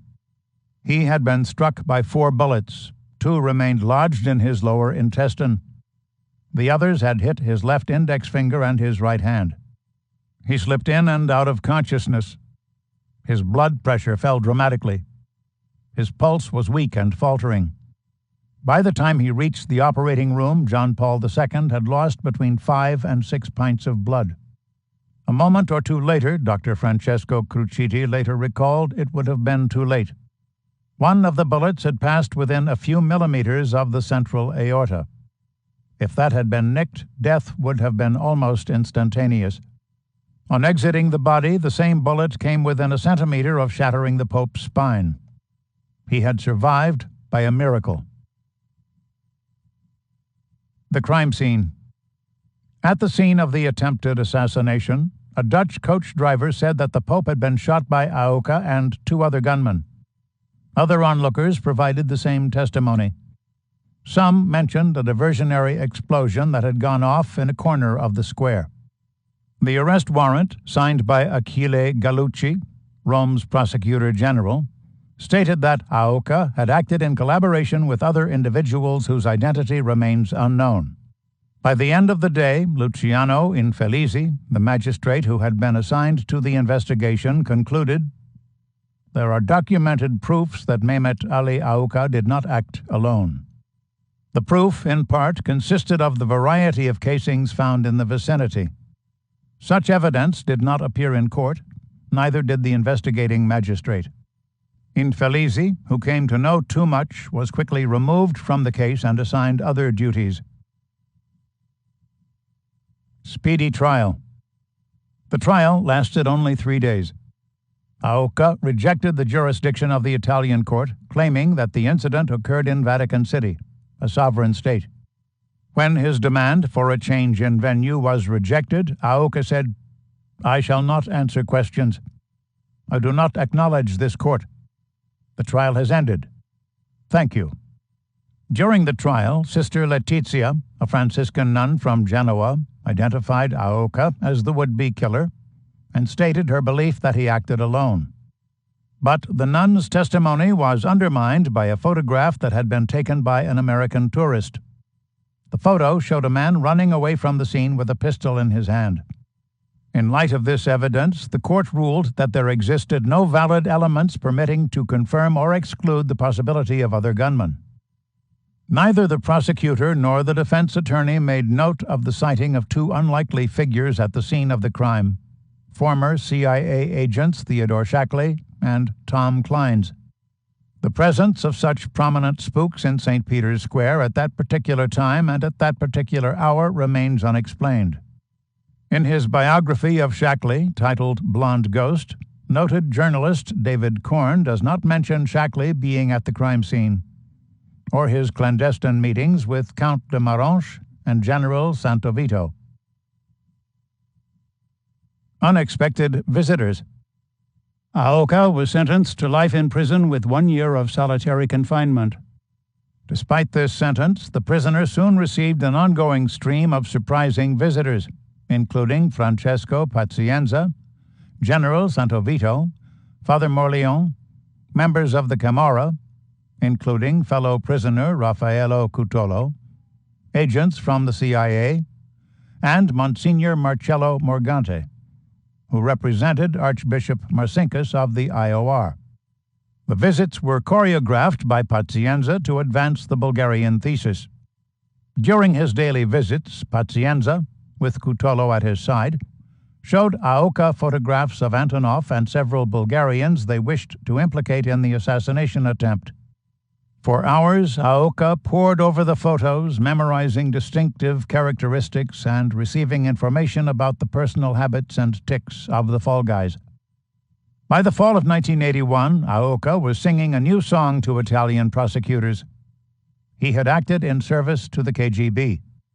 The assassination team had included an accountant and a military attaché from the Bulgarian embassy in Rome, and the plans were drafted in the Rome apartment of Sergei Antonov. Antonov was arrested and subjected to daily and nightly interrogations by the Italian police. He proclaimed his innocence and denied any ties to the KGB or the CSS. The grilling continued with injections of psychotropic drugs. Antonov, although disoriented, continued to insist that he played no part in the assassination attempt. He was kept in prison for 3 years. By the time of his release, he was psychologically damaged and physically disabled. For the rest of his life, Antonov was unable to carry on a conversation or to perform a simple task. On August 1, 2007, he was found dead in a barren apartment in Sofia. The story unravels. At the start of 1982, the disinformation campaign was in full swing. Claire Sterling published articles on the KGB's involvement in the attempt on John Paul II's life, and the articles appeared in Reader's Digest and other national periodicals. Michael Ledeen issued a barrage of insider reports for Il Giornale Nuovo, and Martin Kalb presented special reports on the Soviet connection to the sacrilege. The theory soon became accepted as fact by such influential media outlets as the New York Times. Operation Mockingbird once again was living up to its name. By 1985, Claire Sterling's The Time of the Assassins, Holt, Reinhardt, and Winston, and Paul Hens's The Plot to Kill the Pope, Scribner's, were published to widespread critical praise. Few noted that the basis of these works was a strategic mendacity and that both authors were in the employ of the CIA. But the story was unraveling almost as soon as it was being spun. Aoka had been able to describe every small mole and blemish of the Bulgarians he wished to implicate in the crime, but he remained unable to estimate their height. This proved telling, since two of the alleged co-conspirators who worked at the Bulgarian embassy in Rome resembled Mutt and Jeff from the comic strip. Their disparity in stature was almost comic. Another problem came from Aoka's description of Antonov's apartment. The distinctive features he described, including an ornate room divider between the living and dining areas, were not found in the Bulgarians' living quarters. They were unique to the flat one floor below, which was occupied by Father Morlion. Aoka also mentioned meeting Antonov's wife and children during the planning sessions in April. But the Bulgarian's family was not in Rome at that time. They had returned to Bulgaria. A reporter's discoveries. Despite these discrepancies, the Bulgarian thesis might have remained credible, save for the work of Uğur Mumcu, one of Turkey's leading journalists. Digging into Aoka's background, he uncovered the fact that the would-be assassin was a lackey for Bekir Çelenk. He discovered that Çelenk was engaged in the smuggling of arms and drugs through his fleet of cargo ships which sailed under a Panamanian flag. Interviewing workers and crew members of the Vasula, he obtained testimony that the ship had carried 495 rocket launchers and 10,000 missiles from the Bulgarian port of Burgos to Istanbul, where it was received by leading figures from the Turkish underworld, including Abuzer Ağoğlu. Mumcu, working with the Turkish police, established Aoka's ties to the Grey Wolves and right-wing terrorists. He realized that the would-be assassin had performed executions, including the murder of İpekçi with Abdullah Chatli and Orel Çelik. What's more, he was able to identify Çelik as the gunman who was running from St. Peter's Square with pistol in hand. The Turkish journalist made more discoveries, including the ties of Aoka, the Grey Wolves, and the Babas to Stibam International and the CIA. He pinpointed Henri Arsan as a key figure in the massive smuggling operation and the Hotel Vitosha as the center of mob gatherings. He also established that Sergei Ivanov Antonov was neither an agent nor double agent. He was simply a dupe. Uğur Mumcu would pay for making these revelations. He was killed when a car bomb exploded outside his home on January 24, 1993. No arrests were made. When Mumcu launched his probe into the attack on John Paul II, Paul Henze tried to convince him that the would-be assassins were agents of the Soviet Union. The reporter refused to follow the information trail provided by the CIA station chief, opting instead to investigate the ties between Aoka and the Babas. Henze advised him to abandon the probe, reportedly saying, "If you do not, you might find a nice surprise in store." Chapter 17. A Raid and Redirection. What we do has nothing to do with preserving a country's integrity. It's just business, and third world countries see their destiny as defeating borders and expanding. The more of this mentality we can provide, the greater our wealth. We train and we arm, that's our job. And in return, we get a product far more valuable than money for a gun. We're paid with product and we credit top value for product. Drugs.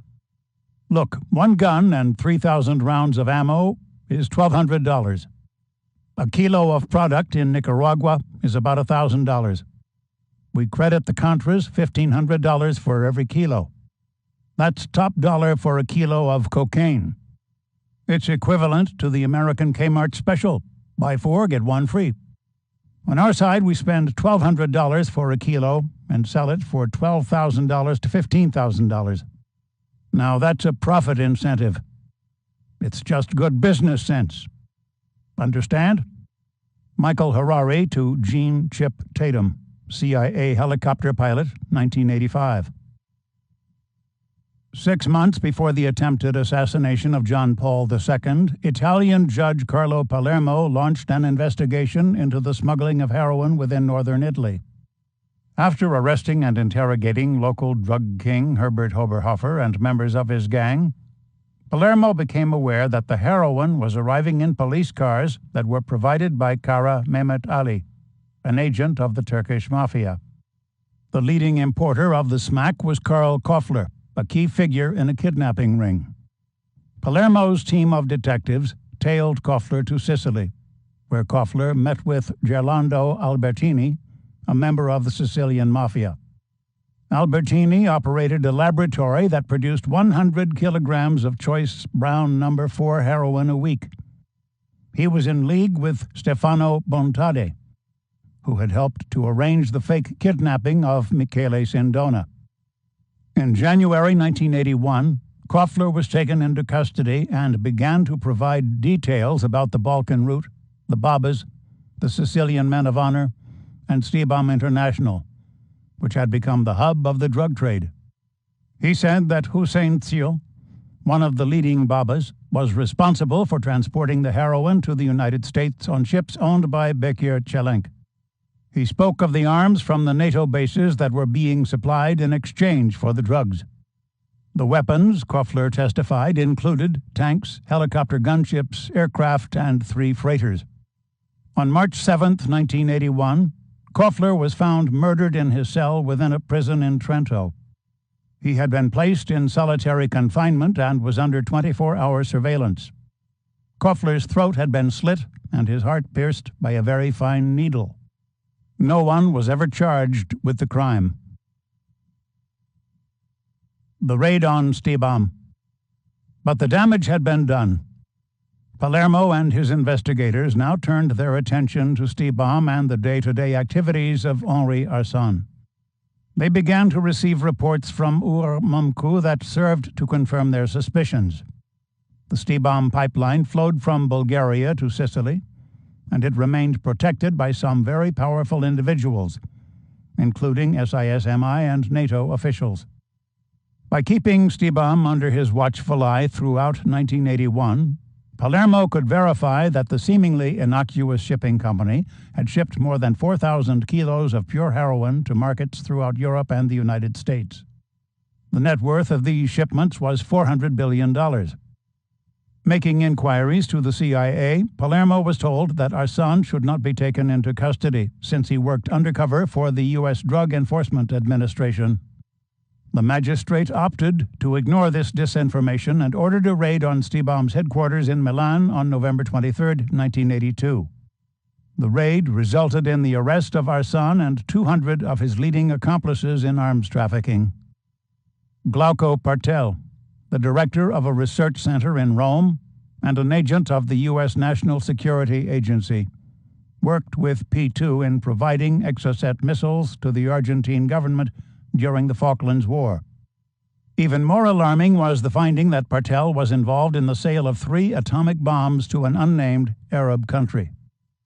Colonel Massimo Pugliese, a former SID official, negotiated the sale of weapons to the Middle East with SISMI head Santo Vito. A prominent P2 member, the colonel worked with the CIA in developing and selling a secret superweapon called the Death Ray. Stibam records showed that Pugliese kept in close contact with the Reagan administration through actor Rossano Brazzi. Enzo Giovanelli, a key supplier of ammunition and goods to the U.S. base of La Maddalena in Sardinia, had sold aircraft, freighters, and flight simulators, with the assistance of NATO officials, to Libya and other Arab nations. He worked in partnership with 2 fellow members of P2, Flavio Carboni and Francesco Pazienza. Angelo De Feo, a black market arms dealer, had been involved in the sale of Leopard tanks and a fleet of ships to Libya, along with missiles to Mauritania. The missiles, he testified, were delivered on CIA cargo planes that departed from the Ciampiro military base. De Feo further said that all of Stibam's trafficking in arms was controlled by SISMI. The pizza connection. Palermo was just getting started with the probe. Leading Sicilian mafiosi were also collared, including Giuseppe Albertini, brother of Gerlando, Mario Capiello, and Edmondo Pagnoni. The 3 men of honor were involved with the drug smuggling side of Stibam's operations. With the arrests, Palermo learned that Arsan had imported 20 kilos of morphine base every month for processing by the Sicilians in their laboratories. The refined heroin, Palermo realized, was being shipped to Miami, Baltimore, Philadelphia, New York, and other U.S. ports of call, where it was combined with other drug deliveries to create the Gambino crime family's pizza connection. Palermo further discovered that a great deal of the arms had been sent by Stibam to Skandaron, a small Syrian enclave that was occupied by Turkey. Jailhouse death. Based on the testimony of the suspects in custody, Palermo issued an arrest warrant for General Santovito, the head of SIS-MI. Santovito was not only the key figure in protecting the Stibam pipeline, but also a principal player in the strategy of tension and the attempted murder of the Pope. At the direction of Licio Gelli and his CIA overlords, the SIS-MI general had planted false leads in the Bologna bombing case and had washed away vital evidence from St. Peter's Square on the day of the shooting. Santovito appeared in court, posted bail, and fled to the United States. Coaxed by the CIA to return and face charges, the general returned to Italy, no doubt believing that no harm could befall him since he was a steadfast military official who had devoted his life to the fight against communism. Santovito was placed in a holding cell, where he was found dead under mysterious circumstances. He had dropped dead immediately before his scheduled interrogation by Italian detectives. No autopsy was conducted. In 1983, the same strange jailhouse fate befell Henri Arsan. The Stibam executive was discovered on the floor of his cell in the prison of San Vittore. His eyes were bulging from their sockets, his lips bright purple, and his skin was an ashen shade of gray. No autopsy was conducted. His jailers merely announced that he had died of a heart attack. Scare tactics. After the mysterious deaths of Arsan and Santovito, Palermo relocated to Sicily in order to continue his probe into the relationship of the Sicilian mafia to the Arms for Drugs network. Shortly after opening his office within the House of Justice in Trapani, a car loaded with TNT exploded along the side of the highway through Pizzolungo. It was set to detonate just as the judge passed by, traveling from his house in Bonaggia to Trapani in an armored Fiat 132. The explosion toppled the car, severely injuring Palermo and several of his bodyguards. The blast also blew apart a Volkswagen Scirocco, killing Barbara Rizzo Asta, 30, and her twin sons. In the wake of this incident, Palermo resigned from the judiciary. Despite his retirement, Palermo continued to pore over the confiscated documents from Stibam, looking for missing clues that might explain the creation of the shipping company that specialized in arms and drugs, and the mysterious deaths of those who could provide telling details about its operation. He noticed that the initials TGS, signifying a major figure in the arms and drugs network, kept appearing again and again. Years later, the judge finally realized that the reoccurring initials stood for Theodore G. Shackley, the former deputy director of the CIA, who had been in charge of all covert operations. New undertakings. After the raid on Stibam, the CIA created new shipping companies to perpetuate the drugs for arms trade. Alivane and Alivane International were set up in Scotland and Israel by Terence Charles Byrne, an American arms dealer, at the request of CIA Director William Casey. One of the first shipments from these firms was made to the Ayatollah Khomeini in Iran as part of the October surprise promise. The shipment contained long-range artillery as well as electronics that the mullah used in his war against Iraq. Another shipment contained 3 large flasks of radioactive cesium, which were sent to Denmark, and from there exported to Portugal and onward, via Cyprus and Israel to Iran. Within 3 years of the raid, 120 additional shipping operations had been set up in coastal cities throughout Europe. In addition to the refineries in Sicily, hundreds of heroin kitchens were set up throughout Turkey, including Bakhale, half an hour from the border with Iraq. New routes were opened throughout the Balkans, along with hotels, restaurants, and brothels to accommodate the smugglers. Rural hovels such as Licha, Van, and Gaziantep gave rise to smugglers' nests and sudden prosperity. Heroin had become a $400 billion business, with 200 million users throughout the world.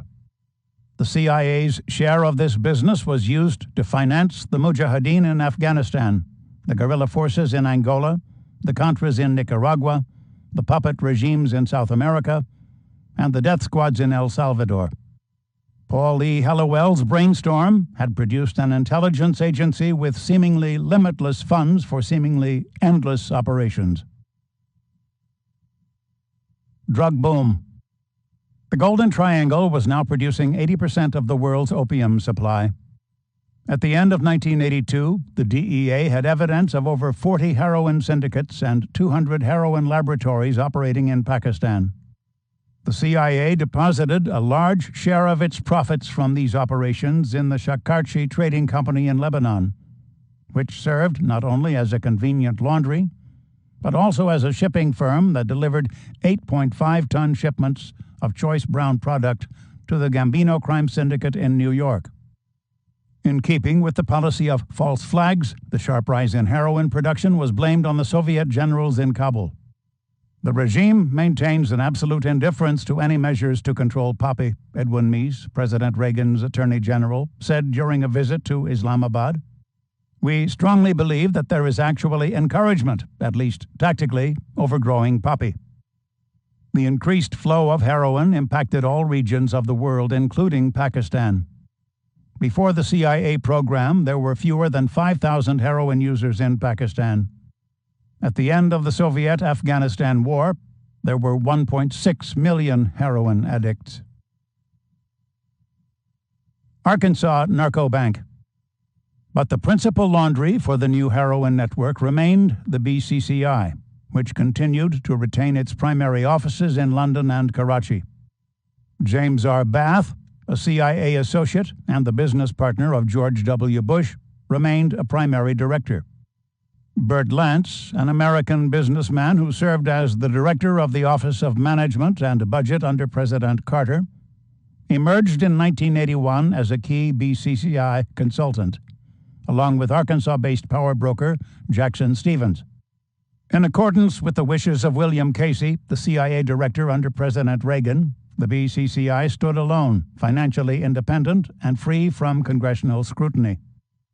Thanks to Lance and Stevens, western Arkansas suddenly became a hub of international drug smuggling. Cocaine was being smuggled into the small airport in Mena by CIA assets, including pilot Barry Seal. These assets also transported to Mena huge bales of cash, which was laundered by BCCI's First American Bank. First American was a Washington, D.C. financial institution that had been acquired for BCCI by former Secretary of Defense Clark M. Clifford.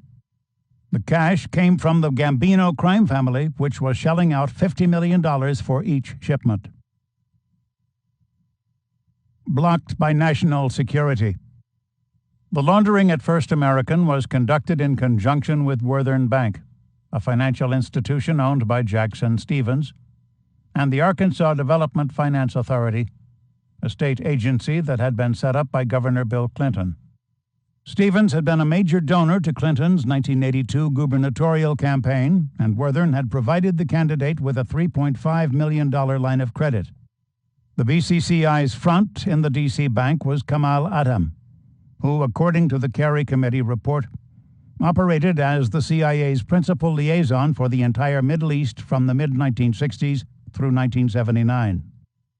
In his attempt to probe First American, CBS correspondent Bill Plant complained that there was a trail of tens of millions of dollars in cocaine profits from Mena, Arkansas, and we don't know where it leads.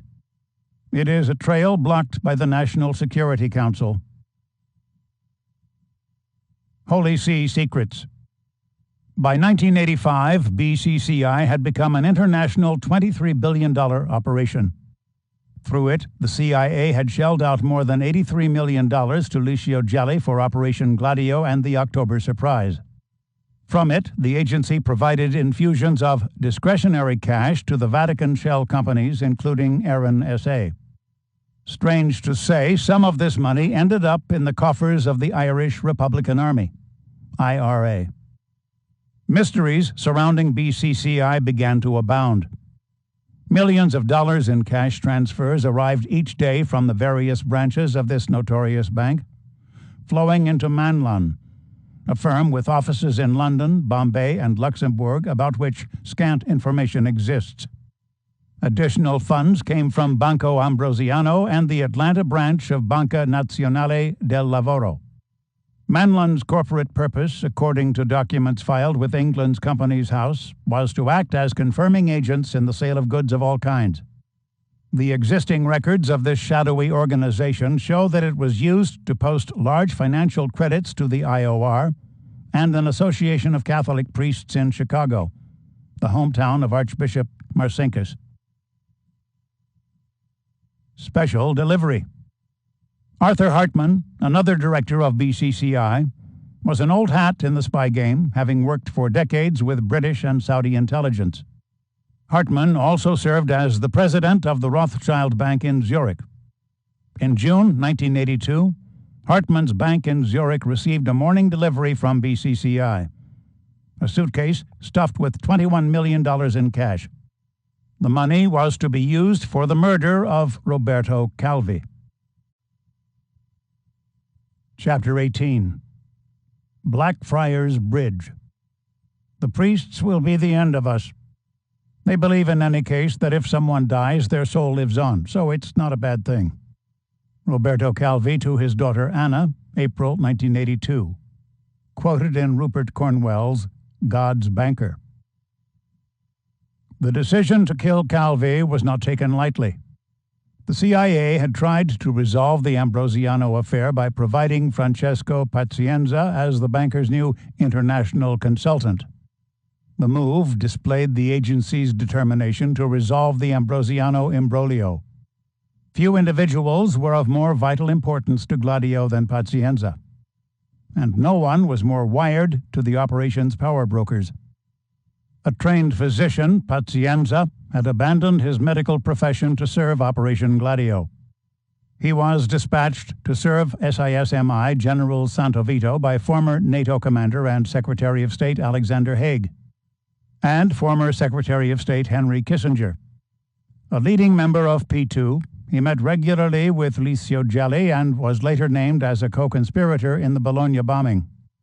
Since 1978, he had worked closely with Henri Arsan at Stibam, arranging the sale of a fleet of warships to Saddam Hussein in Iraq.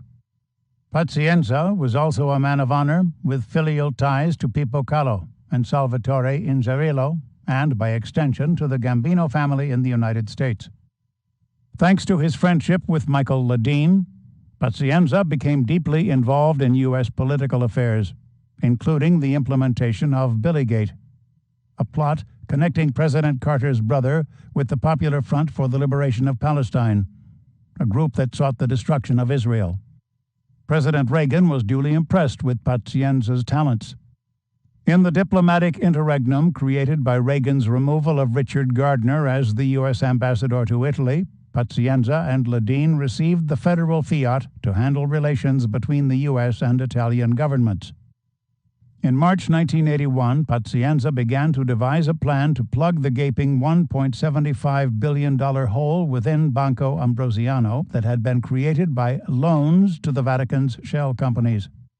Through his CIA contacts, he arranged for two American investors, presumably David Rockefeller and Robert Armau, three Saudi businessmen, and two banks, to pay $1.2 billion for the 9 shell companies that now held nearly 16% of Ambrosiano's stock.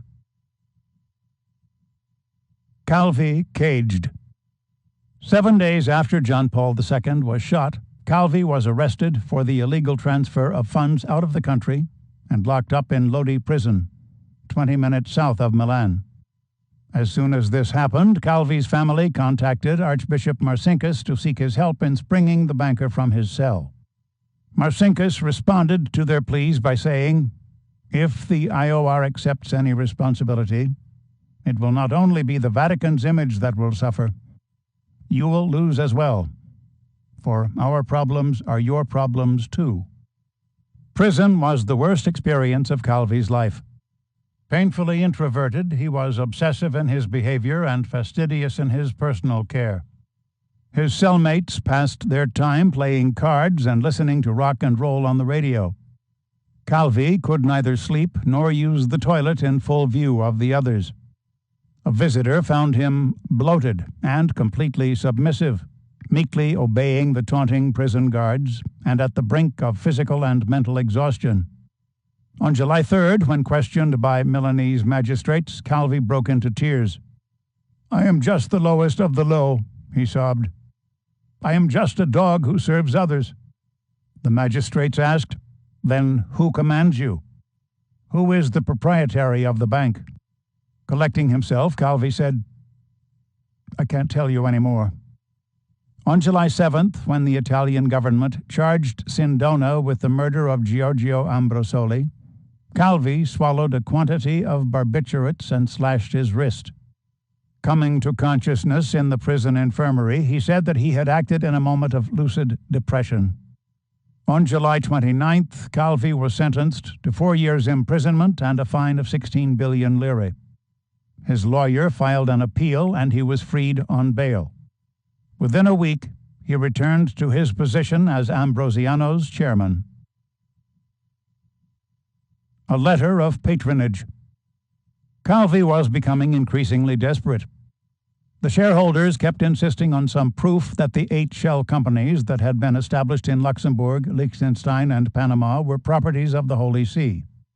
By August 1st, Calvi had no choice save to appear before Archbishop Marcinkus with hat in hand. The affair was about to explode unless he could present some assurance to the Guardia di Finanza that the 8 companies, which had drained Banco Ambrosiano of all its cash reserves, were in fact legitimate Vatican concerns. Marcinkus realized that some action had to be taken to ward off financial disaster, and he came up with a course of action that represented one of the greatest acts of fraud in ecclesiastical history. He issued a letter of patronage, stating that the dummy firms were legitimate financial organizations whose purposes and financial obligations were known, secured, and approved by Holy Mother Church. The letter, dated September 1st, 1981, was written on Vatican letterhead. It read as follows: "Gentlemen, this is to confirm that we directly or indirectly control the following entities: Manic S.A., Luxembourg; Astrol Fine S.A., Panama; Nord Europe Establishment, Liechtenstein; United Trading Corporation, Panama; Erin S.A., Panama; Bellatrix S.A., Panama; Belrose S.A., Panama; Starfield S.A., Panama. We also confirm our awareness of their indebtedness toward yourselves as of June 10, 1981, as per the attached statement of accounts. The attached accounts showed indebtedness to the Lima branch of Banco Ambrosiano alone for $907 million. The letter was signed by Archbishop Marcinkus, along with his administrative assistants Luigi Menini and Pellegrino de Strobel. To compound the fraud, Calvi presented Marcinkus with a letter of his own, this one stating that the Vatican Bank would entail no liabilities or suffer no future damage or loss from its involvement with the 8 companies. Papal Pipe Dream. For several months, the letter served to quiet the concerns of the Ambrosiano shareholders, while Pazienza gained the necessary backing for his plan. The bailout of $1.2 billion was in place, with the group agreeing to accept the 16% of Ambrosiano stock held by the shell companies as equity. The investors intended to purchase more shares at an inflated rate from interested sellers in order to obtain a 20% holding. This would grant them ownership of one of Italy's most prestigious banks. The matter seemed settled. Calvi uttered a sigh of relief. No one expected John Paul II's reaction. The Pope opposed the plan, according to Pazienza, for the sake of a pipe dream. In a 1986 interview with the news magazine L'Espresso, Pazienza explained, "The Ambrosiano, in the Pope's eyes, was to represent the modern secular arm of the Church in the world. The new temporal power was seen as the penetration and control of financial and publishing activities, including the acquisition of Corriere della Sera, Italy's leading daily newspaper, to counterbalance the secular and Marxist influences that were becoming ever more preponderant in Italy. The Pope's belief that the Church could weather the crisis and take ownership of Ambrosiano was reflected by optimistic statements from Archbishop Marcinkus. In March 1982, as the storm clouds gathered around the Holy See, the Archbishop, in an interview with the Italian magazine Panorama, said, "Calvi merits our trust. I have no reason to doubt. We have no intention of ceding the Banco Ambrosiano shares in our possession." Botched job. While Marcinkus was making this pronouncement of trust, Robert Rossoni, the general manager of Ambrosiano, was making a new demand for Calvi's dismissal as director and for a call on all loans that had been made to the Vatican. Rossoni was causing unnecessary agitation. Pazienza responded to the demands of the troublesome Ciacerone, Chatterbox, by contacting Flavio Carboni, who was connected to Banda della Magliana. Carboni issued the contract. On April 27th, Rossoni was shot by an assailant with a pistol as he left his apartment for work. Several Milanese police officers heard the shots and killed the gunman. The hit had been entirely botched.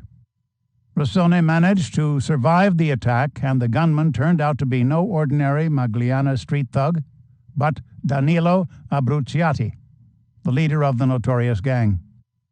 Why would Abruzzati attempt to conduct such a hit by himself? The Magliana boss had dozens of cugines, lackeys, at his beck and call. He had amassed hundreds of millions from the gang's involvement in robbery, kidnapping, prostitution, gambling, and drug trafficking. Why would a criminal of his stature accept a contract for the killing of a man of no obvious significance? Such questions were raised by journalists throughout Italy, and Banco Ambrosiano came under increased scrutiny. On May 31, 1982, the Bank of Italy wrote to Calvi and his board of directors in Milan, requesting a full accounting of the lending to the Vatican's 8 shell companies. The board, under increased pressure, voted 11-3 to comply, despite Calvi's protests. A papal petition. Knowing the shell game had been lost, Calvi turned to the Holy Father with a last request for deliverance. In a letter dated June 5, 1982, he wrote, "I have thought a lot, Holiness, and have concluded that you are my last hope. I have been offered help by many people on condition that I talk about my activities for the Church. Many would like to know from me whether I supplied arms and other equipment to certain South American regimes to help them fight our common enemies, and whether I supplied funds to Solidarity or arms and funds to other organizations of Eastern countries. I will not reveal it. I will not submit to, nor do I want to blackmail. I have always chosen the path of coherence and loyalty." He added, "The Vatican has betrayed and abandoned me."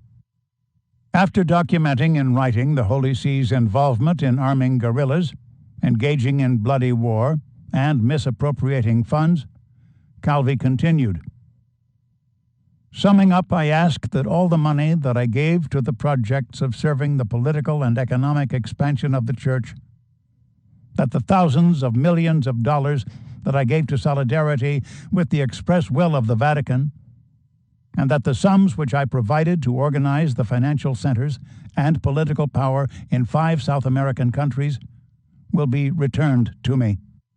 These sums would amount to $1.75 billion. He concluded the letter by saying that he was seeking serenity and to live in peace. Lapsi linguae. Writing such a letter to the Vatican at this point would not result in Calvi's living in peace, and only produced increased concern that the banker was becoming unhinged and might attempt to make disclosures that would place the CIA's major covert operation in certain jeopardy.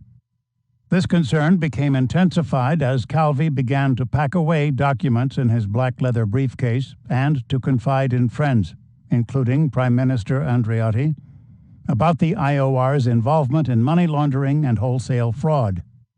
If things go a certain way, he now told Flavio Carboni, his new best friend, the Vatican will have to rent a building in Washington behind the Pentagon. A far cry from St. Peter's. Calvi, when he was making these remarks, was not aware that he was being taped. A few days before his departure from Milan, Calvi again complained to Carboni about the Vatican's refusal to pay its debts. The Vatican, he said, should honor its commitments by selling the wealth controlled by the IOR. It is an enormous patrimony. I estimate it to be $10 billion. To help the Ambrosiano, the IOR could start to sell it, its patrimony, in chunks of $1 billion at a time. Financial doomsday. On Thursday, June 17th, came the coup de grace. Il Sole 24 Ore, Italy's cautious and conservative financial newspaper, published the complete text of the Bank of Italy's letter to Calvi and the Ambrosiano directors. Ambrosiano stock went into a free fall that resulted in complete collapse.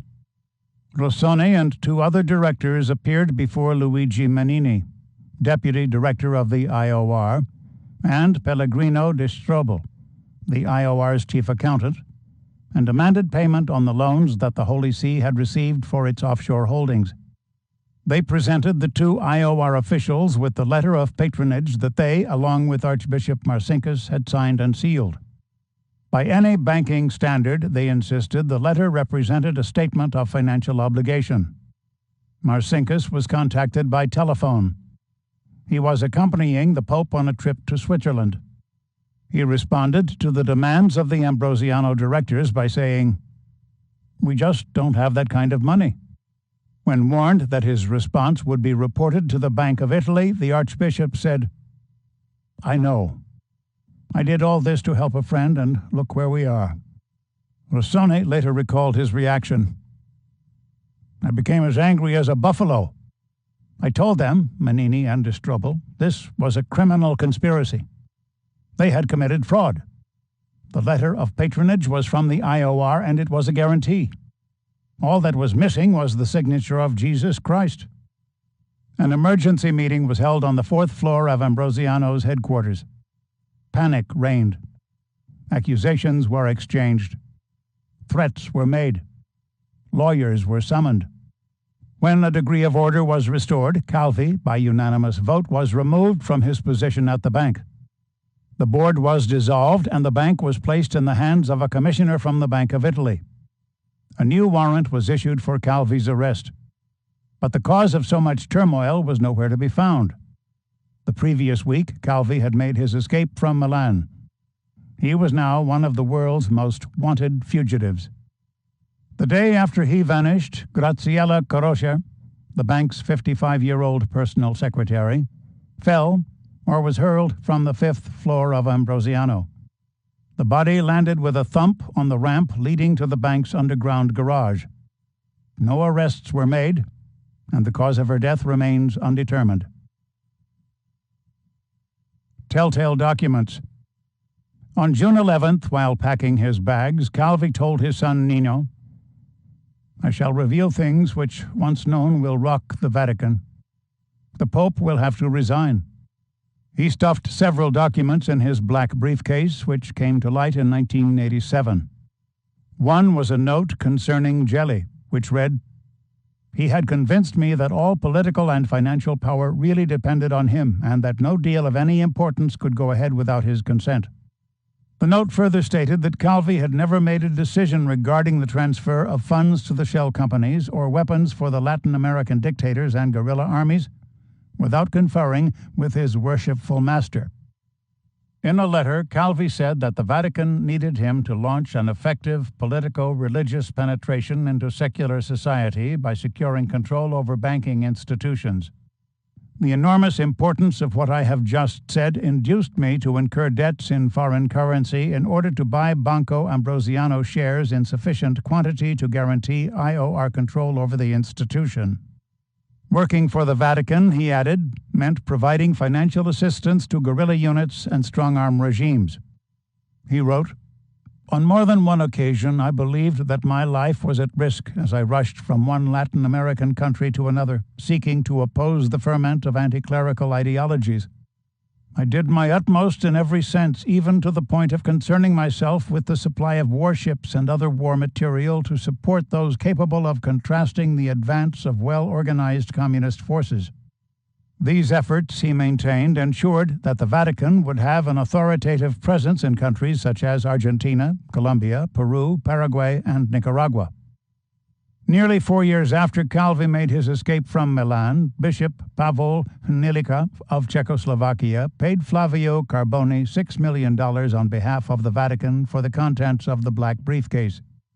On April 1, 1987, an Italian television news program opened the briefcase before its viewing public with great flourish.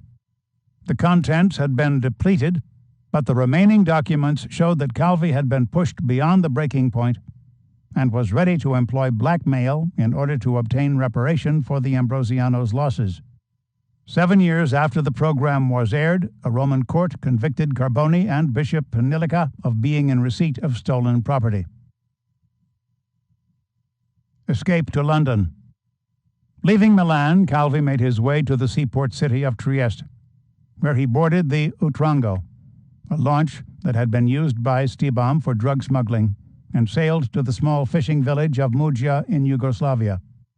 He was met by Carboni, who drove him to a safe house in Austria where he received a passport that was genuine in all respects except the name of its bearer. Roberto Calvi had been crudely but simply adjusted to Gian Roberto Calvini. On June 14th, he was flown to London on a plane that had been chartered by Hans Kuntz, who had been a player in Stibam's Guns for Drugs operation. The Austrian businessman had been involved in providing Exocet missiles for use by the Argentine military junta in the Falklands War. The order had been placed by Gelli. The funding had been provided by Ambrosiano through a Vatican dummy corporation in Panama. The brothel and the bridge.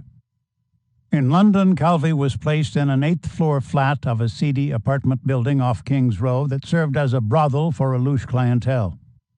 The hiding place had been secured for him by Carboni, who booked lodgings for himself at a luxurious London Hilton. Calvi, growing increasingly morose and frightened, spent the next 2 days in a squalid bedroom stretched out on a cot, staring at the television and making telephone calls. He spoke several times with his daughter Anna in Zurich, telling her of the danger she faced and imploring her to leave Europe for the United States. "Something really important is happening," he said, "and today or tomorrow all hell is going to break loose."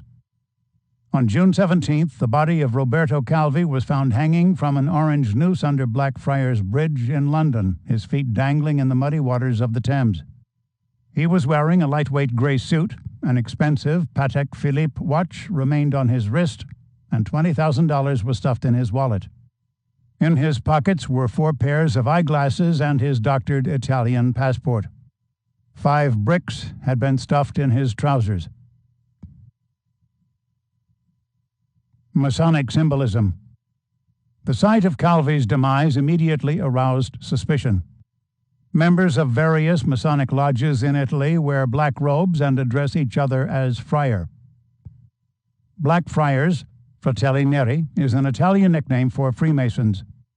There is even a Blackfriars Lodge, number 3722, in the list of lodges Masonic, the official register of European Masonry. The fact that masonry in the form of bricks was found on the body was deemed significant, as well as the fact that the Masonic oath stipulated that traitors should be roped down in the proximity of the rising tide. Chapter 19. Killing and Kidnapping. The main reason why De Pedis is buried in the Basilica of Saint Apollinaire is that it was he who put an end to attacks by the band, and not only against the Vatican. These pressures by the Banda were due to money on loan to the Vatican through Calvo's Banco Ambrosiano and never returned. After the Orlandi fact, even though all the money was not returned, De Pettis, who was building for himself a future in the upper middle class, worked through reference prelates to stop the violence. Among the things asked in return for this mediation, there was also the guarantee of being buried, in a distant death, there in Sant'Apollinare. Antonio Mancini, bagman for the Banda della Magliana, La Stampa, July 27, 2011. Calvi's death was first ruled a suicide by a coroner's jury in London. But the verdict was quickly quashed, and a second jury declared it was unable to decide between murder and suicide. The investigation continued for many years. The Italian detectives remained convinced that the banker must have been killed. At the time of his demise, Calvi was 62 years old and overweight.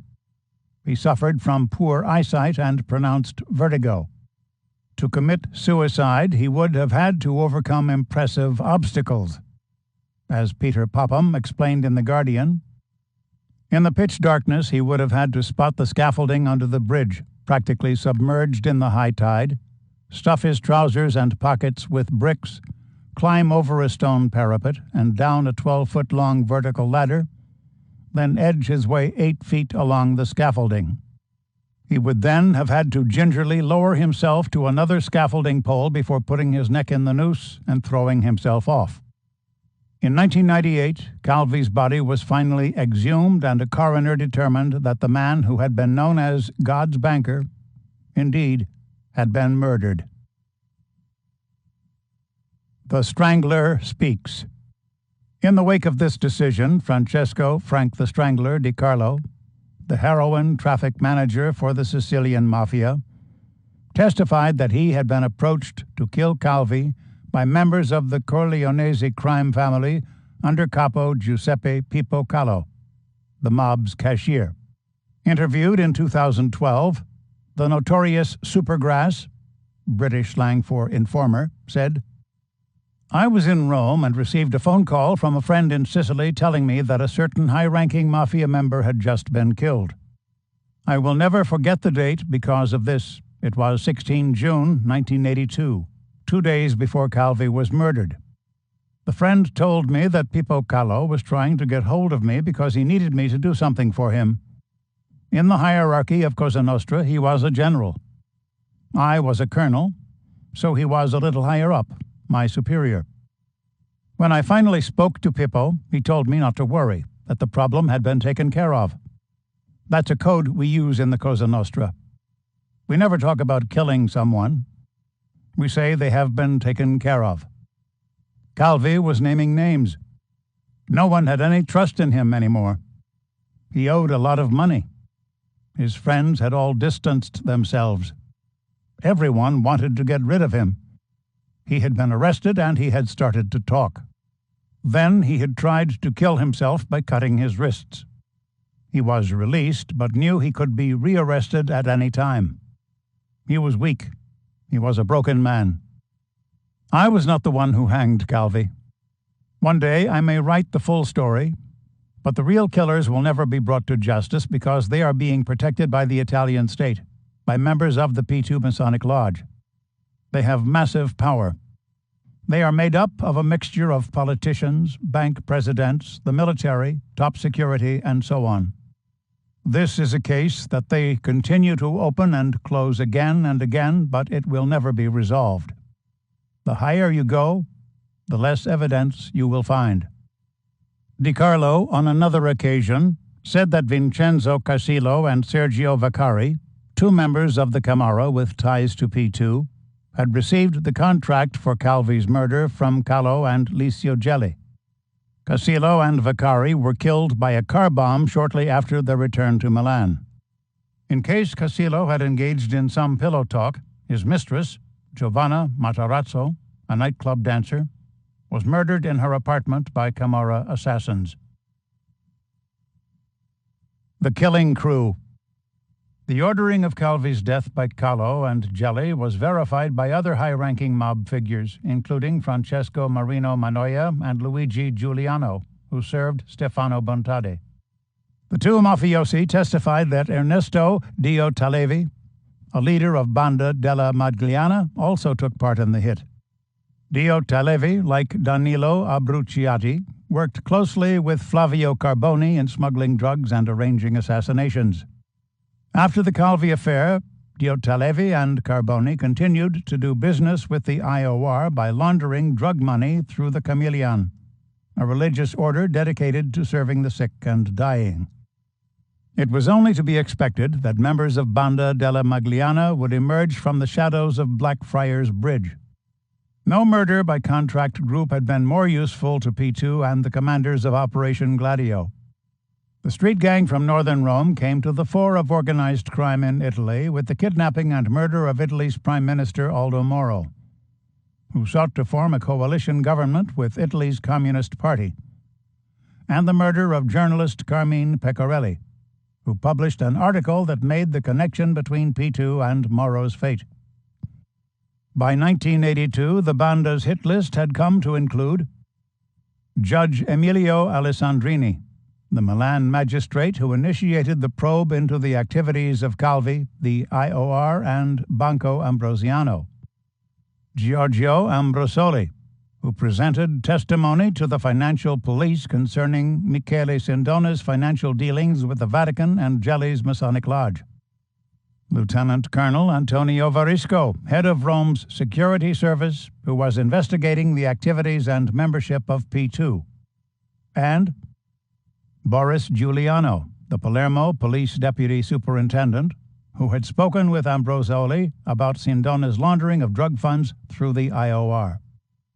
In addition to the killings, the Banda was responsible for detonating a bomb at the home of Enrico Cuccia, managing director of Mediobanca, who had witnessed Sindona's threat to the life of Ambrosoli, and for the attempted hit on Roberto Rossoni, the deputy chairman of Banco Ambrosiano.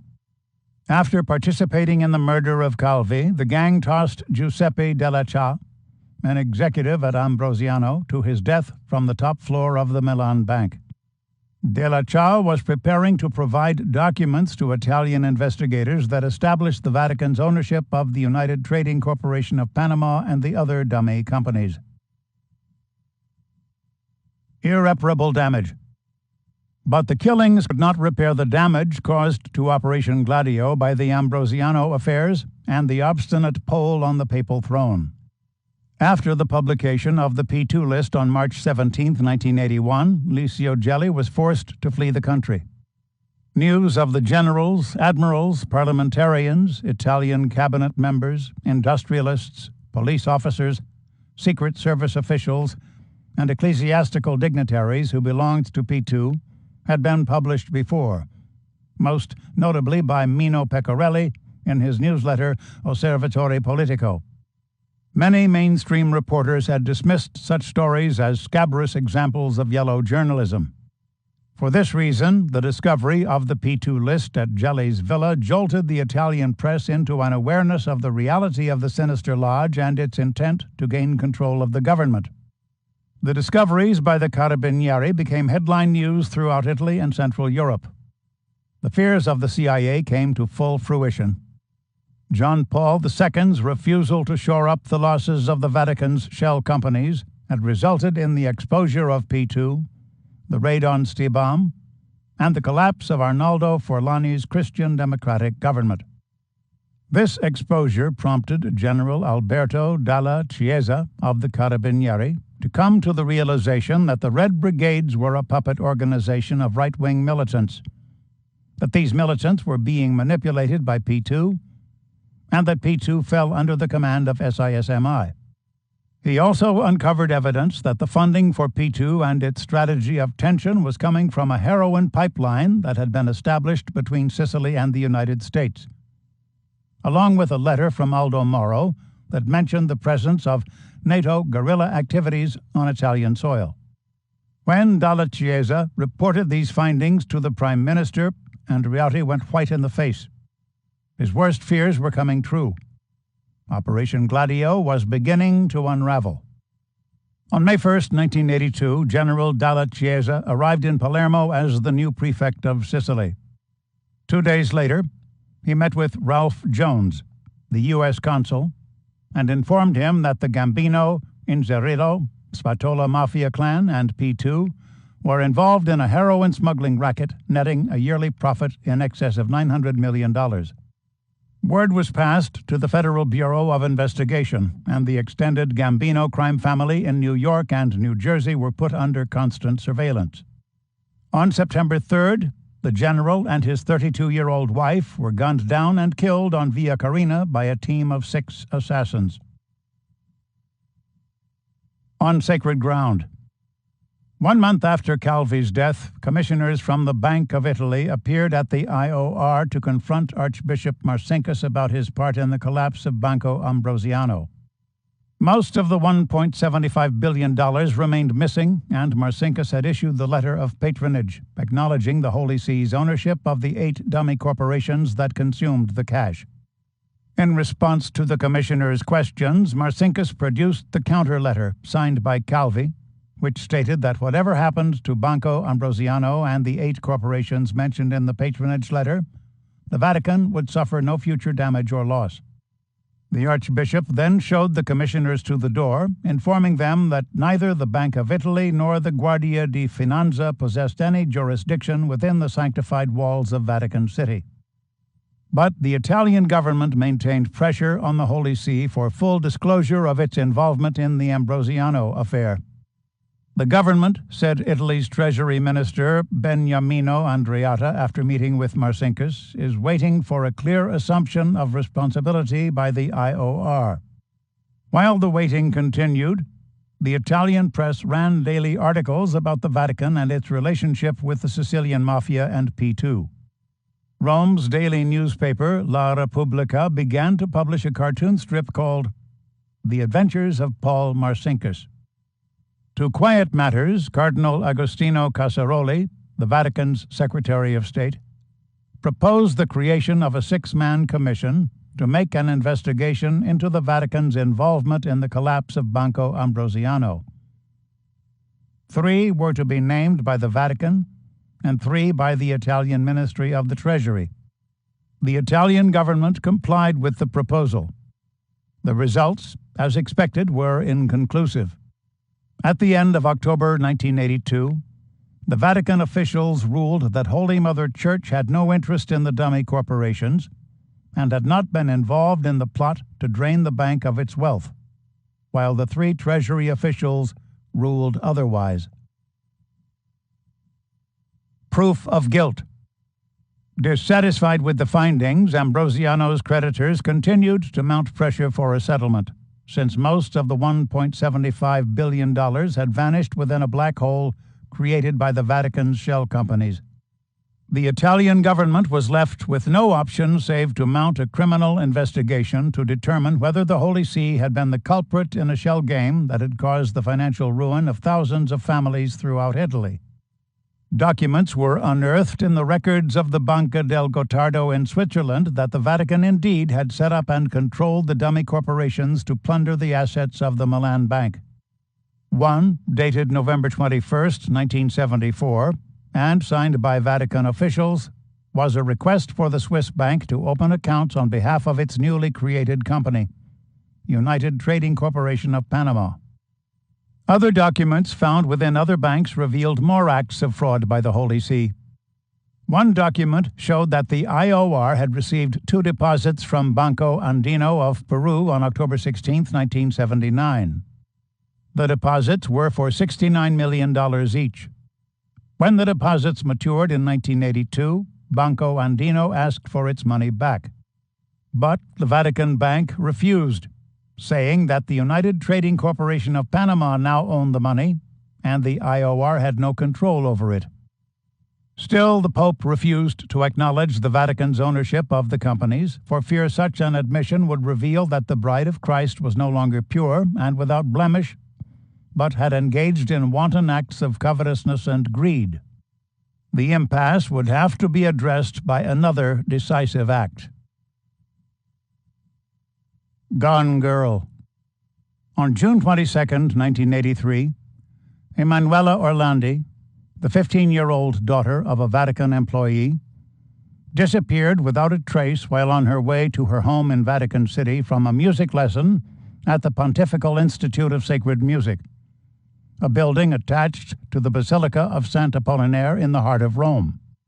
She was last seen entering a dark gray BMW with a well-dressed man, whom witnesses said bore a striking resemblance to Enrico Renatino de Pedis, the acting head of Banda della Magliana. Investigators later discovered that the BMW belonged to Flavio Carboni. 2 weeks later, the Orlandi family received a call from a man with a heavy American accent who said, "We have taken the citizen Emanuela Orlandi only because she belongs to the Vatican State. We are not a revolutionary or terror organization.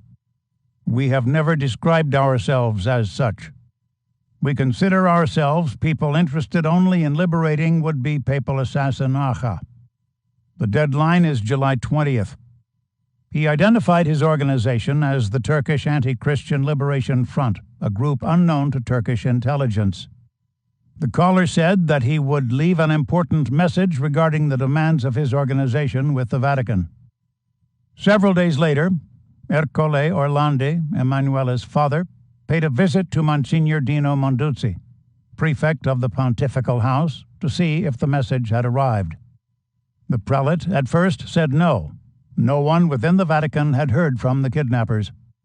Thanks to persistent questioning by Mario Meneguzzi, Emanuela's uncle, Monsignor Monduzzi finally admitted that there had been a call and a message. But absolutely nothing they said or wanted could be understood, the prefect insisted. Between July 10th and July 19th, the American made other calls, some directing the press to locations where they found notes and taped messages from Emanuela.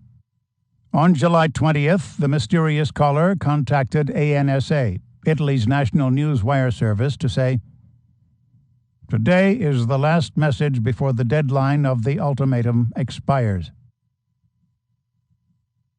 Request denied. Throughout the investigation, SISDE, Italy's domestic intelligence service, found the Vatican strangely uncooperative and unwilling to share their conversations with the American. Vincenzo Parisi, the deputy head of SISDE, came to believe that the Holy See had shrouded the Orlandi case by a campaign of sophisticated disinformation. The messages and calls from the representative of the Turkish organization, Parisi said, were episodes of play acting to distract attention from the real heart of the matter. In his confidential report on the mysterious caller, Parisi wrote, "Foreigner, very possible of Anglo-Saxon culture.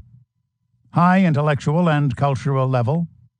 Familiar with the Latin tongue, and it follows of Italian. Member, or in close contact with the ecclesiastical world. Serious, ironic, precise, and orderly in composure, cold, calculating, full of himself, sure of his role and strength, sexually amorphous. Has lived a long period of time in Rome, knows very well all the city zones that have something to do with his activity.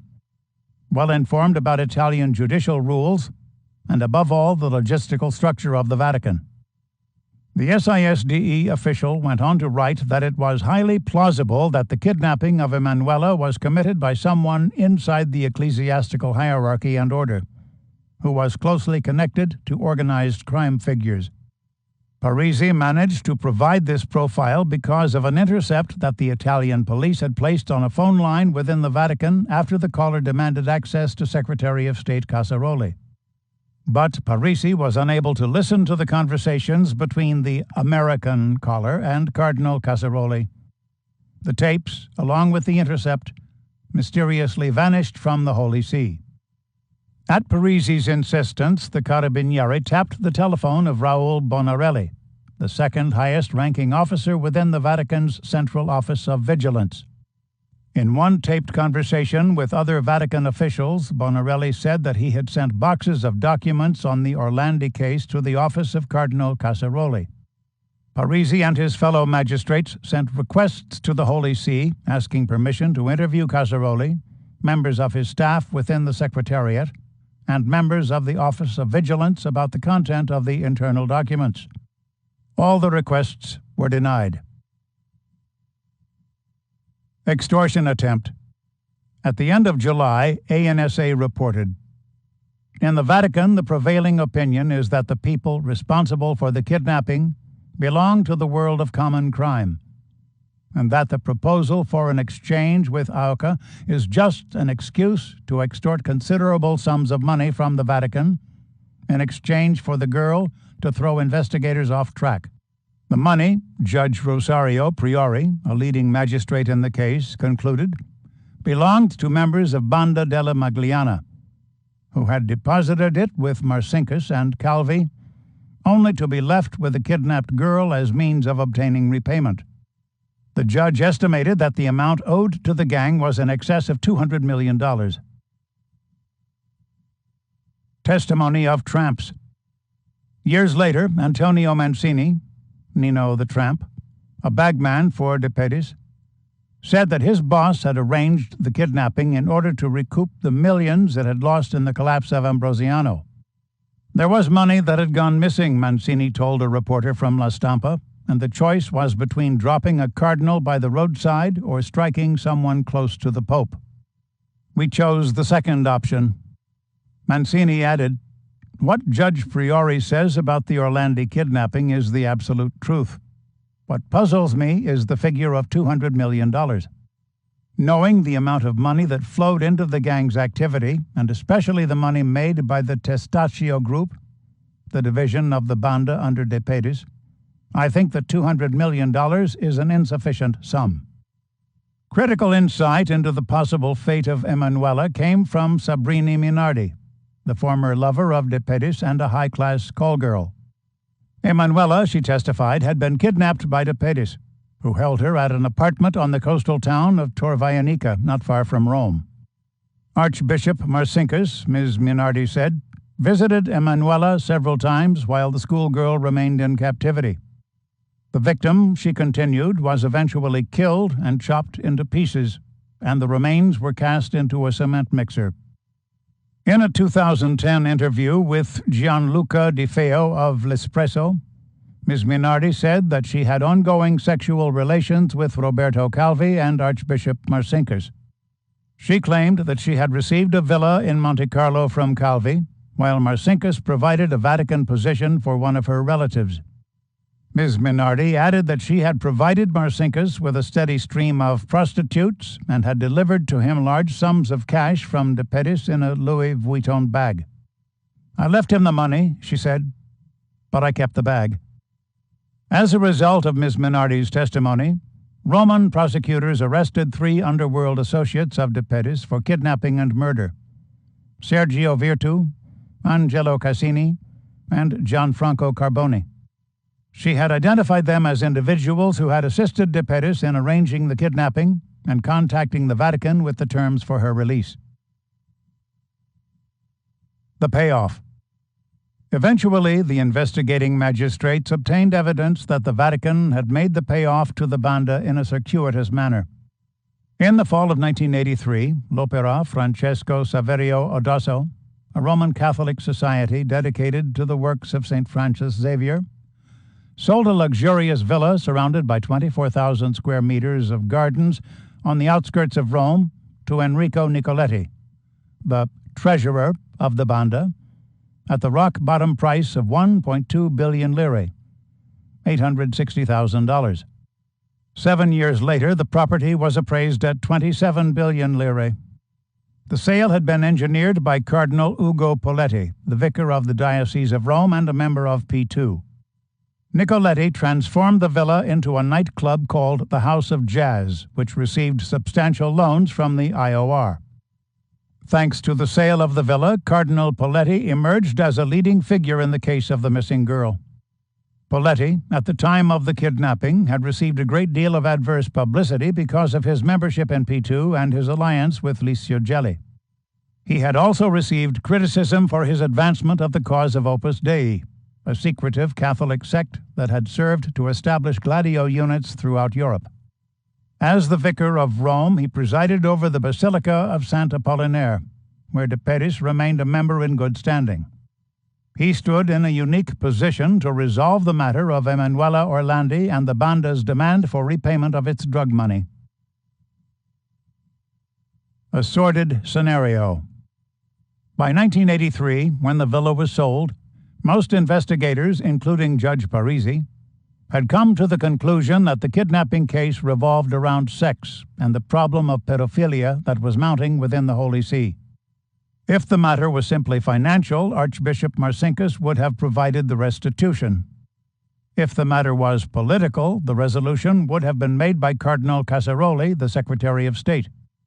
But the extortion appeared to revolve around a considerably more sinister episode. Rumors had been rampant about the Archbishop Marcinkus's taste for young girls and for sex parties within his private apartments. A scenario was gradually compiled that served to explain the kidnapping, the Vatican's attempts at obstruction, and Cardinal Poletti's participation in the payoff. Emanuela, by this account, had been sexually molested by Marcinkus.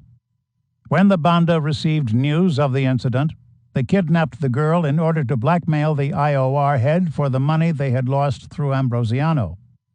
Exposure of the statutory rape would have been devastating in the wake of the Sindona episode, the P2 headlines, the collapse of the Vatican's shell companies, and the strange death of Roberto Calvi.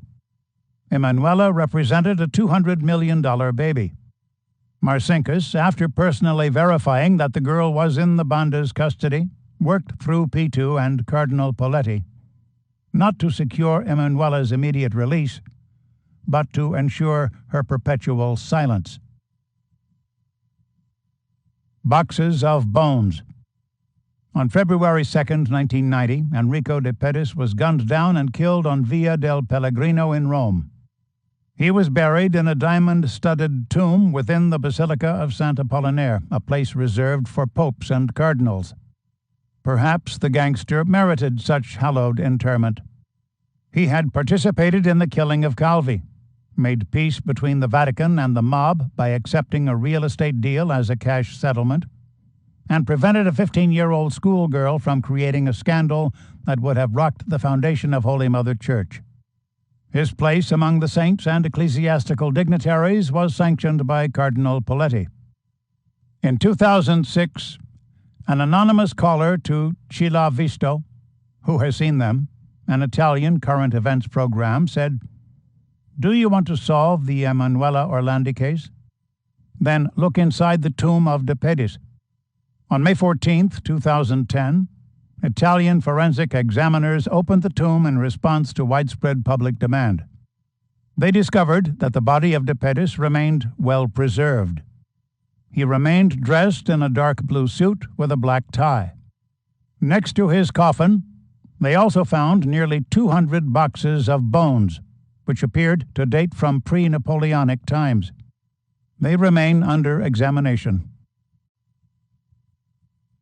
Chapter 20. Works of God. Archbishop Marcinkus had a beautiful apartment in Rome, very comfortable. And then he had lots of young female housekeepers, very young, who needed to make frequent confessions. Licio Gelli. Interview with Philip Willan, The Vatican at War, 2013. On May 24, 1984, a goodwill payment of $250 million was made by the Vatican to Ambrosiano creditors at the headquarters of the European Trade Association in Geneva.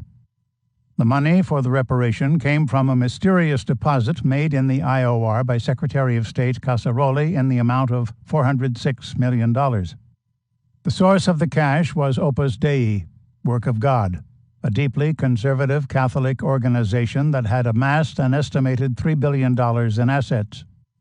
In its efforts to prop up the papacy after the damage wrought by the IOR, the organization assumed the lira debt of parochial banks within the Ambrosiano Group, including Banca Cattolica del Veneto, Credito Varesino, and Ambrosiano itself, which launched an ill-fated attempt to return from financial ashes as Nuovo Banco Ambrosiano. In exchange for these benefactions, John Paul II granted the sect recognition as a personal prelature. This status ensured that the secret society would answer only to the Pope and the Pope alone. No local bishop could discipline or sanction it. Overnight, Opus Dei emerged as a global ecclesiastical movement without a specific diocese. No organization within the history of the Roman Catholic Church, save the Society of Jesus, had been granted such power. Opus Dei. Founded in 1928 by José María Escrivá, a Spanish priest and lawyer, Opus Dei is a movement in which members adhere to the Way, a rigorous daily order prescribed by Escrivá that includes Mass, devotional readings, private prayer, and physical mortification, self-flagellation with whips and chains, to subdue the flesh. The numeraries, single lay members within the order, make a commitment of celibacy and live within centers. They maintain private sector employment and donate their income to the movement, opting to live on a modest stipend. The supernumeraries are married couples who maintain the Way together within their private domiciles. The movement also includes associates, single people who cannot live in centers because of other obligations, such as caring for their elderly parents, and cooperators, single or married individuals who contribute a lion's share of their income to Opus Dei, but have not yet adopted the divine vocation of daily spiritual regimentation. Despite Opus Dei's espousal of an intransigent obedience to Catholic doctrine, the movement violates a cardinal tenet of canon law by remaining a secret society, like Freemasonry. Opus Dei does not publish its membership list, and members, according to the movement's 1950 constitution, are forbidden to reveal their adherence to the movement without the express permission of their superiors. Fount of Fascism. Much of what is known about the sect comes from John Roche, a professor at Oxford University who left the order and broke his pledge of secrecy. In an essay titled The Inner World of Opus Dei, Roche writes, "Internally, it is totalitarian and imbued with fascist ideas turned to religious purposes, ideas which were surely drawn from the Spain of its early years. It is virtually a cult in spirit, a law unto itself, totally self-centered, grudgingly accepting Roman authority because it still considers Rome orthodox." By 1984, when the reparation was made, Opus Dei had become a $3 billion enterprise, controlling 600 newspapers, 52 radio and television stations, 12 film companies, and 38 news agencies. Prominent Americans who became affiliated with the movement included CIA Director William Casey, William Simon of Citicorp, Francis X. Stankard of Chase Manhattan, and Sargent Shriver, a former Democratic candidate for vice president. David Kennedy of Continental Illinois, albeit a Mormon, became a conspicuous friend of the sect since his bank was a leading shareholder of an Opus Dei bank in Barcelona. The CIA funding. Because Opus Dei was vehemently anti-communist, in 1971 the CIA began to funnel millions into its coffers to thwart the growth of liberation theology in Latin America. Much of this money ended up at the Chilean Institute for General Studies, IGS, an Opus Dei think tank.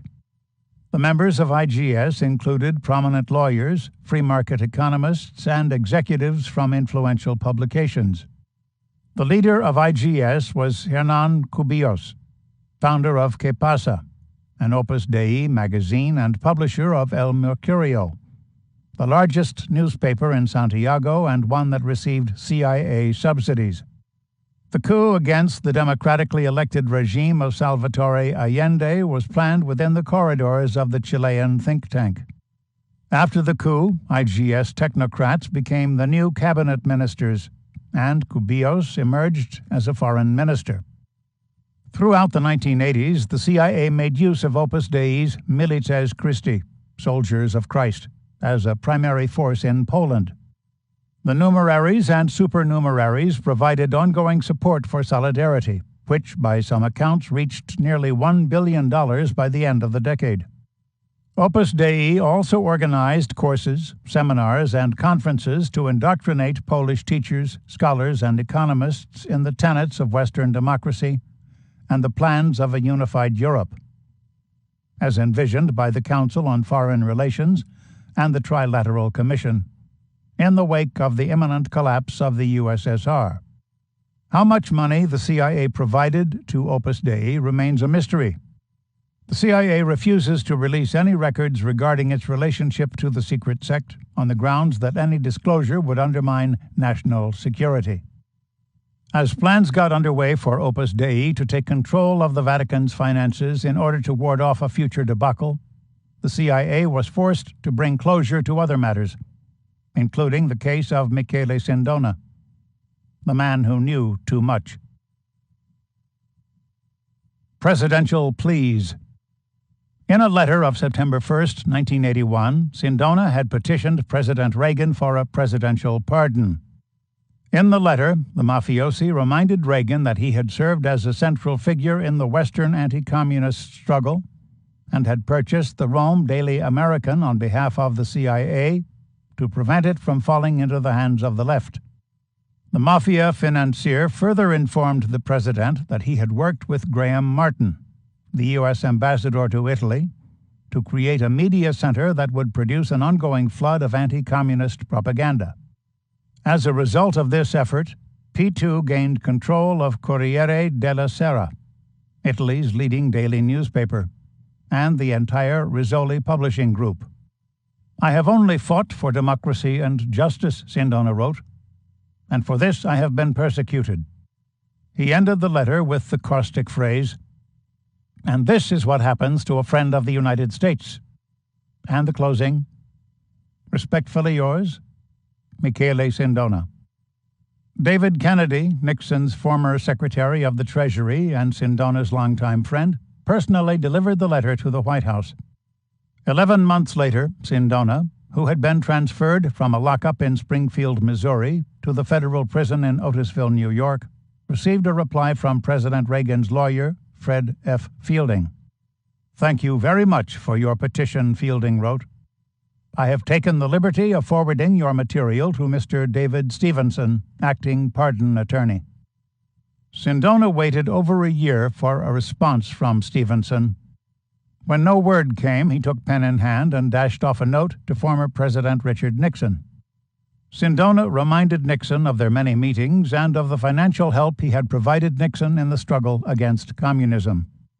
"I now turn to you for assistance," he wrote.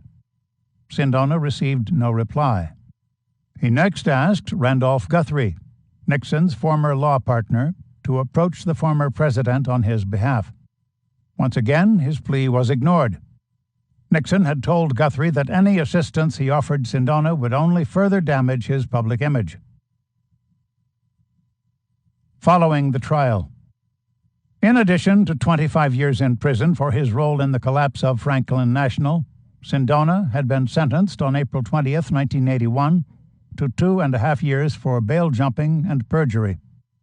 Johnny Gambino, Rosario Spatola, Vincenzo Spatola, and Dr. Joseph Michele Crimi were named as unindicted co-conspirators. In the course of the bail jumping investigation, John Kenney and his team of federal prosecutors retraced the route of the kidnapping and discovered that Sindona had spent several weeks at the villa of Rosario Spatola's father-in-law in Torretta, not far from Palermo.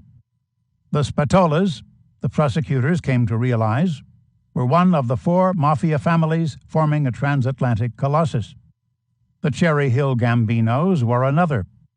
This explained the participation of John and Rosario Gambino in the staged abduction. The Inzerillos, the closest of all Sicilian clans to Stefano Bontade, were the third. Bontade was a member of P2, and his brother-in-law, Giacomo Vitale, another Freemason, had arranged Sindona's travel. The fourth were the DiMaggios of Palermo and southern New Jersey. Sindona's Familia. In Palermo, Kenney and company came to learn that Salvatore Inzerillo, Sicily's leading heroin smuggler, served as the capo di tutti capi of this extended crime family. a position he assumed after Rosario DiMaggio died of a heart attack. Inzerillo and his sister were married to Spatolas. Salvatore's uncle Antonio, along with his cousin and namesake in New Jersey, were married to Gambinos. His cousin, Tommaso, was a brother-in-law of John Gambino, who was married to a different Gambino. The Sicilian clan inhabited the Passo di Regano section of Palermo. The American clan lived in Cherry Hill, New Jersey. Describing the inner dimensions of the four families, Italian prosecutor Giusto Sciacchitano wrote, "These four families form a single clan unlike anything in Italy or the United States, the most potent family in Cosa Nostra. John Gambino is the converging point in the United States for all of the group's activities in Italy and the final destination for its drug shipments. Salvatore Inzerillo has emerged as the Gambino brothers' principal interlocutor, the central personage in Sicily with myriad interests and heavy capital investments. Rosario Spatola is just below them in the structure. Stefano Bontade was an integral member of the clan. Through his ties with P2, the extended family gained the protection of Prime Minister Giulio Andreotti and, in turn, the CIA. The drug bust. During his stay in Sicily, Kenny and his fellow prosecutors received word of Salvatore Inzerillo's latest heroin shipments to New York. They contacted agents of the Drug Enforcement Administration, DEA, who intercepted 5 kilos of heroin packed in talcum powder meant for John and Rosario Gambino. The next shipment came from Sicily inside a truckload of lemons, which were then driven to Milan, where the 91 pounds of heroin were packed inside a cargo container filled with Italian pop music albums and shipped off to the Gambino brothers in the Big Apple. When the second shipment reached the United States, the police moved in on the Gambinos. In March 1980, John and Rosario were arrested in their restaurant, Valentino's, for alleged participation in an international heroin smuggling operation. They were acquitted of those charges, but more than 60 members of the Sicilian Mafia were eventually convicted in the case. Inzerillo's end. The bust produced profound repercussions in Sicily. A substantial amount of the confiscated heroin belonged to the Corleonesi, the crime family of Calogero Vizzini, Don Calo, which was now headed by Luciano Leggio and Salvatore Toto Riina. The two capos demanded compensation for their loss, but Salvatore Inzerillo refused to cough up a dime. As men of respect, Leggio and Riina were bound to retaliate. Stefano Bontade was gunned down on April 23, 1981, while stopped at a traffic light in his Alfa Romeo. Salvatore Inzerillo was next. He was murdered on May 11th as he was about to step into his bulletproof car, after leaving the house of his mistress. What followed was a bloodbath. During 1981 and 1982, more than 200 members of the Inzerillo extended family became victims of the Lupara Bianca, white shotgun, a killing done in such a way that the body is never found, while the Corleonesi suffered no casualties. Thanks in part to the antics of Sindona, the clan had lost the protection of the Italian government and the overlords of Gladio. By the end of 1982, 72 men of respect with ties to Salvatore Inzerillo went on trial in Palermo, and warrants were issued for over 50 more soldati, soldiers, and business associates, including Sindona. To top it off, the multi-billion-dollar Gambino Inzerillo Spatola holdings were seized by the state. Loss of family. Sindona had lost his family, and matters for the mafia financier continued to get worse. In addition to the charge of operating a $600 million a year heroin business between Sicily and the United States, he was charged with illegal possession of firearms, using a false passport, and violating currency regulations.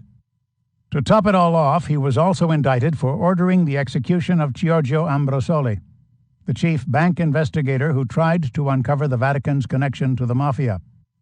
On January 25, 1982, Sindona was indicted in Palermo, Sicily, along with 75 members of the Gambino, Inzerillo, and Spatola crime families. The indictment sprang from his ill-fated faked kidnapping and the trail he had blazed for investigators to follow, a trail that led from New York to Palermo. In the fall of 1982, after the raid on Gelli's villa and the collapse of Banco Ambrosiano, Sindona finally broke and began to prattle from his cell at Otisville. He told Jonathan Beatty, a reporter from Time, "Money was given to political parties, but money was sometimes under the table. Calvi feared his trips to South America because the communists, the Cubans, knew that Calvi with Gelli were building rightist strength in South America. That was our goal." Sindona went on to talk not only about the Vatican's subversive attempts to gain control of Ambrosiano, but also about his involvement in P2 and the secret society's support for right-wing guerrilla units. Taking the bait. Alarms were sounded. The CIA dispatched Carlo Rocchi, one of its Italian agents, to monitor Sindona's behavior within the federal prison. Rocchi gained the mafia financier's trust by presenting him with an affidavit from the Department of Justice. The affidavit said that Rocchi was a reliable person and that President Reagan was prepared to grant Sindona a full pardon. Sindona could not believe that such an affidavit from a reliable government official would be bogus. He took the bait and refrained from making further statements until September 24, 1984. When the U.S. Justice Department issued the order for his extradition to Milan. Upon hearing the news, Sindona went ballistic. He said, "If I finally get there, no one does me in first, and I've already heard talk of giving me a poisoned cup of coffee. I'll make my trial into a real circus. I'll tell everything." On September 25th, Sindona was transported to the Rebibbia prison in Rome, where he was placed in the maximum security cell that had been occupied by Mehmet Ali Aoka. 5 days later, he was moved to the Casa Circondariale Femminile in Voghera, on the outskirts of Milan, where he became the sole male inmate in a women's prison. Voghera, a maximum security facility, was trumpeted as a supercarcere or super prison. Barely 4 years old, it was the first fully electronic penitentiary in Europe. Spilling his guts.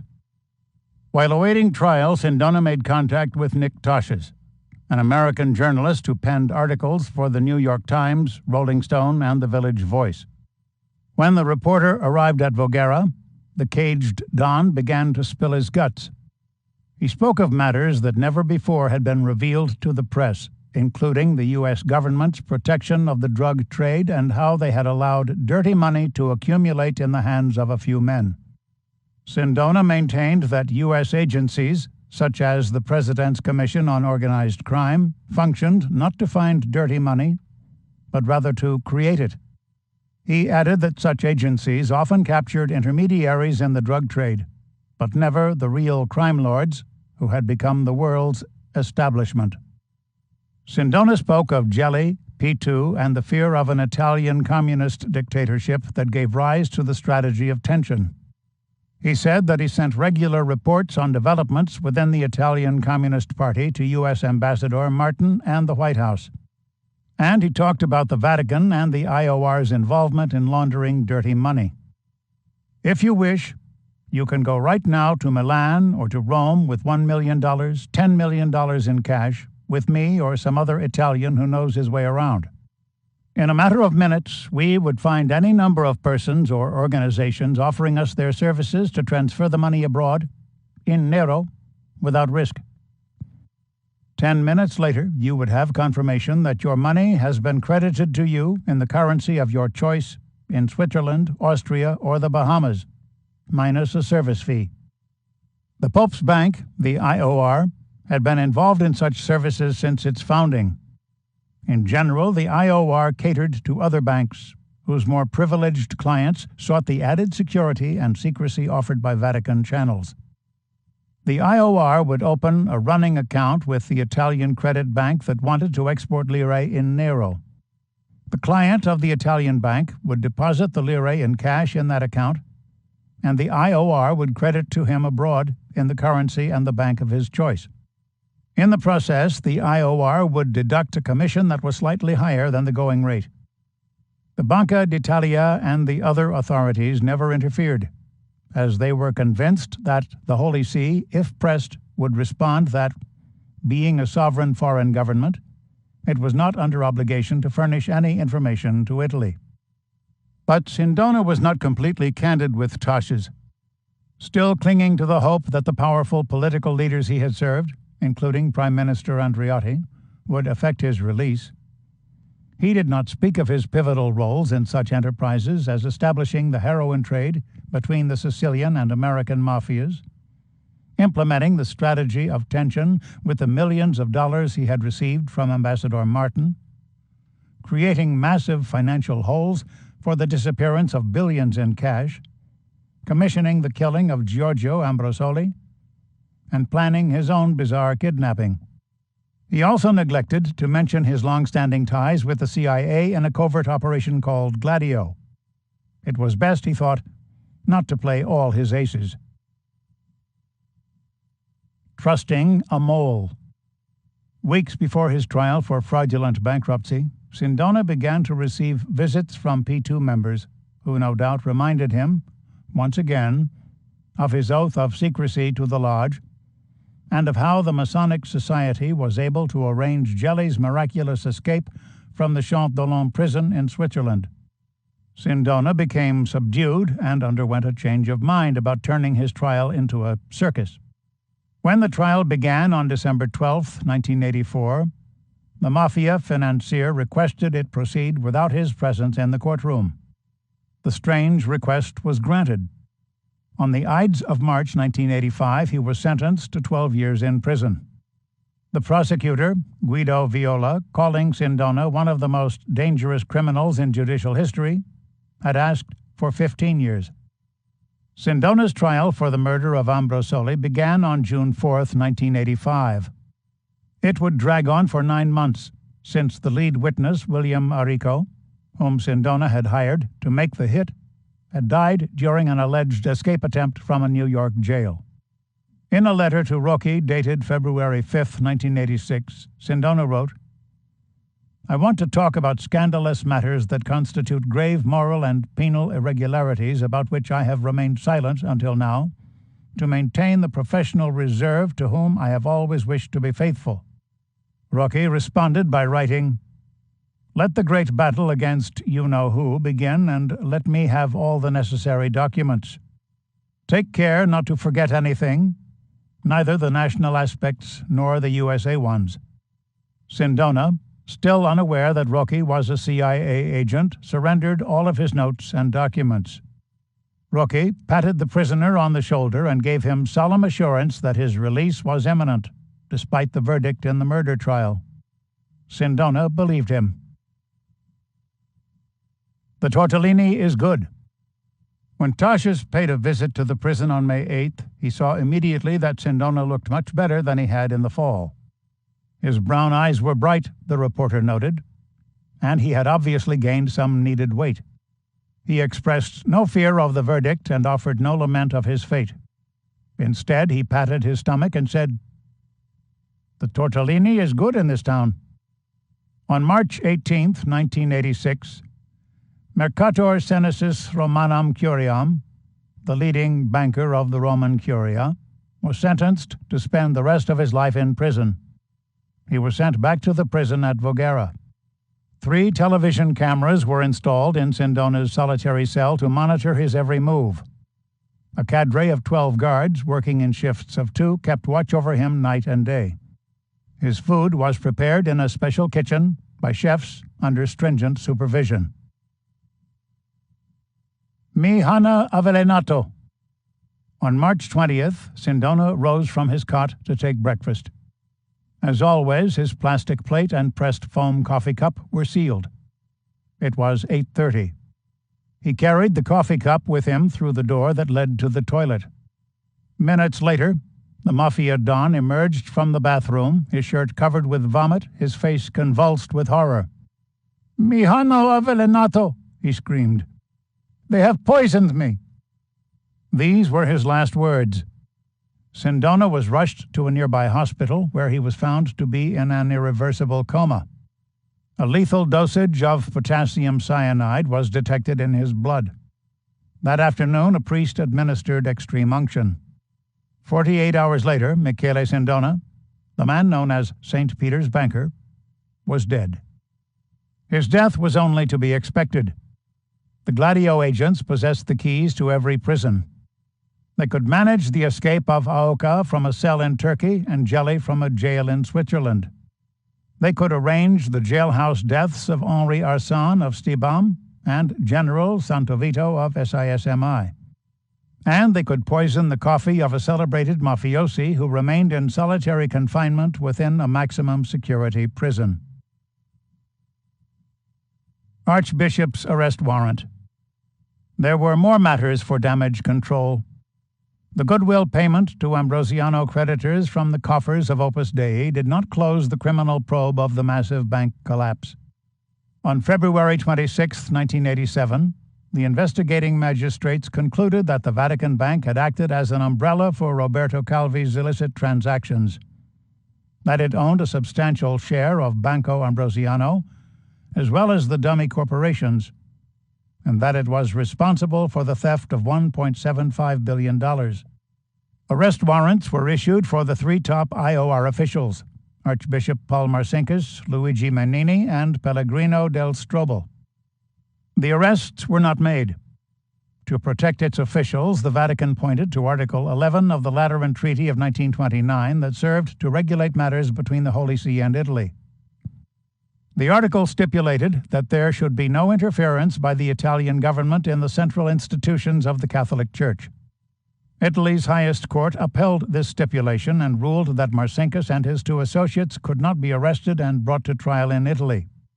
The three Vatican bankers remained safe from extradition within the sanctity of the sovereign state of Vatican City. Marcinkus remained under papal protection until 1991, when he took up residence in Sun City, Arizona. Italian authorities throughout the next decade attempted to persuade U.S. officials to return the Archbishop to Italy so he could face a jury. But such efforts proved fruitless. The U.S. Justice Department made the strange ruling that Marcinkus possessed a Vatican passport and could not be extradited to Italy even though his crimes took place on Italian soil. No one in the CIA wanted the guerrilla to testify in court about his ties to P2 and the Sicilian Mafia, nor about the transfer of funds to Solidarity, the opponents of liberation theology, and the right-wing regimes in Latin America. And so he stayed sheltered from justice not within Vatican City but Sun City, Arizona, where he joined a prestigious country club, played daily rounds of golf, and smoked expensive cigars. He died of undisclosed causes on February 20th, 2006. The Gold Bars. In 1987, Licio Gelli turned himself over to Swiss authorities in South America, claiming that he was at the end of his tether and suffering from heart problems.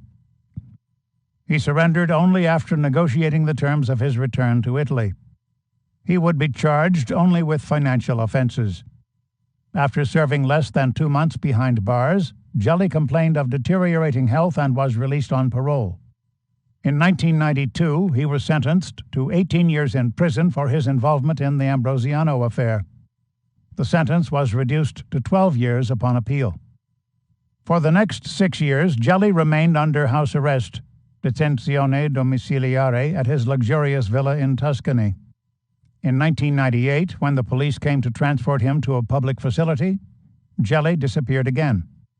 In the villa, police discovered 363 pounds of gold bars buried in patio flower pots among his geraniums and begonias. The Grand Master of P2 had stolen the gold from the Yugoslavian government while operating the rat lines for the Nazis. The New Order. In the reorganization of the Vatican finances under Opus Dei that got underway in 1989, a new 5-member supervisory board of lay experts was set up at the IOR.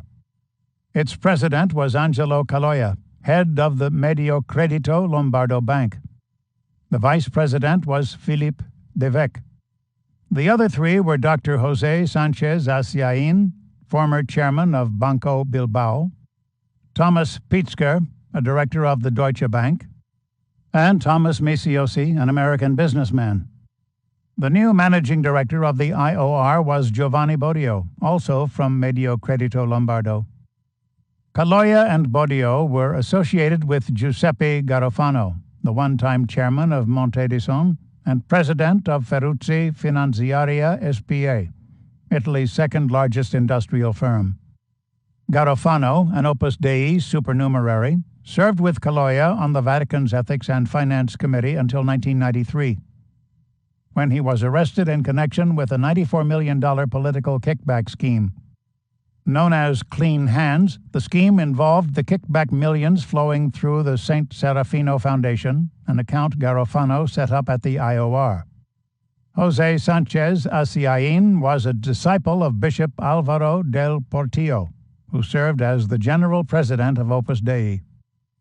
Although Thomas Misiosi may not have been a member of Opus Dei, he shared its reactionary ideology.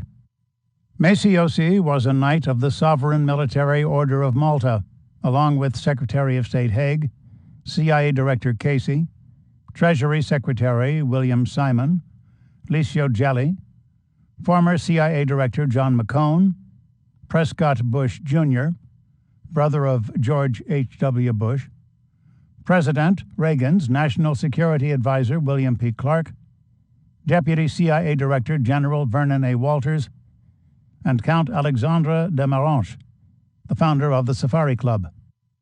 Thomas Pietzker was a last-minute replacement for Hermann Abs, the head of the Deutsche Bank and Pietzker's boss. Abs had been forced to resign from the committee due to the outcry from the Simon Wiesenthal Center in Los Angeles about his role as Hitler's banker and a director of IG Farben, which ran its own slave labor camp at Auschwitz.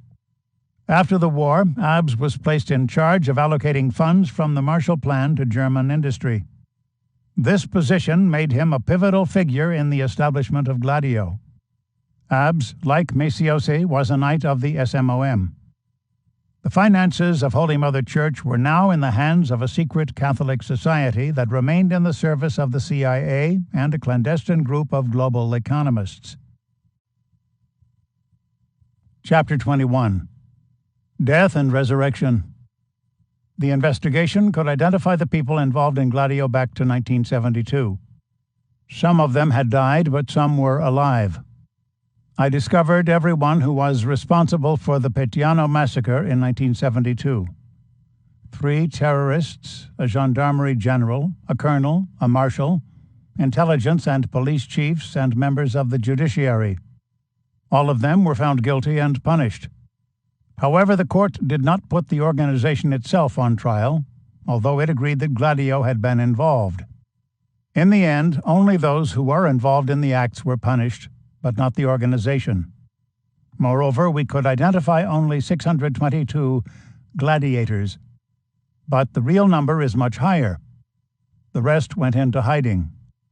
Judge Felice Casson, member of the Gladio Commission, today's Zaman, 2008. As long as the U.S. public remains ignorant of this dark chapter in U.S. foreign relations, the agencies responsible for it will face little pressure to correct their ways. The end of the Cold War brought wholesale changes in other nations, but it changed little in Washington.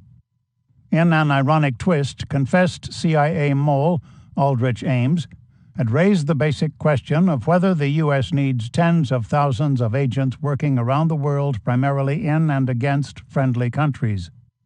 The U.S., he adds, still awaits a real national debate on the means and ends and costs of our national security policies.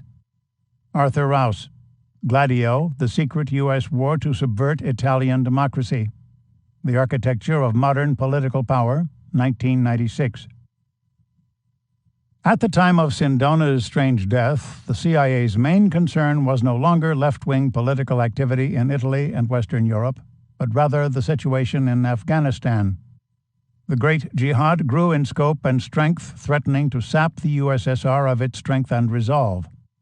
The inhabitants of the 5 republics of the Soviet Union, Kazakhstan, Kyrgyzstan, Tajikistan, Turkmenistan, and Uzbekistan, who shared a common Turkish heritage and remained devoutly Islamic, were supportive of the Mujahideen in their struggle against their communist overlords. This support, combined with the massive amount of Muslim recruits to the Great Jihad from the Arab world, served to create a creeping sense of futility among the Soviet troops. To drive the evil empire to the point of total collapse, the CIA continued to infuse the Holy War with munitions and money, until the war in Afghanistan became the agency's most expensive covert undertaking. By 1985, the Afghan rebels were receiving $250 million a year in dirty money from the CIA to battle the 115,000 Soviet troops occupying the country. This figure was double the number of Soviet troops who had been deployed to Afghanistan in 1984. The annual payments to the Muslim guerrillas reached nearly $1 billion by 1988. By this time, the CIA was also shipping highly sophisticated weaponry, including Stinger missiles, to the jihadists, whom they mistakenly viewed as freedom fighters. Muslim missionaries. In an effort to supply recruits to the jihad, the CIA once again focused its attention on America's black community. This development was understandable. The agency realized that millions of African Americans who felt disenfranchised by the system had converted to Islam, which they saw as the black man's religion. This movement, prompted by such black leaders as Timothy Drew, Noble Drew Ali, Elijah Poole, Elijah Muhammad, and Malcolm Little, Malcolm X, had given rise to hundreds of mosques within America's inner cities. By 1980, the CIA began to send hundreds of militant Muslim missionaries, all members of the radical Tablighi Jamaat, into American mosques to call on young black men to take up arms in the Holy War to liberate their Muslim brothers. Sheikh Mubarak Jilani, one of the first of these missionaries to arrive, convinced scores of members of the Yasin Mosque in Brooklyn to head off to guerrilla training camps in Pakistan, with an offer of thousands in cash and the promise of 70 houris in seventh heaven, if they were killed in action. The cash came from the CIA's coffers. The training camps. Realizing it would be financially advantageous to train the new recruits on American soil, Sheikh Jilani, with the help of the CIA, set up paramilitary training camps in rural areas throughout the country, including Hancock, New York, Red House, Virginia, Commerce, Georgia, York, South Carolina, Dover, Tennessee, Buena Vista, Colorado, Macon, Georgia, Squaw Valley, California, Marion, Alabama, and Tallahassee, Oklahoma. By 1985, the international press began to report that an unspecified number of African American Muslims, all related to the camps set up by Jilani, had joined the ranks of the Mujahideen in Afghanistan, and that several had been killed in action. When questioned, several of the jihadis imported from America would testify that they were agents of the CIA. The Al-Qaeda cell. To provide more support for the Mujahideen, the CIA used Abdullah Azzam, Osama bin Laden's mentor, to set up a cell of Al-Qaeda within Masjid al-Faruq on Atlantic Avenue in Brooklyn, New York. The cell, known as the Al-Kifa Refugee Center, acted as a front for the transference of funds, weapons, and recruits to Afghanistan. Throughout the 1980s, this militant organization received over $2 million a year, and Masjid al-Faruq became a very wealthy institution. During this time, Azzam spent a great deal of time in Brooklyn. In a 1988 videotape, he can be seen and heard telling a large crowd of African Americans that blood and martyrdom are the only way to create a Muslim society. By 1992, Al-Faruq Mosque had become a haven for Arabian veterans from the Great Jihad in Afghanistan, who were granted special passports to enter the United States by the CIA. A feud erupted between the older African-American members of the mosque and the Arab newcomers, which resulted in the murder of Mustafa Shalabi, the fiery imam of the mosque, on March 1, 1991. The crime has never been solved. New CIA amigos. The soaring expenses for the covert war in Afghanistan, coupled with the ongoing need of support for the guerrilla units in Latin America and the secret armies in Western Europe, caused the CIA to forge new alliances. In 1980, the agency deployed Dewey Claridge, its top agent in Latin America, to establish ties with Honduran drug lord Juan Mata Ballesteros, who operated the airline Setco. Setco agreed to transport narcotics to gangs north of the border and arms to a warehouse in Honduras that was operated by CIA operatives Oliver North and Richard Secord. The weapons were purchased by the agency's cut of the deal, which in one transaction amounted to $14 million. The CIA also made business arrangements with other drug lords, including Miguel Ángel Félix Gallardo, the godfather of the Mexican drug business, whose ranch became a training ground for right-wing guerrilla armies, and Miguel Nazar Haro, the leader of the Guadalajara cartel, Mexico's most powerful narcotics network. By 1990, more than 75% of all the cocaine entering the United States came through Mexico. Mexico also became a leading source of heroin, marijuana, and methamphetamines. The business was generating $50 billion a year. The CIA had found a source of funding to augment its ongoing heroin trade with the Turkish Babas and the Sicilian Mafia. The new alliance meant that the agency could launch operations even more ambitious than Gladio.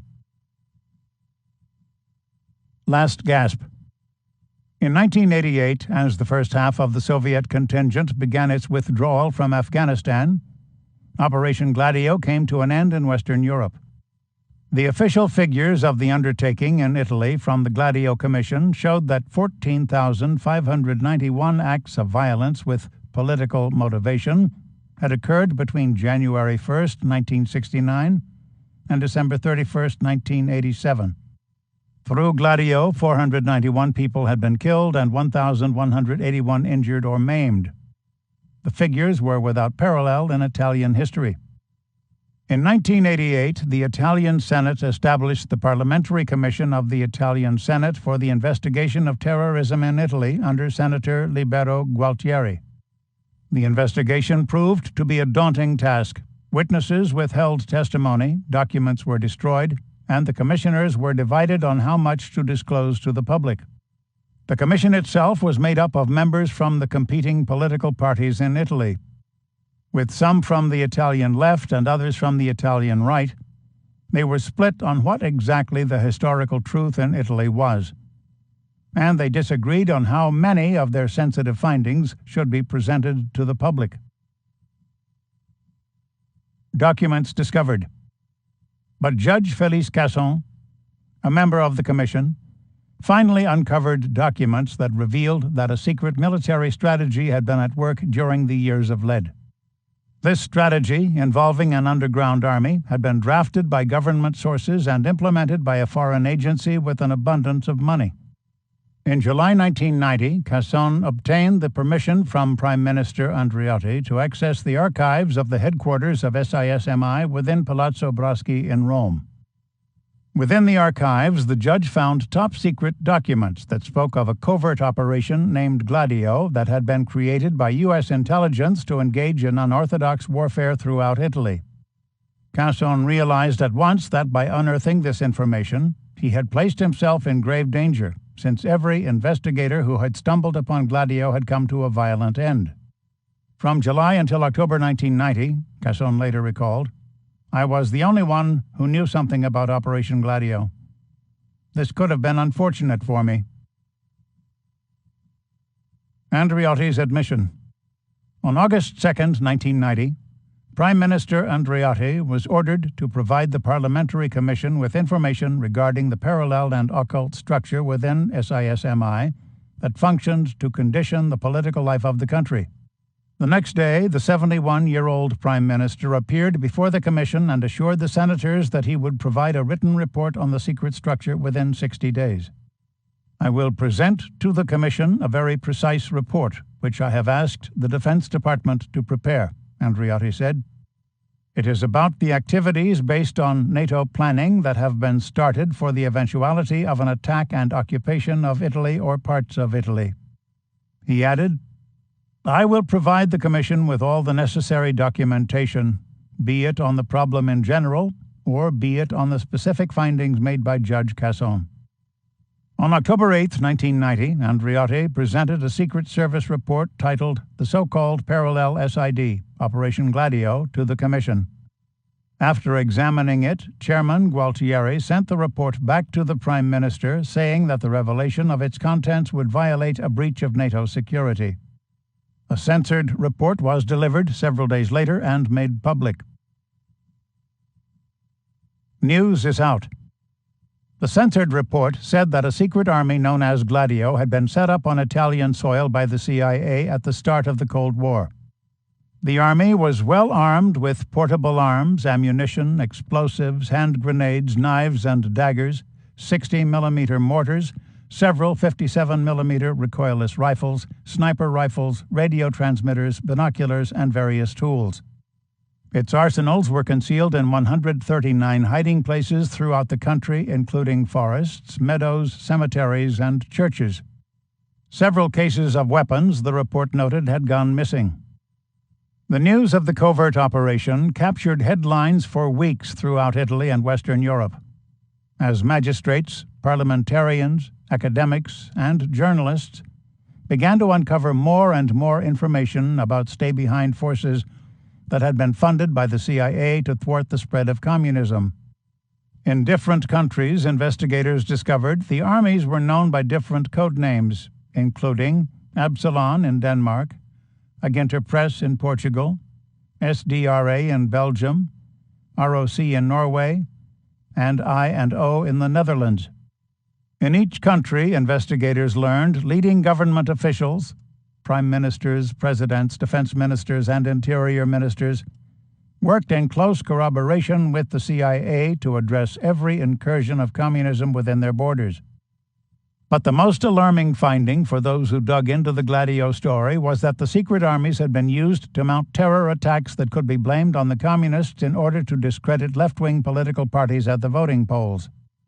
These attacks, the researchers learned, were intended to create maximum fear. They ranged from bomb massacres in trains and marketplaces to violent coups that toppled governments. No comment. As more and more revelations came to light, U.S. and British officials refused to confirm or deny what the press alleged to be the best-kept and most damaging political military secret since World War II. In Great Britain, spokespersons at the Defense Department told the inquisitive British press, I'm afraid we can't discuss security matters. Finally, British Defense Secretary Tom King tried to pass off the matter of the secret arms that had created widespread death and destruction throughout Europe with a joke. I am not sure what particular hot potato you're chasing after. It sounds wonderfully exciting, but I'm afraid I'm quite ignorant about it. I'm better informed about the Gulf. Admiral Stansfield Turner, director of the CIA from 1977 to 1981, adamantly refused to answer questions about Gladio during a television news interview in Italy in December 1990. When the news anchor insisted that Turner should respond as a gesture of respect for the victims of the numerous massacres in Italy, the former CIA director angrily shouted, I said no questions about Gladio. He ripped off his microphone and left the set. The interview was over. Official condemnation. On November 22nd, the European Parliament, the directly elected parliamentary institution of the European Union, passed the following resolution condemning Gladio, demanding a full investigation of its undertakings and calling for its paramilitary units to be dismantled. Joint resolution replacing B3 2021, 2058, 2068, 2078, and 2087/90. A. Having regard to the revelation by several European governments of the existence for 40 years of a clandestine parallel intelligence and armed operations organization in several member states of the community. B. Whereas for over 40 years this organization has escaped all democratic controls and has been run by the secret services of the states concerned in collaboration with NATO. C. Fearing the danger that such clandestine network may have interfered illegally in the internal political affairs of member states or may still do so. D. Whereas in certain member states military secret services, or uncontrolled branches thereof, were involved in serious cases of terrorism and crime as evidenced by various judicial inquiries. E. Whereas these organizations operated and continue to operate completely outside the law, since they are not subject to any parliamentary control, and frequently those holding the highest government and constitutional posts are kept in the dark as to these matters. F. Whereas the various Gladio organizations have at their disposal independent arsenals and military resources which give them an unknown strike potential, thereby jeopardizing the democratic structures of the countries in which they are operating or have been operating. G. Greatly concerned at the existence of decision-making and operational bodies which are not subject to any form of democratic control and are of a completely clandestine nature at a time when greater community cooperation in the field of security is a constant subject of discussion. 1. Condemns the clandestine creation of manipulative and operational networks and calls for a full investigation into the nature, structure, aims, and all other aspects of these clandestine organizations or any splinter groups, their use for illegal interference in the internal political affairs of the countries concerned, the problem of terrorism in Europe, and the possible collusion of the secret services of member states or third countries. 2. Protests vigorously at the assumption by certain U.S. military personnel at SHAPE and in NATO of the right to encourage the establishment in Europe of a clandestine intelligence and operation network. 3. Calls on the governments of the member states to dismantle all clandestine military and paramilitary networks. 4. Calls on the judiciaries of the countries in which the presence of such military organizations has been ascertained to elucidate fully their composition and modus operandi, and to clarify any action they may have taken to destabilize the democratic structure of the member states. 5. Requests all the member states to take the necessary measures, if necessary by establishing parliamentary committees of inquiry, to draw up a complete list of organizations active in this field, and at the same time to monitor their links with the respective state intelligence services and their links, if any, with terrorist action groups and or other illegal practices. 6. Calls on the Council of Ministers to provide full information on the activities of these secret intelligence and operational services. 7. Calls on its component committee to consider holding a hearing in order to clarify the role and impact of the Gladio organization and any similar bodies. 8. Instructs its president to forward this resolution to the Commission, the Council, the Secretary General of NATO, the governments of the member states, and the United States government. The resolution was forwarded to NATO Secretary General Manfred Werner and U.S. President George H.W. Bush. Neither supported the document nor offered an explanation of Gladio's necessity. The Stone Wall. On April 15, 1991, Malcolm Byrne, Deputy Director of the National Security Archive Institute at George Washington University in Washington, filed a Freedom of Information request, FOIA, with the CIA concerning Gladio. Specifically, he asked for all agency records related to the United States government's original decisions, probably taken during the 1951 to 55 period, to sponsor, support, or collaborate with any covert armies, networks, or other units established to resist a possible invasion of Western Europe by communist-dominated countries, or to conduct guerrilla activities in Western European countries should they become dominated by communist, leftist, or Soviet-sponsored parties or regimes. He added, "With reference to the above, please include in your search any records relating to the activities known as Operation Gladio, particularly in France, Germany, or Italy." Byrne noted in his request that a release of the records will contribute significantly to public understanding of the United States foreign policy in the post-World War II era, as well as the role of intelligence information, analyses, and operations in United States policymaking at the time. On June 18, 1991, the agency provided its standard response in a letter that said, "The CIA can neither confirm nor deny the existence or non-existence of records responsive to your request." When Byrne appealed this decision, the CIA claimed that information regarding Gladio remained protected in the interest of national defense, and therefore was exempted from the disclosures mandated by the FOIA. Attempts by European officials to obtain information were equally futile. In March 1995, the Italian Senate Commission under Giovanni Pellegrino asked the CIA for all records regarding the Red Brigades and the Aldo Moro kidnapping. They too received the rote reply, "The CIA can neither confirm nor deny the existence of documentation regarding your inquiry." At this writing, the Gladio files remain classified as confidential and unavailable for inspection. The refusal to disclose any information about the undertaking is in keeping with Operation Mockingbird. Catherine Graham, publisher of The Washington Post and a Mockingbird operative, said, "There are some things the general public does not need to know and shouldn't. I believe democracy flourishes when the government can take legitimate steps to keep its secrets and when the press can decide whether to print what it knows." Andreotti's agony.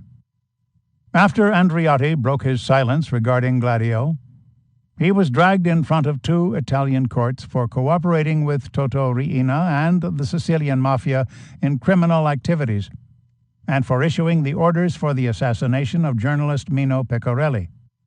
In the midst of these trials, Pope John Paul II took time in the Vatican to clasp Andreotti's hands and to offer the beleaguered Prime Minister what appeared to be an embrace. Following this incident, the Holy Father was challenged as he spoke from the pulpit of St. Peter's Cathedral by an irate student who was offended by the endorsement. It was the first time a vicar of Christ had been challenged within the confines of his own church in 700 years. Eventually, Andreotti was exonerated on both charges. But in 2002, an appeals court in Perugia ruled that the former prime minister was guilty of complicity in the murder and sentenced him to 24 years in prison. Hearing the verdict, Silvio Berlusconi, the present prime minister, called it an example of justice gone mad. Berlusconi's outcry was, for many, only to be expected. Like Andreotti, he had been an active member of P2 during the years of lead. The Vatican, too, expressed its contempt of the court's decision. Cardinal Fiorenzo Angelini, upon learning the news, compared Andreotti to Jesus Christ, another victim of an unjust verdict, and hoped for his resurrection from the Supreme Court. L'Osservatore Romano, the official Vatican newspaper, expressed its full solidarity with Andreotti, saying that the verdict can only be rejected by good sense. Cardinal Camillo Ruini, head of the Italian Bishops' Conference and a key advisor to the Pope, took the occasion of his yearly address to the bishops to express his intact personal esteem for the disgraced political figure. Despite the statements of alarm over the fate of the divine Julius, the epithet for Julius Caesar which the Italian media applied to Andreotti, the murder verdict was overturned by Italy's Supreme Court in October 2003. Andreotti, who rubbed shoulders with Licio Gelli, Michele Sindona, Roberto Calvi, and John Paul II, died on May 6, 2013, at the age of 94. Andreotti may have passed on to meet his maker, but Gladio, despite all reports to the contrary, was not dead. It had simply transmogrified. Chapter 22. Gladio Triumphant. Without the Cold War excuse, our foreign policy makers had a real hard time justifying our joint operations and terrorism schemes in the resource-rich ex-Soviet states with these same groups. So they made sure they kept their policies unwritten and unspoken, and considering their grip on the mainstream media, largely unreported. Now, what would your response be if I were to say on the record, and, if required, under oath, between 1996 and 2002, we, the United States, planned, financed, and helped execute every major terrorist incident by Chechen rebels and the Mujahideen against Russia. Between 1996 and 2002, we, the United States, planned, financed, and helped execute every single uprising and terror-related scheme in Xinjiang, aka East Turkestan, and Uyghurstan. Between 1996 and 2001, we, the United States, planned and carried out at least 2 assassination schemes against pro-Russian officials in Azerbaijan. Sibel Edmonds, FBI whistleblower, friends, enemies, both. Boiling Frogs Post, 2010. On November 3, 1996, Gladio's survival of the Cold War became evident in Susurluk, a small town in northwestern Turkey, where Abdullah Satlu, the Gladio contract killer involved with the attempt to assassinate Pope John Paul II, was killed in a car crash. 2 other bodies were discovered among the wreckage. Satlu's girlfriend, a model known as Ganga Us, and Hüseyin Kojada, the deputy chief of the Istanbul police force. Sedat Bujak, a member of parliament for the province of Urfa, survived the accident with a broken leg and a fractured skull. Investigators at the scene discovered that Satlu possessed 8 national identity cards, each with a different alias. One card, bearing an official stamp over Satlu's photo, identified him as Mehmet Özkay, the same alias Mehmet Ali Auka had used in his travels. They also found that Satlu held 2 diplomatic passports and a gun permit that had been approved by Mehmet Ayar, Turkey's interior minister. Weapons were also found in the car, including a couple of pistols, several machine guns, and a set of silencers. Adding to the mystery, the police uncovered evidence that someone had tampered with the brakes of Satlu's black Mercedes 600. Nasty findings. The Susurluk incident struck Turkey with the same force as the Watergate scandal in Nixon's America. Satlu's identity cards and passports offered proof that he was connected to the highest offices in the country. And the dead body of Kojada, one of Turkey's top law enforcement officials, gave credence to the suspicion that Satlu had remained protected by the law, even when he was committing acts of unbridled terrorism, including the Basilivler massacre on Turkish soil. In the months that followed the crash in Susurluk, documents were leaked, commissions were set up, and witnesses were located. Mark Grossman, the U.S. ambassador to Turkey, who allegedly was assisting Satlu and the activities of the Derin Devlet, the deep state within Turkey, was mysteriously removed from the post as ambassador, despite the fact that he had almost 2 years left to serve in his position. Grossman had been the handler for the Grey Wolves, the Gladio unit in which Satlu had been a member. He also met regularly with leading Turkish babas and Turkish intelligence officials. Shortly before his departure from the ambassadorial post, Grossman had been served a secret warrant from the Susurluk Commission, which sought his testimony concerning the CIA's involvement with illegal Turkish paramilitary operations in Central Asia and the Caucasus. Other leading U.S. dignitaries vanished from their posts in Ankara, including Major Douglas Dickerson, who procured weapons from the United States for various Central Asian and Middle Eastern governments.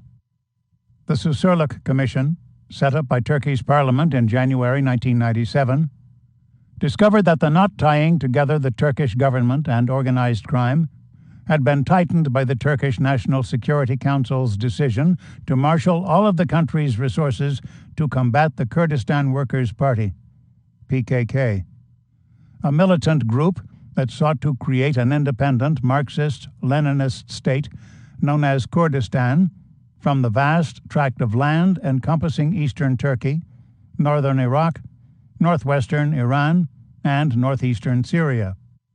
Turkey's Deputy Prime Minister Tansu Çiller had directed the National Police Force under Mehmet Ayar to launch a series of attacks against the PKK and to assassinate its leaders. To assist in the assassinations, Çiller and other government officials had secured the services of Abdullah Sattler, who was at the time safe and secure in Chicago and in the employ of the CIA. But the Commission was only able to scratch the surface of the secret government operating in Turkey. On December 7, 1997, Mesut Yılmaz, the newly elected Prime Minister, said, "We can't do better than to obtain 20 to 25% of the truth. Civil servants failed to provide us with evidence, or the documents are forged." A miracle and a mission. After fleeing from St. Peter's Square, Sattler had been arrested for drug smuggling in Switzerland and, in 1987, placed in a maximum security prison. He didn't remain long in the lockup. One night he managed to escape when the doors to his cell and his cell block suddenly opened and a NATO helicopter mysteriously appeared to whisk him away. In 1989 he appeared in England, where, although one of the world's most wanted fugitives, he was granted a British passport. Sattler's strange story became stranger. In 1991 he arrived in Chicago, married an American while assuming his Ozkai identity, and was granted a green card. The U.S. immigration officials seemed to be blissfully unaware that he was a prison escapee, a convicted murderer, a known terrorist implicated in the attempted murder of the Pope, and a notorious Baba who ran the world's largest drugs for arms racket.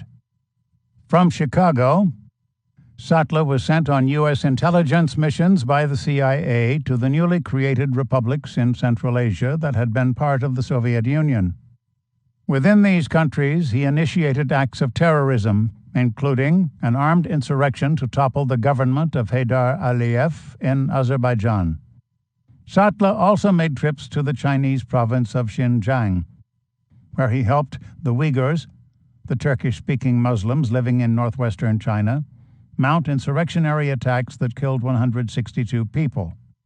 For his travels, Sattler was issued a U.S. passport under the name of Michael Nicholson. At Sattler's funeral, an event that attracted over 5,000 gray wolves, Meral Aydoyan Sattler, the wife of the deceased thug, said, "My husband worked for the state." 22 days after the coup on September 12, 1980, the military leader sent him abroad for training. Then the state helped him escape from the Swiss prison. Sattler's coffin, draped in a Turkish flag, was lowered into the ground to the chanting of cries, "Allah is great." CIA's Fantasyland. Sattler's acts of political agitation among the Uyghurs were designed to further the CIA's goal of transforming the Chinese province into a new Islamic republic, which the agency had named East Turkestan. Since Xinjiang remained the primary source of oil and natural gas for much of mainland China, the creation of East Turkestan would serve to deprive the country of its vital natural resources, making China considerably less of an economic and political threat to the United States and the Western world. The Tarim Basin in the southern half of Xinjiang contained as much crude oil as Saudi Arabia. The new country was officially formed in Washington, D.C. on September 14, 2004. Amidst the waving of American and Uyghur flags, Anwar Yusuf Turani, the Prime Minister, spoke of the new country's need of economic assistance and international recognition. Following the speech, Turani returned to his home, not in Xinjiang, but in Fairfax, Virginia. Ottoman Dreams. The U.S. military-industrial complex's struggle for world control now centered on this region of China and the Stan countries throughout Central Asia, particularly Kazakhstan, Uzbekistan, and Tajikistan. In 1998, Zbigniew Brzezinski expressed the vital importance of the United States gaining control of these countries, writing, "The world's energy consumption is bound to vastly increase over the next 2 or 3 decades. Estimates by the U.S. Department of Energy anticipate that world demand will rise by more than 50% between 1993 and 2015, with the most significant increase in consumption occurring in the Far East. The momentum of Asia's economic development is already generating massive pressures for the exploration and exploitation of new sources of energy, and the Central Asian region and the Caspian Sea basin are known to contain reserves of natural gas and oil that dwarf those of Kuwait, the Gulf of Mexico, or the North Sea. The inhabitants of these republics, including the mythical East Turkestan, spoke the Turkish language, upheld the Turkish culture, and shared the Turkish version of Islam. It didn't take an Einstein to realize that the vast area that stretched from the Anatolian plains to the Great Wall of China could only be united by the pan-Turkish movement. Such a movement could not emanate from NATO headquarters, let alone Langley, Virginia. The republics continued to share a strong anti-Western animus, along with a deep suspicion of the United States that had been fostered by decades of Soviet control. For the United States, control of that region's vast resources could only be obtained by employing Turkey as a proxy. Sibel Edmonds, the FBI's former Turkish translator and a renowned whistleblower, explains, "You've got to look at the big picture.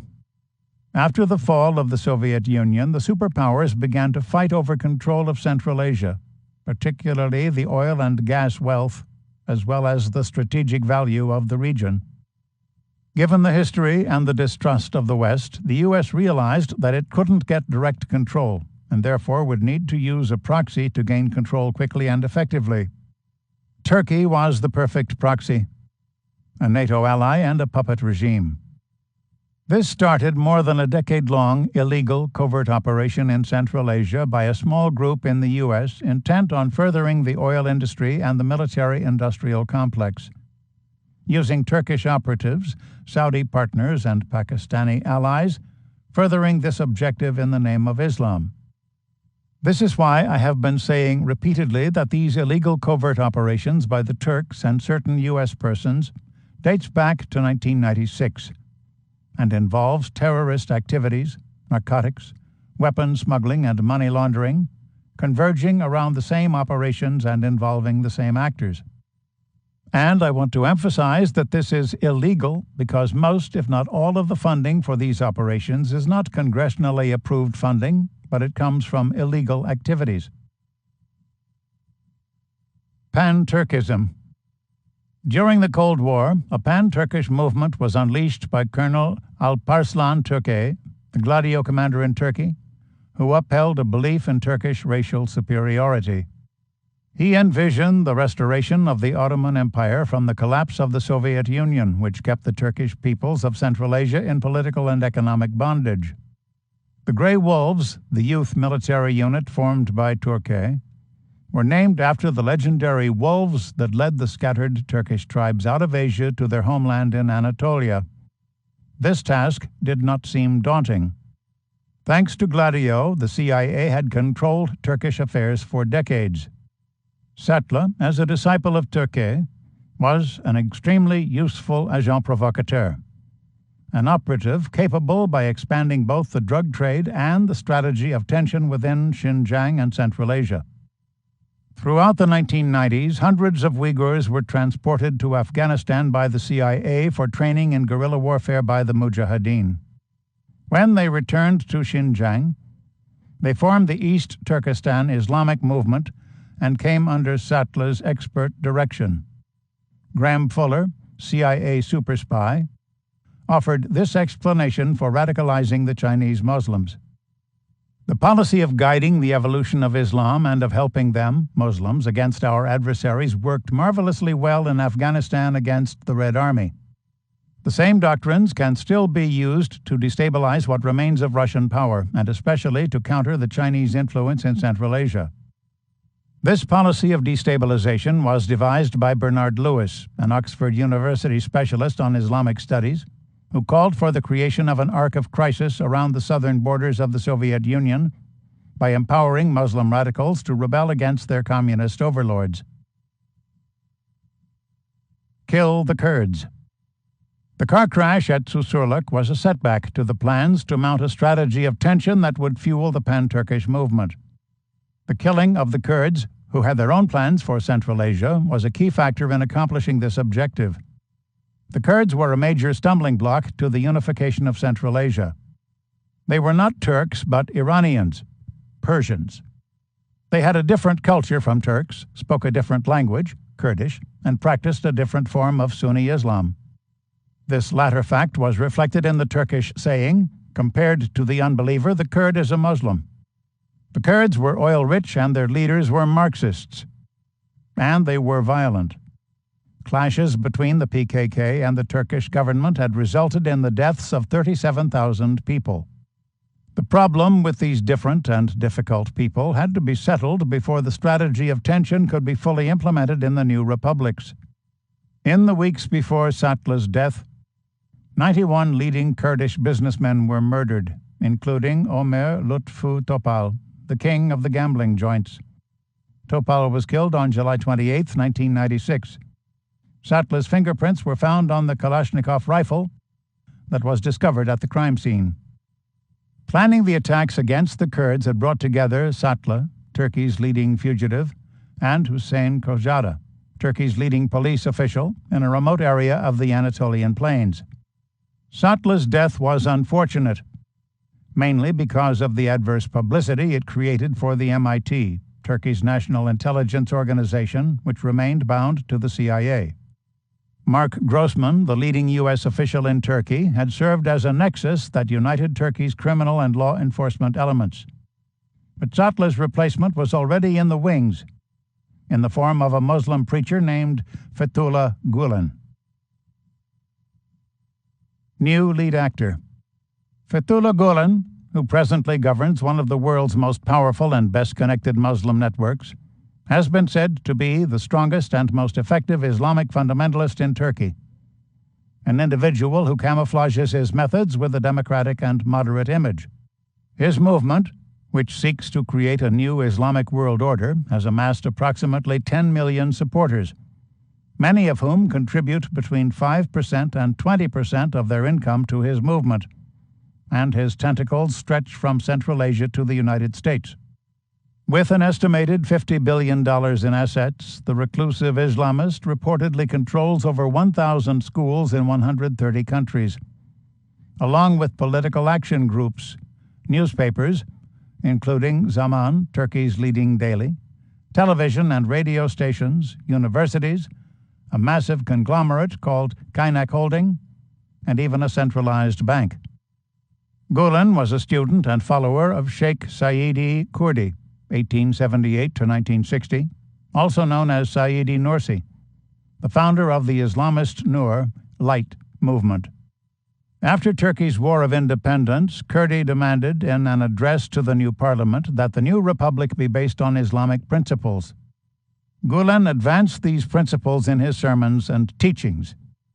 In 1979, he issued this exhortation: Muslims should become bombs and explode, tear to pieces the heads of the infidels, even if it's America opposing them. During the 1980s, Gulen worked with the Grey Wolves and the CIA in covert operations against the PKK and other communist groups. His primary contact with the agency was Morton Abramowitz, who later became the U.S. ambassador to Turkey.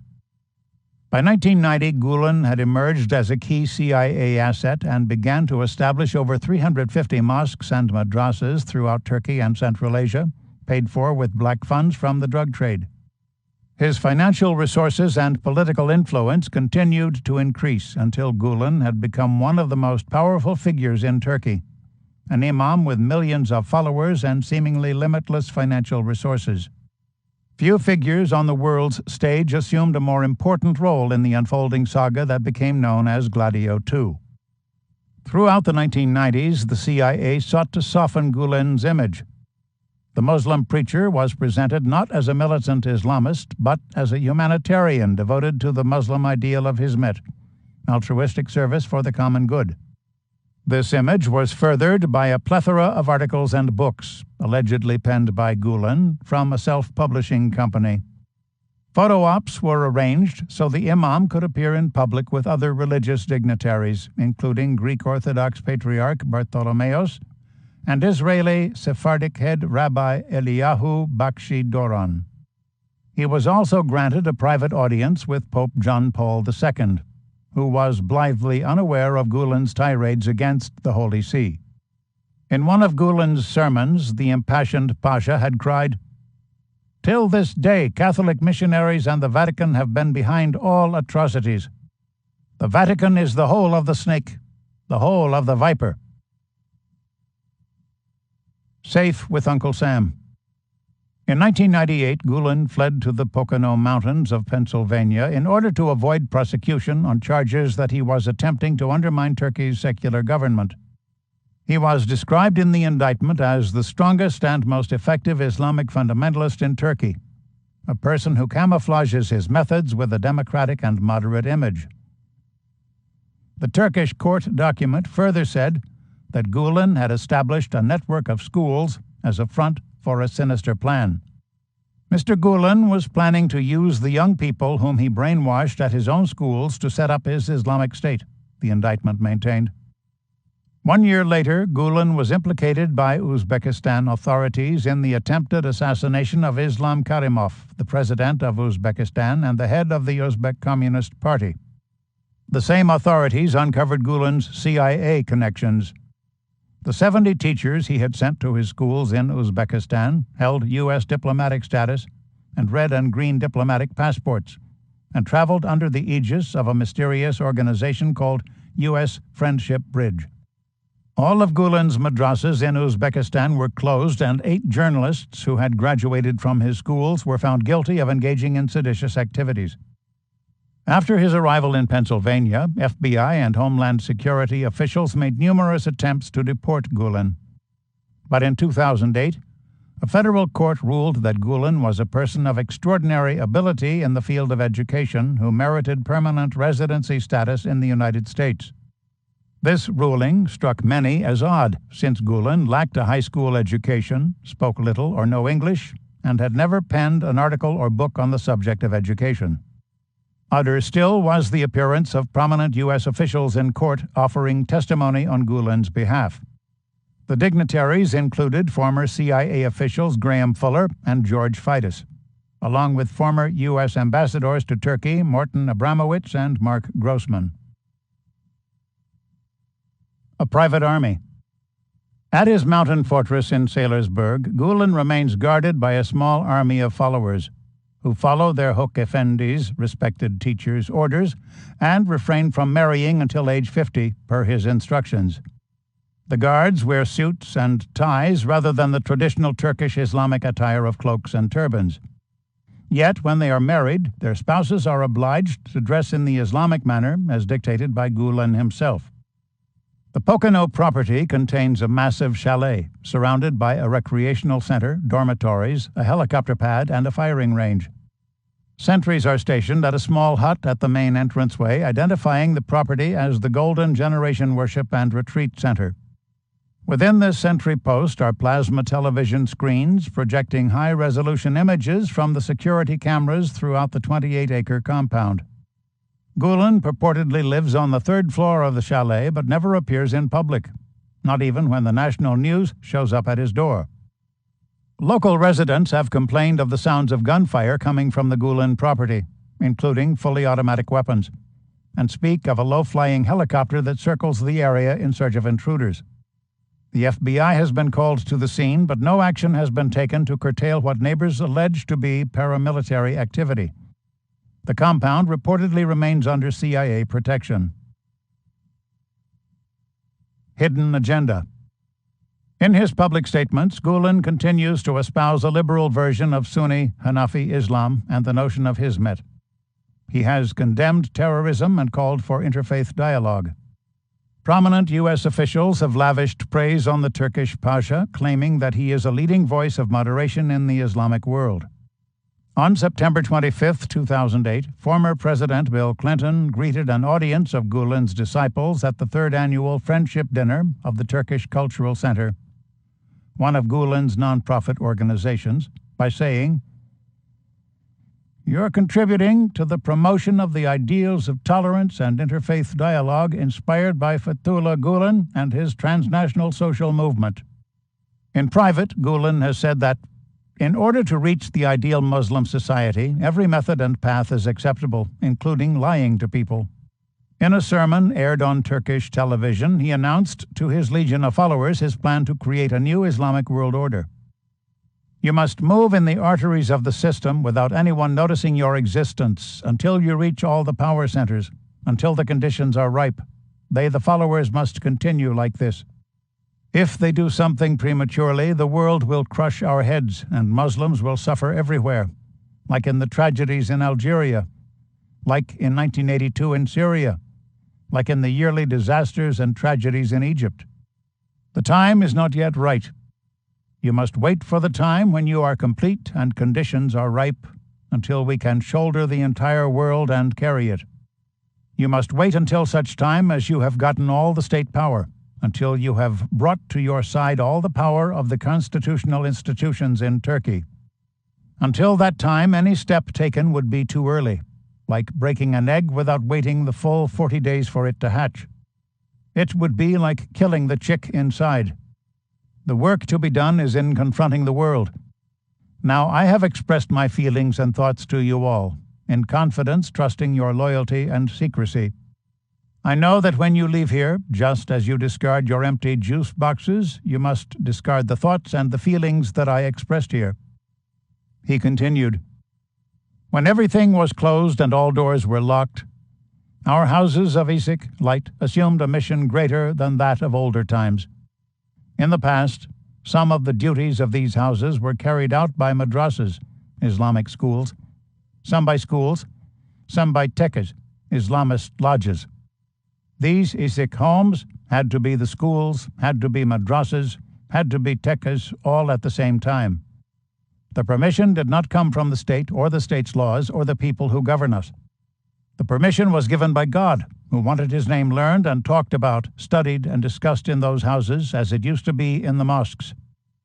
In another sermon, Gulen proclaimed, "Now it is a painful spring that we live in. A nation is being born again. A nation of millions is being born, one that will live for long centuries, God willing. It is being born with its own culture, its own civilization. If giving birth to one person is so painful, the birth of millions cannot be pain-free. Naturally, we will suffer. It won't be easy for a nation that has accepted atheism, has accepted materialism, a nation accustomed to running away from itself, to come back riding on its horse. It will not be easy, but it is worth all our suffering and the sacrifices." And in yet another sermon, he told his followers, "The philosophy of our service is that we open a house somewhere, and with the patience of a spider, we lay our web to wait for people to get caught in the web. And we teach those who do. We don't lay the web to eat or consume them, but to show them the way to their resurrection, to blow life into their dead bodies and souls, to give them a life." Assessing such statements, Ariel Cohen, a Middle East analyst with the Heritage Foundation, said, "It's not just a religious movement. It's the Fethullah Gulen movement. They call themselves that. So it is, you can say, a cult. It is a highly personalized movement." Cohen, who spent years tracking the Gulen movement, added, "This is clearly the world according to the Quran, the world according to Islam, the world according to Fethullah Gulen. But what he's talking about is not the caliphate, is not the Sharia state. He calls it the New World Islamic Order." Turkey transformed. Upon his arrival in Pennsylvania, Gulen, with the aid of CIA advisors, helped to create the Justice and Democratic Party, Adalet ve Kalkınma AKP, which now controls the Turkish government. Abdullah Gül, Turkey's first Islamist president, was a Gülen disciple, along with former Prime Minister Recep Tayyip Erdogan and Yusuf Ziya Özkan, the head of Turkey's Council of Higher Education. Conflict between Prime Minister Erdogan and Gülen arose over Erdogan's use of the Marmara Flotilla to break up the Gaza blockade in defiance of Gülen's wishes. The situation between the two men worsened when Erdogan became Turkey's new president. In 2014, Erdogan issued a request for Gülen's extradition from the United States on the grounds that the controversial preacher was using his influence to undermine Turkey's police and state bureaucracy along with the judiciary. Under Gülen's influence, Turkey has transformed from a secular state into a nation with 85,000 active mosques, one for every 350 citizens, the highest number per capita in the world. 90,000 imams, more imams than teachers and physicians, and thousands of state-run Islamic schools. In recent years, Turkey has also witnessed a reign of terror, with the random arrests of AKP opponents, including a dozen middle-aged liberal women who worked for the Society for Contemporary Life, an organization that provided educational services and scholarships to poor teenage girls. Hundreds of others were taken into custody during midnight raids, including army officers, renowned journalists, and artists. According to Newsweek, the arrests illustrate the power of Gülen's Tarikat, Islamic order, which now controls the government. The Gülen schools. According to Bayram Balsi, one of Gülen's leading proponents and a spokesman for the movement, the Gülen schools have been established throughout the world to expand the Islamization of Turkish nationality and the Turkification of Islam, in order to bring about a universal caliphate ruled by Islamic law. Such a caliphate, Balsi maintains, cannot be created without the cultivation of an educated elite who will advance Turkish and Islamic interests in their native countries. This task, he adds, may be accomplished only by the adoption of stealthy techniques, since the open promotion of religion is prohibited in the public schools of many countries, including the United States. Such techniques, Balsi contends, mandates that the teachers and administrators of the Gülen schools indoctrinate students in the tenets of militant Islam by temsil, becoming role models rather than tabligh, open proselytism. The schools throughout Central Asia contain CIA operatives who function under the guise of American teachers teaching English. Since English is a mandatory subject, these madrasas provide the agency with an even better cover than Father Morleone's Prodeo. Several countries, including Russia and Uzbekistan, have outlawed the Gülen schools and semats, communities, within their borders, realizing that they serve to advance the CIA master plan.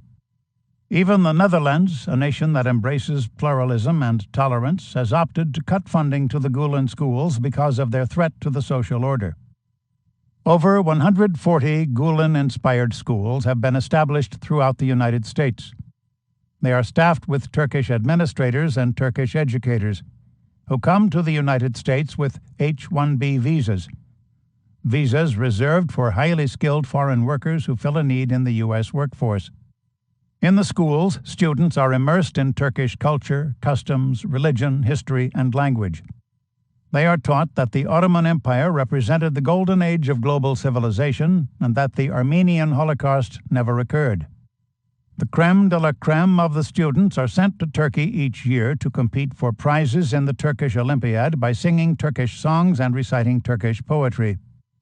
The event, which is sponsored by the Gülen movement, has been established to promote Turkish as a new international language. By the time of their high school graduation, the students of these charter schools, which are fully funded by U.S. taxpayers, will be groomed to play a part in the advancement of the master plan called Gladio II. Hallowell's Ghost. The funding for the Gülen movement and Gladio II continued to flow from the heroin trade. After the upheavals within the Sicilian Mafia, the CIA and the Babas established sophisticated laboratories in Turkey and various republics within Central Asia for the refinement of morphine paste into heroin. The narcotics continued to flow along the Balkan route to Sicily for shipment to America. Other routes were established, including a main line that ran from Bulgaria to Brussels, the location of NATO's headquarters. With the drug trade booming, new means were adopted for smuggling the dope into the United States. This development was evidenced by the case of Yayar Oz, who worked for Abdullah Satla. During his many trips between Turkey and the United States, Oz and a score of additional Turkish mules smuggled hundreds of kilos of heroin past the security guards at the New York airports. In 1997, he was arrested in New Jersey during a drug bust. Oz managed to escape from the custody of FBI agents and made his way to the JFK airport for a first-class flight to Turkey. Asked why Oz hadn't been arrested before boarding the plane, U.S. State Department officials said that the drug smuggler possessed diplomatic immunity, along with special NATO clearance. To make the smuggling even easier, NATO cargo planes transported heroin from Turkey to Brussels, where it was loaded on U.S. military planes and flown to the Andrews Air Force Base in Maryland. From Andrews, the drugs were delivered to distribution outlets in Chicago and Paterson, New Jersey. Taliban trouble. Heroin, by the turn of the 21st century, had become one of the world's most valuable resources, a resource that could generate over $100,000 billion a year in revenue. Without the white powder, there would be no black ops, no means of obtaining control of Eurasia, no way of molding the global economy and political relations. On January 27, 2000, a catastrophe occurred for covert activity when Mullah Omar and the other leaders of the Taliban announced their plans to ban poppy production within the Islamic Emirate of Afghanistan. This decision sent shockwaves through the U.S. intelligence community. From 1976 to 2000, the Afghan opium poppy harvest had grown nearly tenfold, climbing from 250 to 2,000 tons during the covert war of the 1980s. And then from 2,000 to 4,600 tons during the Civil War of the 1990s. The country's economy had transformed from a diverse agricultural system based on herding, orchards, and 62 varieties of field crops into the world's first opium monocrop. Thanks to the Taliban prohibition, the opium poppy harvest fell from 4,600 tons in 1999 to 81 tons in 2001. The situation had to be addressed by the military-industrial complex in a forceful way. With the outbreak of the War on Terror and the U.S.-led invasion of Afghanistan in October 2001, the ban came to an immediate end. Within a year, the UN reported that the poppy crop had rebounded to 3,400 tons. By October 2013, thanks to the U.S. occupation, the opium harvest had climbed to an all-time high of 5,500 tons. The days when heroin money could be laundered through a small circle of banks, including the IOR, were long past. By 2014, $500 billion to $1 trillion in proceeds from criminal activity and black ops were laundered through the world's leading banks, half of which were located in the United States. Narco dollars became the lifeblood of the nation's economy. The U.S. banks developed an incredibly complex system for transferring illicit funds into the country for investments in real estate, corporations, industries, and government bonds. The financial institutions that participated in this process, according to Canadian commentator Asad Izmi, included the Bank of Boston, Republic National Bank of New York, Landmark First National Bank, the Great American Bank, People's Liberty Bank and Trust Company of Kentucky, Riggs National Bank of Washington, Citibank, and American Express International of Beverly Hills. Manufacturers Bank, Chase Manhattan, Chemical Bank, and Irving Trust have admitted not reporting transfers of substantial amounts of money to the U.S. government as required by the Bank Secrecy Act of 1970. And the Bank of America has been fined $4.75 million for refusing to provide documentation for transfers of more than $12 billion. In an attempt to address this problem, the U.S. Congress has passed several laws, including the Money Laundering Control Act of 1986, which call for stiffer enforcement by public regulators. All of this legislation was to no avail. The banks continued their laundering, and the sum of dirty money circulated throughout the country grew exponentially. No decisive action by government officials was ever adopted, since the high profits of the drug trade served as one of the main components of the U.S. economy.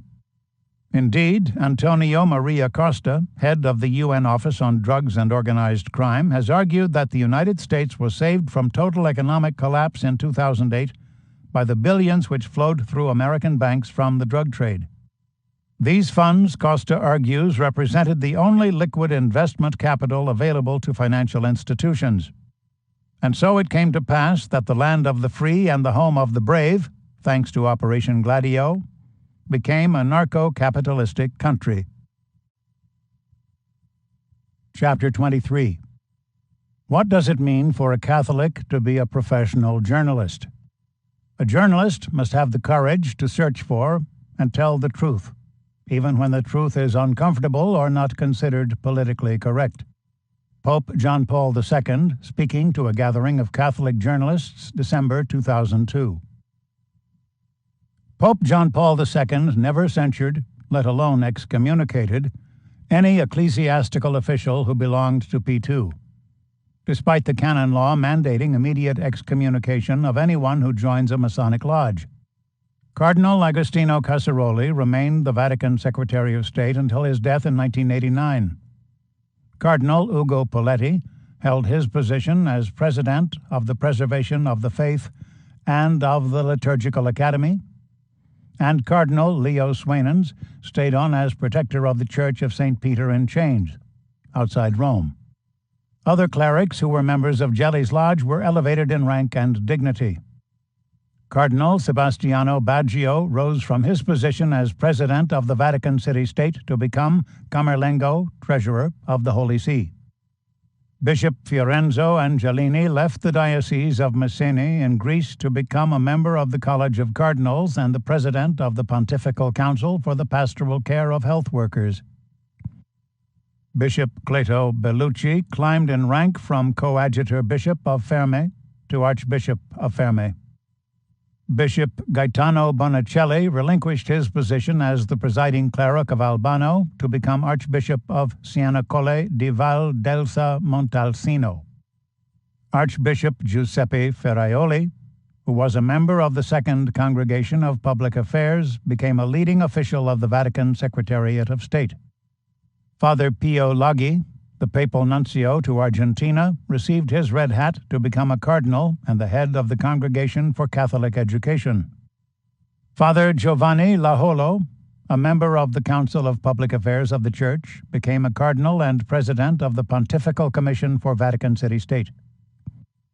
Father Virgilio Levi was promoted from assistant director of the official Vatican newspaper to executive director of Vatican Radio. Father Pasquale Macci, the private secretary to Paul VI, rose in rank to become the archbishop to the Roman Catholic Territorial Prelature of Loreto. Father Francesco Marchisano ascended from his post as prelate of honor of the Pope to become a cardinal and president of the Permanent Commission for the Care of the Historic and Artistic Monuments of the Holy See. Father Dino Monduzzi, the regent of the Pontifical House, emerged from the scandal to join the College of Cardinals as prefect of the papal household. Father Virgilio Noe, the undersecretary for the Congregation for Divine Worship, was also elevated to the cardinalate as president of the Fabric of St. Peter.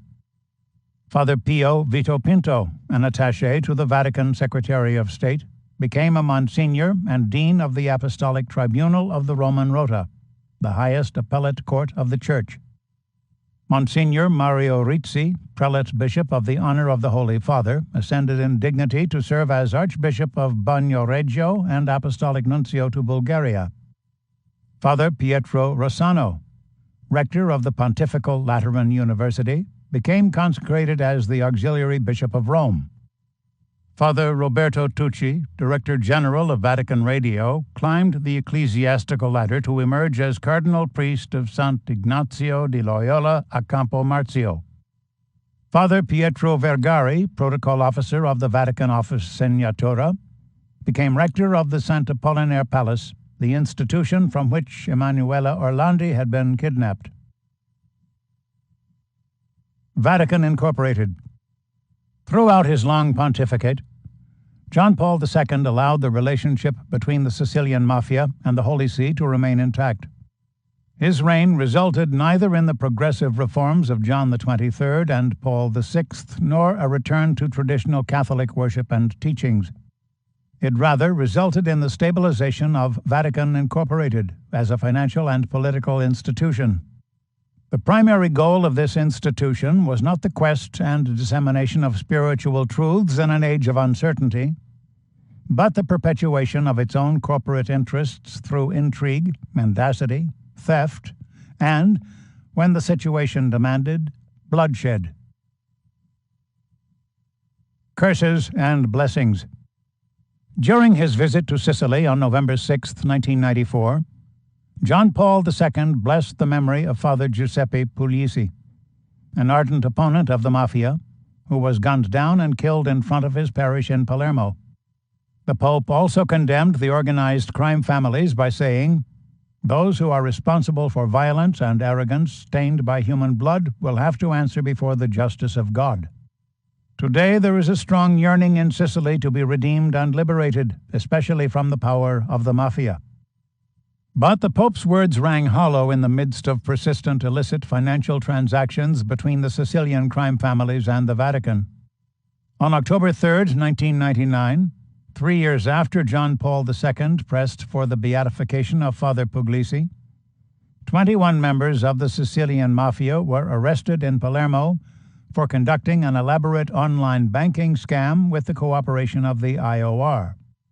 Antonio Orlando, the capo who masterminded the operation, succeeded in siphoning off 264 billion lire, about $115 million, from banks throughout Europe.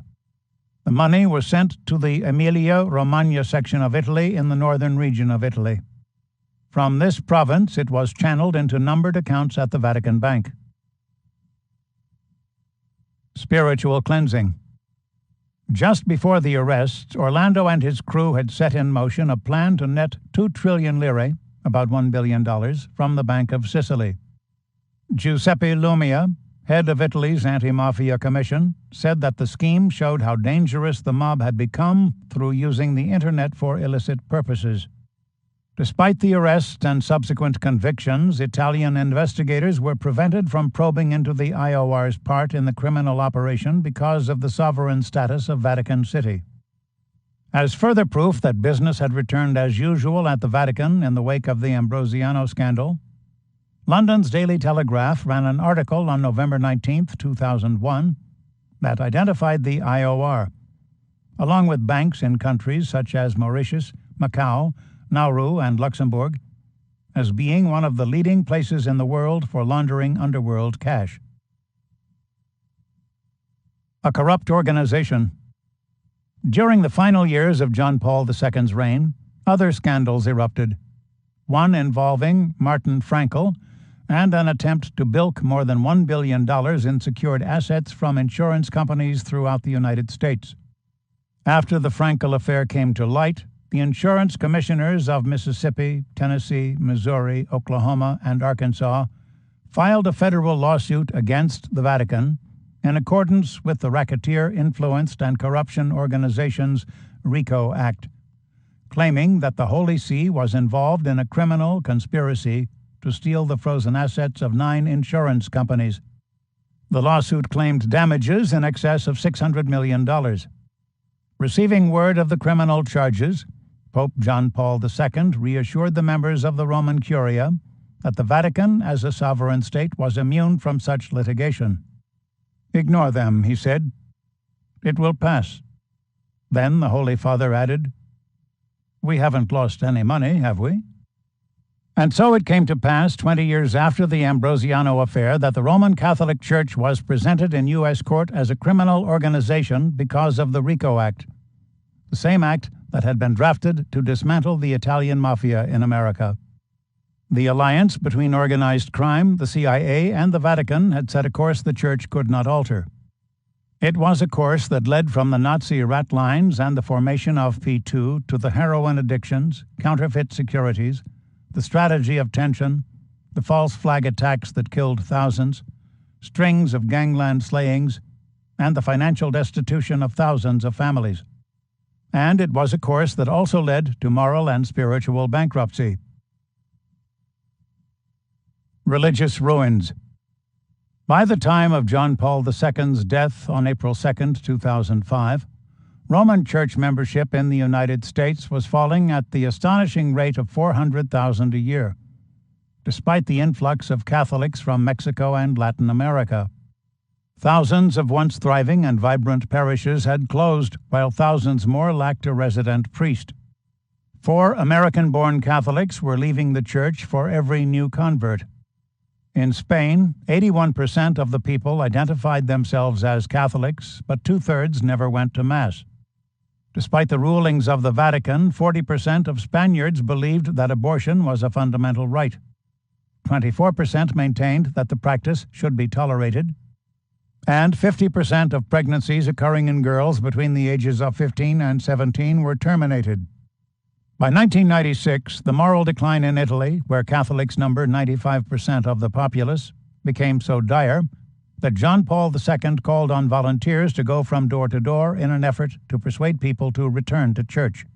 The effort was a complete failure. By 2000, less than 25% of Italian Catholics were making an appearance at Sunday Mass. At the dawn of the 21st century, the magnificent churches and cathedrals in France, many dating back to the 11th century, were visited almost solely by tourists, since fewer than 8% of the country's Catholics opted to sit through the liturgy even once a month. Of the few French people who showed up for Mass, 28% were at least 75 years old, and the overwhelming majority consisted of poorly educated rural women. Britain, according to Cardinal Cormac Murphy O'Connor, the head of the Catholic Church in England and Wales, has become a pagan country. Vandalism, theft, drug dealing, arson, pagan rites, and inappropriate behavior on the high altar had become so commonplace throughout the United Kingdom that churches were kept locked outside of the hours for worship and were guarded by closed-circuit TV cameras. The number of Catholics showing up to fulfill their Sunday obligation declined from 2.63 million in 1963, when the Vatican Council was in full session, to less than 1 million in 2000. 3 years later, the disparity between nominal and practicing Catholics stood at 83.4 to 18.9%. At the same time, only 12% of the Catholics in Scotland attended Mass with any regularity. Cardinal Keith O'Brien, the country's head prelate, said, "There is a danger of Scotland declining into a bacchanalian state where everyone is just concerned with their own pleasures or to sleep with whomever they want." Throughout Europe, the Church had lost more than 1.5 million members since the close of Vatican II. And every year the situation continued to worsen. When the crowds lined up for the traditional Novendiales to view John Paul II's remains, the outlook for the future of Catholics was not even sunny in Mexico, where the number of worshippers in recent years fell from 96% to 82%. The plague of pedophilia. By the close of the first decade of the 21st century, U.S. bishops had received complaints that approximately 6,000 priests, 5.6% of the country's Catholic clerics, had sexually abused children. Over 3,000 civil and criminal lawsuits were pending, and 525 priests were behind bars. The cost of this scandal exceeded $3 billion, forcing 8 dioceses to seek bankruptcy protection. 10% of the Roman Catholic priests in America had been accused of pedophilia, a number so alarming that legal activists have called upon federal and state attorneys to prosecute such clerics under the guidelines of RICO, thereby, once again, treating the Roman Catholic Church as a criminal and corrupt organization. This problem of pedophilia, of course, was not confined to America. It extended to Ireland, Canada, the United Kingdom, Latin America, Belgium, France, Germany, and Australia, increasing the cost to $10 billion and creating financial havoc in dioceses and parishes throughout the world. And this mounting problem had been addressed by continually rotating problematic and perverse priests between dioceses and by a conspiracy of silence among the curia. Not only had John Paul II condoned this practice, but he also went on to insist that the abusers were in fact the victims. Cardinal Joseph Ratzinger, John Paul II's spokesman, said, "It has to do with a reflection of our highly sexualized society. Priests are also affected by the general situation. They may be especially vulnerable or susceptible, although the percentage of abuse cases is no higher than in other occupations." John Paul II's refusal to demand the dismissal of priests from Holy Office who had been found guilty of child molestation has been likened to the silence of Pope Pius XII during the Nazi Holocaust. One of the Pope's greatest shames was giving sanctuary to Cardinal Bernard Francis Law, a horrendous enabler of child abuse who resigned in disgrace from the Archdiocese of Boston in 2002. Another unforgivable act was the Pope's stubborn and self-righteous defense of Marcial Maciel de Gladio, a Mexican priest who serially abused adolescent seminarians, some as young as 12, and several of his own illegitimate children. A fortress impregnable. Largely because of the pedophilia scandal, by 2005 the Holy See had begun to display deficits in excess of $12 million. However, the Roman Curia remained blithely unconcerned about these mounting shortfalls.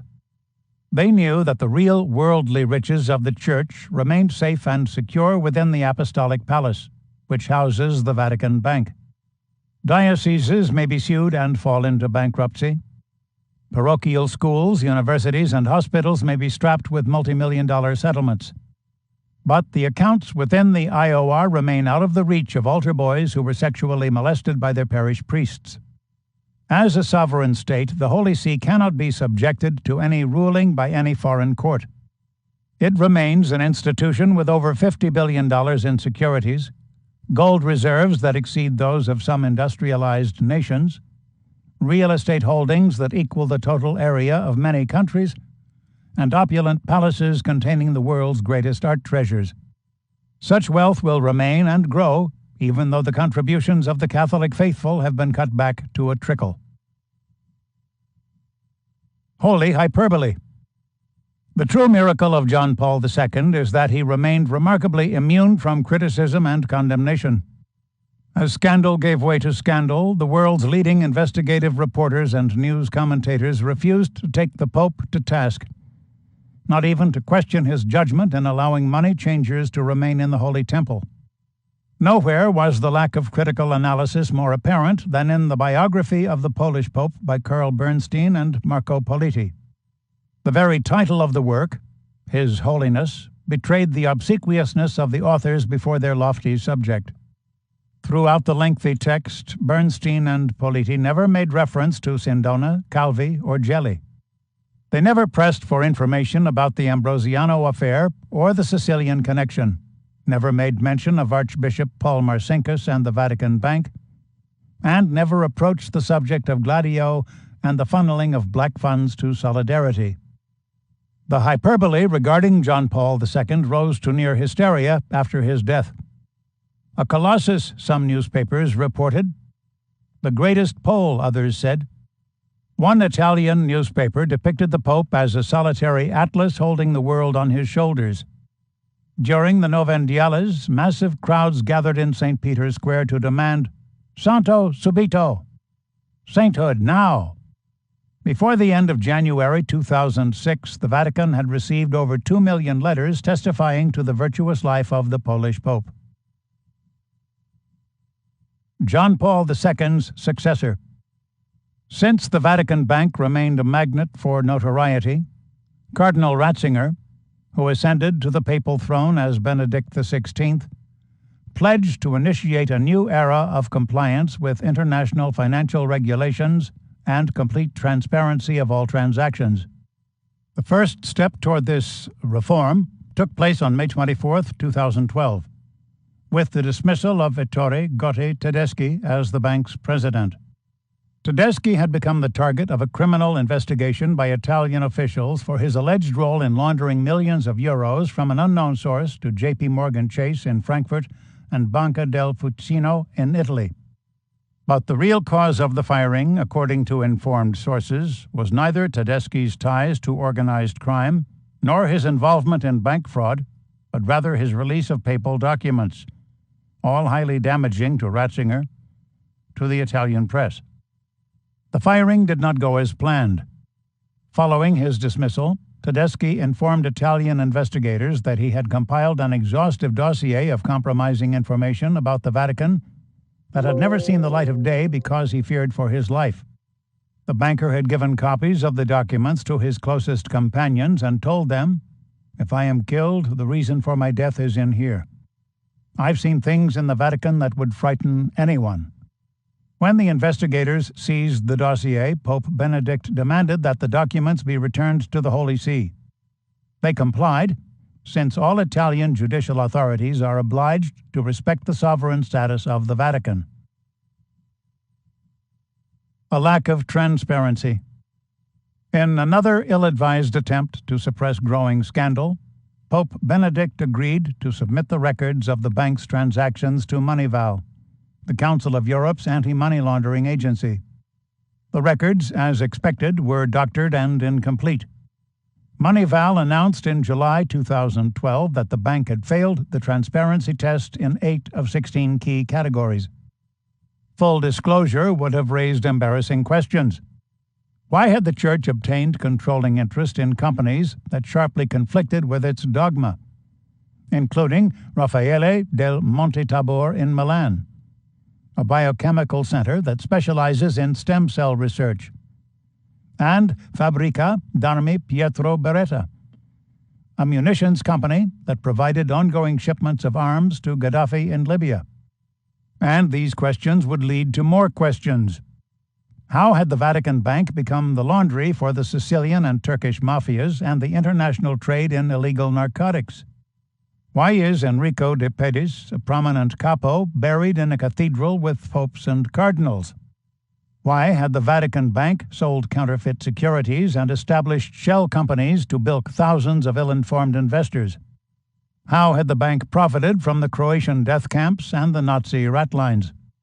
Why did it engage in black operations with the CIA and subversive political activity on a global scale? At last, Pope Benedict became aware that it was best to allow matters to rest. He resigned from the Holy Office on February 28, 2013. The Condor's Egg. By the time Jorge Mario Bergoglio transformed into Pope Francis on March 13, 2013, Islam had replaced Roman Catholicism as the world's leading religion, and the spiritual devastation caused by John Paul II had spread to every corner of the globe, save for some regions of Africa. Throughout Europe and the United States, parishes were boarded up, seminaries were shut, convents were closed, and parochial schools were consolidated. In the United States, the percentage of Catholics who attended Mass on a regular basis fell from 47% in 1974 to 24%, while the number of strong Catholics declined from 46% to 27%.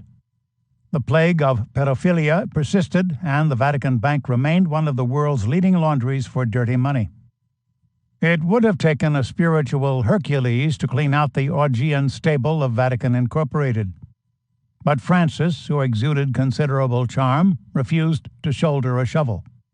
The cardinals and archbishops who sheltered the pedophile priests by moving them from diocese to diocese were neither defrocked nor condemned. The Vatican Bank was not closed, but rather remained as a separate identity within the sovereign state.